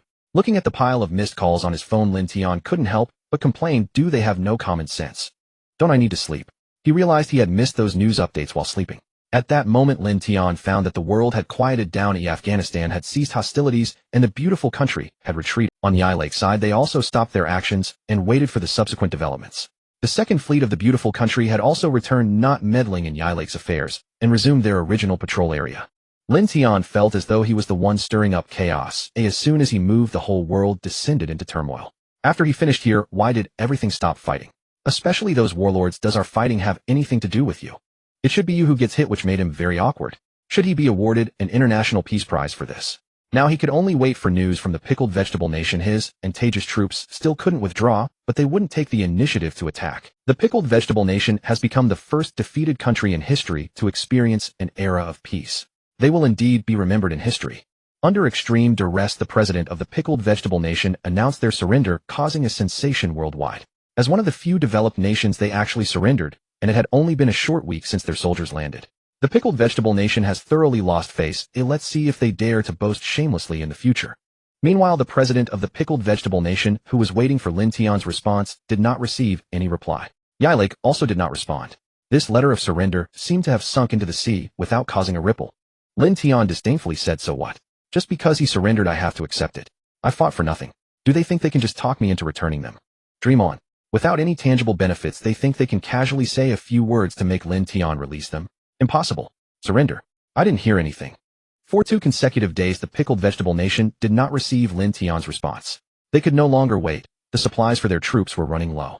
Reluctantly, they had to approach the United Nations and formally sign the surrender document there. Of course, it was impossible to sign it with Lin Tian. A country subdued by mercenaries would be a disgrace to admit. Moreover, other countries would not agree to let a private organization stand above a nation, even if they had strength that shouldn't appear on paper. Tage was currently very happy. Looking at the invitation letter sent by his subordinates, his face flushed with joy. He had just become president and was already gaining such prestige, just thinking about it made him excited. At the dining table, his uncle rolled his eyes, burping from the alcohol, and said, look at you getting all smug. It's not me who's awesome, it's my nephew. Tage, also a bit drunk, replied, aren't you talking about my little brother? His uncle's eyes suddenly brightened. Oh, little brother. Then you must be my nephew. Wow, I got such a big nephew for free. Tage suddenly realized something seemed off. Why were there suddenly so many uncles? But it was also fine that he was sworn brothers with Lin Tian. Lin Tian, his uncle, and his old uncle were all drinking together, none of them paying attention to the United Nations matter, and it wasn't happening until a few days later. Tage, excited after taking a sip of wine, said, this is my first time attending such a meeting. I didn't expect to be on the winning side. It's quite exhilarating. Lin Tian replied, speechless, is this something you can attend? Tage asked in surprise, if I don't go, will you go? Everyone knows that there's no way mercenaries would be accepted. That would be the biggest joke of the 21st century. Lin Tian rolled his eyes and said, why not? He was very curious about what the president of the Pickled Vegetable Nation would look like when he saw him, especially when he signed in front of him. Tage asked, in what capacity will you go? Of course, as the diplomatic envoy of Yilake. What's wrong with that? From now on, I will be Yilake's representative in the outside world. I'll take charge of diplomacy. How does that sound? I guarantee I'll handle it clearly. Both uncles sprayed their drinks and then cough, cough, cough. It's fine, keep going. But the smiles in their eyes were hard to suppress. Sorry, I just couldn't help it. I usually don't laugh unless I really can't hold it in. He couldn't even imagine what it would be like for Lin Tian to handle diplomacy. Walking out with his legs crossed, smoking a cigarette, looking at the president opposite him, and blowing a smoke ring, he would say, the beautiful country came looking for trouble. You all come to join in the fun. Then let's fight. Just thinking about this scene made him laugh uncontrollably. His big nephew could definitely pull it off. Tage turned green. He was asking you to be the diplomatic envoy and represent Yilake. Diplomacy is something you are in charge of. You want to pit us against the world. Lin Tian looked at them with displeasure, seeing how they looked down on him. He helplessly said, perspective. Your perspective needs to be broader. Just think about it. With your temperament, can you handle such a big occasion? How many benefits can you get? Don't let it be the case where someone intimidates you and you forget everything. Just the two of us standing here, let's see who looks more like a mercenary. Tage was immediately unconvinced, but looking at their attire and temperament, there seemed to be some truth to it. He realized he really couldn't compare to Lin Tian. After 3 rounds of drinks, Lin Tian smoothly became Yilake's diplomatic envoy, representing Yilake's stance. Both uncles exchanged glances, both wondering if Tage would slap himself when he sobered up the next day. A word once spoken is like water poured out. Sure enough, the next day after sobering up, Tej rubbed his forehead, and some unpleasant memories seemed to float in his mind. Had he promised Lin Tian something before going blank? Slap. Tej gave himself a hard slap, mumbling, "You mouth. Drinking messes things up." At this point, there was no turning back. His little brother was a man of his word, and being strong had its advantages. As long as he wasn't like that madman, a tiny nation challenging 5 big bullies at once, it should be fine. On this day, the second invitation arrived. Lin Tian still did not leave, but instead had the messenger deliver a message back. The surrender must take place under the watchful eyes of the entire world, and reparations must be prepared. Helpless, the messenger could only relay the message. Eventually, an agreement was reached to proceed. 2 days later at the Federation Assembly Hall. Representatives from all nations would attend, and the event would be broadcast live worldwide. Moreover, this broadcast had already been hyped globally. Ever since the previous live stream ended, people across the world had been eagerly awaiting the follow-up developments. Now Kimchi Country had officially announced its surrender with a global live stream of the surrender ceremony. On that day, the broadcast started early. Representatives from various countries entered one after another. At the center was a table with 7 seats, one for each of the 5 great powers along with Alaco, and for the first time in history, Kimchi Country sat at this table. In such a capacity. What a disgrace. Everyone had arrived, including all 5 great powers. Only the Alaco representative was missing. Kimchi Country expressed dissatisfaction. Just because they won a battle, they had to act so arrogant. The representative from Northern Bear Country glanced at him and said, "If I were you, I wouldn't be so eager to speak. Better focus on how you'll compensate later." "You." The Kimchi Country representative glared angrily, but dared not utter any harsh words. Besides, what they said was true. They were the defeated nation now, and it was time to set aside their former arrogance. Meanwhile, the guards outside were at a loss, unsure whether to allow the Alaco representative entry. He wasn't ignorant of the news. He knew Lin Tian's reputation well. Instinctively, he felt that letting Lin Tian in would bring trouble, but the man had proper credentials as a legitimate diplomatic envoy. There was no reason to stop him. Let those inside deal with the headache. Whatever happens, it's not my concern. Lin Tian insisted on not letting anyone report his arrival, claiming he wanted to give everyone a surprise. And what a surprise it would be. Wouldn't Kimchi Country be furious to see him? After all the twists and turns, it was still him. Amid the eager anticipation of the crowd, the grand doors of the Federation slowly opened. All eyes turned to the entrance. This was the second protagonist. Finally, he appeared. The Kimchi Country representative suddenly blurted out, "Damn it. Why is it you?" The representatives from Dragon Country and Northern Bear Country struggled to suppress their laughter, barely holding it in. They had initially thought Alaco's late arrival was a scheme orchestrated by Lin Tian to cause trouble and assert dominance. Now it seemed they had underestimated Lin Tian. He had come himself to torment Kimchi Country. Ha ha. Someone couldn't hold it in any longer and burst out laughing. Soon the entire assembly hall was filled with laughter except for Kimchi Country and Pretty Country. The Dragon Country representative also gave up holding back and laughed out loud. Seeing the murderous glare from Kimchi Country, he took a few deep breaths to suppress his amusement and said, "I usually don't laugh. Unless I can't help it."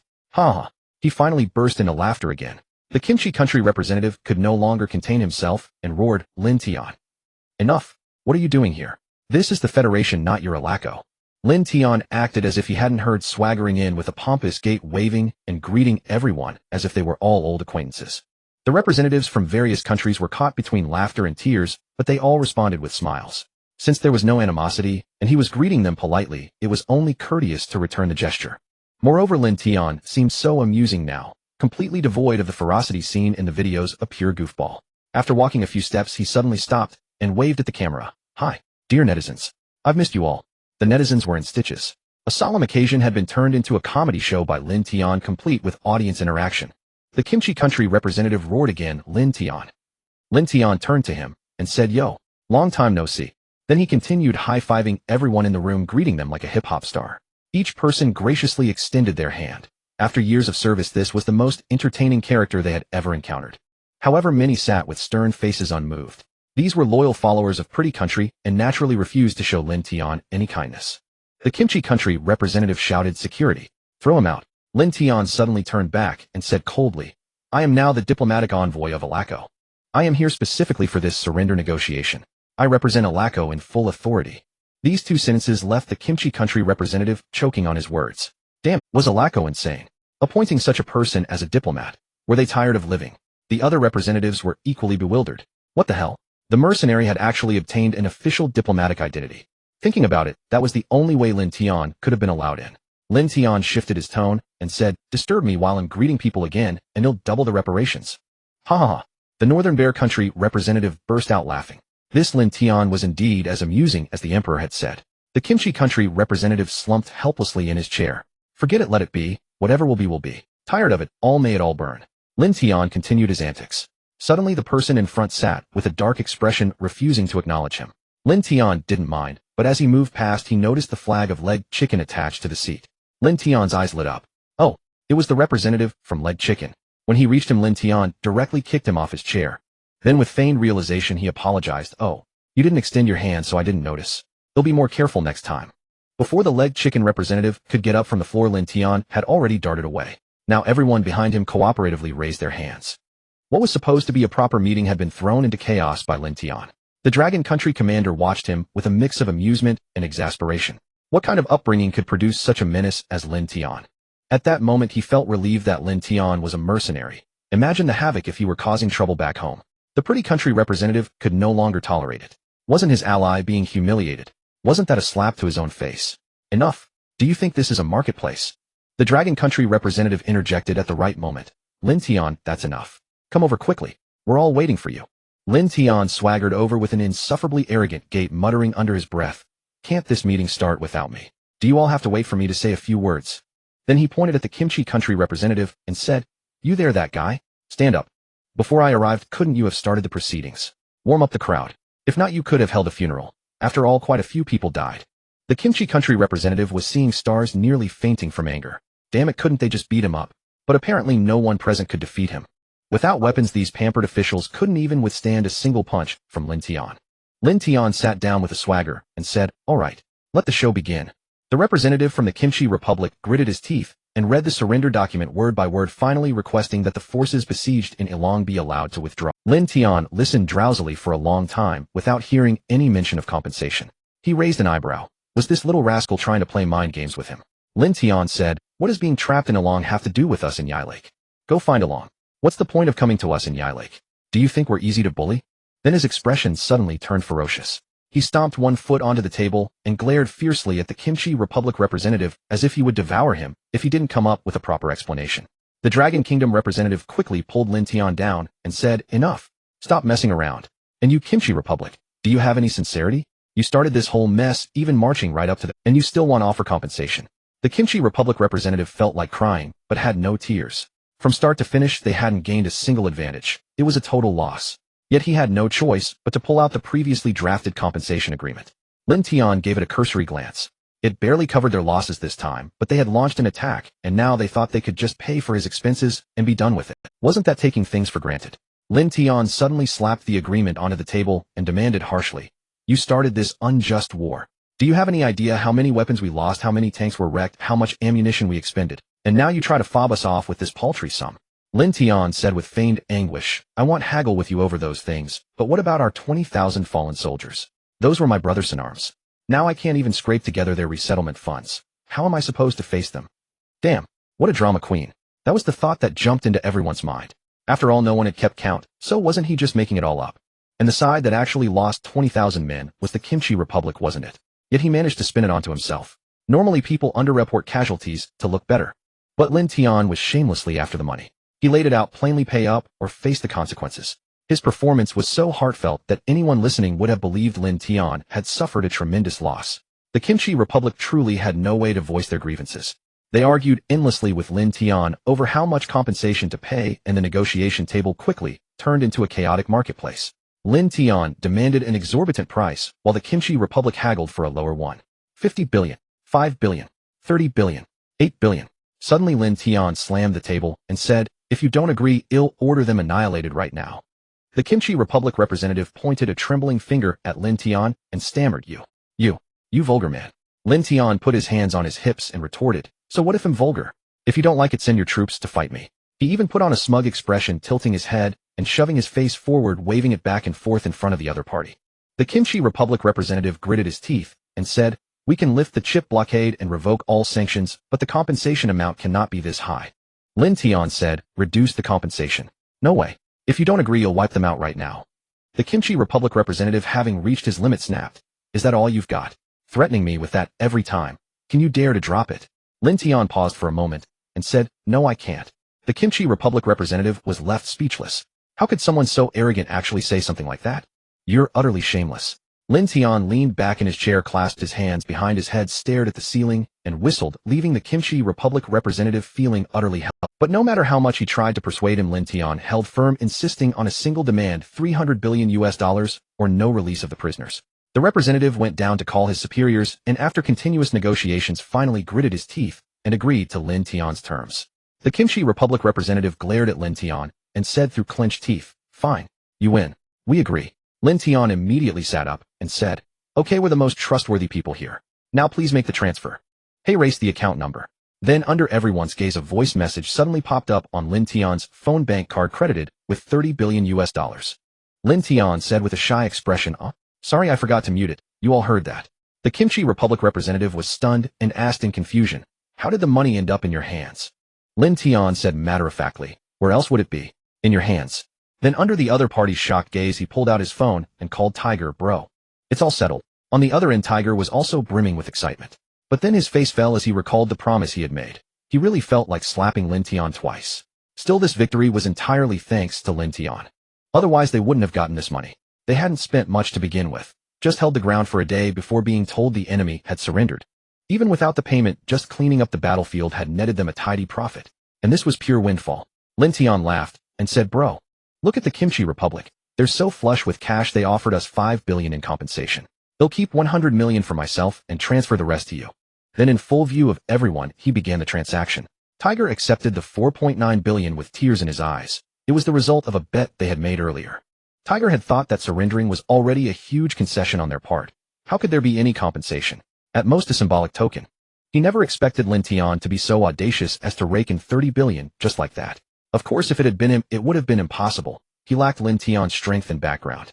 After all, both the Bear Country and the Dragon Kingdom were backing Lin Tian. The forces behind him were also his confidence, allowing him to be so brazen here. The attendees at the venue were also utterly shocked. This was a global broadcast. There was no way Tiger didn't know what was happening here. Yet he still accepted the payment willingly. Good heavens, who was really the president of Yilake? Who was calling the shots? A whole country had become a mercenaries' playground. Who would believe it if they heard it? But it was happening right before their eyes. They had only heard of countries going bankrupt before, but this was the first time they witnessed a single individual controlling shares in a nation. Absolute control at that. After hanging up the phone, Lin Tian noticed everyone staring at him with strange expressions. He shrugged helplessly and said, "What are you all looking at me for? Everything's done, so let's all go home and find our moms." "Wait." The representative from the beautiful country suddenly called out to Lin Tian, his eyes fixed on him as he said, "His account is settled. Now isn't it time for ours?" Lin Tian asked with feigned confusion, "What do we have between us?" Then, as if a light bulb went off, he said, "Are you talking about you providing logistics for the Kimchi Republic? I almost forgot. What do you want to offer compensation to?" The beautiful country representative was none other than Defense Secretary Ulysses McGee, the person who harbored the most hatred for Lin Tian aside from the president. Ulysses McGee sneered, "We didn't provide them with weapons. It was our ship docked there that you blew up. And you caused massive casualties among our soldiers. What do you have to say for yourself?" Lin Tian narrowed his eyes. Blatantly lying through his teeth was he. Truly the beautiful country never brought anything good. Lin Tian sneered, "You say it was me. Prove it. Show me the evidence." Ulysses McGee was momentarily at a loss. Indeed, at that time the satellites hadn't locked onto Lin Tian, and they couldn't keep the video footage for that long. Thus there was no way to see Lin Tian attacking the base. But how could he let it go so easily? Shamelessly he said, "Humph. You were the only one there at the time, and it happened right when you and your men disappeared. After the incident you showed up nearby. Who else could it be?" Lin Tian said helplessly, "You really just say whatever comes to mind, don't you? Everyone knows what you're like. There are plenty of people who dislike you. Besides, you were in Iran's territory. What does that have to do with me? Unless you're in league with the pickled vegetable country, why would I bother attacking you for no reason? I'm a man of principle. I hit the helpers first. I wonder if you're one of them." "You." Ulysses McGee was rendered speechless by Lin Tian. Although he was also shameless, he couldn't out-argue Lin Tian. Lin Tian stopped walking and looked at him smugly. "Kid, you're still far from matching my wit." Ulysses McGee dropped all pretense and shouted, "Guards."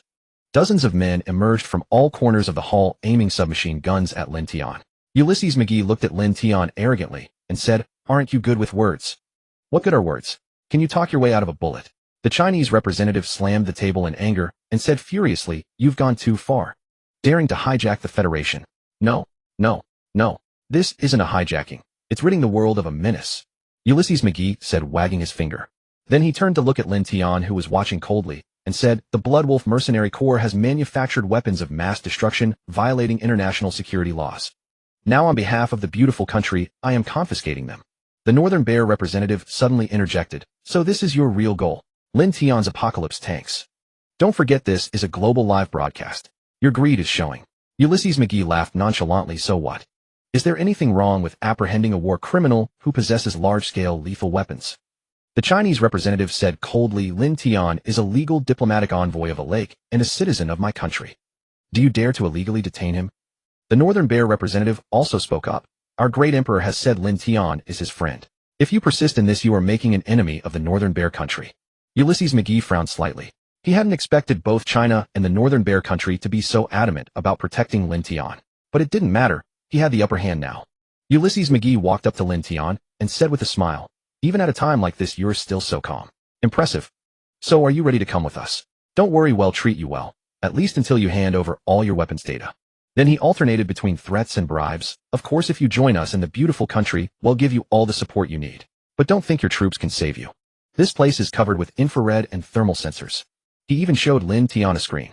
Look, this is what different devices are detecting. Your ghost unit hasn't come at all. So you came alone this time. I must say you're far too confident. Lin Tian sneered at him. Are you so sure you've got me? Ulysses McGee feigned surprise. What else? Are you going to take on dozens of men by yourself? Then he mockingly assumed a fighting pose. What are you going to use your Chinese kung fu to dodge bullets? Fight dozens at once. Ha ha ha. Lin Tian snorted. Do I even need to dirty my hands with trash like you? Ulysses McGee was taken aback. What did he mean? Did Lin Tian have another trick? All the monitoring equipment here was top-notch and Lin Tian didn't have a single piece of metal on him. Still trying to bluff at a time like this. You overestimate yourself. Even if your ghost unit came, it would be useless. I could wipe them all out in one fell swoop. They were still somewhat wary of Lin Tian's ghost unit. Every time the ghost unit had acted, they had records. Each strike was a one-hit kill. Every member was a master of close combat. If Lin Tian hadn't made them reveal themselves, everyone would still think these were the work of ghosts. But now it didn't matter. The beautiful country had specially crafted a prison for Lin Tian. One that even the ghost unit couldn't enter. Then they could use Lin Tian to control his troops. The ghost unit would serve them, and then who would dare to challenge the beautiful country? Slap. A resounding slap echoed through the hall. Ulysses McGee was sent flying by the force of the blow. His face swelled visibly. This showed how strong Lin Tian was. Several teeth flew out, including one very large one. Lin Tian took a wet wipe from his pocket, wiped his hands, and said slowly, Don't thank me. I just pulled out your wisdom tooth for you. No charge this time. But from now on, don't talk in front of me. You have bad breath. The Chinese and Northern Bear representatives were stunned. How dared Lin Tian do this? The outside world already knew what was happening here. And this guy was such a motor mouth. Why not just let him talk until reinforcements arrived to take them away? Provoking him now was clearly unwise. Ulysses McGee covered his mouth, his speech slightly slurred. He could only wait for his men to act, capture Lin Tian, and shoot if he resisted, but leave him alive. The Northern Bear representative was already ready to fight. This kind of scene excited him. Lin Tian sighed helplessly. I came here happily, so why must it turn so bloody? What do you think? Should I kill you or not? Ulysses McGee's pupils contracted. Although he didn't know why Lin Tian still seemed to have everything under control, when Lin Tian said those words, a chill ran down his spine. Then Lin Tian muttered to himself, but killing you would cause some trouble with the beautiful country. Ulysses McGee breathed a sigh of relief, then suddenly realized. Wait, this wasn't right. Wasn't he the one in control here? Ulysses McGee quickly got up and shouted at the soldiers, MMPH, MMPH, MMPH. Although they couldn't understand him, they grasped his meaning. Several men stepped forward to bind Lin Tian, while the rest aimed their guns at him. A spurt of blood gushed forth. The throat's artery cleanly severed. The crimson liquid, as if preordained, splattered directly onto Ulysses McGee's face. Ulysses McGee stood dumbfounded, utterly bewildered by what had transpired, then let out a terrified scream, frantically wiping the blood from his face. Soldiers were subsequently silenced one after another by slashed throats, pooling blood across the floor, plunging the entire hall of international delegates into a breathless hush. The U.S. dared not act against them. Even its might couldn't defy the entire world. But Lin Tian, that madman, he would. Many now suspected Lin Tian suffered from a mental disorder or split personality. His demeanor upon arrival and his current self were like two different people. Lin Tian scoffed. Your advanced equipment is nothing special. Why must you measure me with your flawed intelligence? Don't you realize this is an insult to me? Discarding the wet wipe, he said gracefully, What makes you think I'd come alone? As I said in a fight, take out the backup first. Bang! A gunshot stunned everyone. How could Lin Tian have smuggled in a firearm? It defied all common sense. The current president of the Federation was shot dead by Lin Tian with a single bullet. Blowing on the muzzle, Lin Tian said, Without your help, I doubt he could have monopolized power. He then added, If I'm wrong, forget I said anything. What the hell? If he's wrong, the man died for nothing. Of course this matter was connected to him. This man was pro-U.S., capable of such deeds. If Lin Tian didn't deal with him now, he would surely absolve himself completely later. At that moment, every delegate thought the same. Next time they attend a meeting, they bring 100 bodyguards to wait outside. Charge in if trouble arises. Especially at meetings involving Lin Tian. When asked how it felt, those who attended would say thrilling. Absolutely thrilling. Lin Tian's side approached Ulysses McGee and said, letting you go out, right, isn't my style. Killing you isn't cost-effective. We'll just collect some interest. Ulysses McGee, hearing his life would be spared, felt immense relief. His men were all silenced, and outside, he had ordered no one to enter regardless of noise, sealing off the area. That was why Lin Tian could blabber on so long. Everything was prepared with 300 men outside. But soon despair set in as Lin Tian's interest proved devastating. Ow! Ulysses McGee clutched his groin in agony, writhing on the ground, howling in pain, cold sweat streaming down. Every man present felt a chill in their loins, instinctively clamping their legs together, their hearts shuddering. Good grief, that interest was steep. For a while the word interest would haunt them. Just look at Ulysses McGee on the floor to know the agony. The U.S. Secretary of Defense, second only to the President. Now reduced to such a state. Ignoring the writhing Ulysses McGee, Lin Tian said to the delegates of China and Russia, let's go. Nothing more to see. Ulysses McGee struggled, curling up, and sneered, you won't make it out. Unless I leave first, anyone who steps out is dead. His face flushed with sweat, he gasped out the words haltingly. Bang! Rat-a-tat-tat. Intense gunfire erupted outside, signaling a fierce battle, but it faded within minutes. Lin Tian chuckled, seems the tables have turned. If you step out first, you won't survive, believe me. He crouched before Ulysses McGee, pulling out a 1 yuan coin. How about a bet? You win, I owe you a coin. You I win, you owe me one. Seeing no response, Lin Tian headed for the door. Just as he reached it, the doors swung open. 2 figures in silver-white armor appeared, each opening a door, while the rest lined up behind, awaiting Lin Tian's passage. These were Tesla troopers capable of taking on tanks single-handedly. Like the ghost units, only 20 could be summoned now, but they were more than enough to handle the guards outside. Thus Lin Tian departed under the stunned gaze of all who never dreamed he possessed such a force. Though it had appeared once on a previous battlefield, no one had noticed then, as all attention was on Lin Tian. In that instant, Lin Tian's threat level skyrocketed. He had reached the pinnacle of personal power, and none wished to oppose him unless absolutely necessary. Of course, if forced into opposition, they would have to eliminate him swiftly, or he would remain a perpetual thorn in their side. Ulysses McGee knelt, curled up in pain, watching Lin Tian leave with resentment, letting out an agonized roar. The sudden cry startled everyone, who then looked at him with pity. Wasn't it all the U.S. stirring up trouble? Though the U.S. would surely exploit this with the global live broadcast and backing from Russia and China, its options were limited. The U.S. had many troops stationed worldwide and faced fierce resistance in various regions. Even with a dozen carrier fleets, each was tied to its mission. Large-scale redeployment was impossible now, and Lin Tian wasn't without resources. 2 destroyers had appeared before, and given his nature, he wouldn't reveal all his cards at once. That trait was indeed inherited from China. While others disclosed their nuclear arsenal numbers, China simply stated enough for use. Once outside, Lin Tian dropped all pretense and urged, quick, let's get out of here. Damn, acting tough at the Federation was thrilling. They had to leave before the garrison reacted, though the U.S. had ordered them to ignore noises. What if some bastard decided to check things out given the intense gunfire just now? Lin Tian summoned a transport plane, and the 20 men boarded, flying off. The Chinese and Russian delegates, seeing this, exchanged knowing smiles. Who would have thought the infamous madman Lin Tian could be so afraid of death, fleeing before the outside forces could react? Yet inside the hall he had acted unhurried, as if victory was assured and no one could stop him. Turns out it was all for show. What a piece of work. It was not until he entered the territory of Yilake that Lin Tian finally breathed a sigh of relief. There was still a sense of security at the base. Outside, everyone seemed to want his life. Stepping onto the base's ground, Lin Tian could not help but sigh. This is still the best. The outside world is too terrifying. Everyone is like a madman. He lounged comfortably on the sofa while the outside world was far from peaceful. The beautiful country was in an uproar, and its Secretary of Defense was crippled. Moreover, the injury was severe. The beautiful country immediately demanded an explanation from Yilake, insisting they hand over Lin Tian. However, the Dragon Kingdom intervened, stating he used force to coerce the Federation. He has violated the law and should be punished. The Dragon Kingdom and the Northern Bear Kingdom jointly demanded that the beautiful country provide an explanation and hand over the Secretary of Defense for trial. The beautiful country remained unresponsive on this matter. They insisted that Lin Tian possessed weapons of mass destruction and must be apprehended. The Dragon Kingdom sneered. Ulysses McGee was trying to recruit Lin Tian back then, so why didn't you speak up then? How shameless. For a time, neither side yielded. Lin Tian watched the war of words indifferently, occasionally joining in with a few curses of his own. Ulysses McGee lay in the hospital ward utterly despairing. The doctor said his manhood was permanently incapacitated, now merely a decoration. Lin Tian, I will kill you. I will kill you. As this farce was about to pass, the beautiful country began plotting ways to restrict Lin Tian. The Federation would no longer turn a blind. Lin Tian's threat had grown too great, surpassing the national defense capabilities of most countries. If they allowed him to continue as a mercenary organization, chaos would surely ensue. It could even lead to a world war. Thus, the beautiful country decided to confine the Bloodwolf Mercenary Corps to Yilake, making them part of Yilake's national defense forces provided they agreed. This would prevent Lin Tian from launching large-scale operations. While this plan was still in the works, the pickled vegetable country suddenly jumped out arrogantly, demanding sanctions against Lin Tian.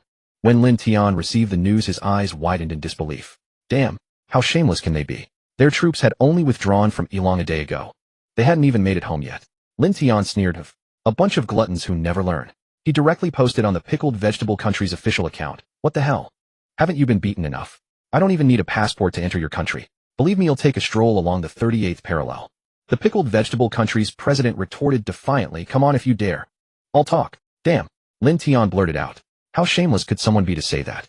Lin Tian was incensed. He dared to challenge me. He looked down on me. This was unbearable. In this life, the one thing he could not stand was being challenged. Lin Tian immediately posted, I've never heard such a request in my life. Everyone saw it. He asked for it. The pickled vegetable country's president kept taunting Lin Tian online, saying he was a coward and daring him to come. This time Lin Tian did not respond. He was too lazy to argue with these people. Since they wanted him to go, he would oblige. He directly called Lu Fei and asked, have you intercepted any pickled vegetable country ships recently? Lu Fei had just finished a satisfying meal and was strolling leisurely. Ever since Lin Tian established trade with them, their lives had improved significantly. Moreover, after the Northern Bear Kingdom and the Dragon Kingdom allowed their ships to pass, they began organizing merchants to trade here. Somalia was now far better off than before. All of this made Western capitalists envious. Although Somalia's population was not large, it was still an undeveloped region. As long as they could get a foothold, they would surely make a fortune. Doing business there did not require luxury goods or high-level craftsmanship. Even obsolete items could fetch a good price, but they could not enter. Only merchants and companies authorized by the two countries could trade there with no exploitation. This deeply moved Lu Fei. He felt increasingly that acknowledging Lin Tian as his big brother was worthwhile. He had also gained recognition from two superpowers. Now the residents' happiness index was soaring. Seeing Lin Tian's call, Lu Fei quickly answered and immediately ordered someone to report the latest gains. Big brother. Recently there have been fewer pickled vegetable country ships, but a few disguised as Dragon Kingdom vessels tried to slip past me. I caught them. There were 5 in total, all small ships. Lin Tian's eyes lit up. Send them to me in 5 separate trips. Remember to bring tugboats and leave space for hundreds or even thousands of people inside. Then deliver the people to the nearby air base. Lu Fei was invigorated. Big brother, are you planning something big? Lin Tian sighed helplessly. It's because I've been watched too closely lately. My troops can't get out. And that pickled vegetable country keeps showing off. What I hate most is being challenged. Lu Fei exclaimed, Big brother is mighty. Rest assured he'll handle it perfectly. Is there anything else you need, big brother? Lin Tian chuckled. No need. Just keep up the good work. Looks like you're living it up lately. He could tell from the call that Lu Fei was in high spirits, still carrying that sycophantic tone. Lu Fei laughed, of course. All thanks to you, big brother. Now many merchants from the Dragon Kingdom and the Northern Bear Kingdom come here to do business. We also have many unused surrounding islands and are developing factories. The residents all have jobs. It was a win-win situation. Labor costs here were extremely low compared to other regions, and a large portion of goods could be produced and consumed locally. Life in Somalia was getting better and better. Moreover, the Dragon Kingdom and the Northern Bear Kingdom conducted themselves well and paid substantial taxes. Lu Fei's life was incredibly comfortable. After Lin Tian hung up, his uncle called, sounding quite anxious. His uncle shouted urgently, Xiao Tian, don't do anything rash. Stay calm for now. Don't cause trouble. Lin Tian raised an eyebrow. How could I, uncle? Don't you know me well enough? I value my life too much. The beautiful country wants to devour me right now. How dare I cause trouble? His uncle retorted impatiently. That's exactly why I know you too well. Are you already gathering troops to head to the 38th parallel? Do you think I don't know your temper? Get back here immediately. Lin Tian unconsciously touched his nose. Was his uncle that psychic? He had his personality completely figured out. Hearing Lin Tian silence his uncle was even more convinced. At first, watching Lin Tian and the pickled vegetable country's president trade insults was amusing. When had Lin Tian ever lost a verbal battle? But when Lin Tian said, just wait, his uncle sensed something was wrong. He had heard those words before. Whoever they were directed at never ended well. Lin Tian always settled scores on the spot. Moreover, when Lin Tian stopped replying, his uncle immediately knew he was gearing up to cross the 38th parallel. Uncle Lin Taotian hastily assured him, "Don't worry, Uncle. I definitely won't act rashly. So many eyes are on me. How could I run off?" Uncle asked skeptically, "Are you sure?" Lin Tian affirmed confidently, "Of course I'm sure. Once I leave the base, there's a bunch of satellites watching me from above. How could I possibly take people to Kimchi country? Isn't that a pipe dream?" Uncle retorted with exasperation, "For others it's impossible. But with you, who knows? You're sly as a fox, just too petty." Lin Tian rolled his eyes and said, "So today my uncle calls me petty. I'm writing that down. Holy crap." Uncle nearly cursed. That was too much. Even your own uncle. But then he thought maybe he had been written down before. He clutched his wine flask with a pang of sorrow. He always ended up hurt, and there were too many tears to count. No sooner had Uncle hung up than calls poured in from second uncle and old uncle, all saying the same thing: "Lin Tian, behave yourself, and don't stir up trouble." Finally, even his parents and second grandpa called. Lin Tian felt exasperated. Was he really that obvious? How did everyone know he planned to strike at the 38th? But then again, the main character in this drama, the president of Kimchi country, had no clue. He was still gloating over his verbal victory. He smugly posted on social media, "Is that all? One man standing against the nation. I think it's all hype." This baffling move left everyone speechless. Even netizens were tired of arguing. Wasn't this legend still a creation of Kimchi country itself? With the combined might of their army and navy, they had been thoroughly thrashed, surrendering and paying reparations. Now they had the nerve to strut around. Just because someone ignored them, they thought they were invincible. What kind of twisted logic was that? This president must be seriously unhinged. And the worst part was that most people in Kimchi country saw nothing wrong with it. Good grief. The whole country must be sick. Terminally ill. Now many netizens flocked to Lin Tian's account, voicing their support for him to cross the 38th parallel. The comments grew more extreme. "I'll donate $1, I'll donate 100. Lin Tian's eyes lit up, and he promptly set up a donation portal beneath the post labeled crowdfunding to cross the 38th parallel. Donate enough, and your name would be engraved on a shell. This move by Lin Tian instantly went viral. Many netizens were amused, and some began donating small amounts, though no one believed it was real. Lin Tian even made the entire donation ledger public, expandable for viewing. Many people started donating to claim the top spot. In no time, the Jiayin Gang dominated the leaderboard with the top 100 spots, all claimed by members whose names began with Jiayin Gang. The online buzz was massive. The leader of the Jiayin Gang topped the list with a donation of 1 million. Then a netizen named Heartbroken Tatars surged ahead, using 2 major verifications to claim the top spot, with 5 million. Lin Tian immediately had a batch of shells engraved with that netizen's name and uploaded the photos. This only fueled the excitement. Was he really playing for keeps? Even if he didn't cross the 38th parallel, having one's name on a shell used in other battles was still incredibly cool. Seeing this, the oil tycoon used his official account to donate, commenting, "Wow. Such a lively scene, let me join in." Meanwhile, the president of Kimchi country, seeing that Lin Tian could actually make money from this, was dazzled and immediately ordered his people to do the same. Their fiscal revenue that year was dismal. After 2 major wars, they were left penniless, having also paid Lin Tian a massive compensation. Now they were dirt poor. But the irony was that the citizens of Kimchi country were all talk online, refusing to part with a single penny when it came to actual donations. A few hundred units of local currency could already rank on the leaderboard. Mere pocket change. Unable to bear the humiliation, the president ended the fundraising with a dark scowl. Then came more news. A missing cargo ship from Kimchi country had appeared at Lin Tian's port, spray-painted with the mark of the One Piece. The president of Kimchi country roared in fury, "Didn't I tell them to change course? How did they still get hijacked?" His subordinate replied, "They thought the other route was too long and costly. They sailed under the Dragon Kingdom's flag, but they were still caught." The president fumed, "Useless. All of you are useless." Meanwhile, on Lin Tian's side, everyone unloading and loading cargo was all smiles. Freebies were the best. In a place no one noticed, a group, disguised as crew members, stealthily boarded the tugboat. Lu Fei led the team personally, bringing only the necessary sailors and nothing extra. All to make more room for Lin Tian's people. Lin Tian had said the more the better. And of course they had prepared ample food supplies. Box after box of supplies were unloaded and promptly sold by Lin Tian to Dragon Kingdom merchants, all prearranged. The only thing that puzzled him was why the delivery had to be split over 5 days. Meanwhile, a Kimchi country agent gritted his teeth as he watched everything, tasked with monitoring Lin Tian's every move. He even had to pose as a laborer to help transport the goods. And there were plenty of agents from other countries too. Since Lin Tian was present in person today, nearly every agent in Yilake had gathered here. Seeing Lin Tian merely meet and chat with Lu Fei, they suspected nothing. Lin Tian, however, keenly sensed someone watching him, but they were too cautious, and he couldn't make a move. It didn't matter anyway. Today was just a show for them. With all eyes on him, the team could move unnoticed. Back at the base, Lin Tian was stunned to find that the donation he had casually set up had amassed a staggering 1 billion, with several major contributors among them. The name Dragon Kingdom Petroleum stood out clearly. Lin Tian couldn't help but laugh. Why would this big shot want to meddle in this? Lin Tian quickly shut down the donation. He had only meant it as a joke, but everyone had gotten carried away. Even the big shots wanted in on the fun. To show his appreciation, Lin Tian had the names of the top 100 donors engraved on shells. After a moment's thought, he decided to engrave more. This trip to the 38th parallel would likely require plenty. In a week, Lin Tian had relocated everyone to a small island near Somalia. A full 3,000 people. More than enough for Lin Tian to have a blast in Kimchi country.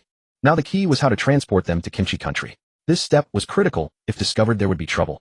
Meanwhile, the beautiful country once again proposed a resolution against Lin Tian, calling for a joint meeting.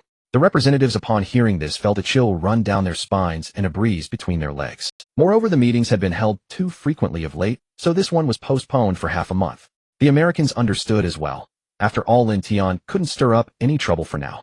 Lin Tian dared not venture out to cause trouble during this period, having to obediently stay put in his lair, or so they believed. Lin Tian was now aboard a cargo ship bound for the country of Kimchi. The receiving company on that side was one he had registered earlier. Naturally, the legal representative was not his own name, but Lin Yan's. This was because seeing his name would inevitably put the country of Kimchi on alert regardless of whether it was a coincidence. Moreover, under the onslaught of money, they had swiftly obtained the right to use the port for shipping. 3 cargo ships slowly sailed into the port. It was the dead of night, and this port had been booked in advance by Lin Tian, surrounded entirely by his own people. 3,000 men quickly transferred to a previously rented warehouse. It was spacious, long abandoned, and had never been sold. Lin Tian had rented it at a low cost. Lin Tian was eating takeout in the factory building. The nearby restaurants were overjoyed. Today's massive order had cleared out their stock, earning them a tidy profit. Lin Tian was also checking for any major events in the country of Kimchi. Oh, there were indeed 2 big ones. One was a charity gala to be held. It was to raise military funds and strengthen the country of Kimchi again. Of course, this was just a gimmick. No one knew whose hands the money would ultimately fall into. Everyone knew who truly ruled the country of Kimchi. It was these conglomerates and prosecutors who stood at its apex. The other event was a memorial ceremony, a national mourning for the fallen soldiers scheduled for tomorrow, followed by the charity banquet the day after. Though Lin Tian looked down on the country of Kimchi, he still respected the soldiers, especially those who had died in battle, even if they were enemy soldiers. So Lin Tian decided to stir things up at the charity banquet. After all, it was nothing more than a scheme where the rich would have their money returned as he understood it. He waited until the next day and observed the memorial parade from a high vantage point. It was indeed conducted with a certain flair. Amid the chaotic crowd, Lin Tian's men scouted suitable snipers. They also analyzed tomorrow's routes, scrutinizing the surroundings of each path and estimating how quickly the military police would arrive. All factors to consider. Lin Tian was about to pull off something big tomorrow, so reconnaissance was essential. And with such a grand spectacle, how could there be no audience? He directly teased his live stream, announcing a vague time for tomorrow's broadcast. There would also be a mysterious gift. Of course, Lin Tian gave a time range to prevent the country of Kimchi from immediately linking it to their charity gala. Soon after, his uncle called, his tone complex. "You've got everything set, haven't you?" Lin Tian chuckled without answering. His uncle sighed helplessly. "Fine. I can't control you anymore. Just remember to stay safe. If anything happens to you, you'll have to make a trip to the 38th parallel. Don't make this old bones go on another adventure." Lin Tian assured him, "Don't worry, uncle. Everything is arranged perfectly. I'm not even afraid of the Americans. The country of Kimchi is nothing. A minor issue." After hanging up, Lin Tian went over his plans again to ensure there were no problems. Tomorrow's charity gala would see a large number of high-ranking officials in attendance. The conglomerate magnates and prosecutors who controlled the country of Kimchi would all be present. It was the largest gathering in the country in recent years. For them, it was a party. For the smaller conglomerates and wealthy merchants, it meant bleeding money. They would end up footing the bill. Lin Tian's live stream was buzzing with activity. Though the screen remained black, the barrage of comments never stopped. At the grand venue in the country of Kimchi, many impeccably dressed individuals entered one after another. Outside, fully armed bodyguards and numerous plainclothes police were stationed, all to clear the way for these people. The locals were accustomed to it, looking at them with a mix of fear and envy. This was the pinnacle of power. Even the police cleared their path. At some point, Lin Tian had already made it to the second floor of the grand venue, dressed in a suit, hair slicked back, a glass of red wine in hand, as he observed the wealthy below. A mysterious smile curled at the corner of his mouth. Many actresses were serving as waitresses and hostesses, and they gazed at Lin Tian's profile with starry-eyed infatuation, yet dared not stare too long, fearing to offend him. Everyone here was either wealthy or powerful. One misstep could lead to utter ruin. These actresses were at the very bottom, even inferior to the bodyguards flanking the prosecutors. On a nearby building, snipers were on standby. Half of the Phantom Squad was lurking inside the venue, while the other half scouted all checkpoints outside. They were ready to coordinate and neutralize the security forces at a moment's notice. Lin Tian watched as people filed in, his gaze constantly shifting among them. Whenever someone looked his way, he would turn slightly, feigning a sip of wine. A faint smile tugged at his lips as he murmured to himself, "One." This was the first high-ranking figure. Before entering, Lin Tian had memorized photos of the true power holders. Once he controlled them, he could move freely through the venue. As time passed, Lin Tian silently noted the positions of all targets and relayed them softly through his earpiece. When the hall was full, the venue's main doors were all closed. Security personnel began continuous patrols on every floor. The Phantom Squad and Blade Team coordinated silently, quietly eliminating the external guards. The snipers were the last line of defense. If anyone slipped up and was discovered, they could provide immediate support to ensure the assassination proceeded smoothly. Inside the venue, after the host's opening remarks, the president took the stage to deliver a speech. "This war has cost us dearly and exposed our national defense weaknesses. We need more weapons and advanced equipment to better protect our citizens' property. Tonight's gala serves this very purpose. Everyone here is wealthy. At this critical moment, I hope you can contribute what you can. Let us make the country of kimchi great again. Let it once again stand atop the world." The smaller conglomerates and wealthy merchants felt bitter inside, yet they had to wear expressions of emotion and even applaud their oppressor. The president revealed a satisfied smile and said, "Our navy has suffered unprecedented losses, resulting in 5 of our cargo ships being hijacked. I am deeply pained by this." On social media, Lin Tian was left speechless by my sharp words. "As long as we upgrade our weaponry, we can make him regret it." At that moment, a voice suddenly interjected, "Is that so? How come I didn't know about this?" The president shouted in anger, "Who dares interrupt my speech? Do you want to die? How dare someone interrupt his speech?" Even the financial backers should know better than to confront him directly. They should show him some respect. Although he dared not confront the intruder directly, as doing so could result in dire consequences once he left office. Lin Tian smiled and said, "Since you invited me so warmly, how could I not come?" The president's pupils constricted in shock as he shouted, Lin Tian, what are you doing here?" He quickly reacted and shouted, "Security! Security! Come quickly!" But no matter how loudly he shouted, there was no sound from outside the door. This made the president even more anxious, and those present showed expressions of panic. At this time, Lin Tian had already started a live broadcast, and no one had expected him to be so bold to actually enter the territory of the pickled cabbage country. It seemed he was about to do something extraordinary. Many netizens recalled that they had previously donated money. It turned out the big brother was not joking. He really had taken the donation to the front lines. The Dragon Country officials were also dumbfounded. They thought, "Lin Tian, can you behave for once? How can we manage such a big incident? If Lin Tian gets serious and kills all the high-ranking officials, it would throw the pickled cabbage country into chaos." But even if they came, it would be useless. Lin Tian's people had already blocked all the main routes leading here with armored vehicles. Armed helicopters flew overhead, their searchlights illuminating the area, heading straight for Lin Tian's position. Countless off-road vehicles and armored cars rushed in from various entrances. Half of the people outside entered the armored vehicles, while the rest stood by. The police department of the pickled cabbage country also received news of the president's kidnapping and was frantically gathering police forces, while the military began to mobilize immediately. For the first time, the pickled cabbage country reacted so swiftly. If anything happened to these people, it would be like a magnitude 20 earthquake. However, it wouldn't matter even if they came. Lin Tian had already sealed off all the routes leading here with armored cars. Armed helicopters swept past overhead, and the machine guns mounted beneath their wings made the officers tremble with fear. They were just small-time police officers armed with mere pistols, unable to break through such defenses. Lin Tian jumped down from the second floor, landing steadily on the ground, smiling as he approached the president. "Oh dear, why do you look like you've seen a ghost? Wasn't it you who invited me so eagerly online? Otherwise I wouldn't have bothered to come. It was quite a hassle. All the netizens can attest to this." At this moment, the people below looked at the president with eyes full of the desire to tear him apart. "What were you thinking running your mouth online? Now you've met someone tough, who came through the internet to teach you a lesson." The most critical point was that all these people had been dragged into this mess, and many of them were elderly and could not withstand such a shock. The president wore a look of utter disbelief, who knew he would remain silent while preparing to confront him. If he had known, he wouldn't have dared to say those words, even if he had 2 lives. A few prosecutors entered the venue accompanied by bodyguards. They exchanged glances and stealthily reached into their jackets, ready to shoot Lin Tian. At this moment, Lin Tian had his back turned to them, facing the president of the pickled cabbage country, who caught sight of the individuals slowly drawing their pistols. The president's eyes lit up with a hint of joy. If he could eliminate Lin Tian, that would be fantastic. The beautiful country would surely be thrilled, and their nation could wash away the shame. With this thought in mind, the president instantly turned on his Oscar-worthy performance, glaring fiercely at Lin Tian and shouting, "It was me. What do you want? Go ahead and hit me. I am the president of the pickled cabbage country, a great nation." His demeanor could only be described as brazen, prompting Lin Tian to disdainfully slap him. Lin Tian, speechless, said, "I've never seen such a shameless request in my life, so ill fulfill your wish." He then pulled out a military shovel from his jacket as the president looked on in disbelief. "Is this something you can take out from your jacket? Are you Doryman? Without waiting for him to think any further, Lin Tian swung the shovel down directly. Oh, the president had never endured such pain, instantly collapsing to the ground. As he struck, Lin Tian muttered, "This is what you get for acting tough. This is what you get for challenging me." Oh, the president screamed in agony while Lin Tian continued to murmur, "Challenging me? Don't you know I fear no one challenging me? Did you think I wouldn't show up? Well, here I am. And I even hit you. What can you do about it?" As he scolded, he struck, each blow delivered with great rhythm. The previously tragic scene after Lin Tian's intervention somehow became exceedingly humorous for the netizens.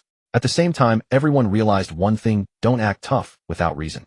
Especially not with Lin Tian, who truly would come through the internet to teach you a lesson. His temper was no joke. Who wouldn't tremble in his presence? At this moment, the bodyguards had drawn their guns, aiming at Lin Tian, who was still hitting the president, while the president squinted his eyes slightly to glance back. Although his body was in pain, he felt a sense of relief inside. Lin Tian suddenly revealed a sly smile and said, "Do you think I'm finished?" The president's curled body trembled. He couldn't believe Lin Tian knew, but didn't stop it. Just as they were about to pull the triggers, a slit appeared simultaneously on the throats of all the bodyguards, blood spurting out directly, splattering all over the faces of those prosecutors. These high-ranking individuals immediately screamed in terror. They used to wear perverse smiles while toying with others' lives, but now that the tables had turned, their expressions changed. Lin Tian sneered, "I've been here long enough to have seen every single one of you. Do you think I wouldn't know who's carrying a gun?" Then he crouched down, patted the president's plump face, and said with a smile, "You're such an adorable little fool. Don't you think this beating you took is rather unjust? Isn't this just a pointless beating? And in the one who got tired?" The president was now in tears. Yes, why had he brought this upon himself? He had completely forgotten about Lin Tian's ghostly troops. It turns out one shouldn't be all talk. You'll get beaten. Lin Tian suddenly pulled out a Desert Eagle, fired a shot into the air, and roared impatiently, "Are you people ever going to stop? It's just a bit of human blood. Stop your endless wailing.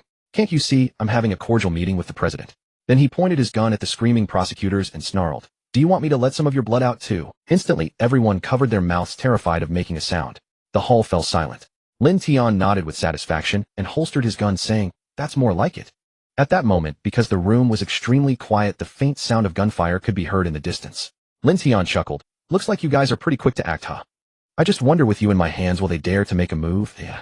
It was then they realized Lin Tian had been waiting for this opportunity to capture them all in one fell swoop. At this point, they were gnashing their teeth in hatred towards the president. Damn it, if you hadn't mouthed off, Lin Tian wouldn't have come. If you weren't so used to showing off and hadn't publicly announced this event online, Lin Tian might not have chosen. The president their country, Pickle Nation, had elected was somewhat mentally deficient. Why did he have to provoke this lunatic? And all of this started just to brown nose. Damn it, just to suck up to the beautiful nation, he made everyone miserable. Now his own life was in the balance. If life could be relived, he would definitely stay far away from this madman Lin Tian. Hearing the intensifying gunfire outside, Lin Tian said, "Everyone, we need to find a new place to talk. It seems your people are arriving in rather large numbers." Then he turned back to the live stream and said, "I know you're watching this broadcast. Cease all attacks now and clear the main roads for me. Understand?"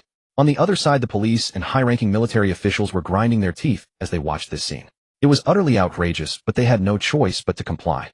These people absolutely could not be harmed. Moreover, that bastard Lin Tian had taken away the entire top echelon of power, leaving behind only the minor conglomerates and wealthy. These people looked at each other speechless. Finally, one person spoke up in a low voice, "Are we safe?" "But why, eh?" The others were silent for a moment before saying, "Though it's deeply humiliating. It seems we weren't even worthy enough to be kidnapped. Taking us along would have been too much trouble." Recalling the look in Lin Tian's eyes as he left, they felt a sense of shame for having survived this ordeal. Lin Tian walked out to the venue's exterior where the remaining troops were few but still well equipped. Lin Tian ordered his men to place the captives in different armored vehicles and SUVs. After a moment's thought, he decided to ride a tank. And he did so with extreme arrogance, sitting on top of the tank holding a flag that struck fear into the hearts of all mercenaries, the Blood Wolf banner. As the Blood Wolf banner fluttered in the sky, Lin Tian said to the live stream, "Now I'm going to parade these people through the streets. If I encounter any attack on the way, even a misfire, not a single one of them will survive."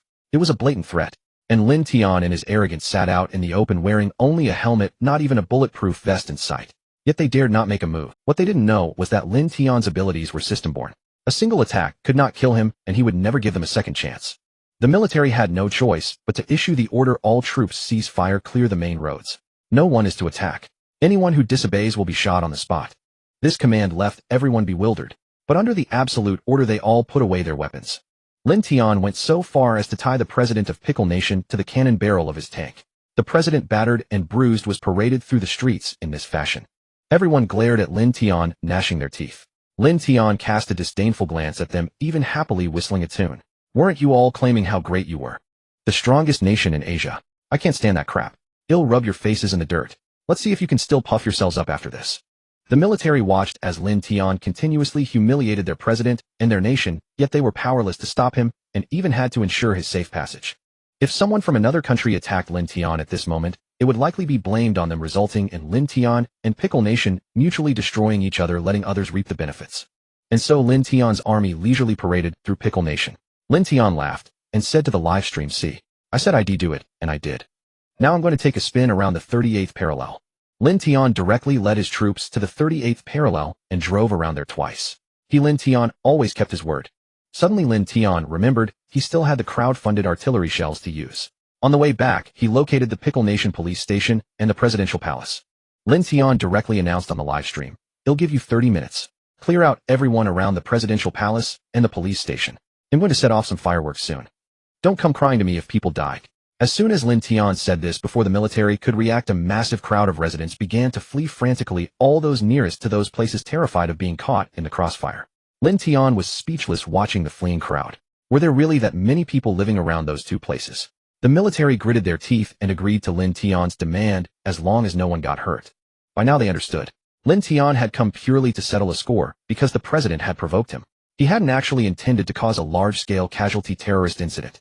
Of course, the 1,000 or so security personnel who died were a total waste. And all of this was predicated on no one else provoking Lin Tian or attacking him. Otherwise, would this madman care about any of that? He would shoot first and ask questions later. They were also incredibly fast this time, completing the evacuation in less than 20 minutes, though some documents couldn't be fully retrieved. There would be some consequences, but it was already too late. Lin Tian directly took out a named shell in the live broadcast room and said, "Look, this is the name of the top supporter. Let's watch a fireworks show." Then he fired a shot from a tank bound to the president towards the presidential office. With a loud bang, the building was left in ruins. Lin Tian continued pulling out one shell after another, including one from Longhua Oil, but he playfully engraved Huan Jia's real name on it. Watching the live broadcast, Huan Jia was left speechless. This kid truly knows how to play. While others use usernames, he uses a real name, which could lead to trouble down the line. This really does not give him peace of mind. However, Lin Tian's actions were quite impressive. Although the image of the Pickled Vegetable Nation was severely damaged, as long as no one was harmed, there was still room for maneuver. Provoking someone online in a small way could be seen as fulfilling your wish. It shouldn't be a big problem. Huan Jia thought to himself, or at least he hoped so. Lin Tian read out the usernames one by one, much to the delight of the viewers. "Look, it's still the Big Brother. This is real fun." He mentioned the 38th parallel, and here we are. The Big Brother said to crowdfund shells to hit the Pickled Vegetable Nation. He wasn't lying. And engraving names is so touching, isn't it? Lin Tian only stopped when he had fired all the shells. At this point, the president on the cannon was nearly going insane, with a light yellow liquid dripping down his pants. It was evident that the president had been quite agitated recently. Thankfully, not all the shells had been fired, otherwise he might have collapsed right there. Lin Tian was still not satisfied and directly led the group to the port, with the military and police of the Pickled Vegetable Nation closely following. By the time they reached the port, several ships were already waiting. Lin Tian disdainfully tossed the president aside and said to the people behind him, "Everyone, this is where I leave you. If I keep going, I don't know what might happen. I will safely return your people to you." These cargo ships were brazenly docked at their port, which made the higher-ups grind their teeth in anger. They were right at your doorstep, and you didn't even notice. Who was responsible for this? The crowd could only watch helplessly as Lin Tian departed, the silhouette of the cargo ships gradually fading away. Lin Tian's live stream also ended, and now they truly had no clue what he was up to. But they couldn't afford to take any action due to the consequences. Otherwise, the foundation of the Pickled Vegetable Nation would be shaken. After 3 hours of travel, Lin Tian placed these people onto a small boat and set their course. Lin Tian smiled and said, "Next we will see your fate. If you can't return, you can't blame me." Then he disappeared into the vast ocean, while the soldiers of the Pickled Vegetable Nation sent small units to search for him 5 hours after Lin Tian left. Finally, they found the Trembling Group in a certain sea area. It was said that after these high-ups returned home, they all fell seriously ill and were left with significant aftereffects. At this moment, Lin Tian was already lying on the sofa watching the evaluations of himself from various countries. Why push him like this? Don't they know he shouldn't be provoked? It is worth mentioning that when Lin Tian appeared in the Pickled Vegetable Nation, the beautiful country dispatched a fleet to strike at him, but Lin Tian escaped too quickly. By the time they arrived, there was no trace of Lin Tian. On that day, an invitation from the Union was sent to Lin Tian again. Lin Tian raised an eyebrow. Now they must be up to no good. He tossed it aside without a second thought, refusing to go. He definitely couldn't go. He was aware that he had become quite hated. One could say that stepping outside was like being shot at from two directions. Lin Tian sighed. Indeed, this world is jealous of someone as handsome as me. Dragon Country also called, urging Lin Tian to attend this meeting as the ruckus he caused in the Pickled Vegetable Nation was too great, and they needed to provide an explanation. Of course, they advised Lin Tian that he could choose to attend online and didn't have to go in person. Dragon Country was aware of what could happen when Lin Tian went out. That would be a thunderstorm. Now all countries associated Lin Tian with disaster. Whenever Lin Tian stepped out, there was a risk of world war. This madman can truly create chaos. In the Pickled Vegetable Nation, the president finally managed to recover and immediately began investigating where the problem had occurred, allowing Lin Tian and so many people to appear in the Pickled Vegetable Nation without notice. Moreover, so many tanks and even helicopters had been smoothly brought in, which was simply unbelievable. It must be a significant mistake by customs.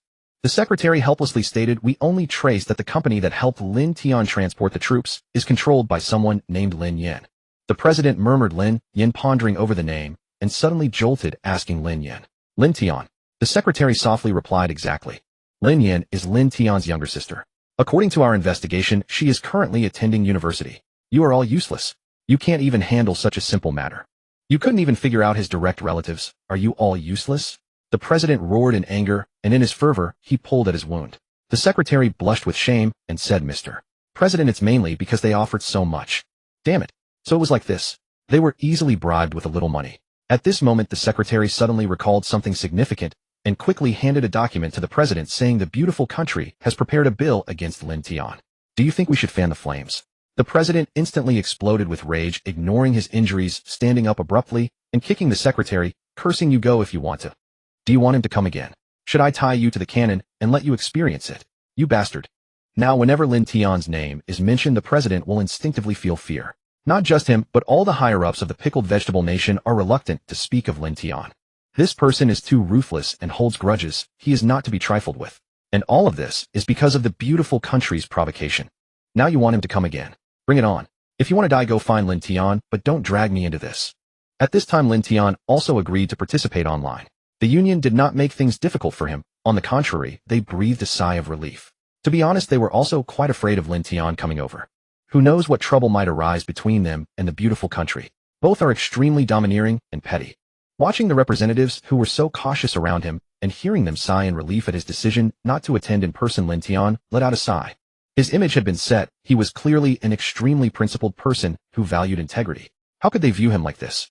All the representatives from various countries attended this conference. Even Alaco was not surprised. Of course, this time it was not Lin Tian, but someone else. Only Lin Tian appeared on the big screen, and Lin Tian felt something was off as everyone was staring at him. His large head covered the entire screen, which looked quite comical.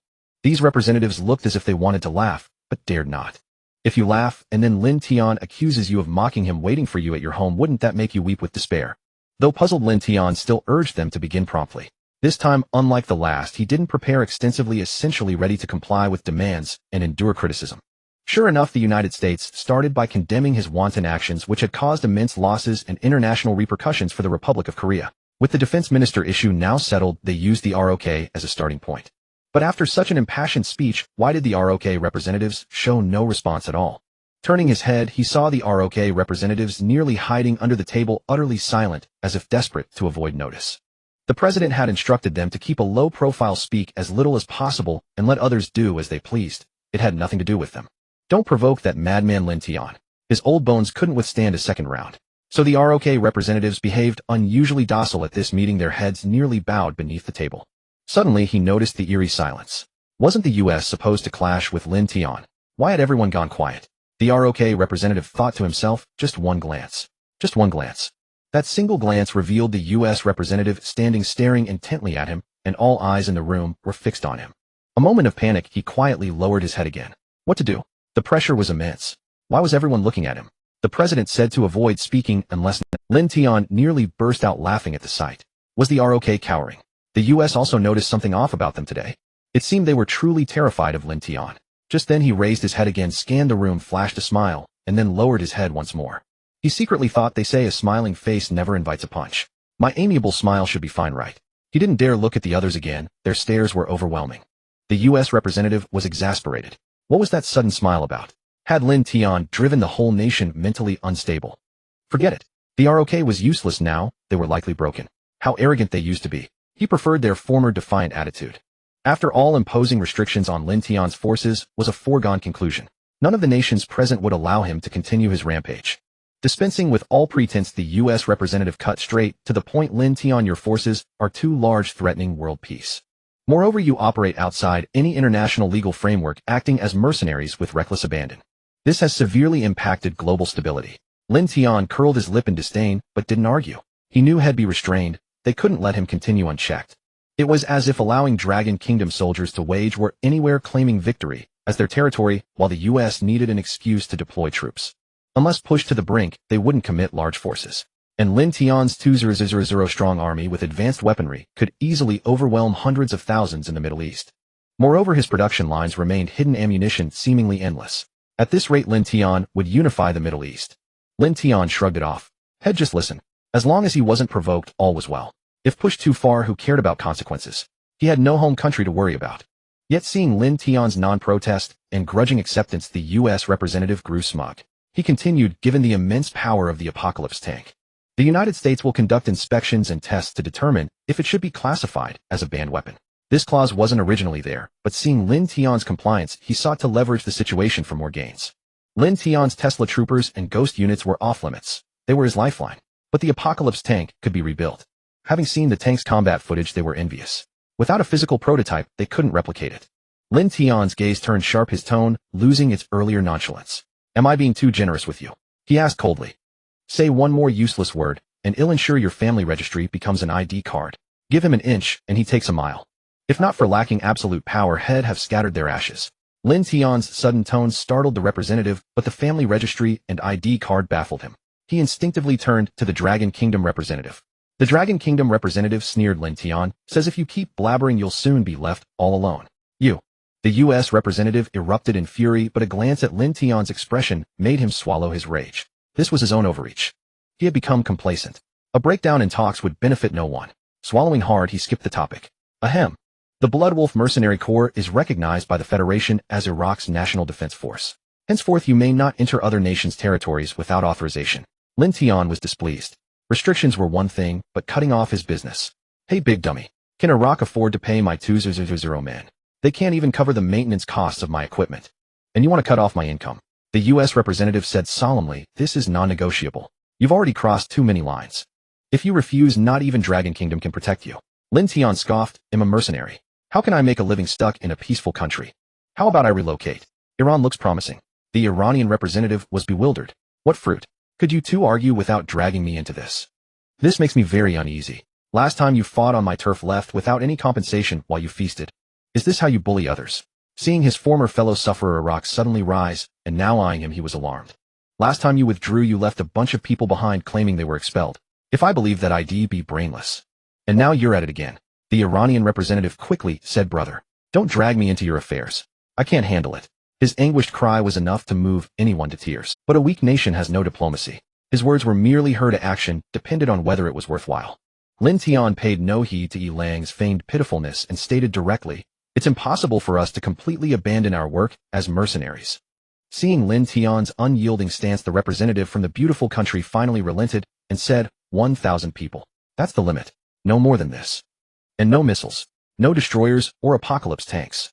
Lin Tian pondered for a moment before nodding in agreement.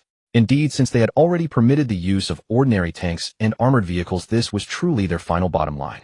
Refusing further might cause the negotiations to collapse. However, Lin Tian's agreement did not mean he had no demands. How could he tolerate being assassinated every time he stepped out? Even within his own base, he had been targeted once. Lin Tian pretended to think it over and reluctantly said, fine, but let me make one thing clear. If anyone provokes me, I won't care about your so-called ban. Even if it means going against the entire world, you'll only know after a fight. And, do you think I'm unaware of your assassinations and bounties? They'll put it plainly, if I suffer any harm, the Ghost unit will start with your president and go all the way through every high-ranking official. The representative from the beautiful country's pupils contracted. The Ghost unit's capabilities had been proven the last time they had deployed their best efforts, yet failed to find even a trace of them. They were truly like phantoms, coming without a shadow and leaving without a trace. Apart from a few rare appearances, even their eating and sleeping habits remained a mystery. Are you threatening us? Lin Tian replied without evasion. Yes, I am threatening you. But you're welcome to try. I don't care who it is. I'll eliminate your top officials first, and then investigate the real culprit. That's it. With that, Lin Tian directly ended the call. Since the matter was resolved, he had no desire to argue further with them. He still had a game to finish. The Federation side, staring at the disconnected line, twitched their mouths in unison. This man was truly one of a kind. Had they reached an agreement or not? While the main character had simply exited the stage, leaving them to figure out how to proceed. They stared at each other blankly before hastily wrapping things up. Soon the bill was widely circulated. It was obvious that the beautiful country was behind this, trying to prevent Lin Tian from going back on his word. Lin Tian calculated the time and realized the school anniversary was approaching. He had promised to return, but was it really wise to make a move now? He felt that any move he made would cause a panic. Moreover, he wanted to bring honor to the principal by presenting a grand gift. Whether it could be kept afterward was another matter. With this in mind, Lin Tian booked a flight back to Dragon Country. This information was immediately noticed by spies from various nations and swiftly relayed back. Their instinctive reaction was to wonder if Lin Tian was up to some mischief again, using his return to Dragon Country as a pretext to stir up trouble, and which country had offended him this time. Pickled Vegetable Country was especially anxious. The president kept racking his brain to ensure they hadn't provoked Lin Tian. They had been keeping a very low profile recently. But as Lin Tian boarded the plane and headed to Dragon Country, everyone breathed a sigh of relief once he entered Dragon Country's airspace. At least he wasn't causing any trouble. Meanwhile, at an airport in Dragon Country, a massive crowd of fans had gathered, reportedly waiting for the arrival of some Pickled Vegetable Country girl group and boy band idols. They were there to greet them. A dense sea of people clogged the passageways, leaving airport security with a throbbing headache. No matter how they tried, they couldn't drive the fans away. Dragon Country had only just received news of Lin Tian's return, practically the last nation to know. After all, no matter how much Lin Tian stirred things up, he wouldn't cause trouble in Dragon Country. So unless it was something major, they didn't pay much attention. The Dragon Country commander instructed his subordinates, send someone to pick up Lin Tian. That kid loves a grand spectacle.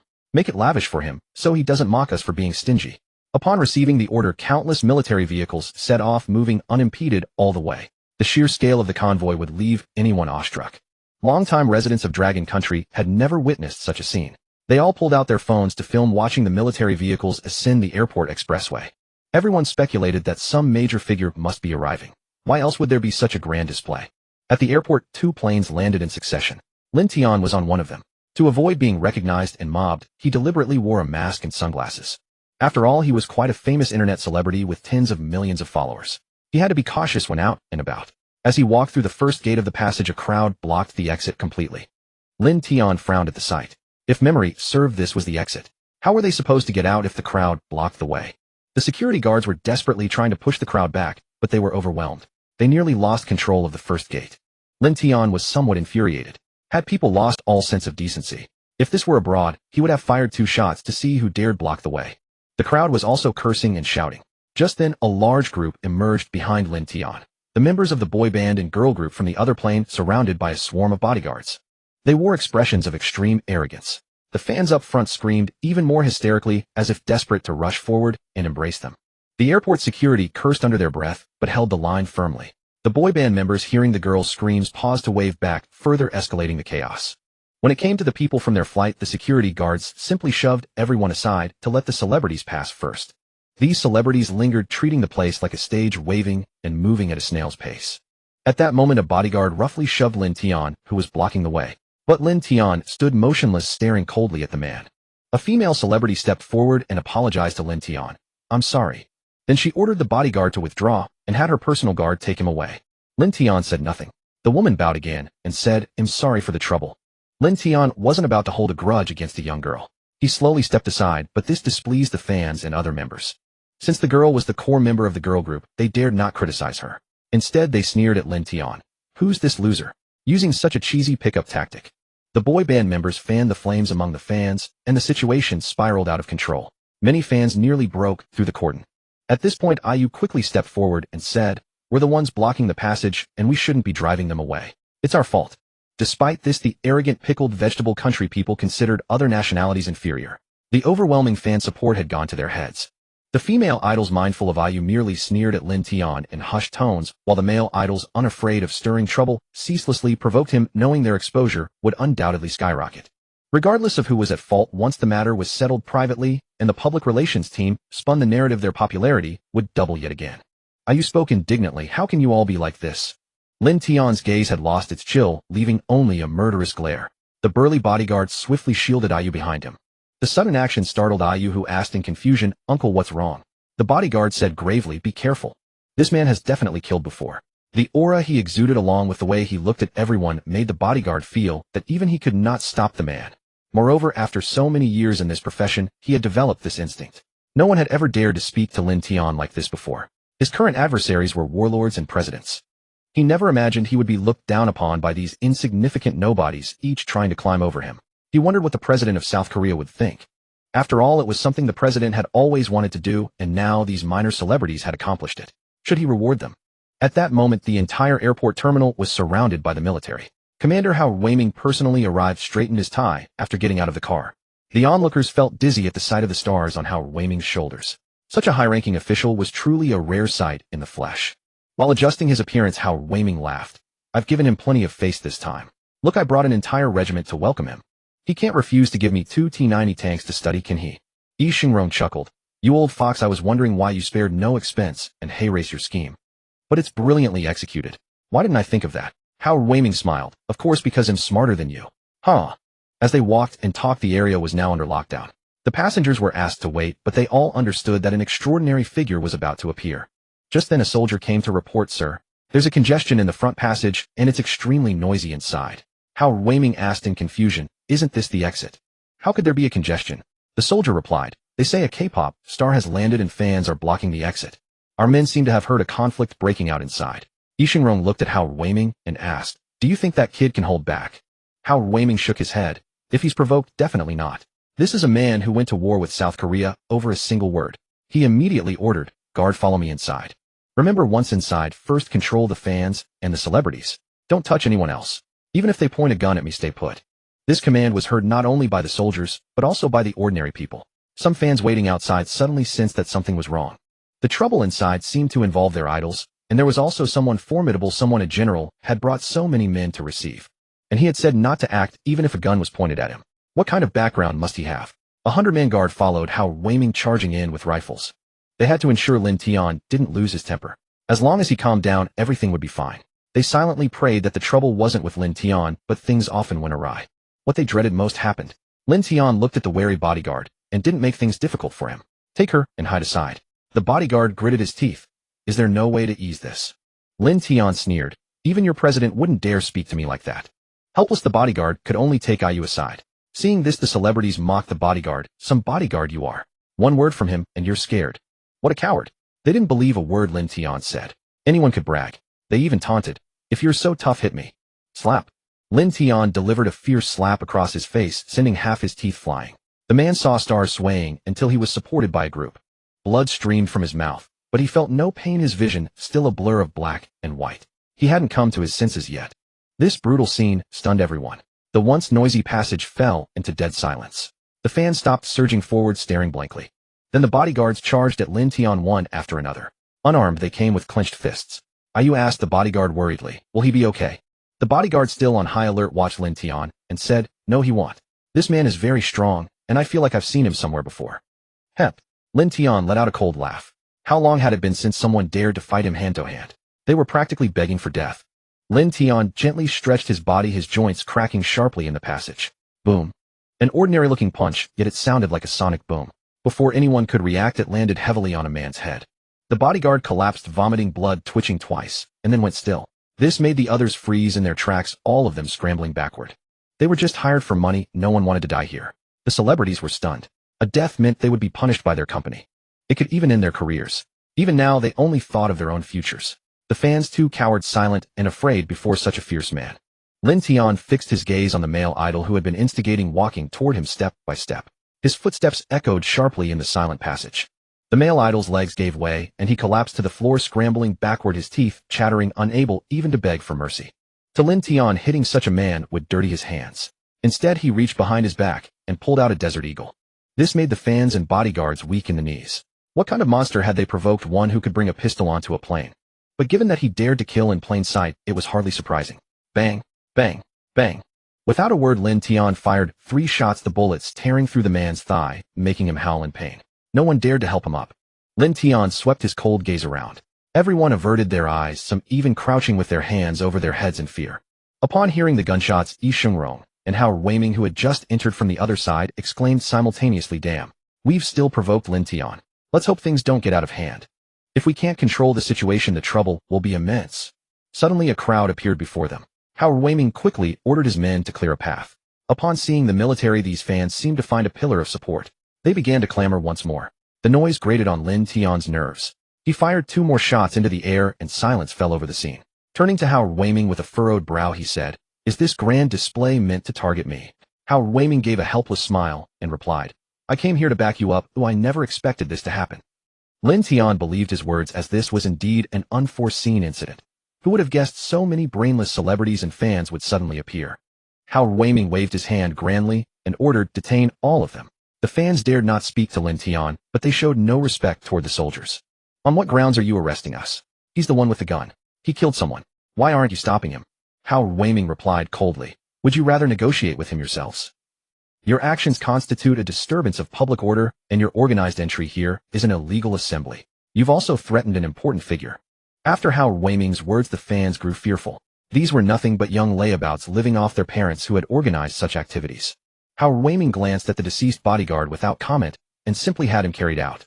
Then turning to Lin Tian, he asked, "What do you intend to do with these people?" Those were all from the land of kimchi. He couldn't be bothered with them. If he could have liked to kick them a few more times. All this trouble was caused by these wretches. As long as no citizens of the Dragon Kingdom were harmed, everything remained under control. As for these brainless fans, they'd have to be locked up for a while and properly educated. What kind of people were they? Wasting their prime years on such nonsense. If they were his children, he'd break their legs. The celebrities and bodyguards all crouched on the ground, heads in their hands. Now they realized they might have stirred up serious trouble, and they dared not even breathe loudly.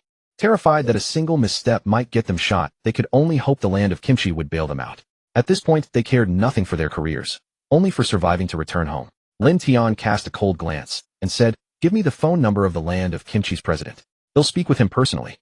With that, Lin Tian removed his mask and sunglasses, revealing his face. This sight sent a shudder through the people from the land of kimchi. This was a man they would never forget. He was their eternal nightmare. In the land of kimchi, Lin Tian's name could silence crying children.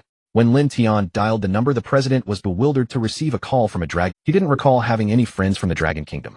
Curiously, he answered the phone, and the voice on the other end nearly made him fall off his chair. Lin Tian spoke insidiously, "Mr. President, you've been living quite well. Under your administration, the land of kimchi has advanced by leaps and bounds." The president broke out in a cold sweat. Though he had no idea why Lin Tian was calling, the tone and sarcasm clearly indicated that Lin Tian was in a foul mood. Suspecting that the land of kimchi might be the cause, the president asked nervously, "Have we somehow offended you?" Lin Tian sneered at the celebrities and said, "It seems someone has inherited your ambitions and come here to make a scene. Their arrogance is quite reminiscent of yours." The president forced a dry laugh and said, "You can't say that. When have I ever harbored such rebellious thoughts? Tell me who it is, and I'll deal with them thoroughly." He was truly terrified. Lin Tian's mention of last wishes made him fear he might have to draft his own will. He silently cursed whoever was reckless enough to cause him such trouble. Lin Tian snorted lightly and said, "I'm sure you've already checked exactly when I boarded the plane and when I landed." Seeing the president's humble attitude, Lin Tian decided not to torment him further. He dropped the intimidation and got straight to the point. The president obediently called his assistant and shouted, "Get me the list of everyone who traveled to the Dragon Kingdom during this period." Within just 2 minutes, the president held a list detailing these celebrities, their backgrounds, and their purposes. The president whispered, "Did they offend you?" Lin Tian wasted no words and said directly, "Either they go or you do. It's your call." He didn't want to waste any more time, especially since the president was so spineless that Lin Tian felt embarrassed to keep bullying him. Throughout the call, Lin Tian had kept his phone on speaker, so everyone heard every word. Now they were all trembling. If anyone else had said this, it might have been a bluff. But coming from Lin Tian, they believed the president would not hesitate to kill them. Moreover, in their country, celebrities were just a profession with no higher social status than other jobs, more like playthings of the conglomerates. Now they all collapsed to the ground, despair etched on their faces. Their own arrogance and recklessness had sealed their fate. Just as Lin Tian was about to hang up, he turned back and asked, "Hey, what's your name?" The dazed Ayu replied blankly, "My name is Ayu." Lin Tian spoke into the phone, "Spare the young girl called Ayu and the bodyguard beside her. Handle the rest as you see fit." After hanging up, Lin Tian patted Howard Weiming on the shoulder and said, "I didn't expect you to bring such a grand entourage. Without these scumbags, I would have felt truly exhilarated." He shook his head regretfully. What boy wouldn't love such a grand spectacle, especially under military escort? But these wretches had ruined the mood, and now he had no interest at all. Howard Weiming glared at these people with gritted teeth and ordered the soldiers to take them away and give them proper treatment. Since they were doomed, anyway the land of kimchi surely. Upon seeing Ayu spared from the death sentence, the female celebrities rushed to beg her for help, crying pitifully and appealing to her emotions. Ayu felt a pang of sympathy, but the bodyguard blocked her and shook his head. The two of them had survived only because of Ayu's inherent kindness. These others were beyond saving. They lacked the power to help. After all, Lin Tian was the demon king who had invaded the land of kimchi and toyed with its high officials. Howard Weiming ordered everyone detained, leaving those two alone. Then everyone was taken away and made to sign non-disclosure agreements.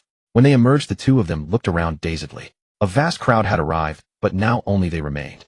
Those people were all preparing to be repatriated, and the two of them were released, but it seemed they had nowhere to go for the time being, so they had no choice but to cancel their itinerary. After communicating with the company, they were also terrified. The people who had just arrived nearly smashed the place up. It was said that they only escaped disaster because of this Ayu. Over here, they directly granted her paid leave, allowing her to enjoy herself freely with all expenses covered by the company. After sending Lin Tian back, Howard Weiming also returned to the military district. The mere thought of that group of celebrities made him gnash his teeth in anger.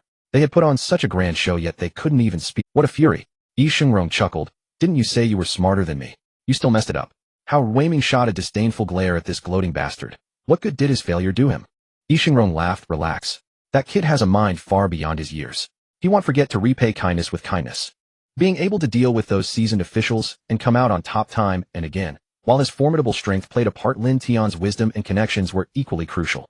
The outside world had long coveted Lin Tian's apocalypse tanks.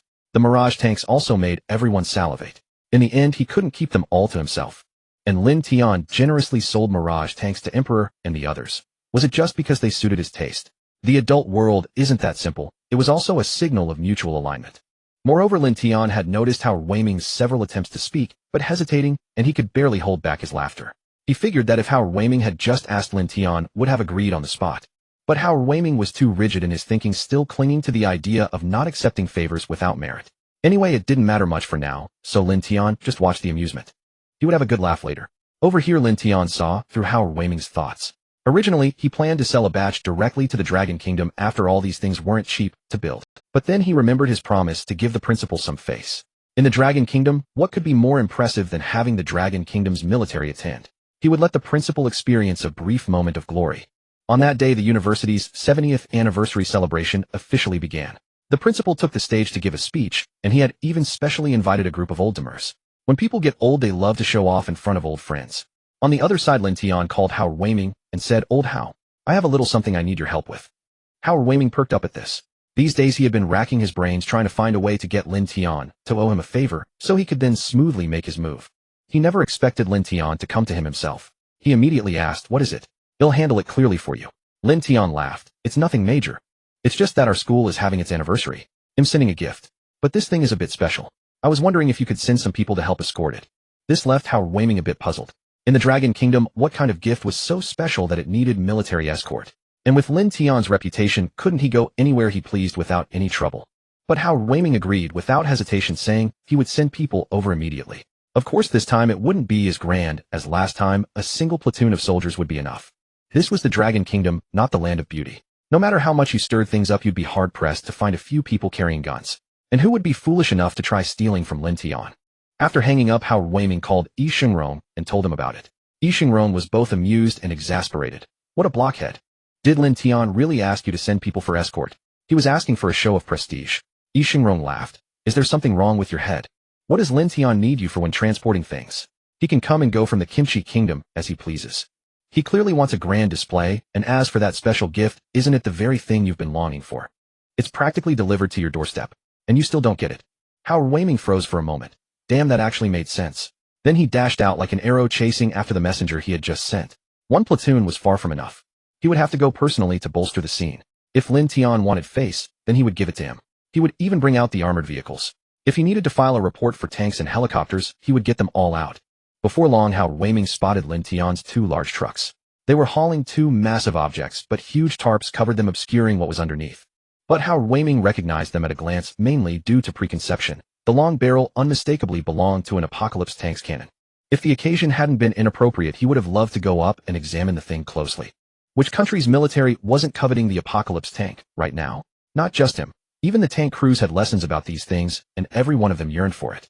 Soon the national highway was closed for a full half hour. Lin Tian, wearing sunglasses and a trench coat, sat in an open-top off-road vehicle with the two trucks hauling the apocalypse tanks behind him. Surrounding him were military vehicles. The road closure only prohibited cars from entering that section, not pedestrians. This gave the Dragon Kingdom's citizens quite a spectacle. Wow, this was something they had only ever seen on TV, and now it was right within reach. And Lin Tian's flashy image was instantly spotted. Countless people filmed videos and uploaded them. In the entire convoy, only Lin Tian's vehicle was open-top, and he was the only one dressed differently. It was impossible not to recognize him at a glance. The videos quickly spread online, and soon local experts came out to explain, guessing that Lin Tian was heading to the university. And this happened to be the university where Lin Tian studied. By then the principal had finished his speech, and the performances had begun. This was to warm up the crowd with some introductions of distinguished alumni interspersed in between. There were also speeches from the old professors he had invited. In short, he wanted to keep the gathering engaging throughout, so that everyone wouldn't just leave after the performances and let his old friends laugh at him. At that moment an old principal said, "Didn't you say Lin Tian would come? Why isn't he here yet? You haven't been stood up, have you?" The principal rolled his eyes and said, "He's one of our school's distinguished alumni destined for the Hall of Fame. And haven't you heard the news of his return? The military district sent people to welcome him. If he's coming back at this time, what else could it be for but the anniversary? Besides, Lin Tian said he would make me look good and give you oldtimers a real treat," the principal said with great satisfaction. Although he didn't know what surprise Lin Tian would bring, Lin Tian was a top-tier player on the international stage. Anything he casually offered would be enough to open their eyes. The principal couldn't hold back and had to puff him up with all his might. At this moment he felt incredibly refreshed. A student from his own school had conquered the capital of the Kimchi Kingdom. This was unprecedented and would never be repeated. It was a first in world history. It brought immense pride. The school even assigned someone specifically to record Lin Tian's achievements. These were all deeds to be written into the Hall of Fame. And because of Lin Tian's affiliation with the school, their admission cutoff score had instantly risen by 20 points. Do not underestimate these 20 points. They are now a school that can compete with Qingbei, and the investments and attention from above are growing ever larger. The principal is almost grinning from ear to ear. However, as time passes, he becomes increasingly anxious, occasionally asking if anyone has arrived. Moreover, he even took the time to go out and take a look. The old buddy chuckled. It's almost halfway through. They've already started introducing the outstanding alumni in attendance, so why haven't they arrived? At that moment, a commotion erupted outside. A large number of students began to gather, running out of the dormitories to see the excitement. Even those inside the auditorium stood by the windows peering outside. The principal suddenly smiled. With such a grand scene, could it be that Lin Tian has arrived? Thinking this, he hurriedly led a group of people outside to welcome him, making the remaining attendees even more curious. One military vehicle after another rolled in, neatly lined up in 2 rows, and heavily armed soldiers disembarked and formed ranks. In less than half a minute, Lin Tian appeared in front of everyone in a vehicle. Snap! Lin Tian opened the car door. The sound of his leather shoes hitting the ground was crisp, and as he stepped out with a smile, all the soldiers instantly turned to salute him. Wow! Lin Tian didn't expect this. He almost blurted out in surprise. Goodness, these veterans are even better at this than he is. Seeing the principal looking at him with a full smile, Lin Tian quickly stepped forward and said, "Principal, I hope I'm not late." The principal laughed heartily. "Not late. Not late. Just in time. Come in with me." Without saying anything else, the lineup alone would make his old friends envious for a lifetime. What Lin Tian brought was indeed impressive. A proud moment. Just look at the envious gazes of these old folks. Oh, could they ever have such an impressive display during their school celebration? It's all thanks to Lin Tian. He truly brings honor. No wonder he excels in international competitions.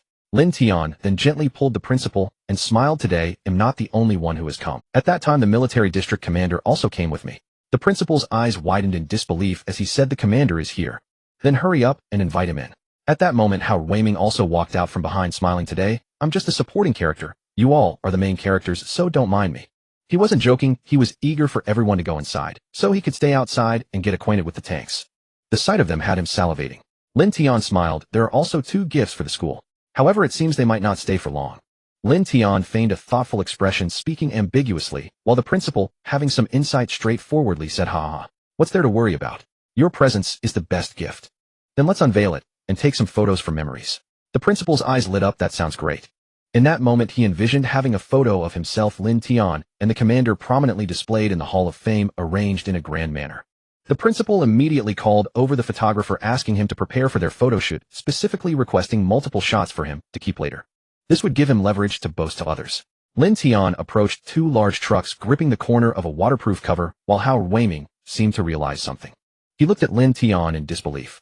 Is he actually going to lift the entire waterproof cover by himself? Not to mention how heavy it is, just the angle would require so much strength to lift.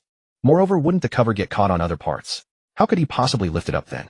Lin Tian firmly gripped the cover, found a suitable angle, and with a sudden burst of strength, the well-fitted clothes revealed clearly defined muscles. Just then a breeze swept by, and under the astonished gaze of everyone, the waterproof cover was lifted high, revealing the Tianqi tank below. The photographer, unlike others who were stunned, recognized this as a world-renowned masterpiece, and quickly found the right angle to capture the moment. The shutter clicked repeatedly. The steel armor of the Tianqi tank dazzled everyone. It was something that had only appeared in live broadcasts before, yet now it was right before their eyes. It was truly magnificent. This was every man's dream. Who wouldn't want to drive one? Hao Ruiming was so mesmerized that he was almost drooling, unconsciously stepping closer to the tank. This was the treasure he had long yearned for. Lin Tian looked at Hao Ruiming speechlessly and said, "Aren't you a commander? Can't you maintain some dignity? There are so many people watching. Aren't you ashamed?" Hao Ruiming shot back with an annoyed glance at Lin Tian, saying, "What do you know? You're a full man who doesn't understand the hunger of the starving. How many years has it been since I've envied someone else's weapon?"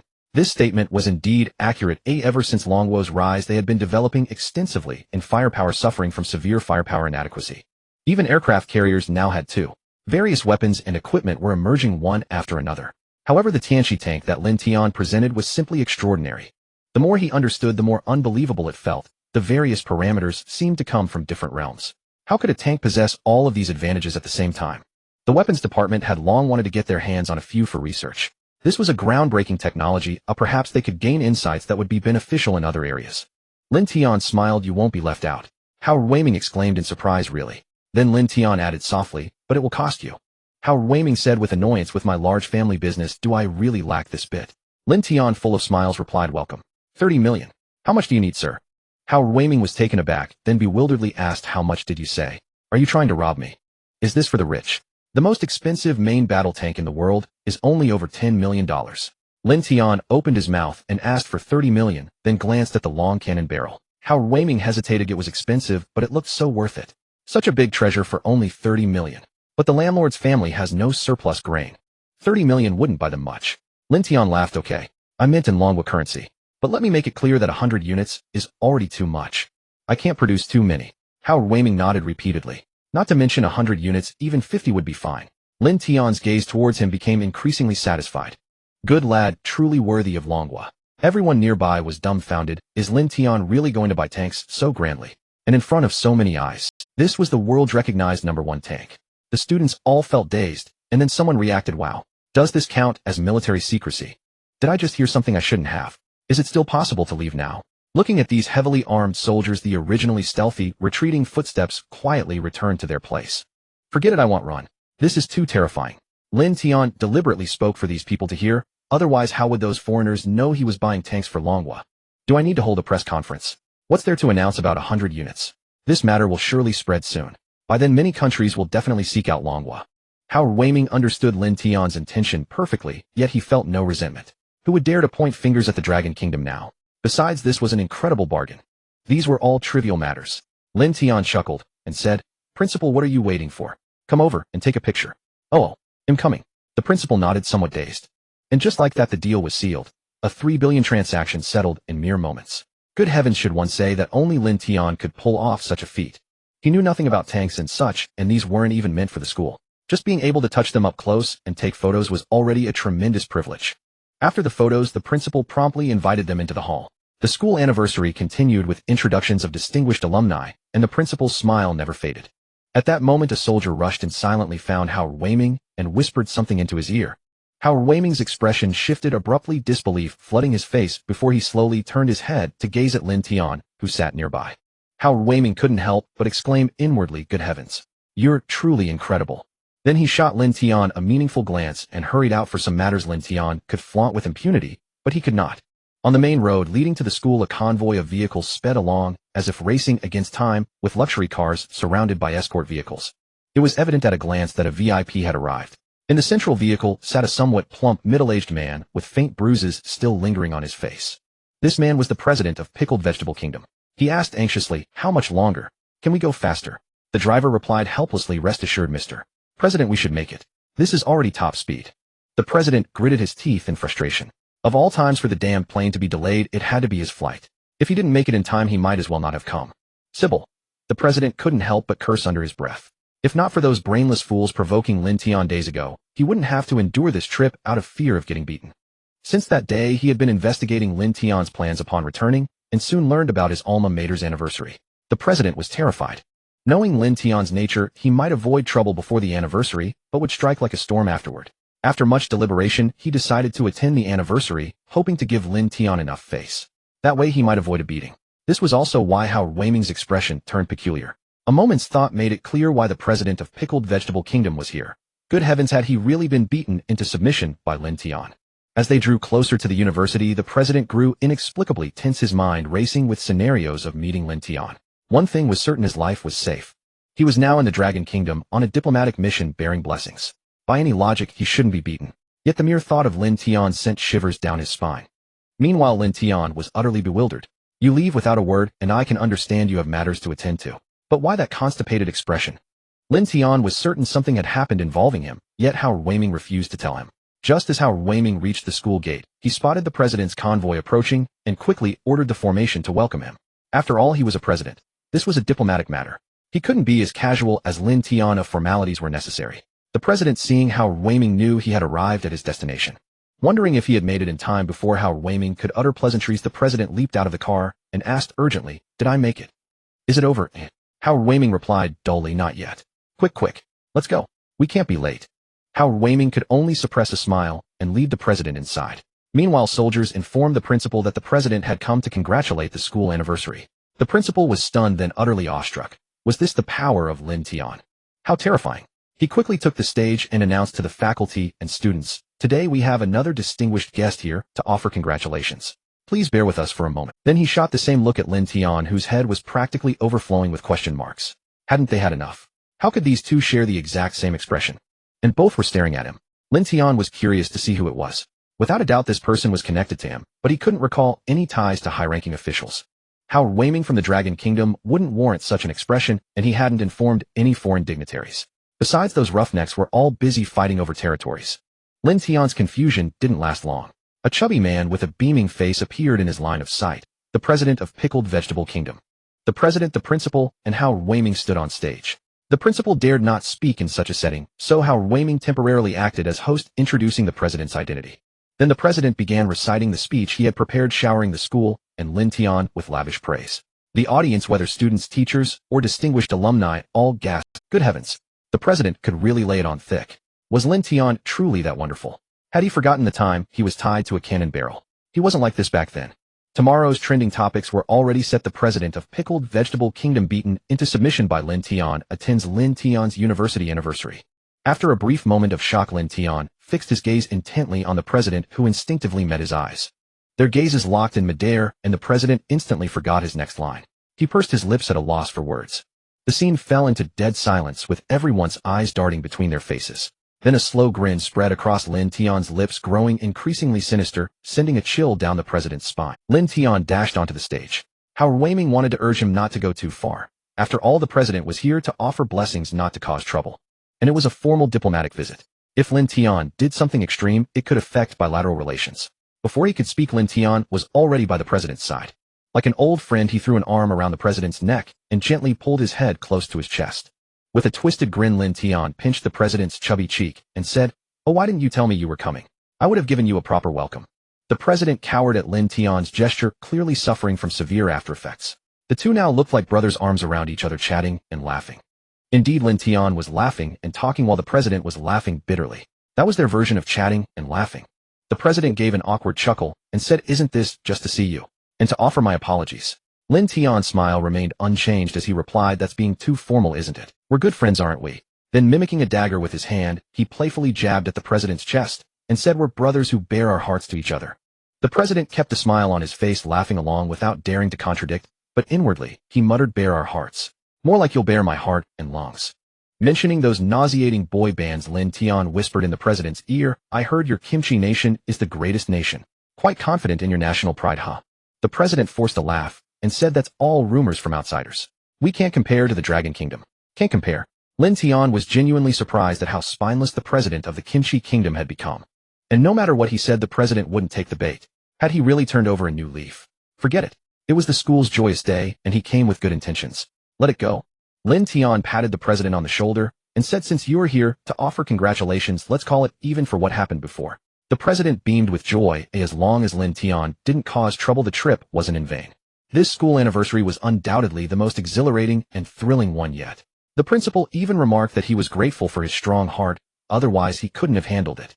The students in the hall witnessed Lin Tian's power for the first time.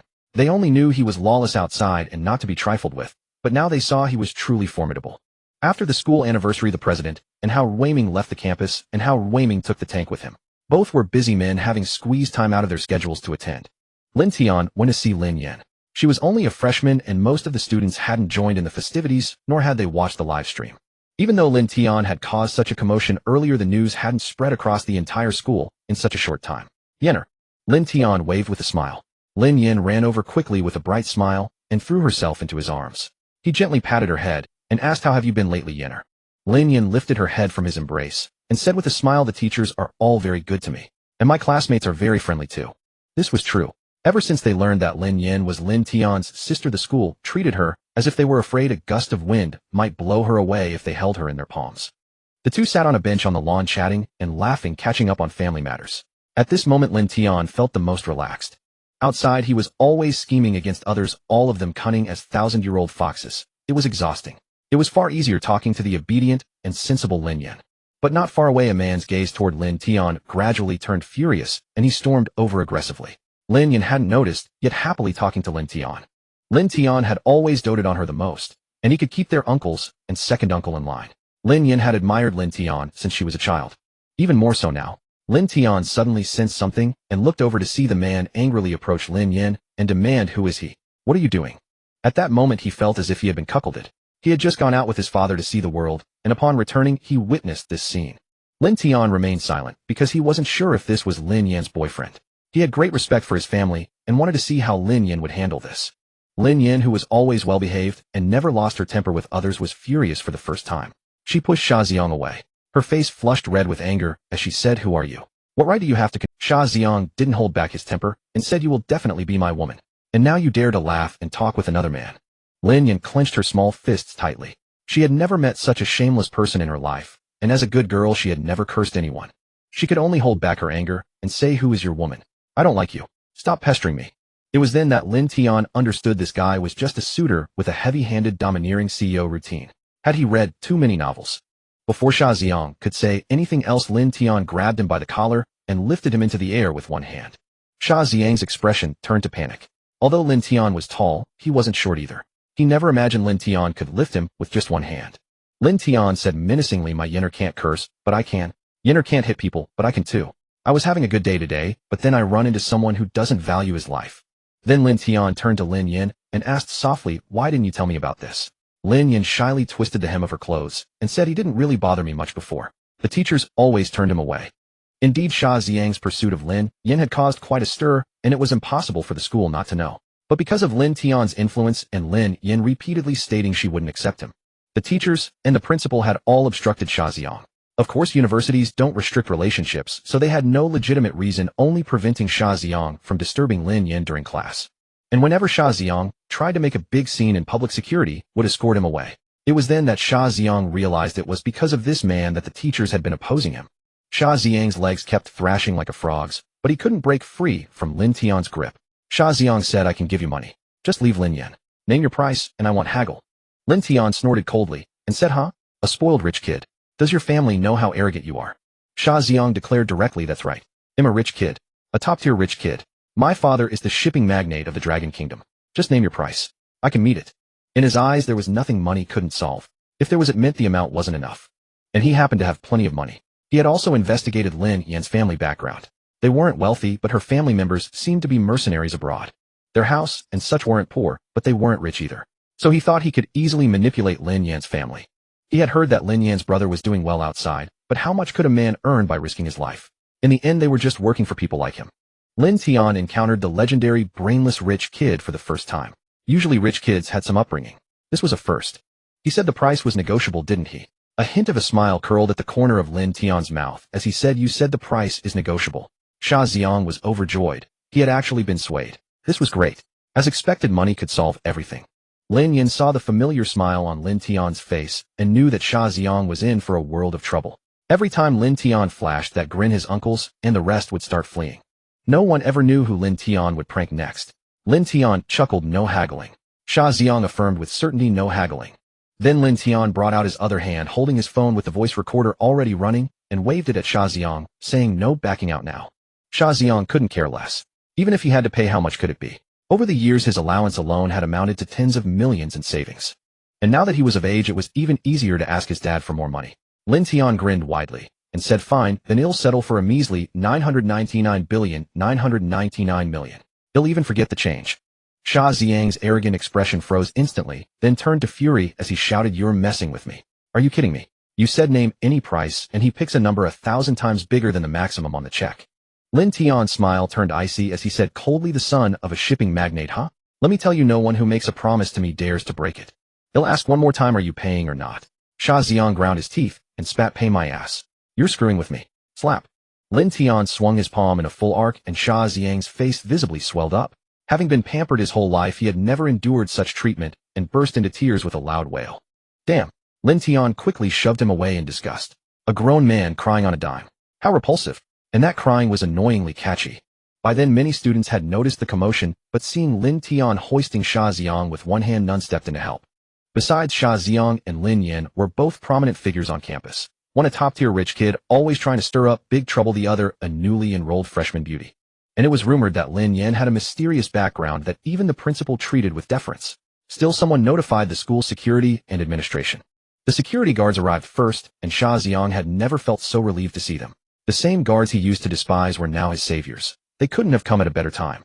This Lin Tian was terrifying, or if he waited any longer he might get beaten again. But as the guards got closer, they stopped dead in their tracks. They had followed Lin Tian all the way from the campus gate to the auditorium. Even if they didn't know him personally, they knew he was not someone to mess with. With close ties to the military and having closed a multi-billion arms deal in minutes, how could they possibly dare to provoke him? When they saw Sha Xiang lying on the ground, the guards all wore looks of disgust, knowing exactly who had caused the trouble. The head guard braced himself and stepped forward. "Mr. Lin, do you need any help?" Sha Xiang was thunderstruck, staring at the head guard in disbelief. "You never treated me like this before. You used to carry me away so gently. Come on, I need to get away from this demon." Lin Tian smiled, "No need. Just clear the area and keep people from disturbing me. I have some business to handle." The head guard nodded repeatedly, then ordered the students within dozens of meters around Lin Tian to be pulled away, and somehow produced a barrier tape to cordon off the area. Sha Xiang stared blankly, forgetting even to cry. His mind couldn't process this. Something wasn't right. Even he, as a top-tier rich kid, didn't have such privileges at school. At most, the teachers wouldn't bother him, but this was the first time he'd seen a student beaten on campus while the security guards stood lookout. That was absurd, wasn't it? This was Dragon Country. Something was seriously off.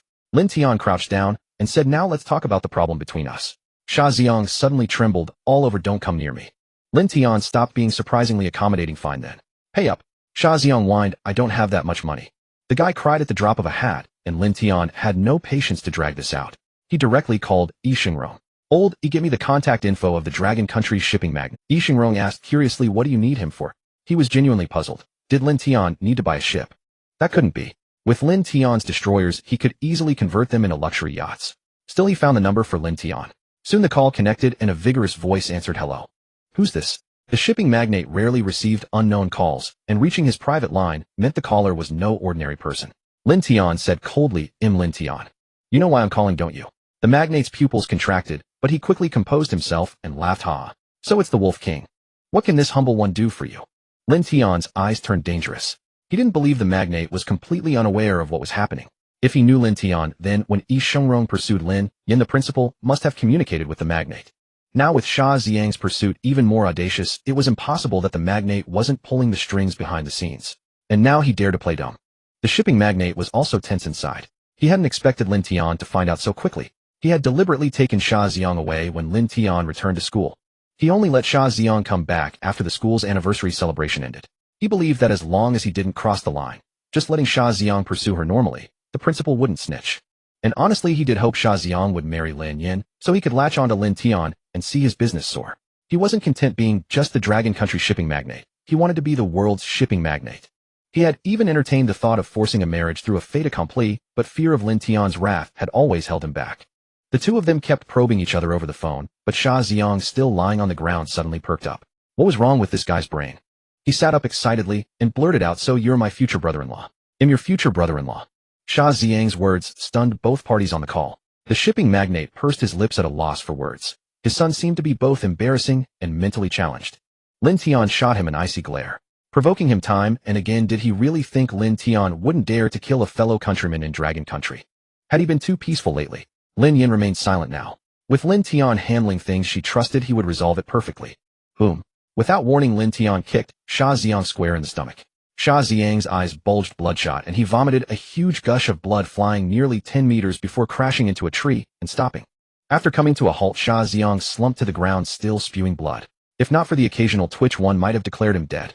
This scene sent a chill down the spines of the principal and the others who had just arrived.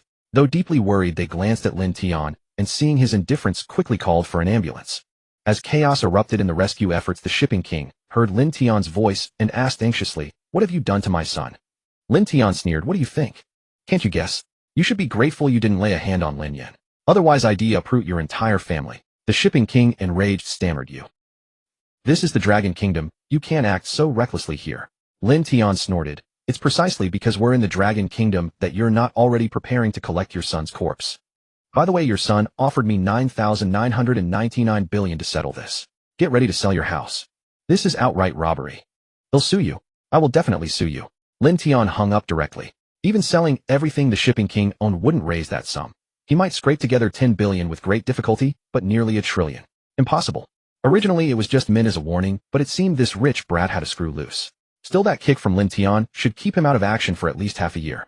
This shipping king was no good either. After this he might act without restraint. Lin Tian escorted Lin Yin back to the dormitory, saying before leaving, "Tell me if anything happens, got it?" Lin Yin nodded obediently, never expecting things to escalate this far. After Lin Tian hung up, the shipping king sank into deep thought. Soon a cold glint flashed in his eyes. Since cooperation was off the table, he had to strike first. The shipping king didn't believe Lin Tian could harm him within the Dragon Kingdom's borders. Moreover, with his son severely injured, he could use this as leverage. He was certain the Dragon Kingdom wouldn't tolerate Lin Tian's lawlessness. Soon he mobilized his connections, escalating the matter upward. In no time, the entire upper echelon of the Dragon Kingdom knew about it. Yi Xingrong was deeply troubled as he discussed this with a few others. Among them was an elderly man, the Dragon Kingdom's pillar of stability, Elder Ing. Though Elder Ing appeared frail, his eyes were sharp and spirited. He listened to their reports, lost in thought. The men beside Yi Xingrong were all powerful figures in the Dragon Kingdom. Yi Xingrong sided with Lin Tian, having interacted with him the most and understanding him best. Elder Ing inquired, "What do you all think of this?" Yi Xingrong replied helplessly, "Elder Ing, everyone knows Lin Tian's temper. The shipping king let his son target Lin Tian's sister, provoking Lin Tian. His reaction was quite restrained. He added, besides, that son of his has a notorious record. He's attempted to force himself on Lin Yin multiple times, only to be thwarted by my people in time. If Lin Tian had found out, he'd be dead for sure." Yi Xingrong's words were logical. Everyone present knew Lin Tian's profile inside out, even having built a personality model for him. Moreover, the shipping king's son had indeed gone too far. Once investigated, Xia Ziyang's dossier landed on these magnates' desks. His misdeeds were horrifying. Even a life sentence would be lenient. That's not the point. Why should Lin Tian get special treatment with everything bending to his whims? Just because of his power? At this, a man named Feng Yingzhua, the head of the entire police system, spoke out against Yi Xingrong. Feng Yingzhua snorted. Just because he's capable, he thinks he's above the Dragon Kingdom's laws. Such a person deserves severe punishment. I'll arrest him immediately. Yi Xingrong scoffed. "You. Lin Tian could take down 100 of you. You're all bark and no bite. If not for your father paving the way, could you have reached this position? Ridiculous." Feng Yingzhua flew into a rage, shouting, "Nonsense. I see you as Lin Tian's protector." Yi Xingrong sneered, "Protector? Speaking of which, I'd like to ask, who suppressed all those cases involving Xia Ziyang? Wasn't it you?" Feng Yingzhua naturally denied it, retorting, "We're discussing Lin Tian now. Xia Ziyang's issues can wait. A cripple like him won't escape." Clap, clap, clap. Yi Xingrong couldn't help but applaud. "Well said. You can split one matter into two. Do you think I've been idle as the Minister of Security? Do you really think I don't know you took 500 million from the shipping king? How much more over the years? Shall we dig deeper?" At this, everyone's faces changed dramatically. So Feng Yingzhua had taken bribes. No wonder the usually idle man was so eager to arrest Lin Tian. It was clearly suspicious now. Shocked, Feng Yingzhua quickly composed himself and said, "You're lying. You're slandering me. Show me the evidence." In that instant, fear gripped him. He had indeed abused his power for bribes over the years, and in no small amount. He thought no one knew, but now it was exposed before Elder Ing. Elder Ying's piercing gaze made his back drenched in sweat. Fortunately, he wore a black coat, or it would have been obvious. Now he regretted it. He hadn't expected those 500 million to be so hard-earned. He thought his words would carry some weight. As the overseer of domestic cases, he was a slacker. Without his father's backing and no major scandals exposed, he might have been ousted long ago. His view of Lin Tian's influence was superficial, like the initial thoughts of a South Korean president, thinking Lin Tian only dominated in insignificant places. But he was a key figure in one of the 5 permanent members of the UN Security Council, the Dragon Kingdom. Yi Shingrong's staunch defense was unexpected. Wasn't his father still alive? Yi Shingrong showed no respect, striking him down ruthlessly. Before he could play the sympathy card, Elder Ing suddenly spoke. Yi Shingrong, you and Rin Shengwen take over domestic affairs first. Investigate everything thoroughly before addressing Feng Yingzhuo's issues. With those words, Feng Yingzhuo felt as if he had fallen into an icy abyss. His body trembled. His position was stripped, and he would face repercussions later. Feng Yingzhuo's face turned ashen. His father had spent half his life's effort, and he had endured until his 50s to reach this position, only to lose it all because of Lin Tian. Yi Shingrong and Rin Shengwen quickly acknowledged the order. Feng Yingzhuo was finished. If Elder Ing hadn't spoken, few in the Dragon Kingdom could have moved against him. Old Ing ignored Feng Yingzhuo, whose face had turned pale, and continued to ask, how do we handle the issue between Lin Tian and the Ship King now? Old Ing did not want internal conflicts to arise. A peaceful resolution would be best, but that Sha Xiang was definitely not getting out. He had too many criminal records. He had also been keeping an eye on Lin Tian, a rising star, and had to admit that the man was resourceful and calculating. Moreover, his vengeful nature was a major reason he had managed to establish himself internationally. Furthermore, Old Ing had witnessed everything Lin Tian had done as a citizen of Dragon Country, including selling those Tianqi tanks at extremely low prices. Now he wanted to hear what these people thought. After some discussion, they reached a consensus. As long as Lin Tian did not commit any principal violations, they would not pursue the matter. At this point, Feng Yingzhuo could no longer take in what they were saying. He only knew that he was finished. His entire future was destroyed here. After the meeting adjourned, Yi Shingrong called Lin Tian and said, don't cross any red lines. Everything else is fair game. Lin Tian chuckled. Old Yi, you must have put in a lot of effort on this one. Yi Shingrong laughed. I've delivered the message. The rest is up to you. As for that kid, you don't need to worry about him. At the very least, he's looking at life in prison, more likely the death penalty. Lin Tian raised an eyebrow. It seemed that guy really had a dirty past. So young and already so reckless. Lin Tian scrolled through his contacts. After the pirate incident, the CEOs of various shipping companies had expressed their gratitude and left him their numbers. Lin Tian called each one of them and said only one thing: from now on, any ships purchased from the Ship King would not be protected. That was his word.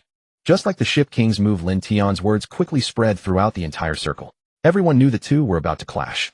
If this were abroad, there would be no doubt that Lin Tian would crush the Ship King. But here his overseas influence held no real weight. However, these people still owed Lin Tian a favor, and the Ship King didn't own a production line. He was more of a middleman with some shares. So if there could be a Sha Ship King, there could be a Li Ship King or a Zhang Ship King. In no time, the Ship King's company stock plummeted, slashing his net worth by nearly half. Moreover, the enterprises that had been suppressed by the Ship King saw their chance and began to fight back, leaving the Ship King overwhelmed. But for now, this was all he could do. He couldn't achieve more, and Lin Tian couldn't help but sigh. It was then he realized that the people around him were all war-oriented talents. He had no one for this kind of commercial warfare. This got Lin Tian thinking. Just then, a shocking announcement was made. The former department head had been removed from his post and suspended pending investigation. Rumors had it that the Ship King was involved. Furthermore, the Ship King's son had been arrested and sentenced to death for various crimes. This news sent a chill through all the unruly rich second-generation heirs, who promptly locked themselves indoors, afraid that the fire would spread to them. When the Ship King learned of this, his hair turned gray overnight. He had never expected his patron to fall from power so suddenly, nor that he would lose his son. He had underestimated Lin Tian's influence. A faint smile crossed Lin Tian's face. He didn't need to guess. This was Yi Shingrong's doing. Such matters were usually kept under wraps, but the man had clearly done this to help him. Lin Tian noted this favor. Old Yi had really gone all out for him. For now, he could only inflict significant damage. To completely bring down the Ship King, he needed specialized talent, which he sorely lacked. Lin Tian had no choice but to let the man off the hook for the time being.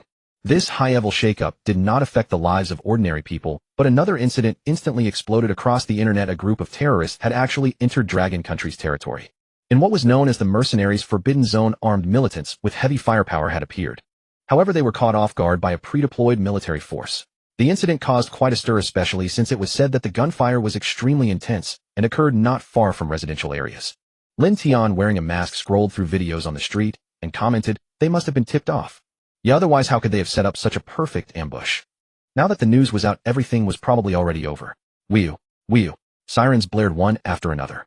Lin Tian looked up sharply and saw a large number of police cars speeding in one direction not far ahead. Bang! Lin Tian was suddenly flung into the air. A car behind him had swerved off the road and slammed into him. What the hell? Lin Tian shook his head and cursed. What the hell? He was just walking along and got hit by a car. When he got a clear look, he was even more stunned. A bus was careening wildly, sending numerous cars flying. Lin Tian had been caught in the chaos. Soon after, several black cars with police lights on them sped up in pursuit. Lin Tian rubbed his shoulder. Wow. Never thought I'd see a scene like this here, like something out of a Hollywood blockbuster. Wasn't this a slap in the face? He had just seen news about armed terrorists crossing the border, and now this. Whatever. There was nothing he could do about it anyway. He would just stay out of the way and enjoy the show. Suddenly Lin Tian's phone rang. He glanced at the caller ID. It was Yi Xingrong. Lin Tian joked. I'm just watching the drama here. Aren't you the Minister of Security?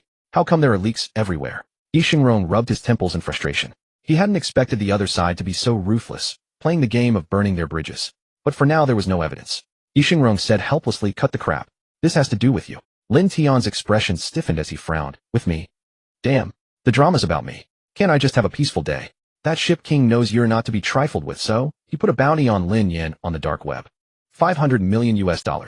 Lin Tian's face turned cold. He demanded, is this what you call following the rules? I followed the rules. And this is how you do things. Yi Xingrong was equally helpless.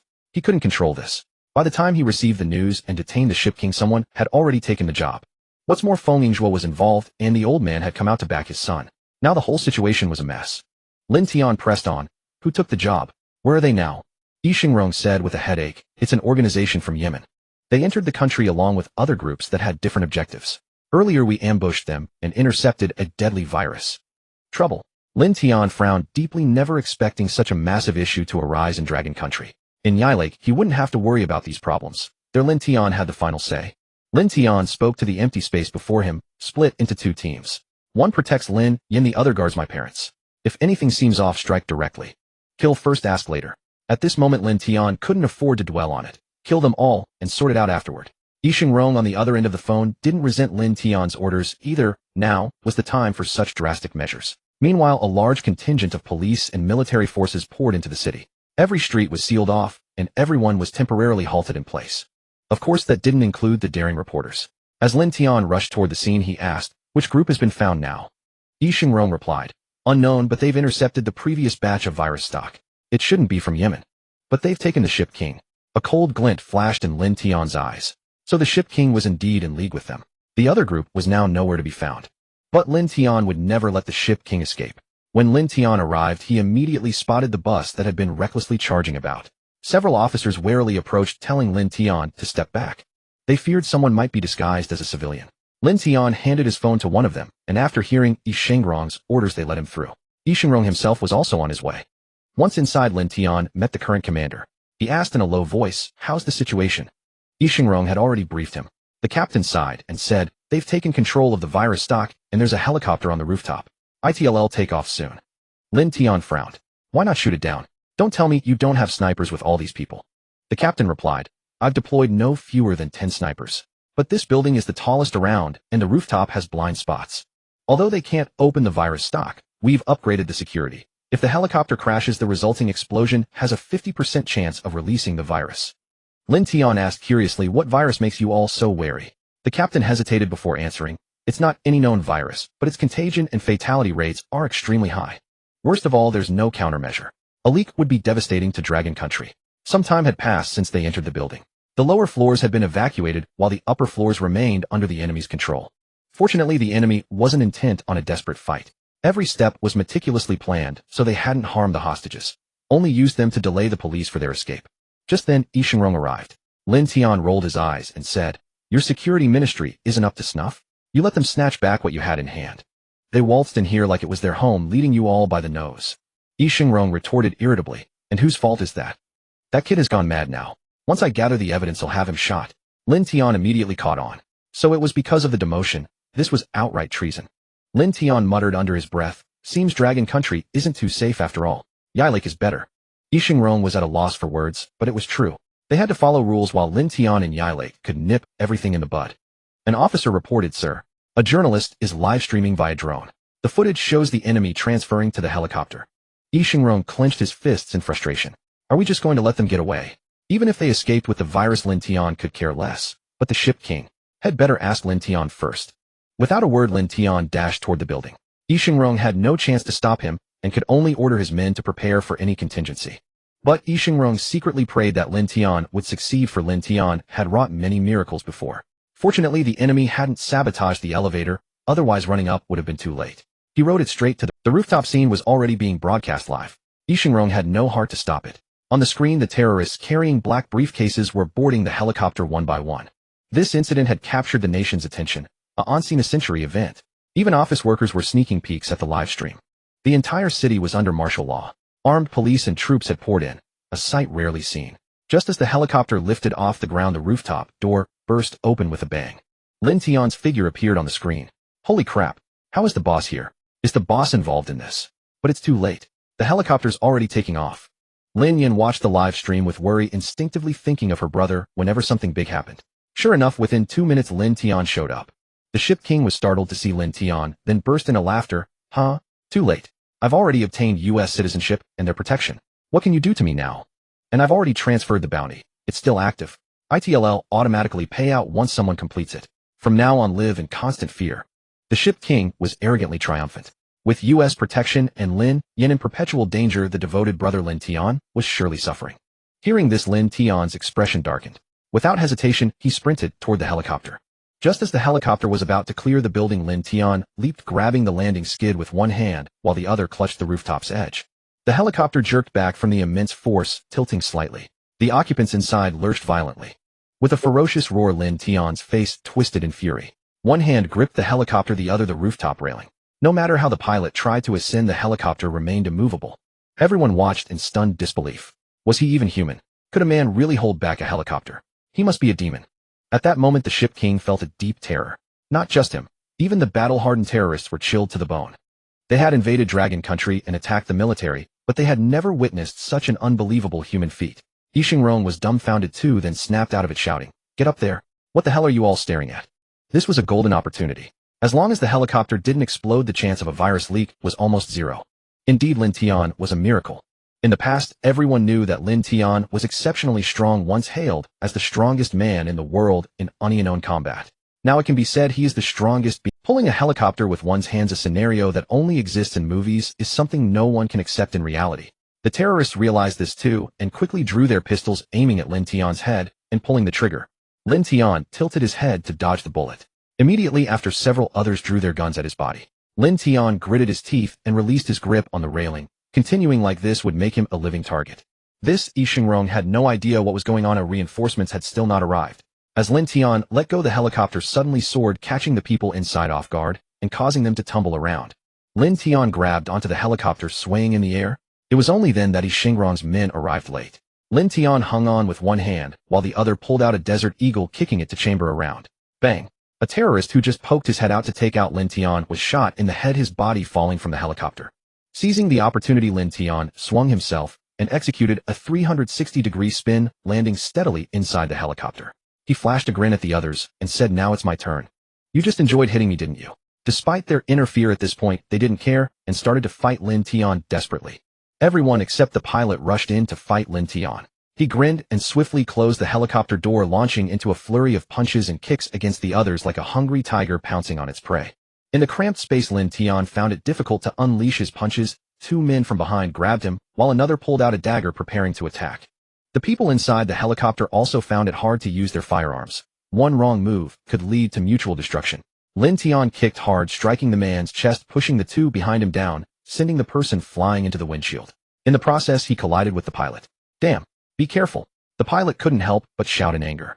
Almost losing control, the helicopter hadn't even ascended much because of Lin Tian's interference, and just moments later, he was getting kicked again, not knowing where the slap had come from. The pilot was getting dizzy. If it weren't for his excellent flying skills, they would have all perished together long ago. The onlookers were baffled, watching the helicopter being pulled by Lin Tian, their minds going blank. Then they saw Lin Tian single-handedly taking out a terrorist, and then he actually flew into the helicopter. From their perspective, it looked as if he flew right in. Yi Xingrong couldn't help but scoff. Other than not being able to shoot lasers from his eyes, how is he any different from Superman? He truly seemed to be defying gravity. Furthermore, after Lin Tian entered the helicopter, did not continue rising but spun around, as if intoxicated, occasionally even flipping sideways. From the drone's perspective, a shadow could be seen hitting the windshield, and the helicopter was swaying wildly in all directions. One person shouted, "What are you looking at? Help!" The ship captain yelled it quickly joined the fray, just as Lin Tian forcefully pulled away, attempting to break free from the grip of those behind him. Slap! A timely slap landed on the ship captain's face, sending him crashing into the back seat, taking a moment to realize, "Who am I? Where am I?" Lin Tian forcefully hit the back of his head, colliding with someone's nose, blood immediately spraying out, and he couldn't care less about feeling nauseous. Just as he raised his fist, he was suddenly grabbed by the person who had just been sent flying. Lin Tian's punch fell without much impact. The space was simply too small, and there were too many people. These individuals were slippery like loaches, constantly sticking to him, making it impossible for Lin Tian to inflict a lethal blow. Lin Tian frowned, then, with a forceful shove, the man was thrown out again, causing even the pilot to lose his balance. Gritting his teeth, he set the helicopter to hover and turned to fight Lin Tian. In the cramped space, 6 burly men were engaged in hand-to-hand combat. They couldn't even swing their fists freely. Hitting each other wasn't painful at all, especially in regard to their attacks on Lin Tian. These 5 men were baring their teeth as they tangled with him, but Lin Tian was truly using brutal force. Seeing that he couldn't solve it quickly, he began targeting lower regions. Despite being on guard, the pain radiating from below made him break out in cold sweat. Finally, he couldn't help but curse, "You're supposed to be a person of status. Why are you fighting like a child? Is this the strongest man in unknown combat in the world?" Lin Tian sneered, "Do I need to play by the rules with you? Have you been watching too many dramas? And I'm a mercenary, not a cop." Saying this, Lin Tian swiftly pulled his arm free from being grabbed and jabbed 2 fingers into the opponent's eyes. "Oh, my eyes," the pilot shouted. "Even with my eyes closed, I need to control him. Oh, we can't handle him with just a few of us." The hovering helicopter shook continuously in the air, causing some with impure thoughts to start imagining. They've heard of cars shaking, but this was their first time seeing a helicopter shaking. The drone captured a large mass of black shadows through the windshield, all the people huddled together, stacked on top of each other, almost forming a ball. Yixingrong looked on, speechless. He had never seen such a scene. He couldn't provide support now. The former protagonist had turned into an audience member, while Lin Tian, the bystander, had become the main character. Inside the helicopter, the chaos ensued. At that moment, Lin Tian suddenly noticed a black briefcase on the co-pilot's seat. It must be the virus serum. Amidst the assault from the others, Lin Tian continuously moved closer to the briefcase. Then, with a sudden burst of strength, he broke free from the grasp of the others and grabbed the briefcase. Seeing this, the others disregarded their lives and charged at him again. This was their life at stake. They risked total annihilation just to retrieve it. There was no way they would let Lin Tian take it. Lin Tian swung forcefully, creating some distance, then kicked out hard, directly smashing the cockpit door. Then he disengaged the hover function, yanked hard, causing the helicopter to rapidly ascend. Lin Tian then let go, and the people behind him were thrown around in the cabin. At this moment, the helicopter began to descend. Seeing this, Yixingrong immediately shouted to everyone, "Get away from the crash site of the helicopter." Then he spoke sternly to the outer troops, "No one is allowed to enter or exit. Also be prepared for the worst, or we might all get infected. But we cannot let the virus spread." Understood. All the soldiers outside wore determined expressions, each fulfilling their duties, ensuring not a single person would leave. Yixingrong also called his superiors, preparing for the worst. This city might have to be sealed off, and now they could only hope the virus wouldn't leak out. Lin Tian, still inside the helicopter, pulled out an RPG to the shock of those around him and fired it at the adjacent building. The others were utterly astounded. "This is insane. Where did you pull out such a large rocket from? You're not right." Boom. The building's glass was shattered into pieces, and the people outside were left in utter bewilderment. Was there even a rocket launcher in the helicopter? Who the hell gave this intelligence? It's inaccurate. Then, before the others could recover, Lin Tian leaped into the hole blown in the building, pulling out a high-explosive grenade midair. Boom. The high-explosive grenade detonated inside the helicopter, triggering a secondary explosion. All of this happened midair. The helicopter hadn't even touched the ground before it was reduced to... The people in the helicopter were obliterated. Lin Tian was flung into the building by the immense blast. Cough. Cough. He slowly rose amidst the dust, brushed off the broken glass from his clothes, and pulled out a cigarette to light. Puffed. He exhaled a smoke ring, and then turned to walk downstairs. By this time, Yixingrong was already in despair. He couldn't understand why the helicopter had a secondary explosion. Even the first explosion was absurd enough. Now it wasn't a 50% chance. It was a 100% leak. They all had to be ready to sacrifice themselves. The helicopter, engulfed in flames, crashed to the ground. Fearing another explosion, Yixingrong ordered everyone to wait before approaching. A few minutes later, thick smoke billowed from the helicopter, and the flames gradually subsided. Yixingrong led his men forward cautiously. Though they had prepared for sacrifice, a ripple of unease stirred within them. The viewers in the live stream knew nothing of the virus. They only knew that Lin Tian was in the helicopter and seemed to have perished alongside the terrorists. 2 streams of tears traced down Lin Yan's cheeks. She refused to believe her brother was dead. He was so formidable, always moving with ease in every situation. How could he fall in a mere helicopter? She refused to believe it. Lin Tian must be all right. As Yi Xingrong and his men drew closer, the journalist controlling the drone gritted his teeth and followed. Everyone now yearned to know the true situation, even if it meant being confined to quarters. The drone advanced alongside Yi Xingrong. He glanced up but said nothing. It wasn't to satisfy the netizens, but for Lin Yin, knowing she must be watching for news of Lin Tian. Thus he didn't stop the journalist. Whether for personal or professional reasons, he couldn't bring himself to intervene. After all, this whole affair had little to do with Lin Tian. Tap, tap, tap. As they drew near, besides the crackling of flames, a series of rhythmic footsteps grew louder. A flicker of joy crossed Yi Xingrong's face. His heart raced with the thought, it must be him. He's alive. Seconds later, a small red dot emerged from the smoke, bobbing up, and stepping out of the haze. Lin Tian took a deep drag from his cigarette, then tossed it away. Exhaling a smoke ring, he grinned. What, you miss me that much after just a short while? Yi Xingrong's eyes glistened. He laughed and cursed. I knew you'd be fine. Good men don't live long, but the wicked last 1,000 years. Lin Tian waved the briefcase in his hand and retorted, I just saved a whole city, and that's what you say? At the very least, I'm a hero, right? It was then that Yi Xingrong noticed the briefcase in Lin Tian's hand, completely intact. A heavy weight lifted from his heart. Yi Xingrong silently thanked his luck. Thank goodness Lin Tian had come. Thank goodness he had succeeded. Thank goodness they all survived. He spoke into his earpiece with relief. We're clear. Lin Tian has safely brought down the virus culture.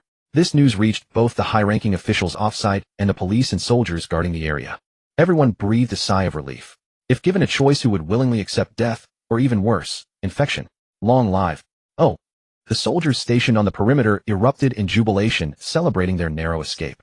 The commander watched without interference, allowing his men to unwind. Since receiving this mission, everyone knew the odds were stacked against them. Each had written their last will before coming. Now the livestream viewers realized that this was more than just a terrorist takedown. The briefcase in Lin Tian's hand seemed to hold the fate of the entire city. In other words, Lin Tian single-handedly saved tens of millions of lives. Yi Xingrong walked up to him and gave him a hearty slap on the back. Then he laughed heartily. You're a true hero. When we get back, I'll buy you a drink. Lin Tian smiled and replied, then I want Mount Ait. The sauce aroma type. Yi Xingrong chuckled and cursed. You sure know your liquor. Forget sauce aroma. Even if it's soybean paste flavor, it'll get it for you. Lin Tian couldn't help but laugh. He could tell Yi Xingrong was genuinely overjoyed, the kind of joy that came from surviving a brush with death. Otherwise, how could a man so stern crack jokes in front of so many people? Then Lin Tian noticed the drone overhead and asked curiously, what's this? Yi Xingrong replied, how can a hero not be in the spotlight? Aren't you fond of live streaming? Well, here you go. Whoa. So are you stealing my idea and my image rights, and do I get paid for that? Lin Tian asked with a smile. You'll have to take that up with the journalist. Nothing to do with me. After handing over the briefcase to Yi Xingrong, Lin Tian left for the school. No matter what, he needed to see Lin Yin to put his mind at ease. Lin Yin, still with tear stains, threw herself into Lin Tian's arms. He comforted her. See, I'm fine, aren't I? After calming Lin Yin, Lin Tian decided to leave half of the Phantom Squad behind. Given their unique abilities, they were better suited for this kind of work, and no one would dare gamble on where the Phantom Squad might be. Another matter was how to remove the bounty from the dark web. This time it was a Yemeni organization. Next time, who knows where it might come from. And there were always those reckless fools blinded by money. Originally, to avoid international repercussions, he had signaled to the nations watching him that he would keep a low profile. But if they dared to provoke him, he wouldn't hesitate to retaliate. Moreover, the pickle country had already dropped the matter, and so Lin Tian's vacation came to an end. As for the traitor, without evidence, and with too many involved, the conclusion wouldn't come anytime soon. Lin Tian couldn't be bothered to wait for their endless debates. The moment Lin Tian boarded the plane, two Iraqo intelligence agents from around the world began to stir. Lin Tian was now a dragon returning to the sea. And with the Dragon Kingdom's affairs so widely exposed, the outside world would surely know what would happen when Lin Tian went to their territories to vent his anger. Upon returning to the base, Lin Tian received the best news in days. The Research Institute had successfully developed the aircraft carrier. However, even for the base, production would take several months. Moreover, aircraft carriers were money-devouring monsters. The funds Lin Tian had on hand were only enough for 2 of them. He stroked his chin, realizing that money was still insufficient. Those major powers had it good, with annual military budgets reaching trillions. If he had that, he could build an entire fleet of carriers. Despite the high-cost, aircraft carriers were indispensable and would remain a top priority for a long time to come. Just then Blade entered to report, boss. A group of armed militants has infiltrated Yi Lake. Based on their trajectory, they're heading straight for us. A playful smirk curled on Lin Tian's lips. He had barely returned, and already someone was stirring trouble. They were certainly confident, weren't they? Assassination. Ridiculous. They were likely after him. If they wanted to steal military secrets, they should have struck while he was away. Originally, Lin Tian had planned to scout Yemen and assess the situation there. But now it seemed he had to deal with these jumping clowns first. Just then he received an unexpected call. It was from Tucker. Puzzled, Lin Tian answered only to hear Tucker's tearful, aggrieved voice. Bro, those Americans are bullying us. They claim we have those weapons, and now they're deploying troops to Afghanistan. A full 100,000 troops. Lin Tian wondered what was wrong lately. Every man seemed to be weeping. But he quickly grasped Tucker's predicament. As for those so-called weapons, weren't they just the big treasure? Lin Tian knew the Americans' game all too well. Accuse you of having something, then send troops to attack you. If you actually had it, they'd apologize and back off. They always picked on the weak. They had this routine down pat. How much territory have you lost now? Tucker was taken aback, then replied oddly, I haven't lost an inch. Lin Tian nearly cursed. What the hell? 100,000 troops. From the U.S. military. Did you fight them? Tucker answered honestly, we can't beat them. Lin Tian fumed. Bro, that's not what I'm asking. I'm asking why they haven't attacked you. Realizing his mistake, Tucker said, those U.S. forces are doing the same as before, building military bases. Only a few are actually fighting us. Unable to contain himself, Lin Tian roared. Then why the hell are you crying? Mourning to me at this hour? Tucker chuckled sheepishly. Well, I've been studying Dragon Kingdom culture lately. Isn't that how little brothers act when they're bullied?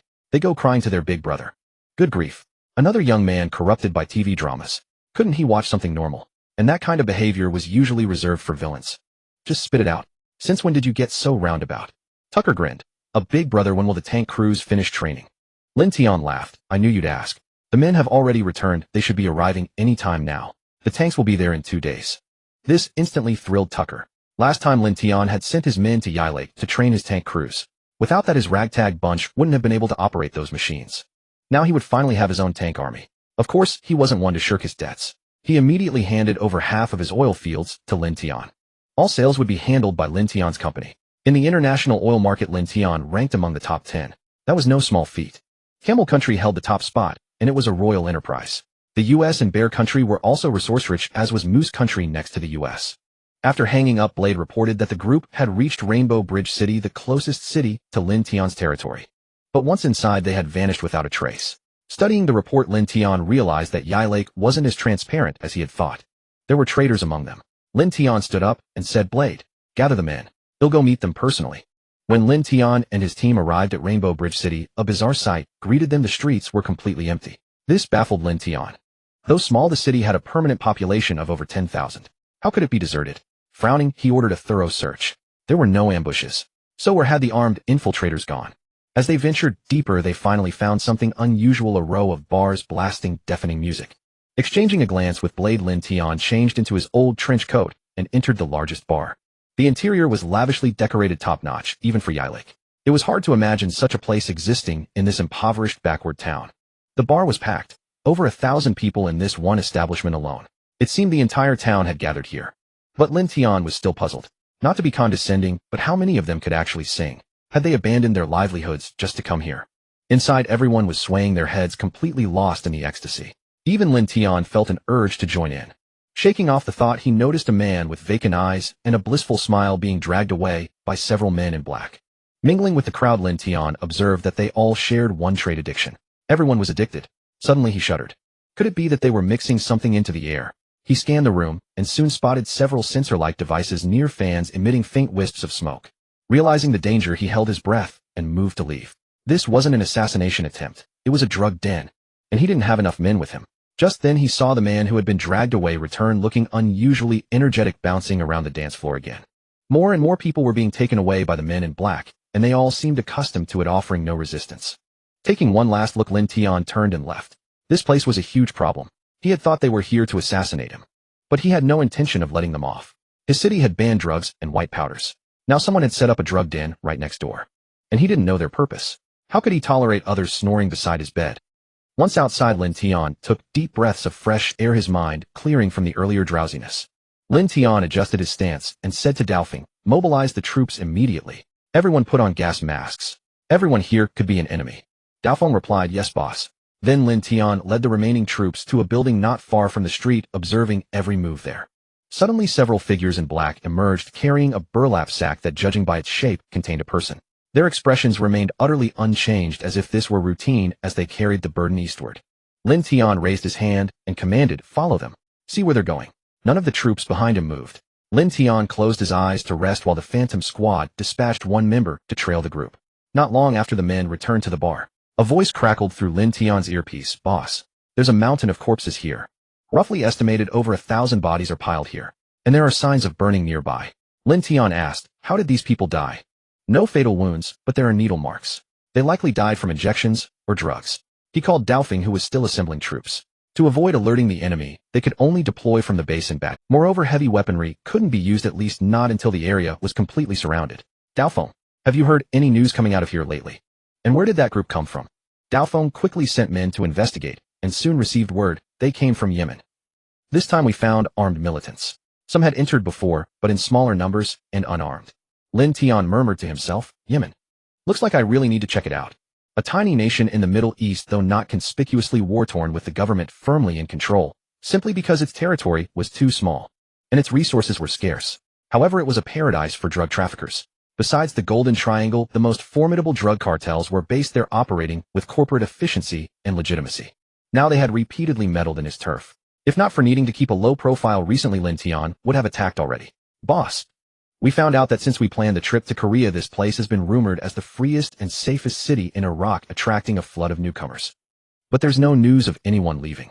Lin Tian narrowed his eyes. Someone was causing trouble under his banner, and they needed a large number of people, undoubtedly for human experiments. Excellent. Even the U.S. dares not cross this red line now. Yet a Yemeni organization is so audacious. And with Iraq in ruins, they clearly plan to hit and run.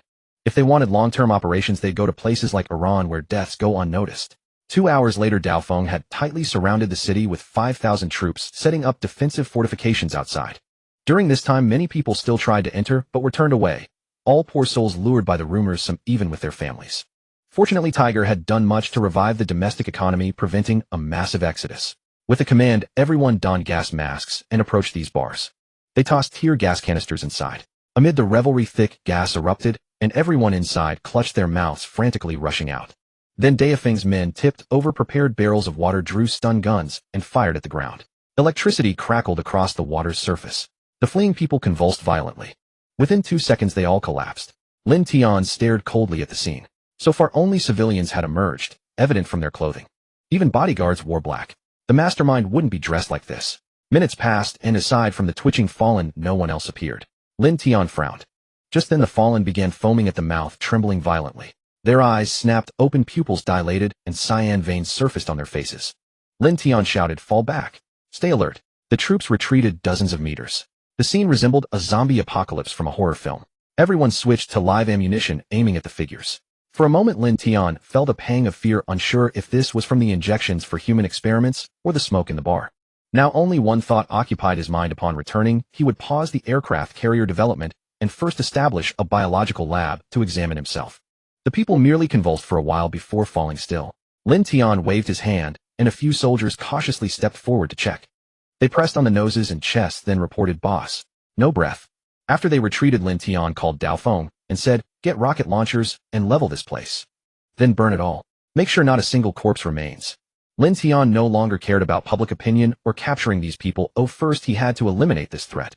If these things suddenly got up and bit him, where would he seek justice? Besides, all his actions were recorded by the system. He could release the footage anytime. Boom, boom. Daofeng swiftly acted.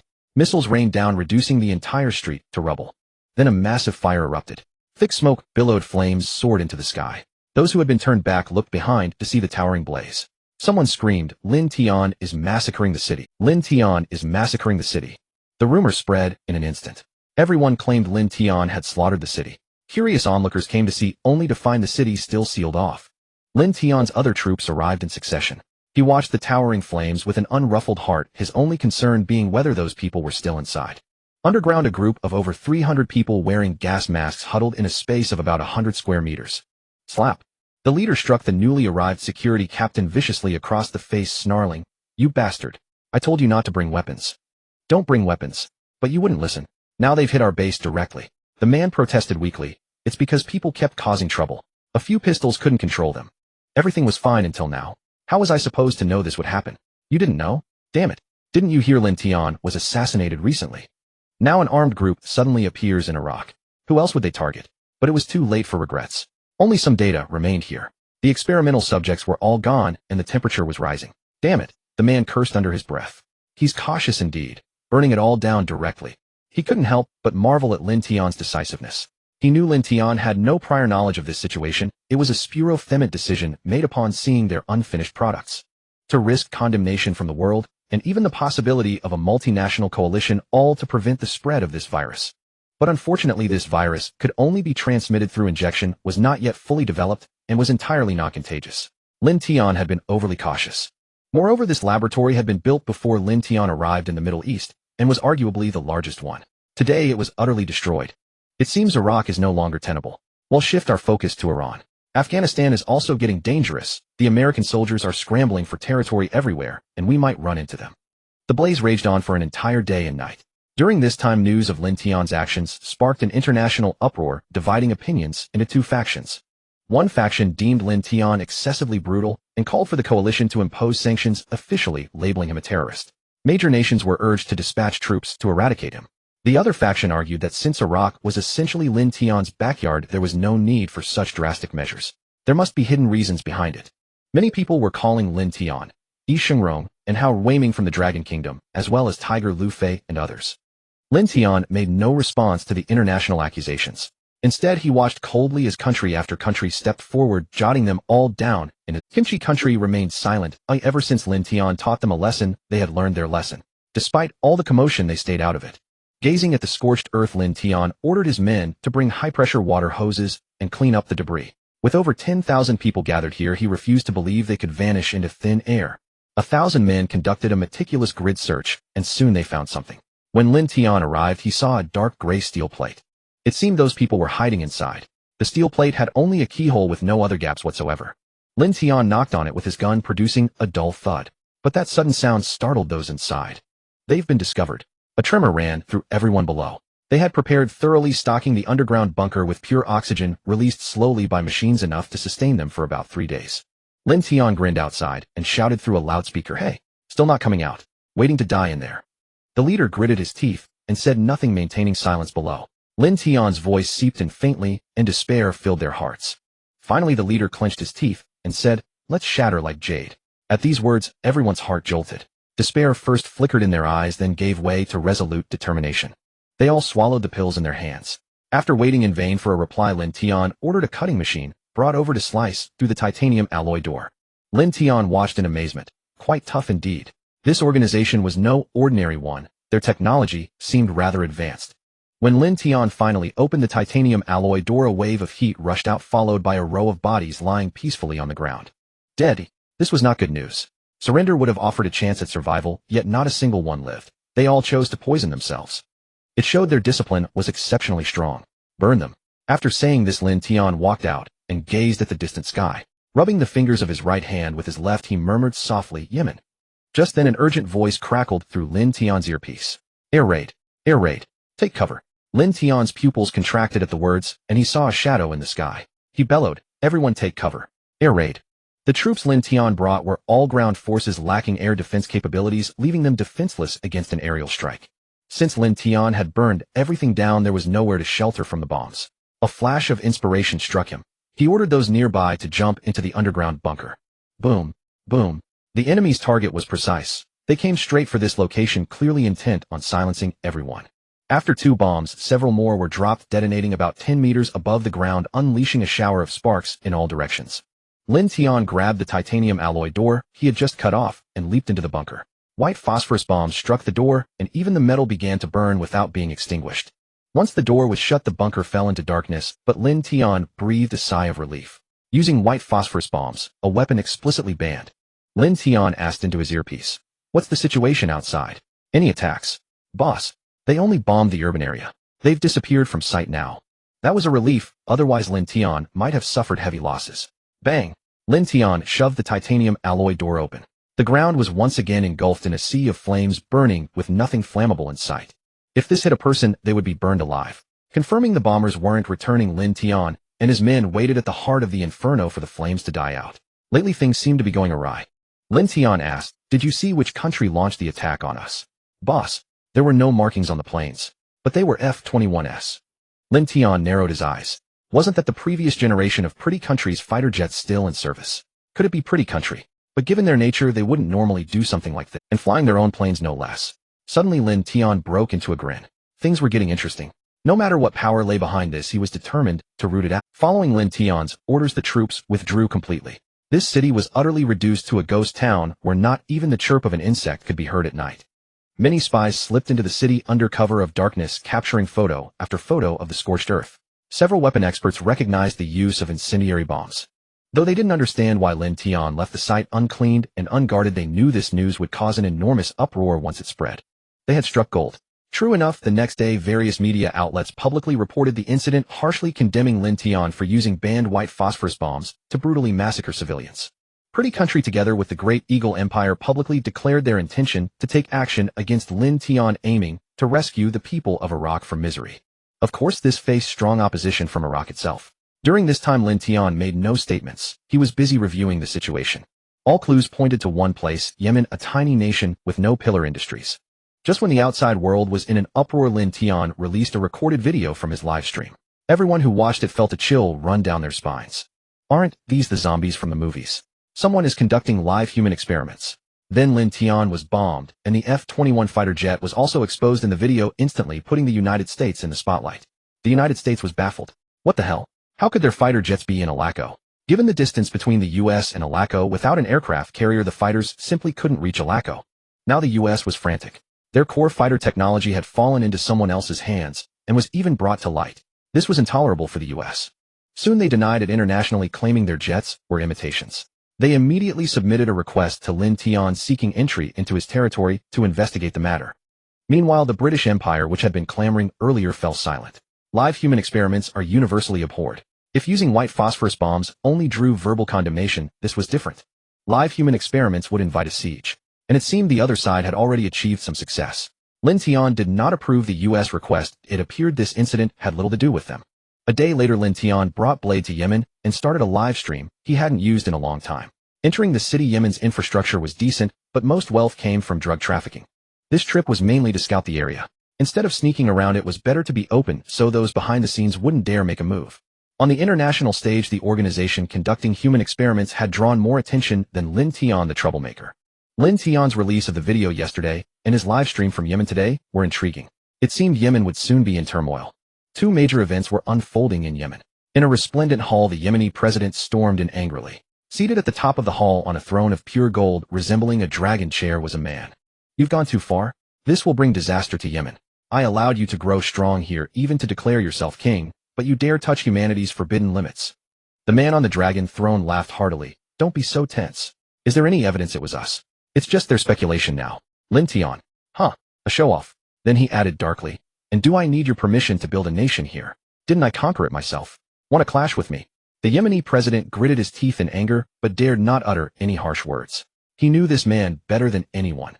Uncompromising, with a temper even more volatile than Lin Tian's, unpredictable. Moreover, this man had somehow amassed a large number of followers, all ambitious and equipped with military power rivaling major nations like the US. In just 3 days, the government forces were defeated in their war against him, and everyone who knew the truth was trapped in Yemen. His communication methods were even more extraordinary, capable of intercepting critical information, preventing any news of this organization from leaking out. Now, aside from the ignorant, anyone with any influence in Yemen was unable to leave, and the drug lords had all sworn allegiance to him. The man grinned and said, "Show him out." After the president left, he burst into laughter in the hall, savoring the taste of power. Even the president must grovel at his feet. Notify everyone, stay far away from Lin Tian. Don't let him discover our existence. Anyone who disobeys will be eliminated. Yes. A voice came from the darkness. If he could, he would have Lin Tian stay here forever. He had long been annoyed by Lin Tian's arrogance. How could anyone be more cocky than him? Lin Tian's damned live stream couldn't be shut down, which he found utterly absurd. Otherwise, he would have sent troops to surround and destroy Lin Tian the moment he entered.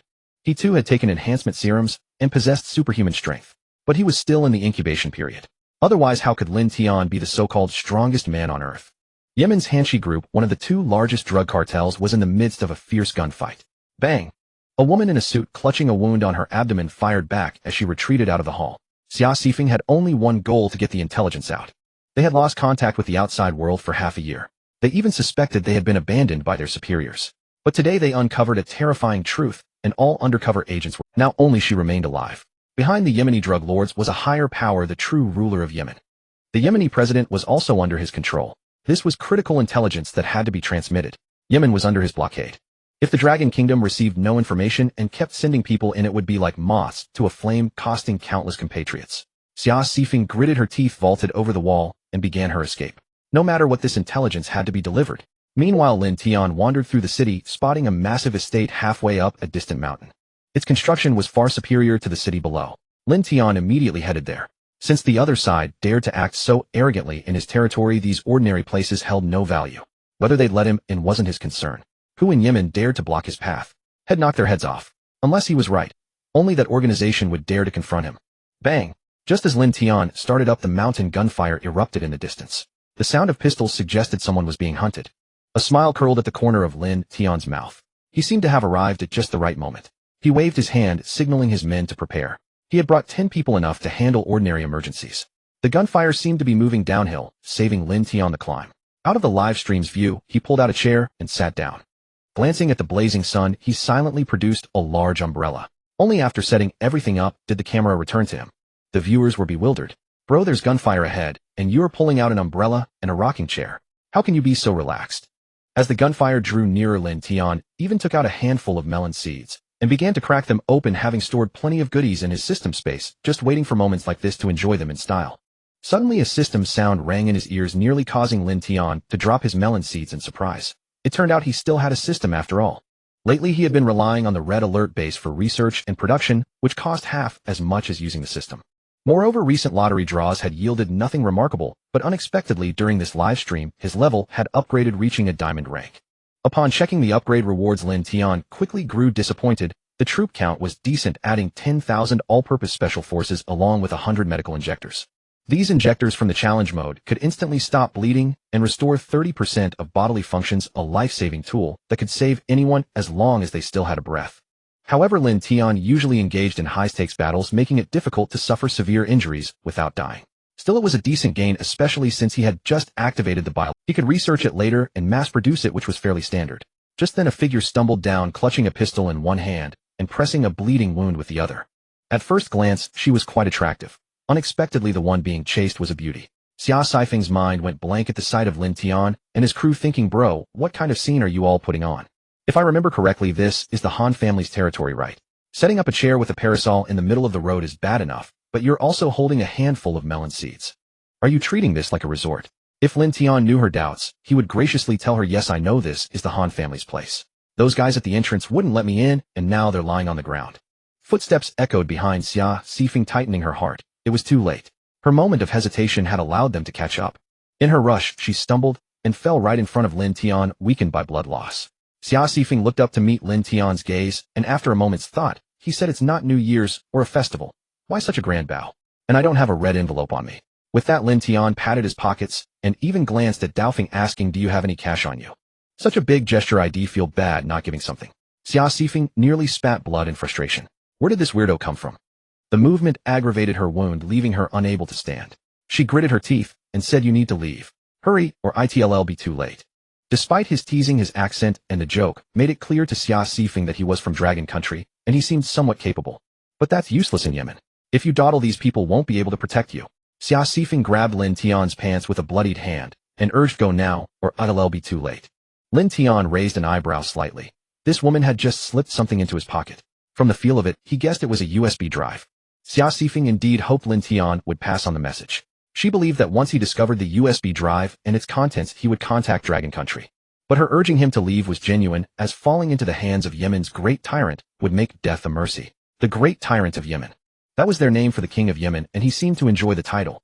Ignoring the men emerging ahead, Lin Tian bent slightly, lifted Xia Xifeng's chin with one finger, and said with a mysterious smile, woman, you're standing too close. Xia Xifeng never expected such a reaction from Lin Tian, who seemed like nothing more than a wealthy playboy. She had been undercover here for 3 years with little access to outside news, and Yemen's communications had been controlled by the Great Tyrant for the past year. So she had no idea who Lin Tian was, or what he was capable of. From her eyes, Lin Tian could tell she didn't recognize him, and suspected she was trying to use him. He couldn't believe there were still people who didn't know him. Is she just now getting internet? Or still surfing on 2G? Who are you people? 3 pursuers arrived, pointing their guns at Lin Tian and demanding harshly. The one in the middle quickly called for backup, seeing a dozen people blocking the road so boldly. It clearly wasn't a casual visit. Because the great tyrant of Yemen Gao Yin disliked Lin Tian, his live streams were banned within Yemen's borders. These men had only vaguely heard of Lin Tian's reputation without knowing. Xia Saifeng's face paled. It was too late. A large force would soon arrive. As expected, the sound of vehicles echoed in the distance, and many at that. Lin Tian's expression remained unchanged, a faint smile, even playing on his lips. Interesting. First time meeting so many ironhead fools. Yemen, not far from Iraq, part of the Middle East, a leading local enterprise in armed drug trafficking, and they don't recognize me. Even the live stream viewers were incredulous. In this day and age, someone doesn't know Lin Tian. That's like not knowing who the president of the USA is. I have to say they're all so brave. Every one of them dares to point a gun at the boss. Am I the only one who thinks something's off here? I think you guys are the weird ones. Such a gorgeous woman lying on the ground, and you're not reacting. Just then, Yi Xingrong called Lin Tian, who raised an eyebrow. What does he want now? Glancing at Xia Saifeng, he seemed to guess something. Answering the call, Lin Tian spoke. First, hey oldie. Long time no see. What made you call me? Yi Xingrong was caught off guard by Lin Tian's unusual warmth. When did this brat get so friendly? He quickly got to the point. His subordinates had spotted a long-missing police undercover agent in Lin Tian's livestream, currently being pursued. All undercover agents in Yemen had been out of contact for a long time. This was the first news from there in a year. Lin Tian interrupted, which? What? You want to treat me to a drink? You promised me that daughter's red wine buried under your tree. Yi Xingrong's mouth twitched. Damn. Lin Tian had already figured it out and was waiting to fleece him. Last time he had to share his treasured 30-year Maodai, and now he's eyeing his 50-year daughter's red wine. What a heartless extortion. And why were his subordinates staring at him like that? Couldn't a man bury a jar of wine at birth? Besides, it wasn't his decision. His old man had buried it. That was entirely his father's doing.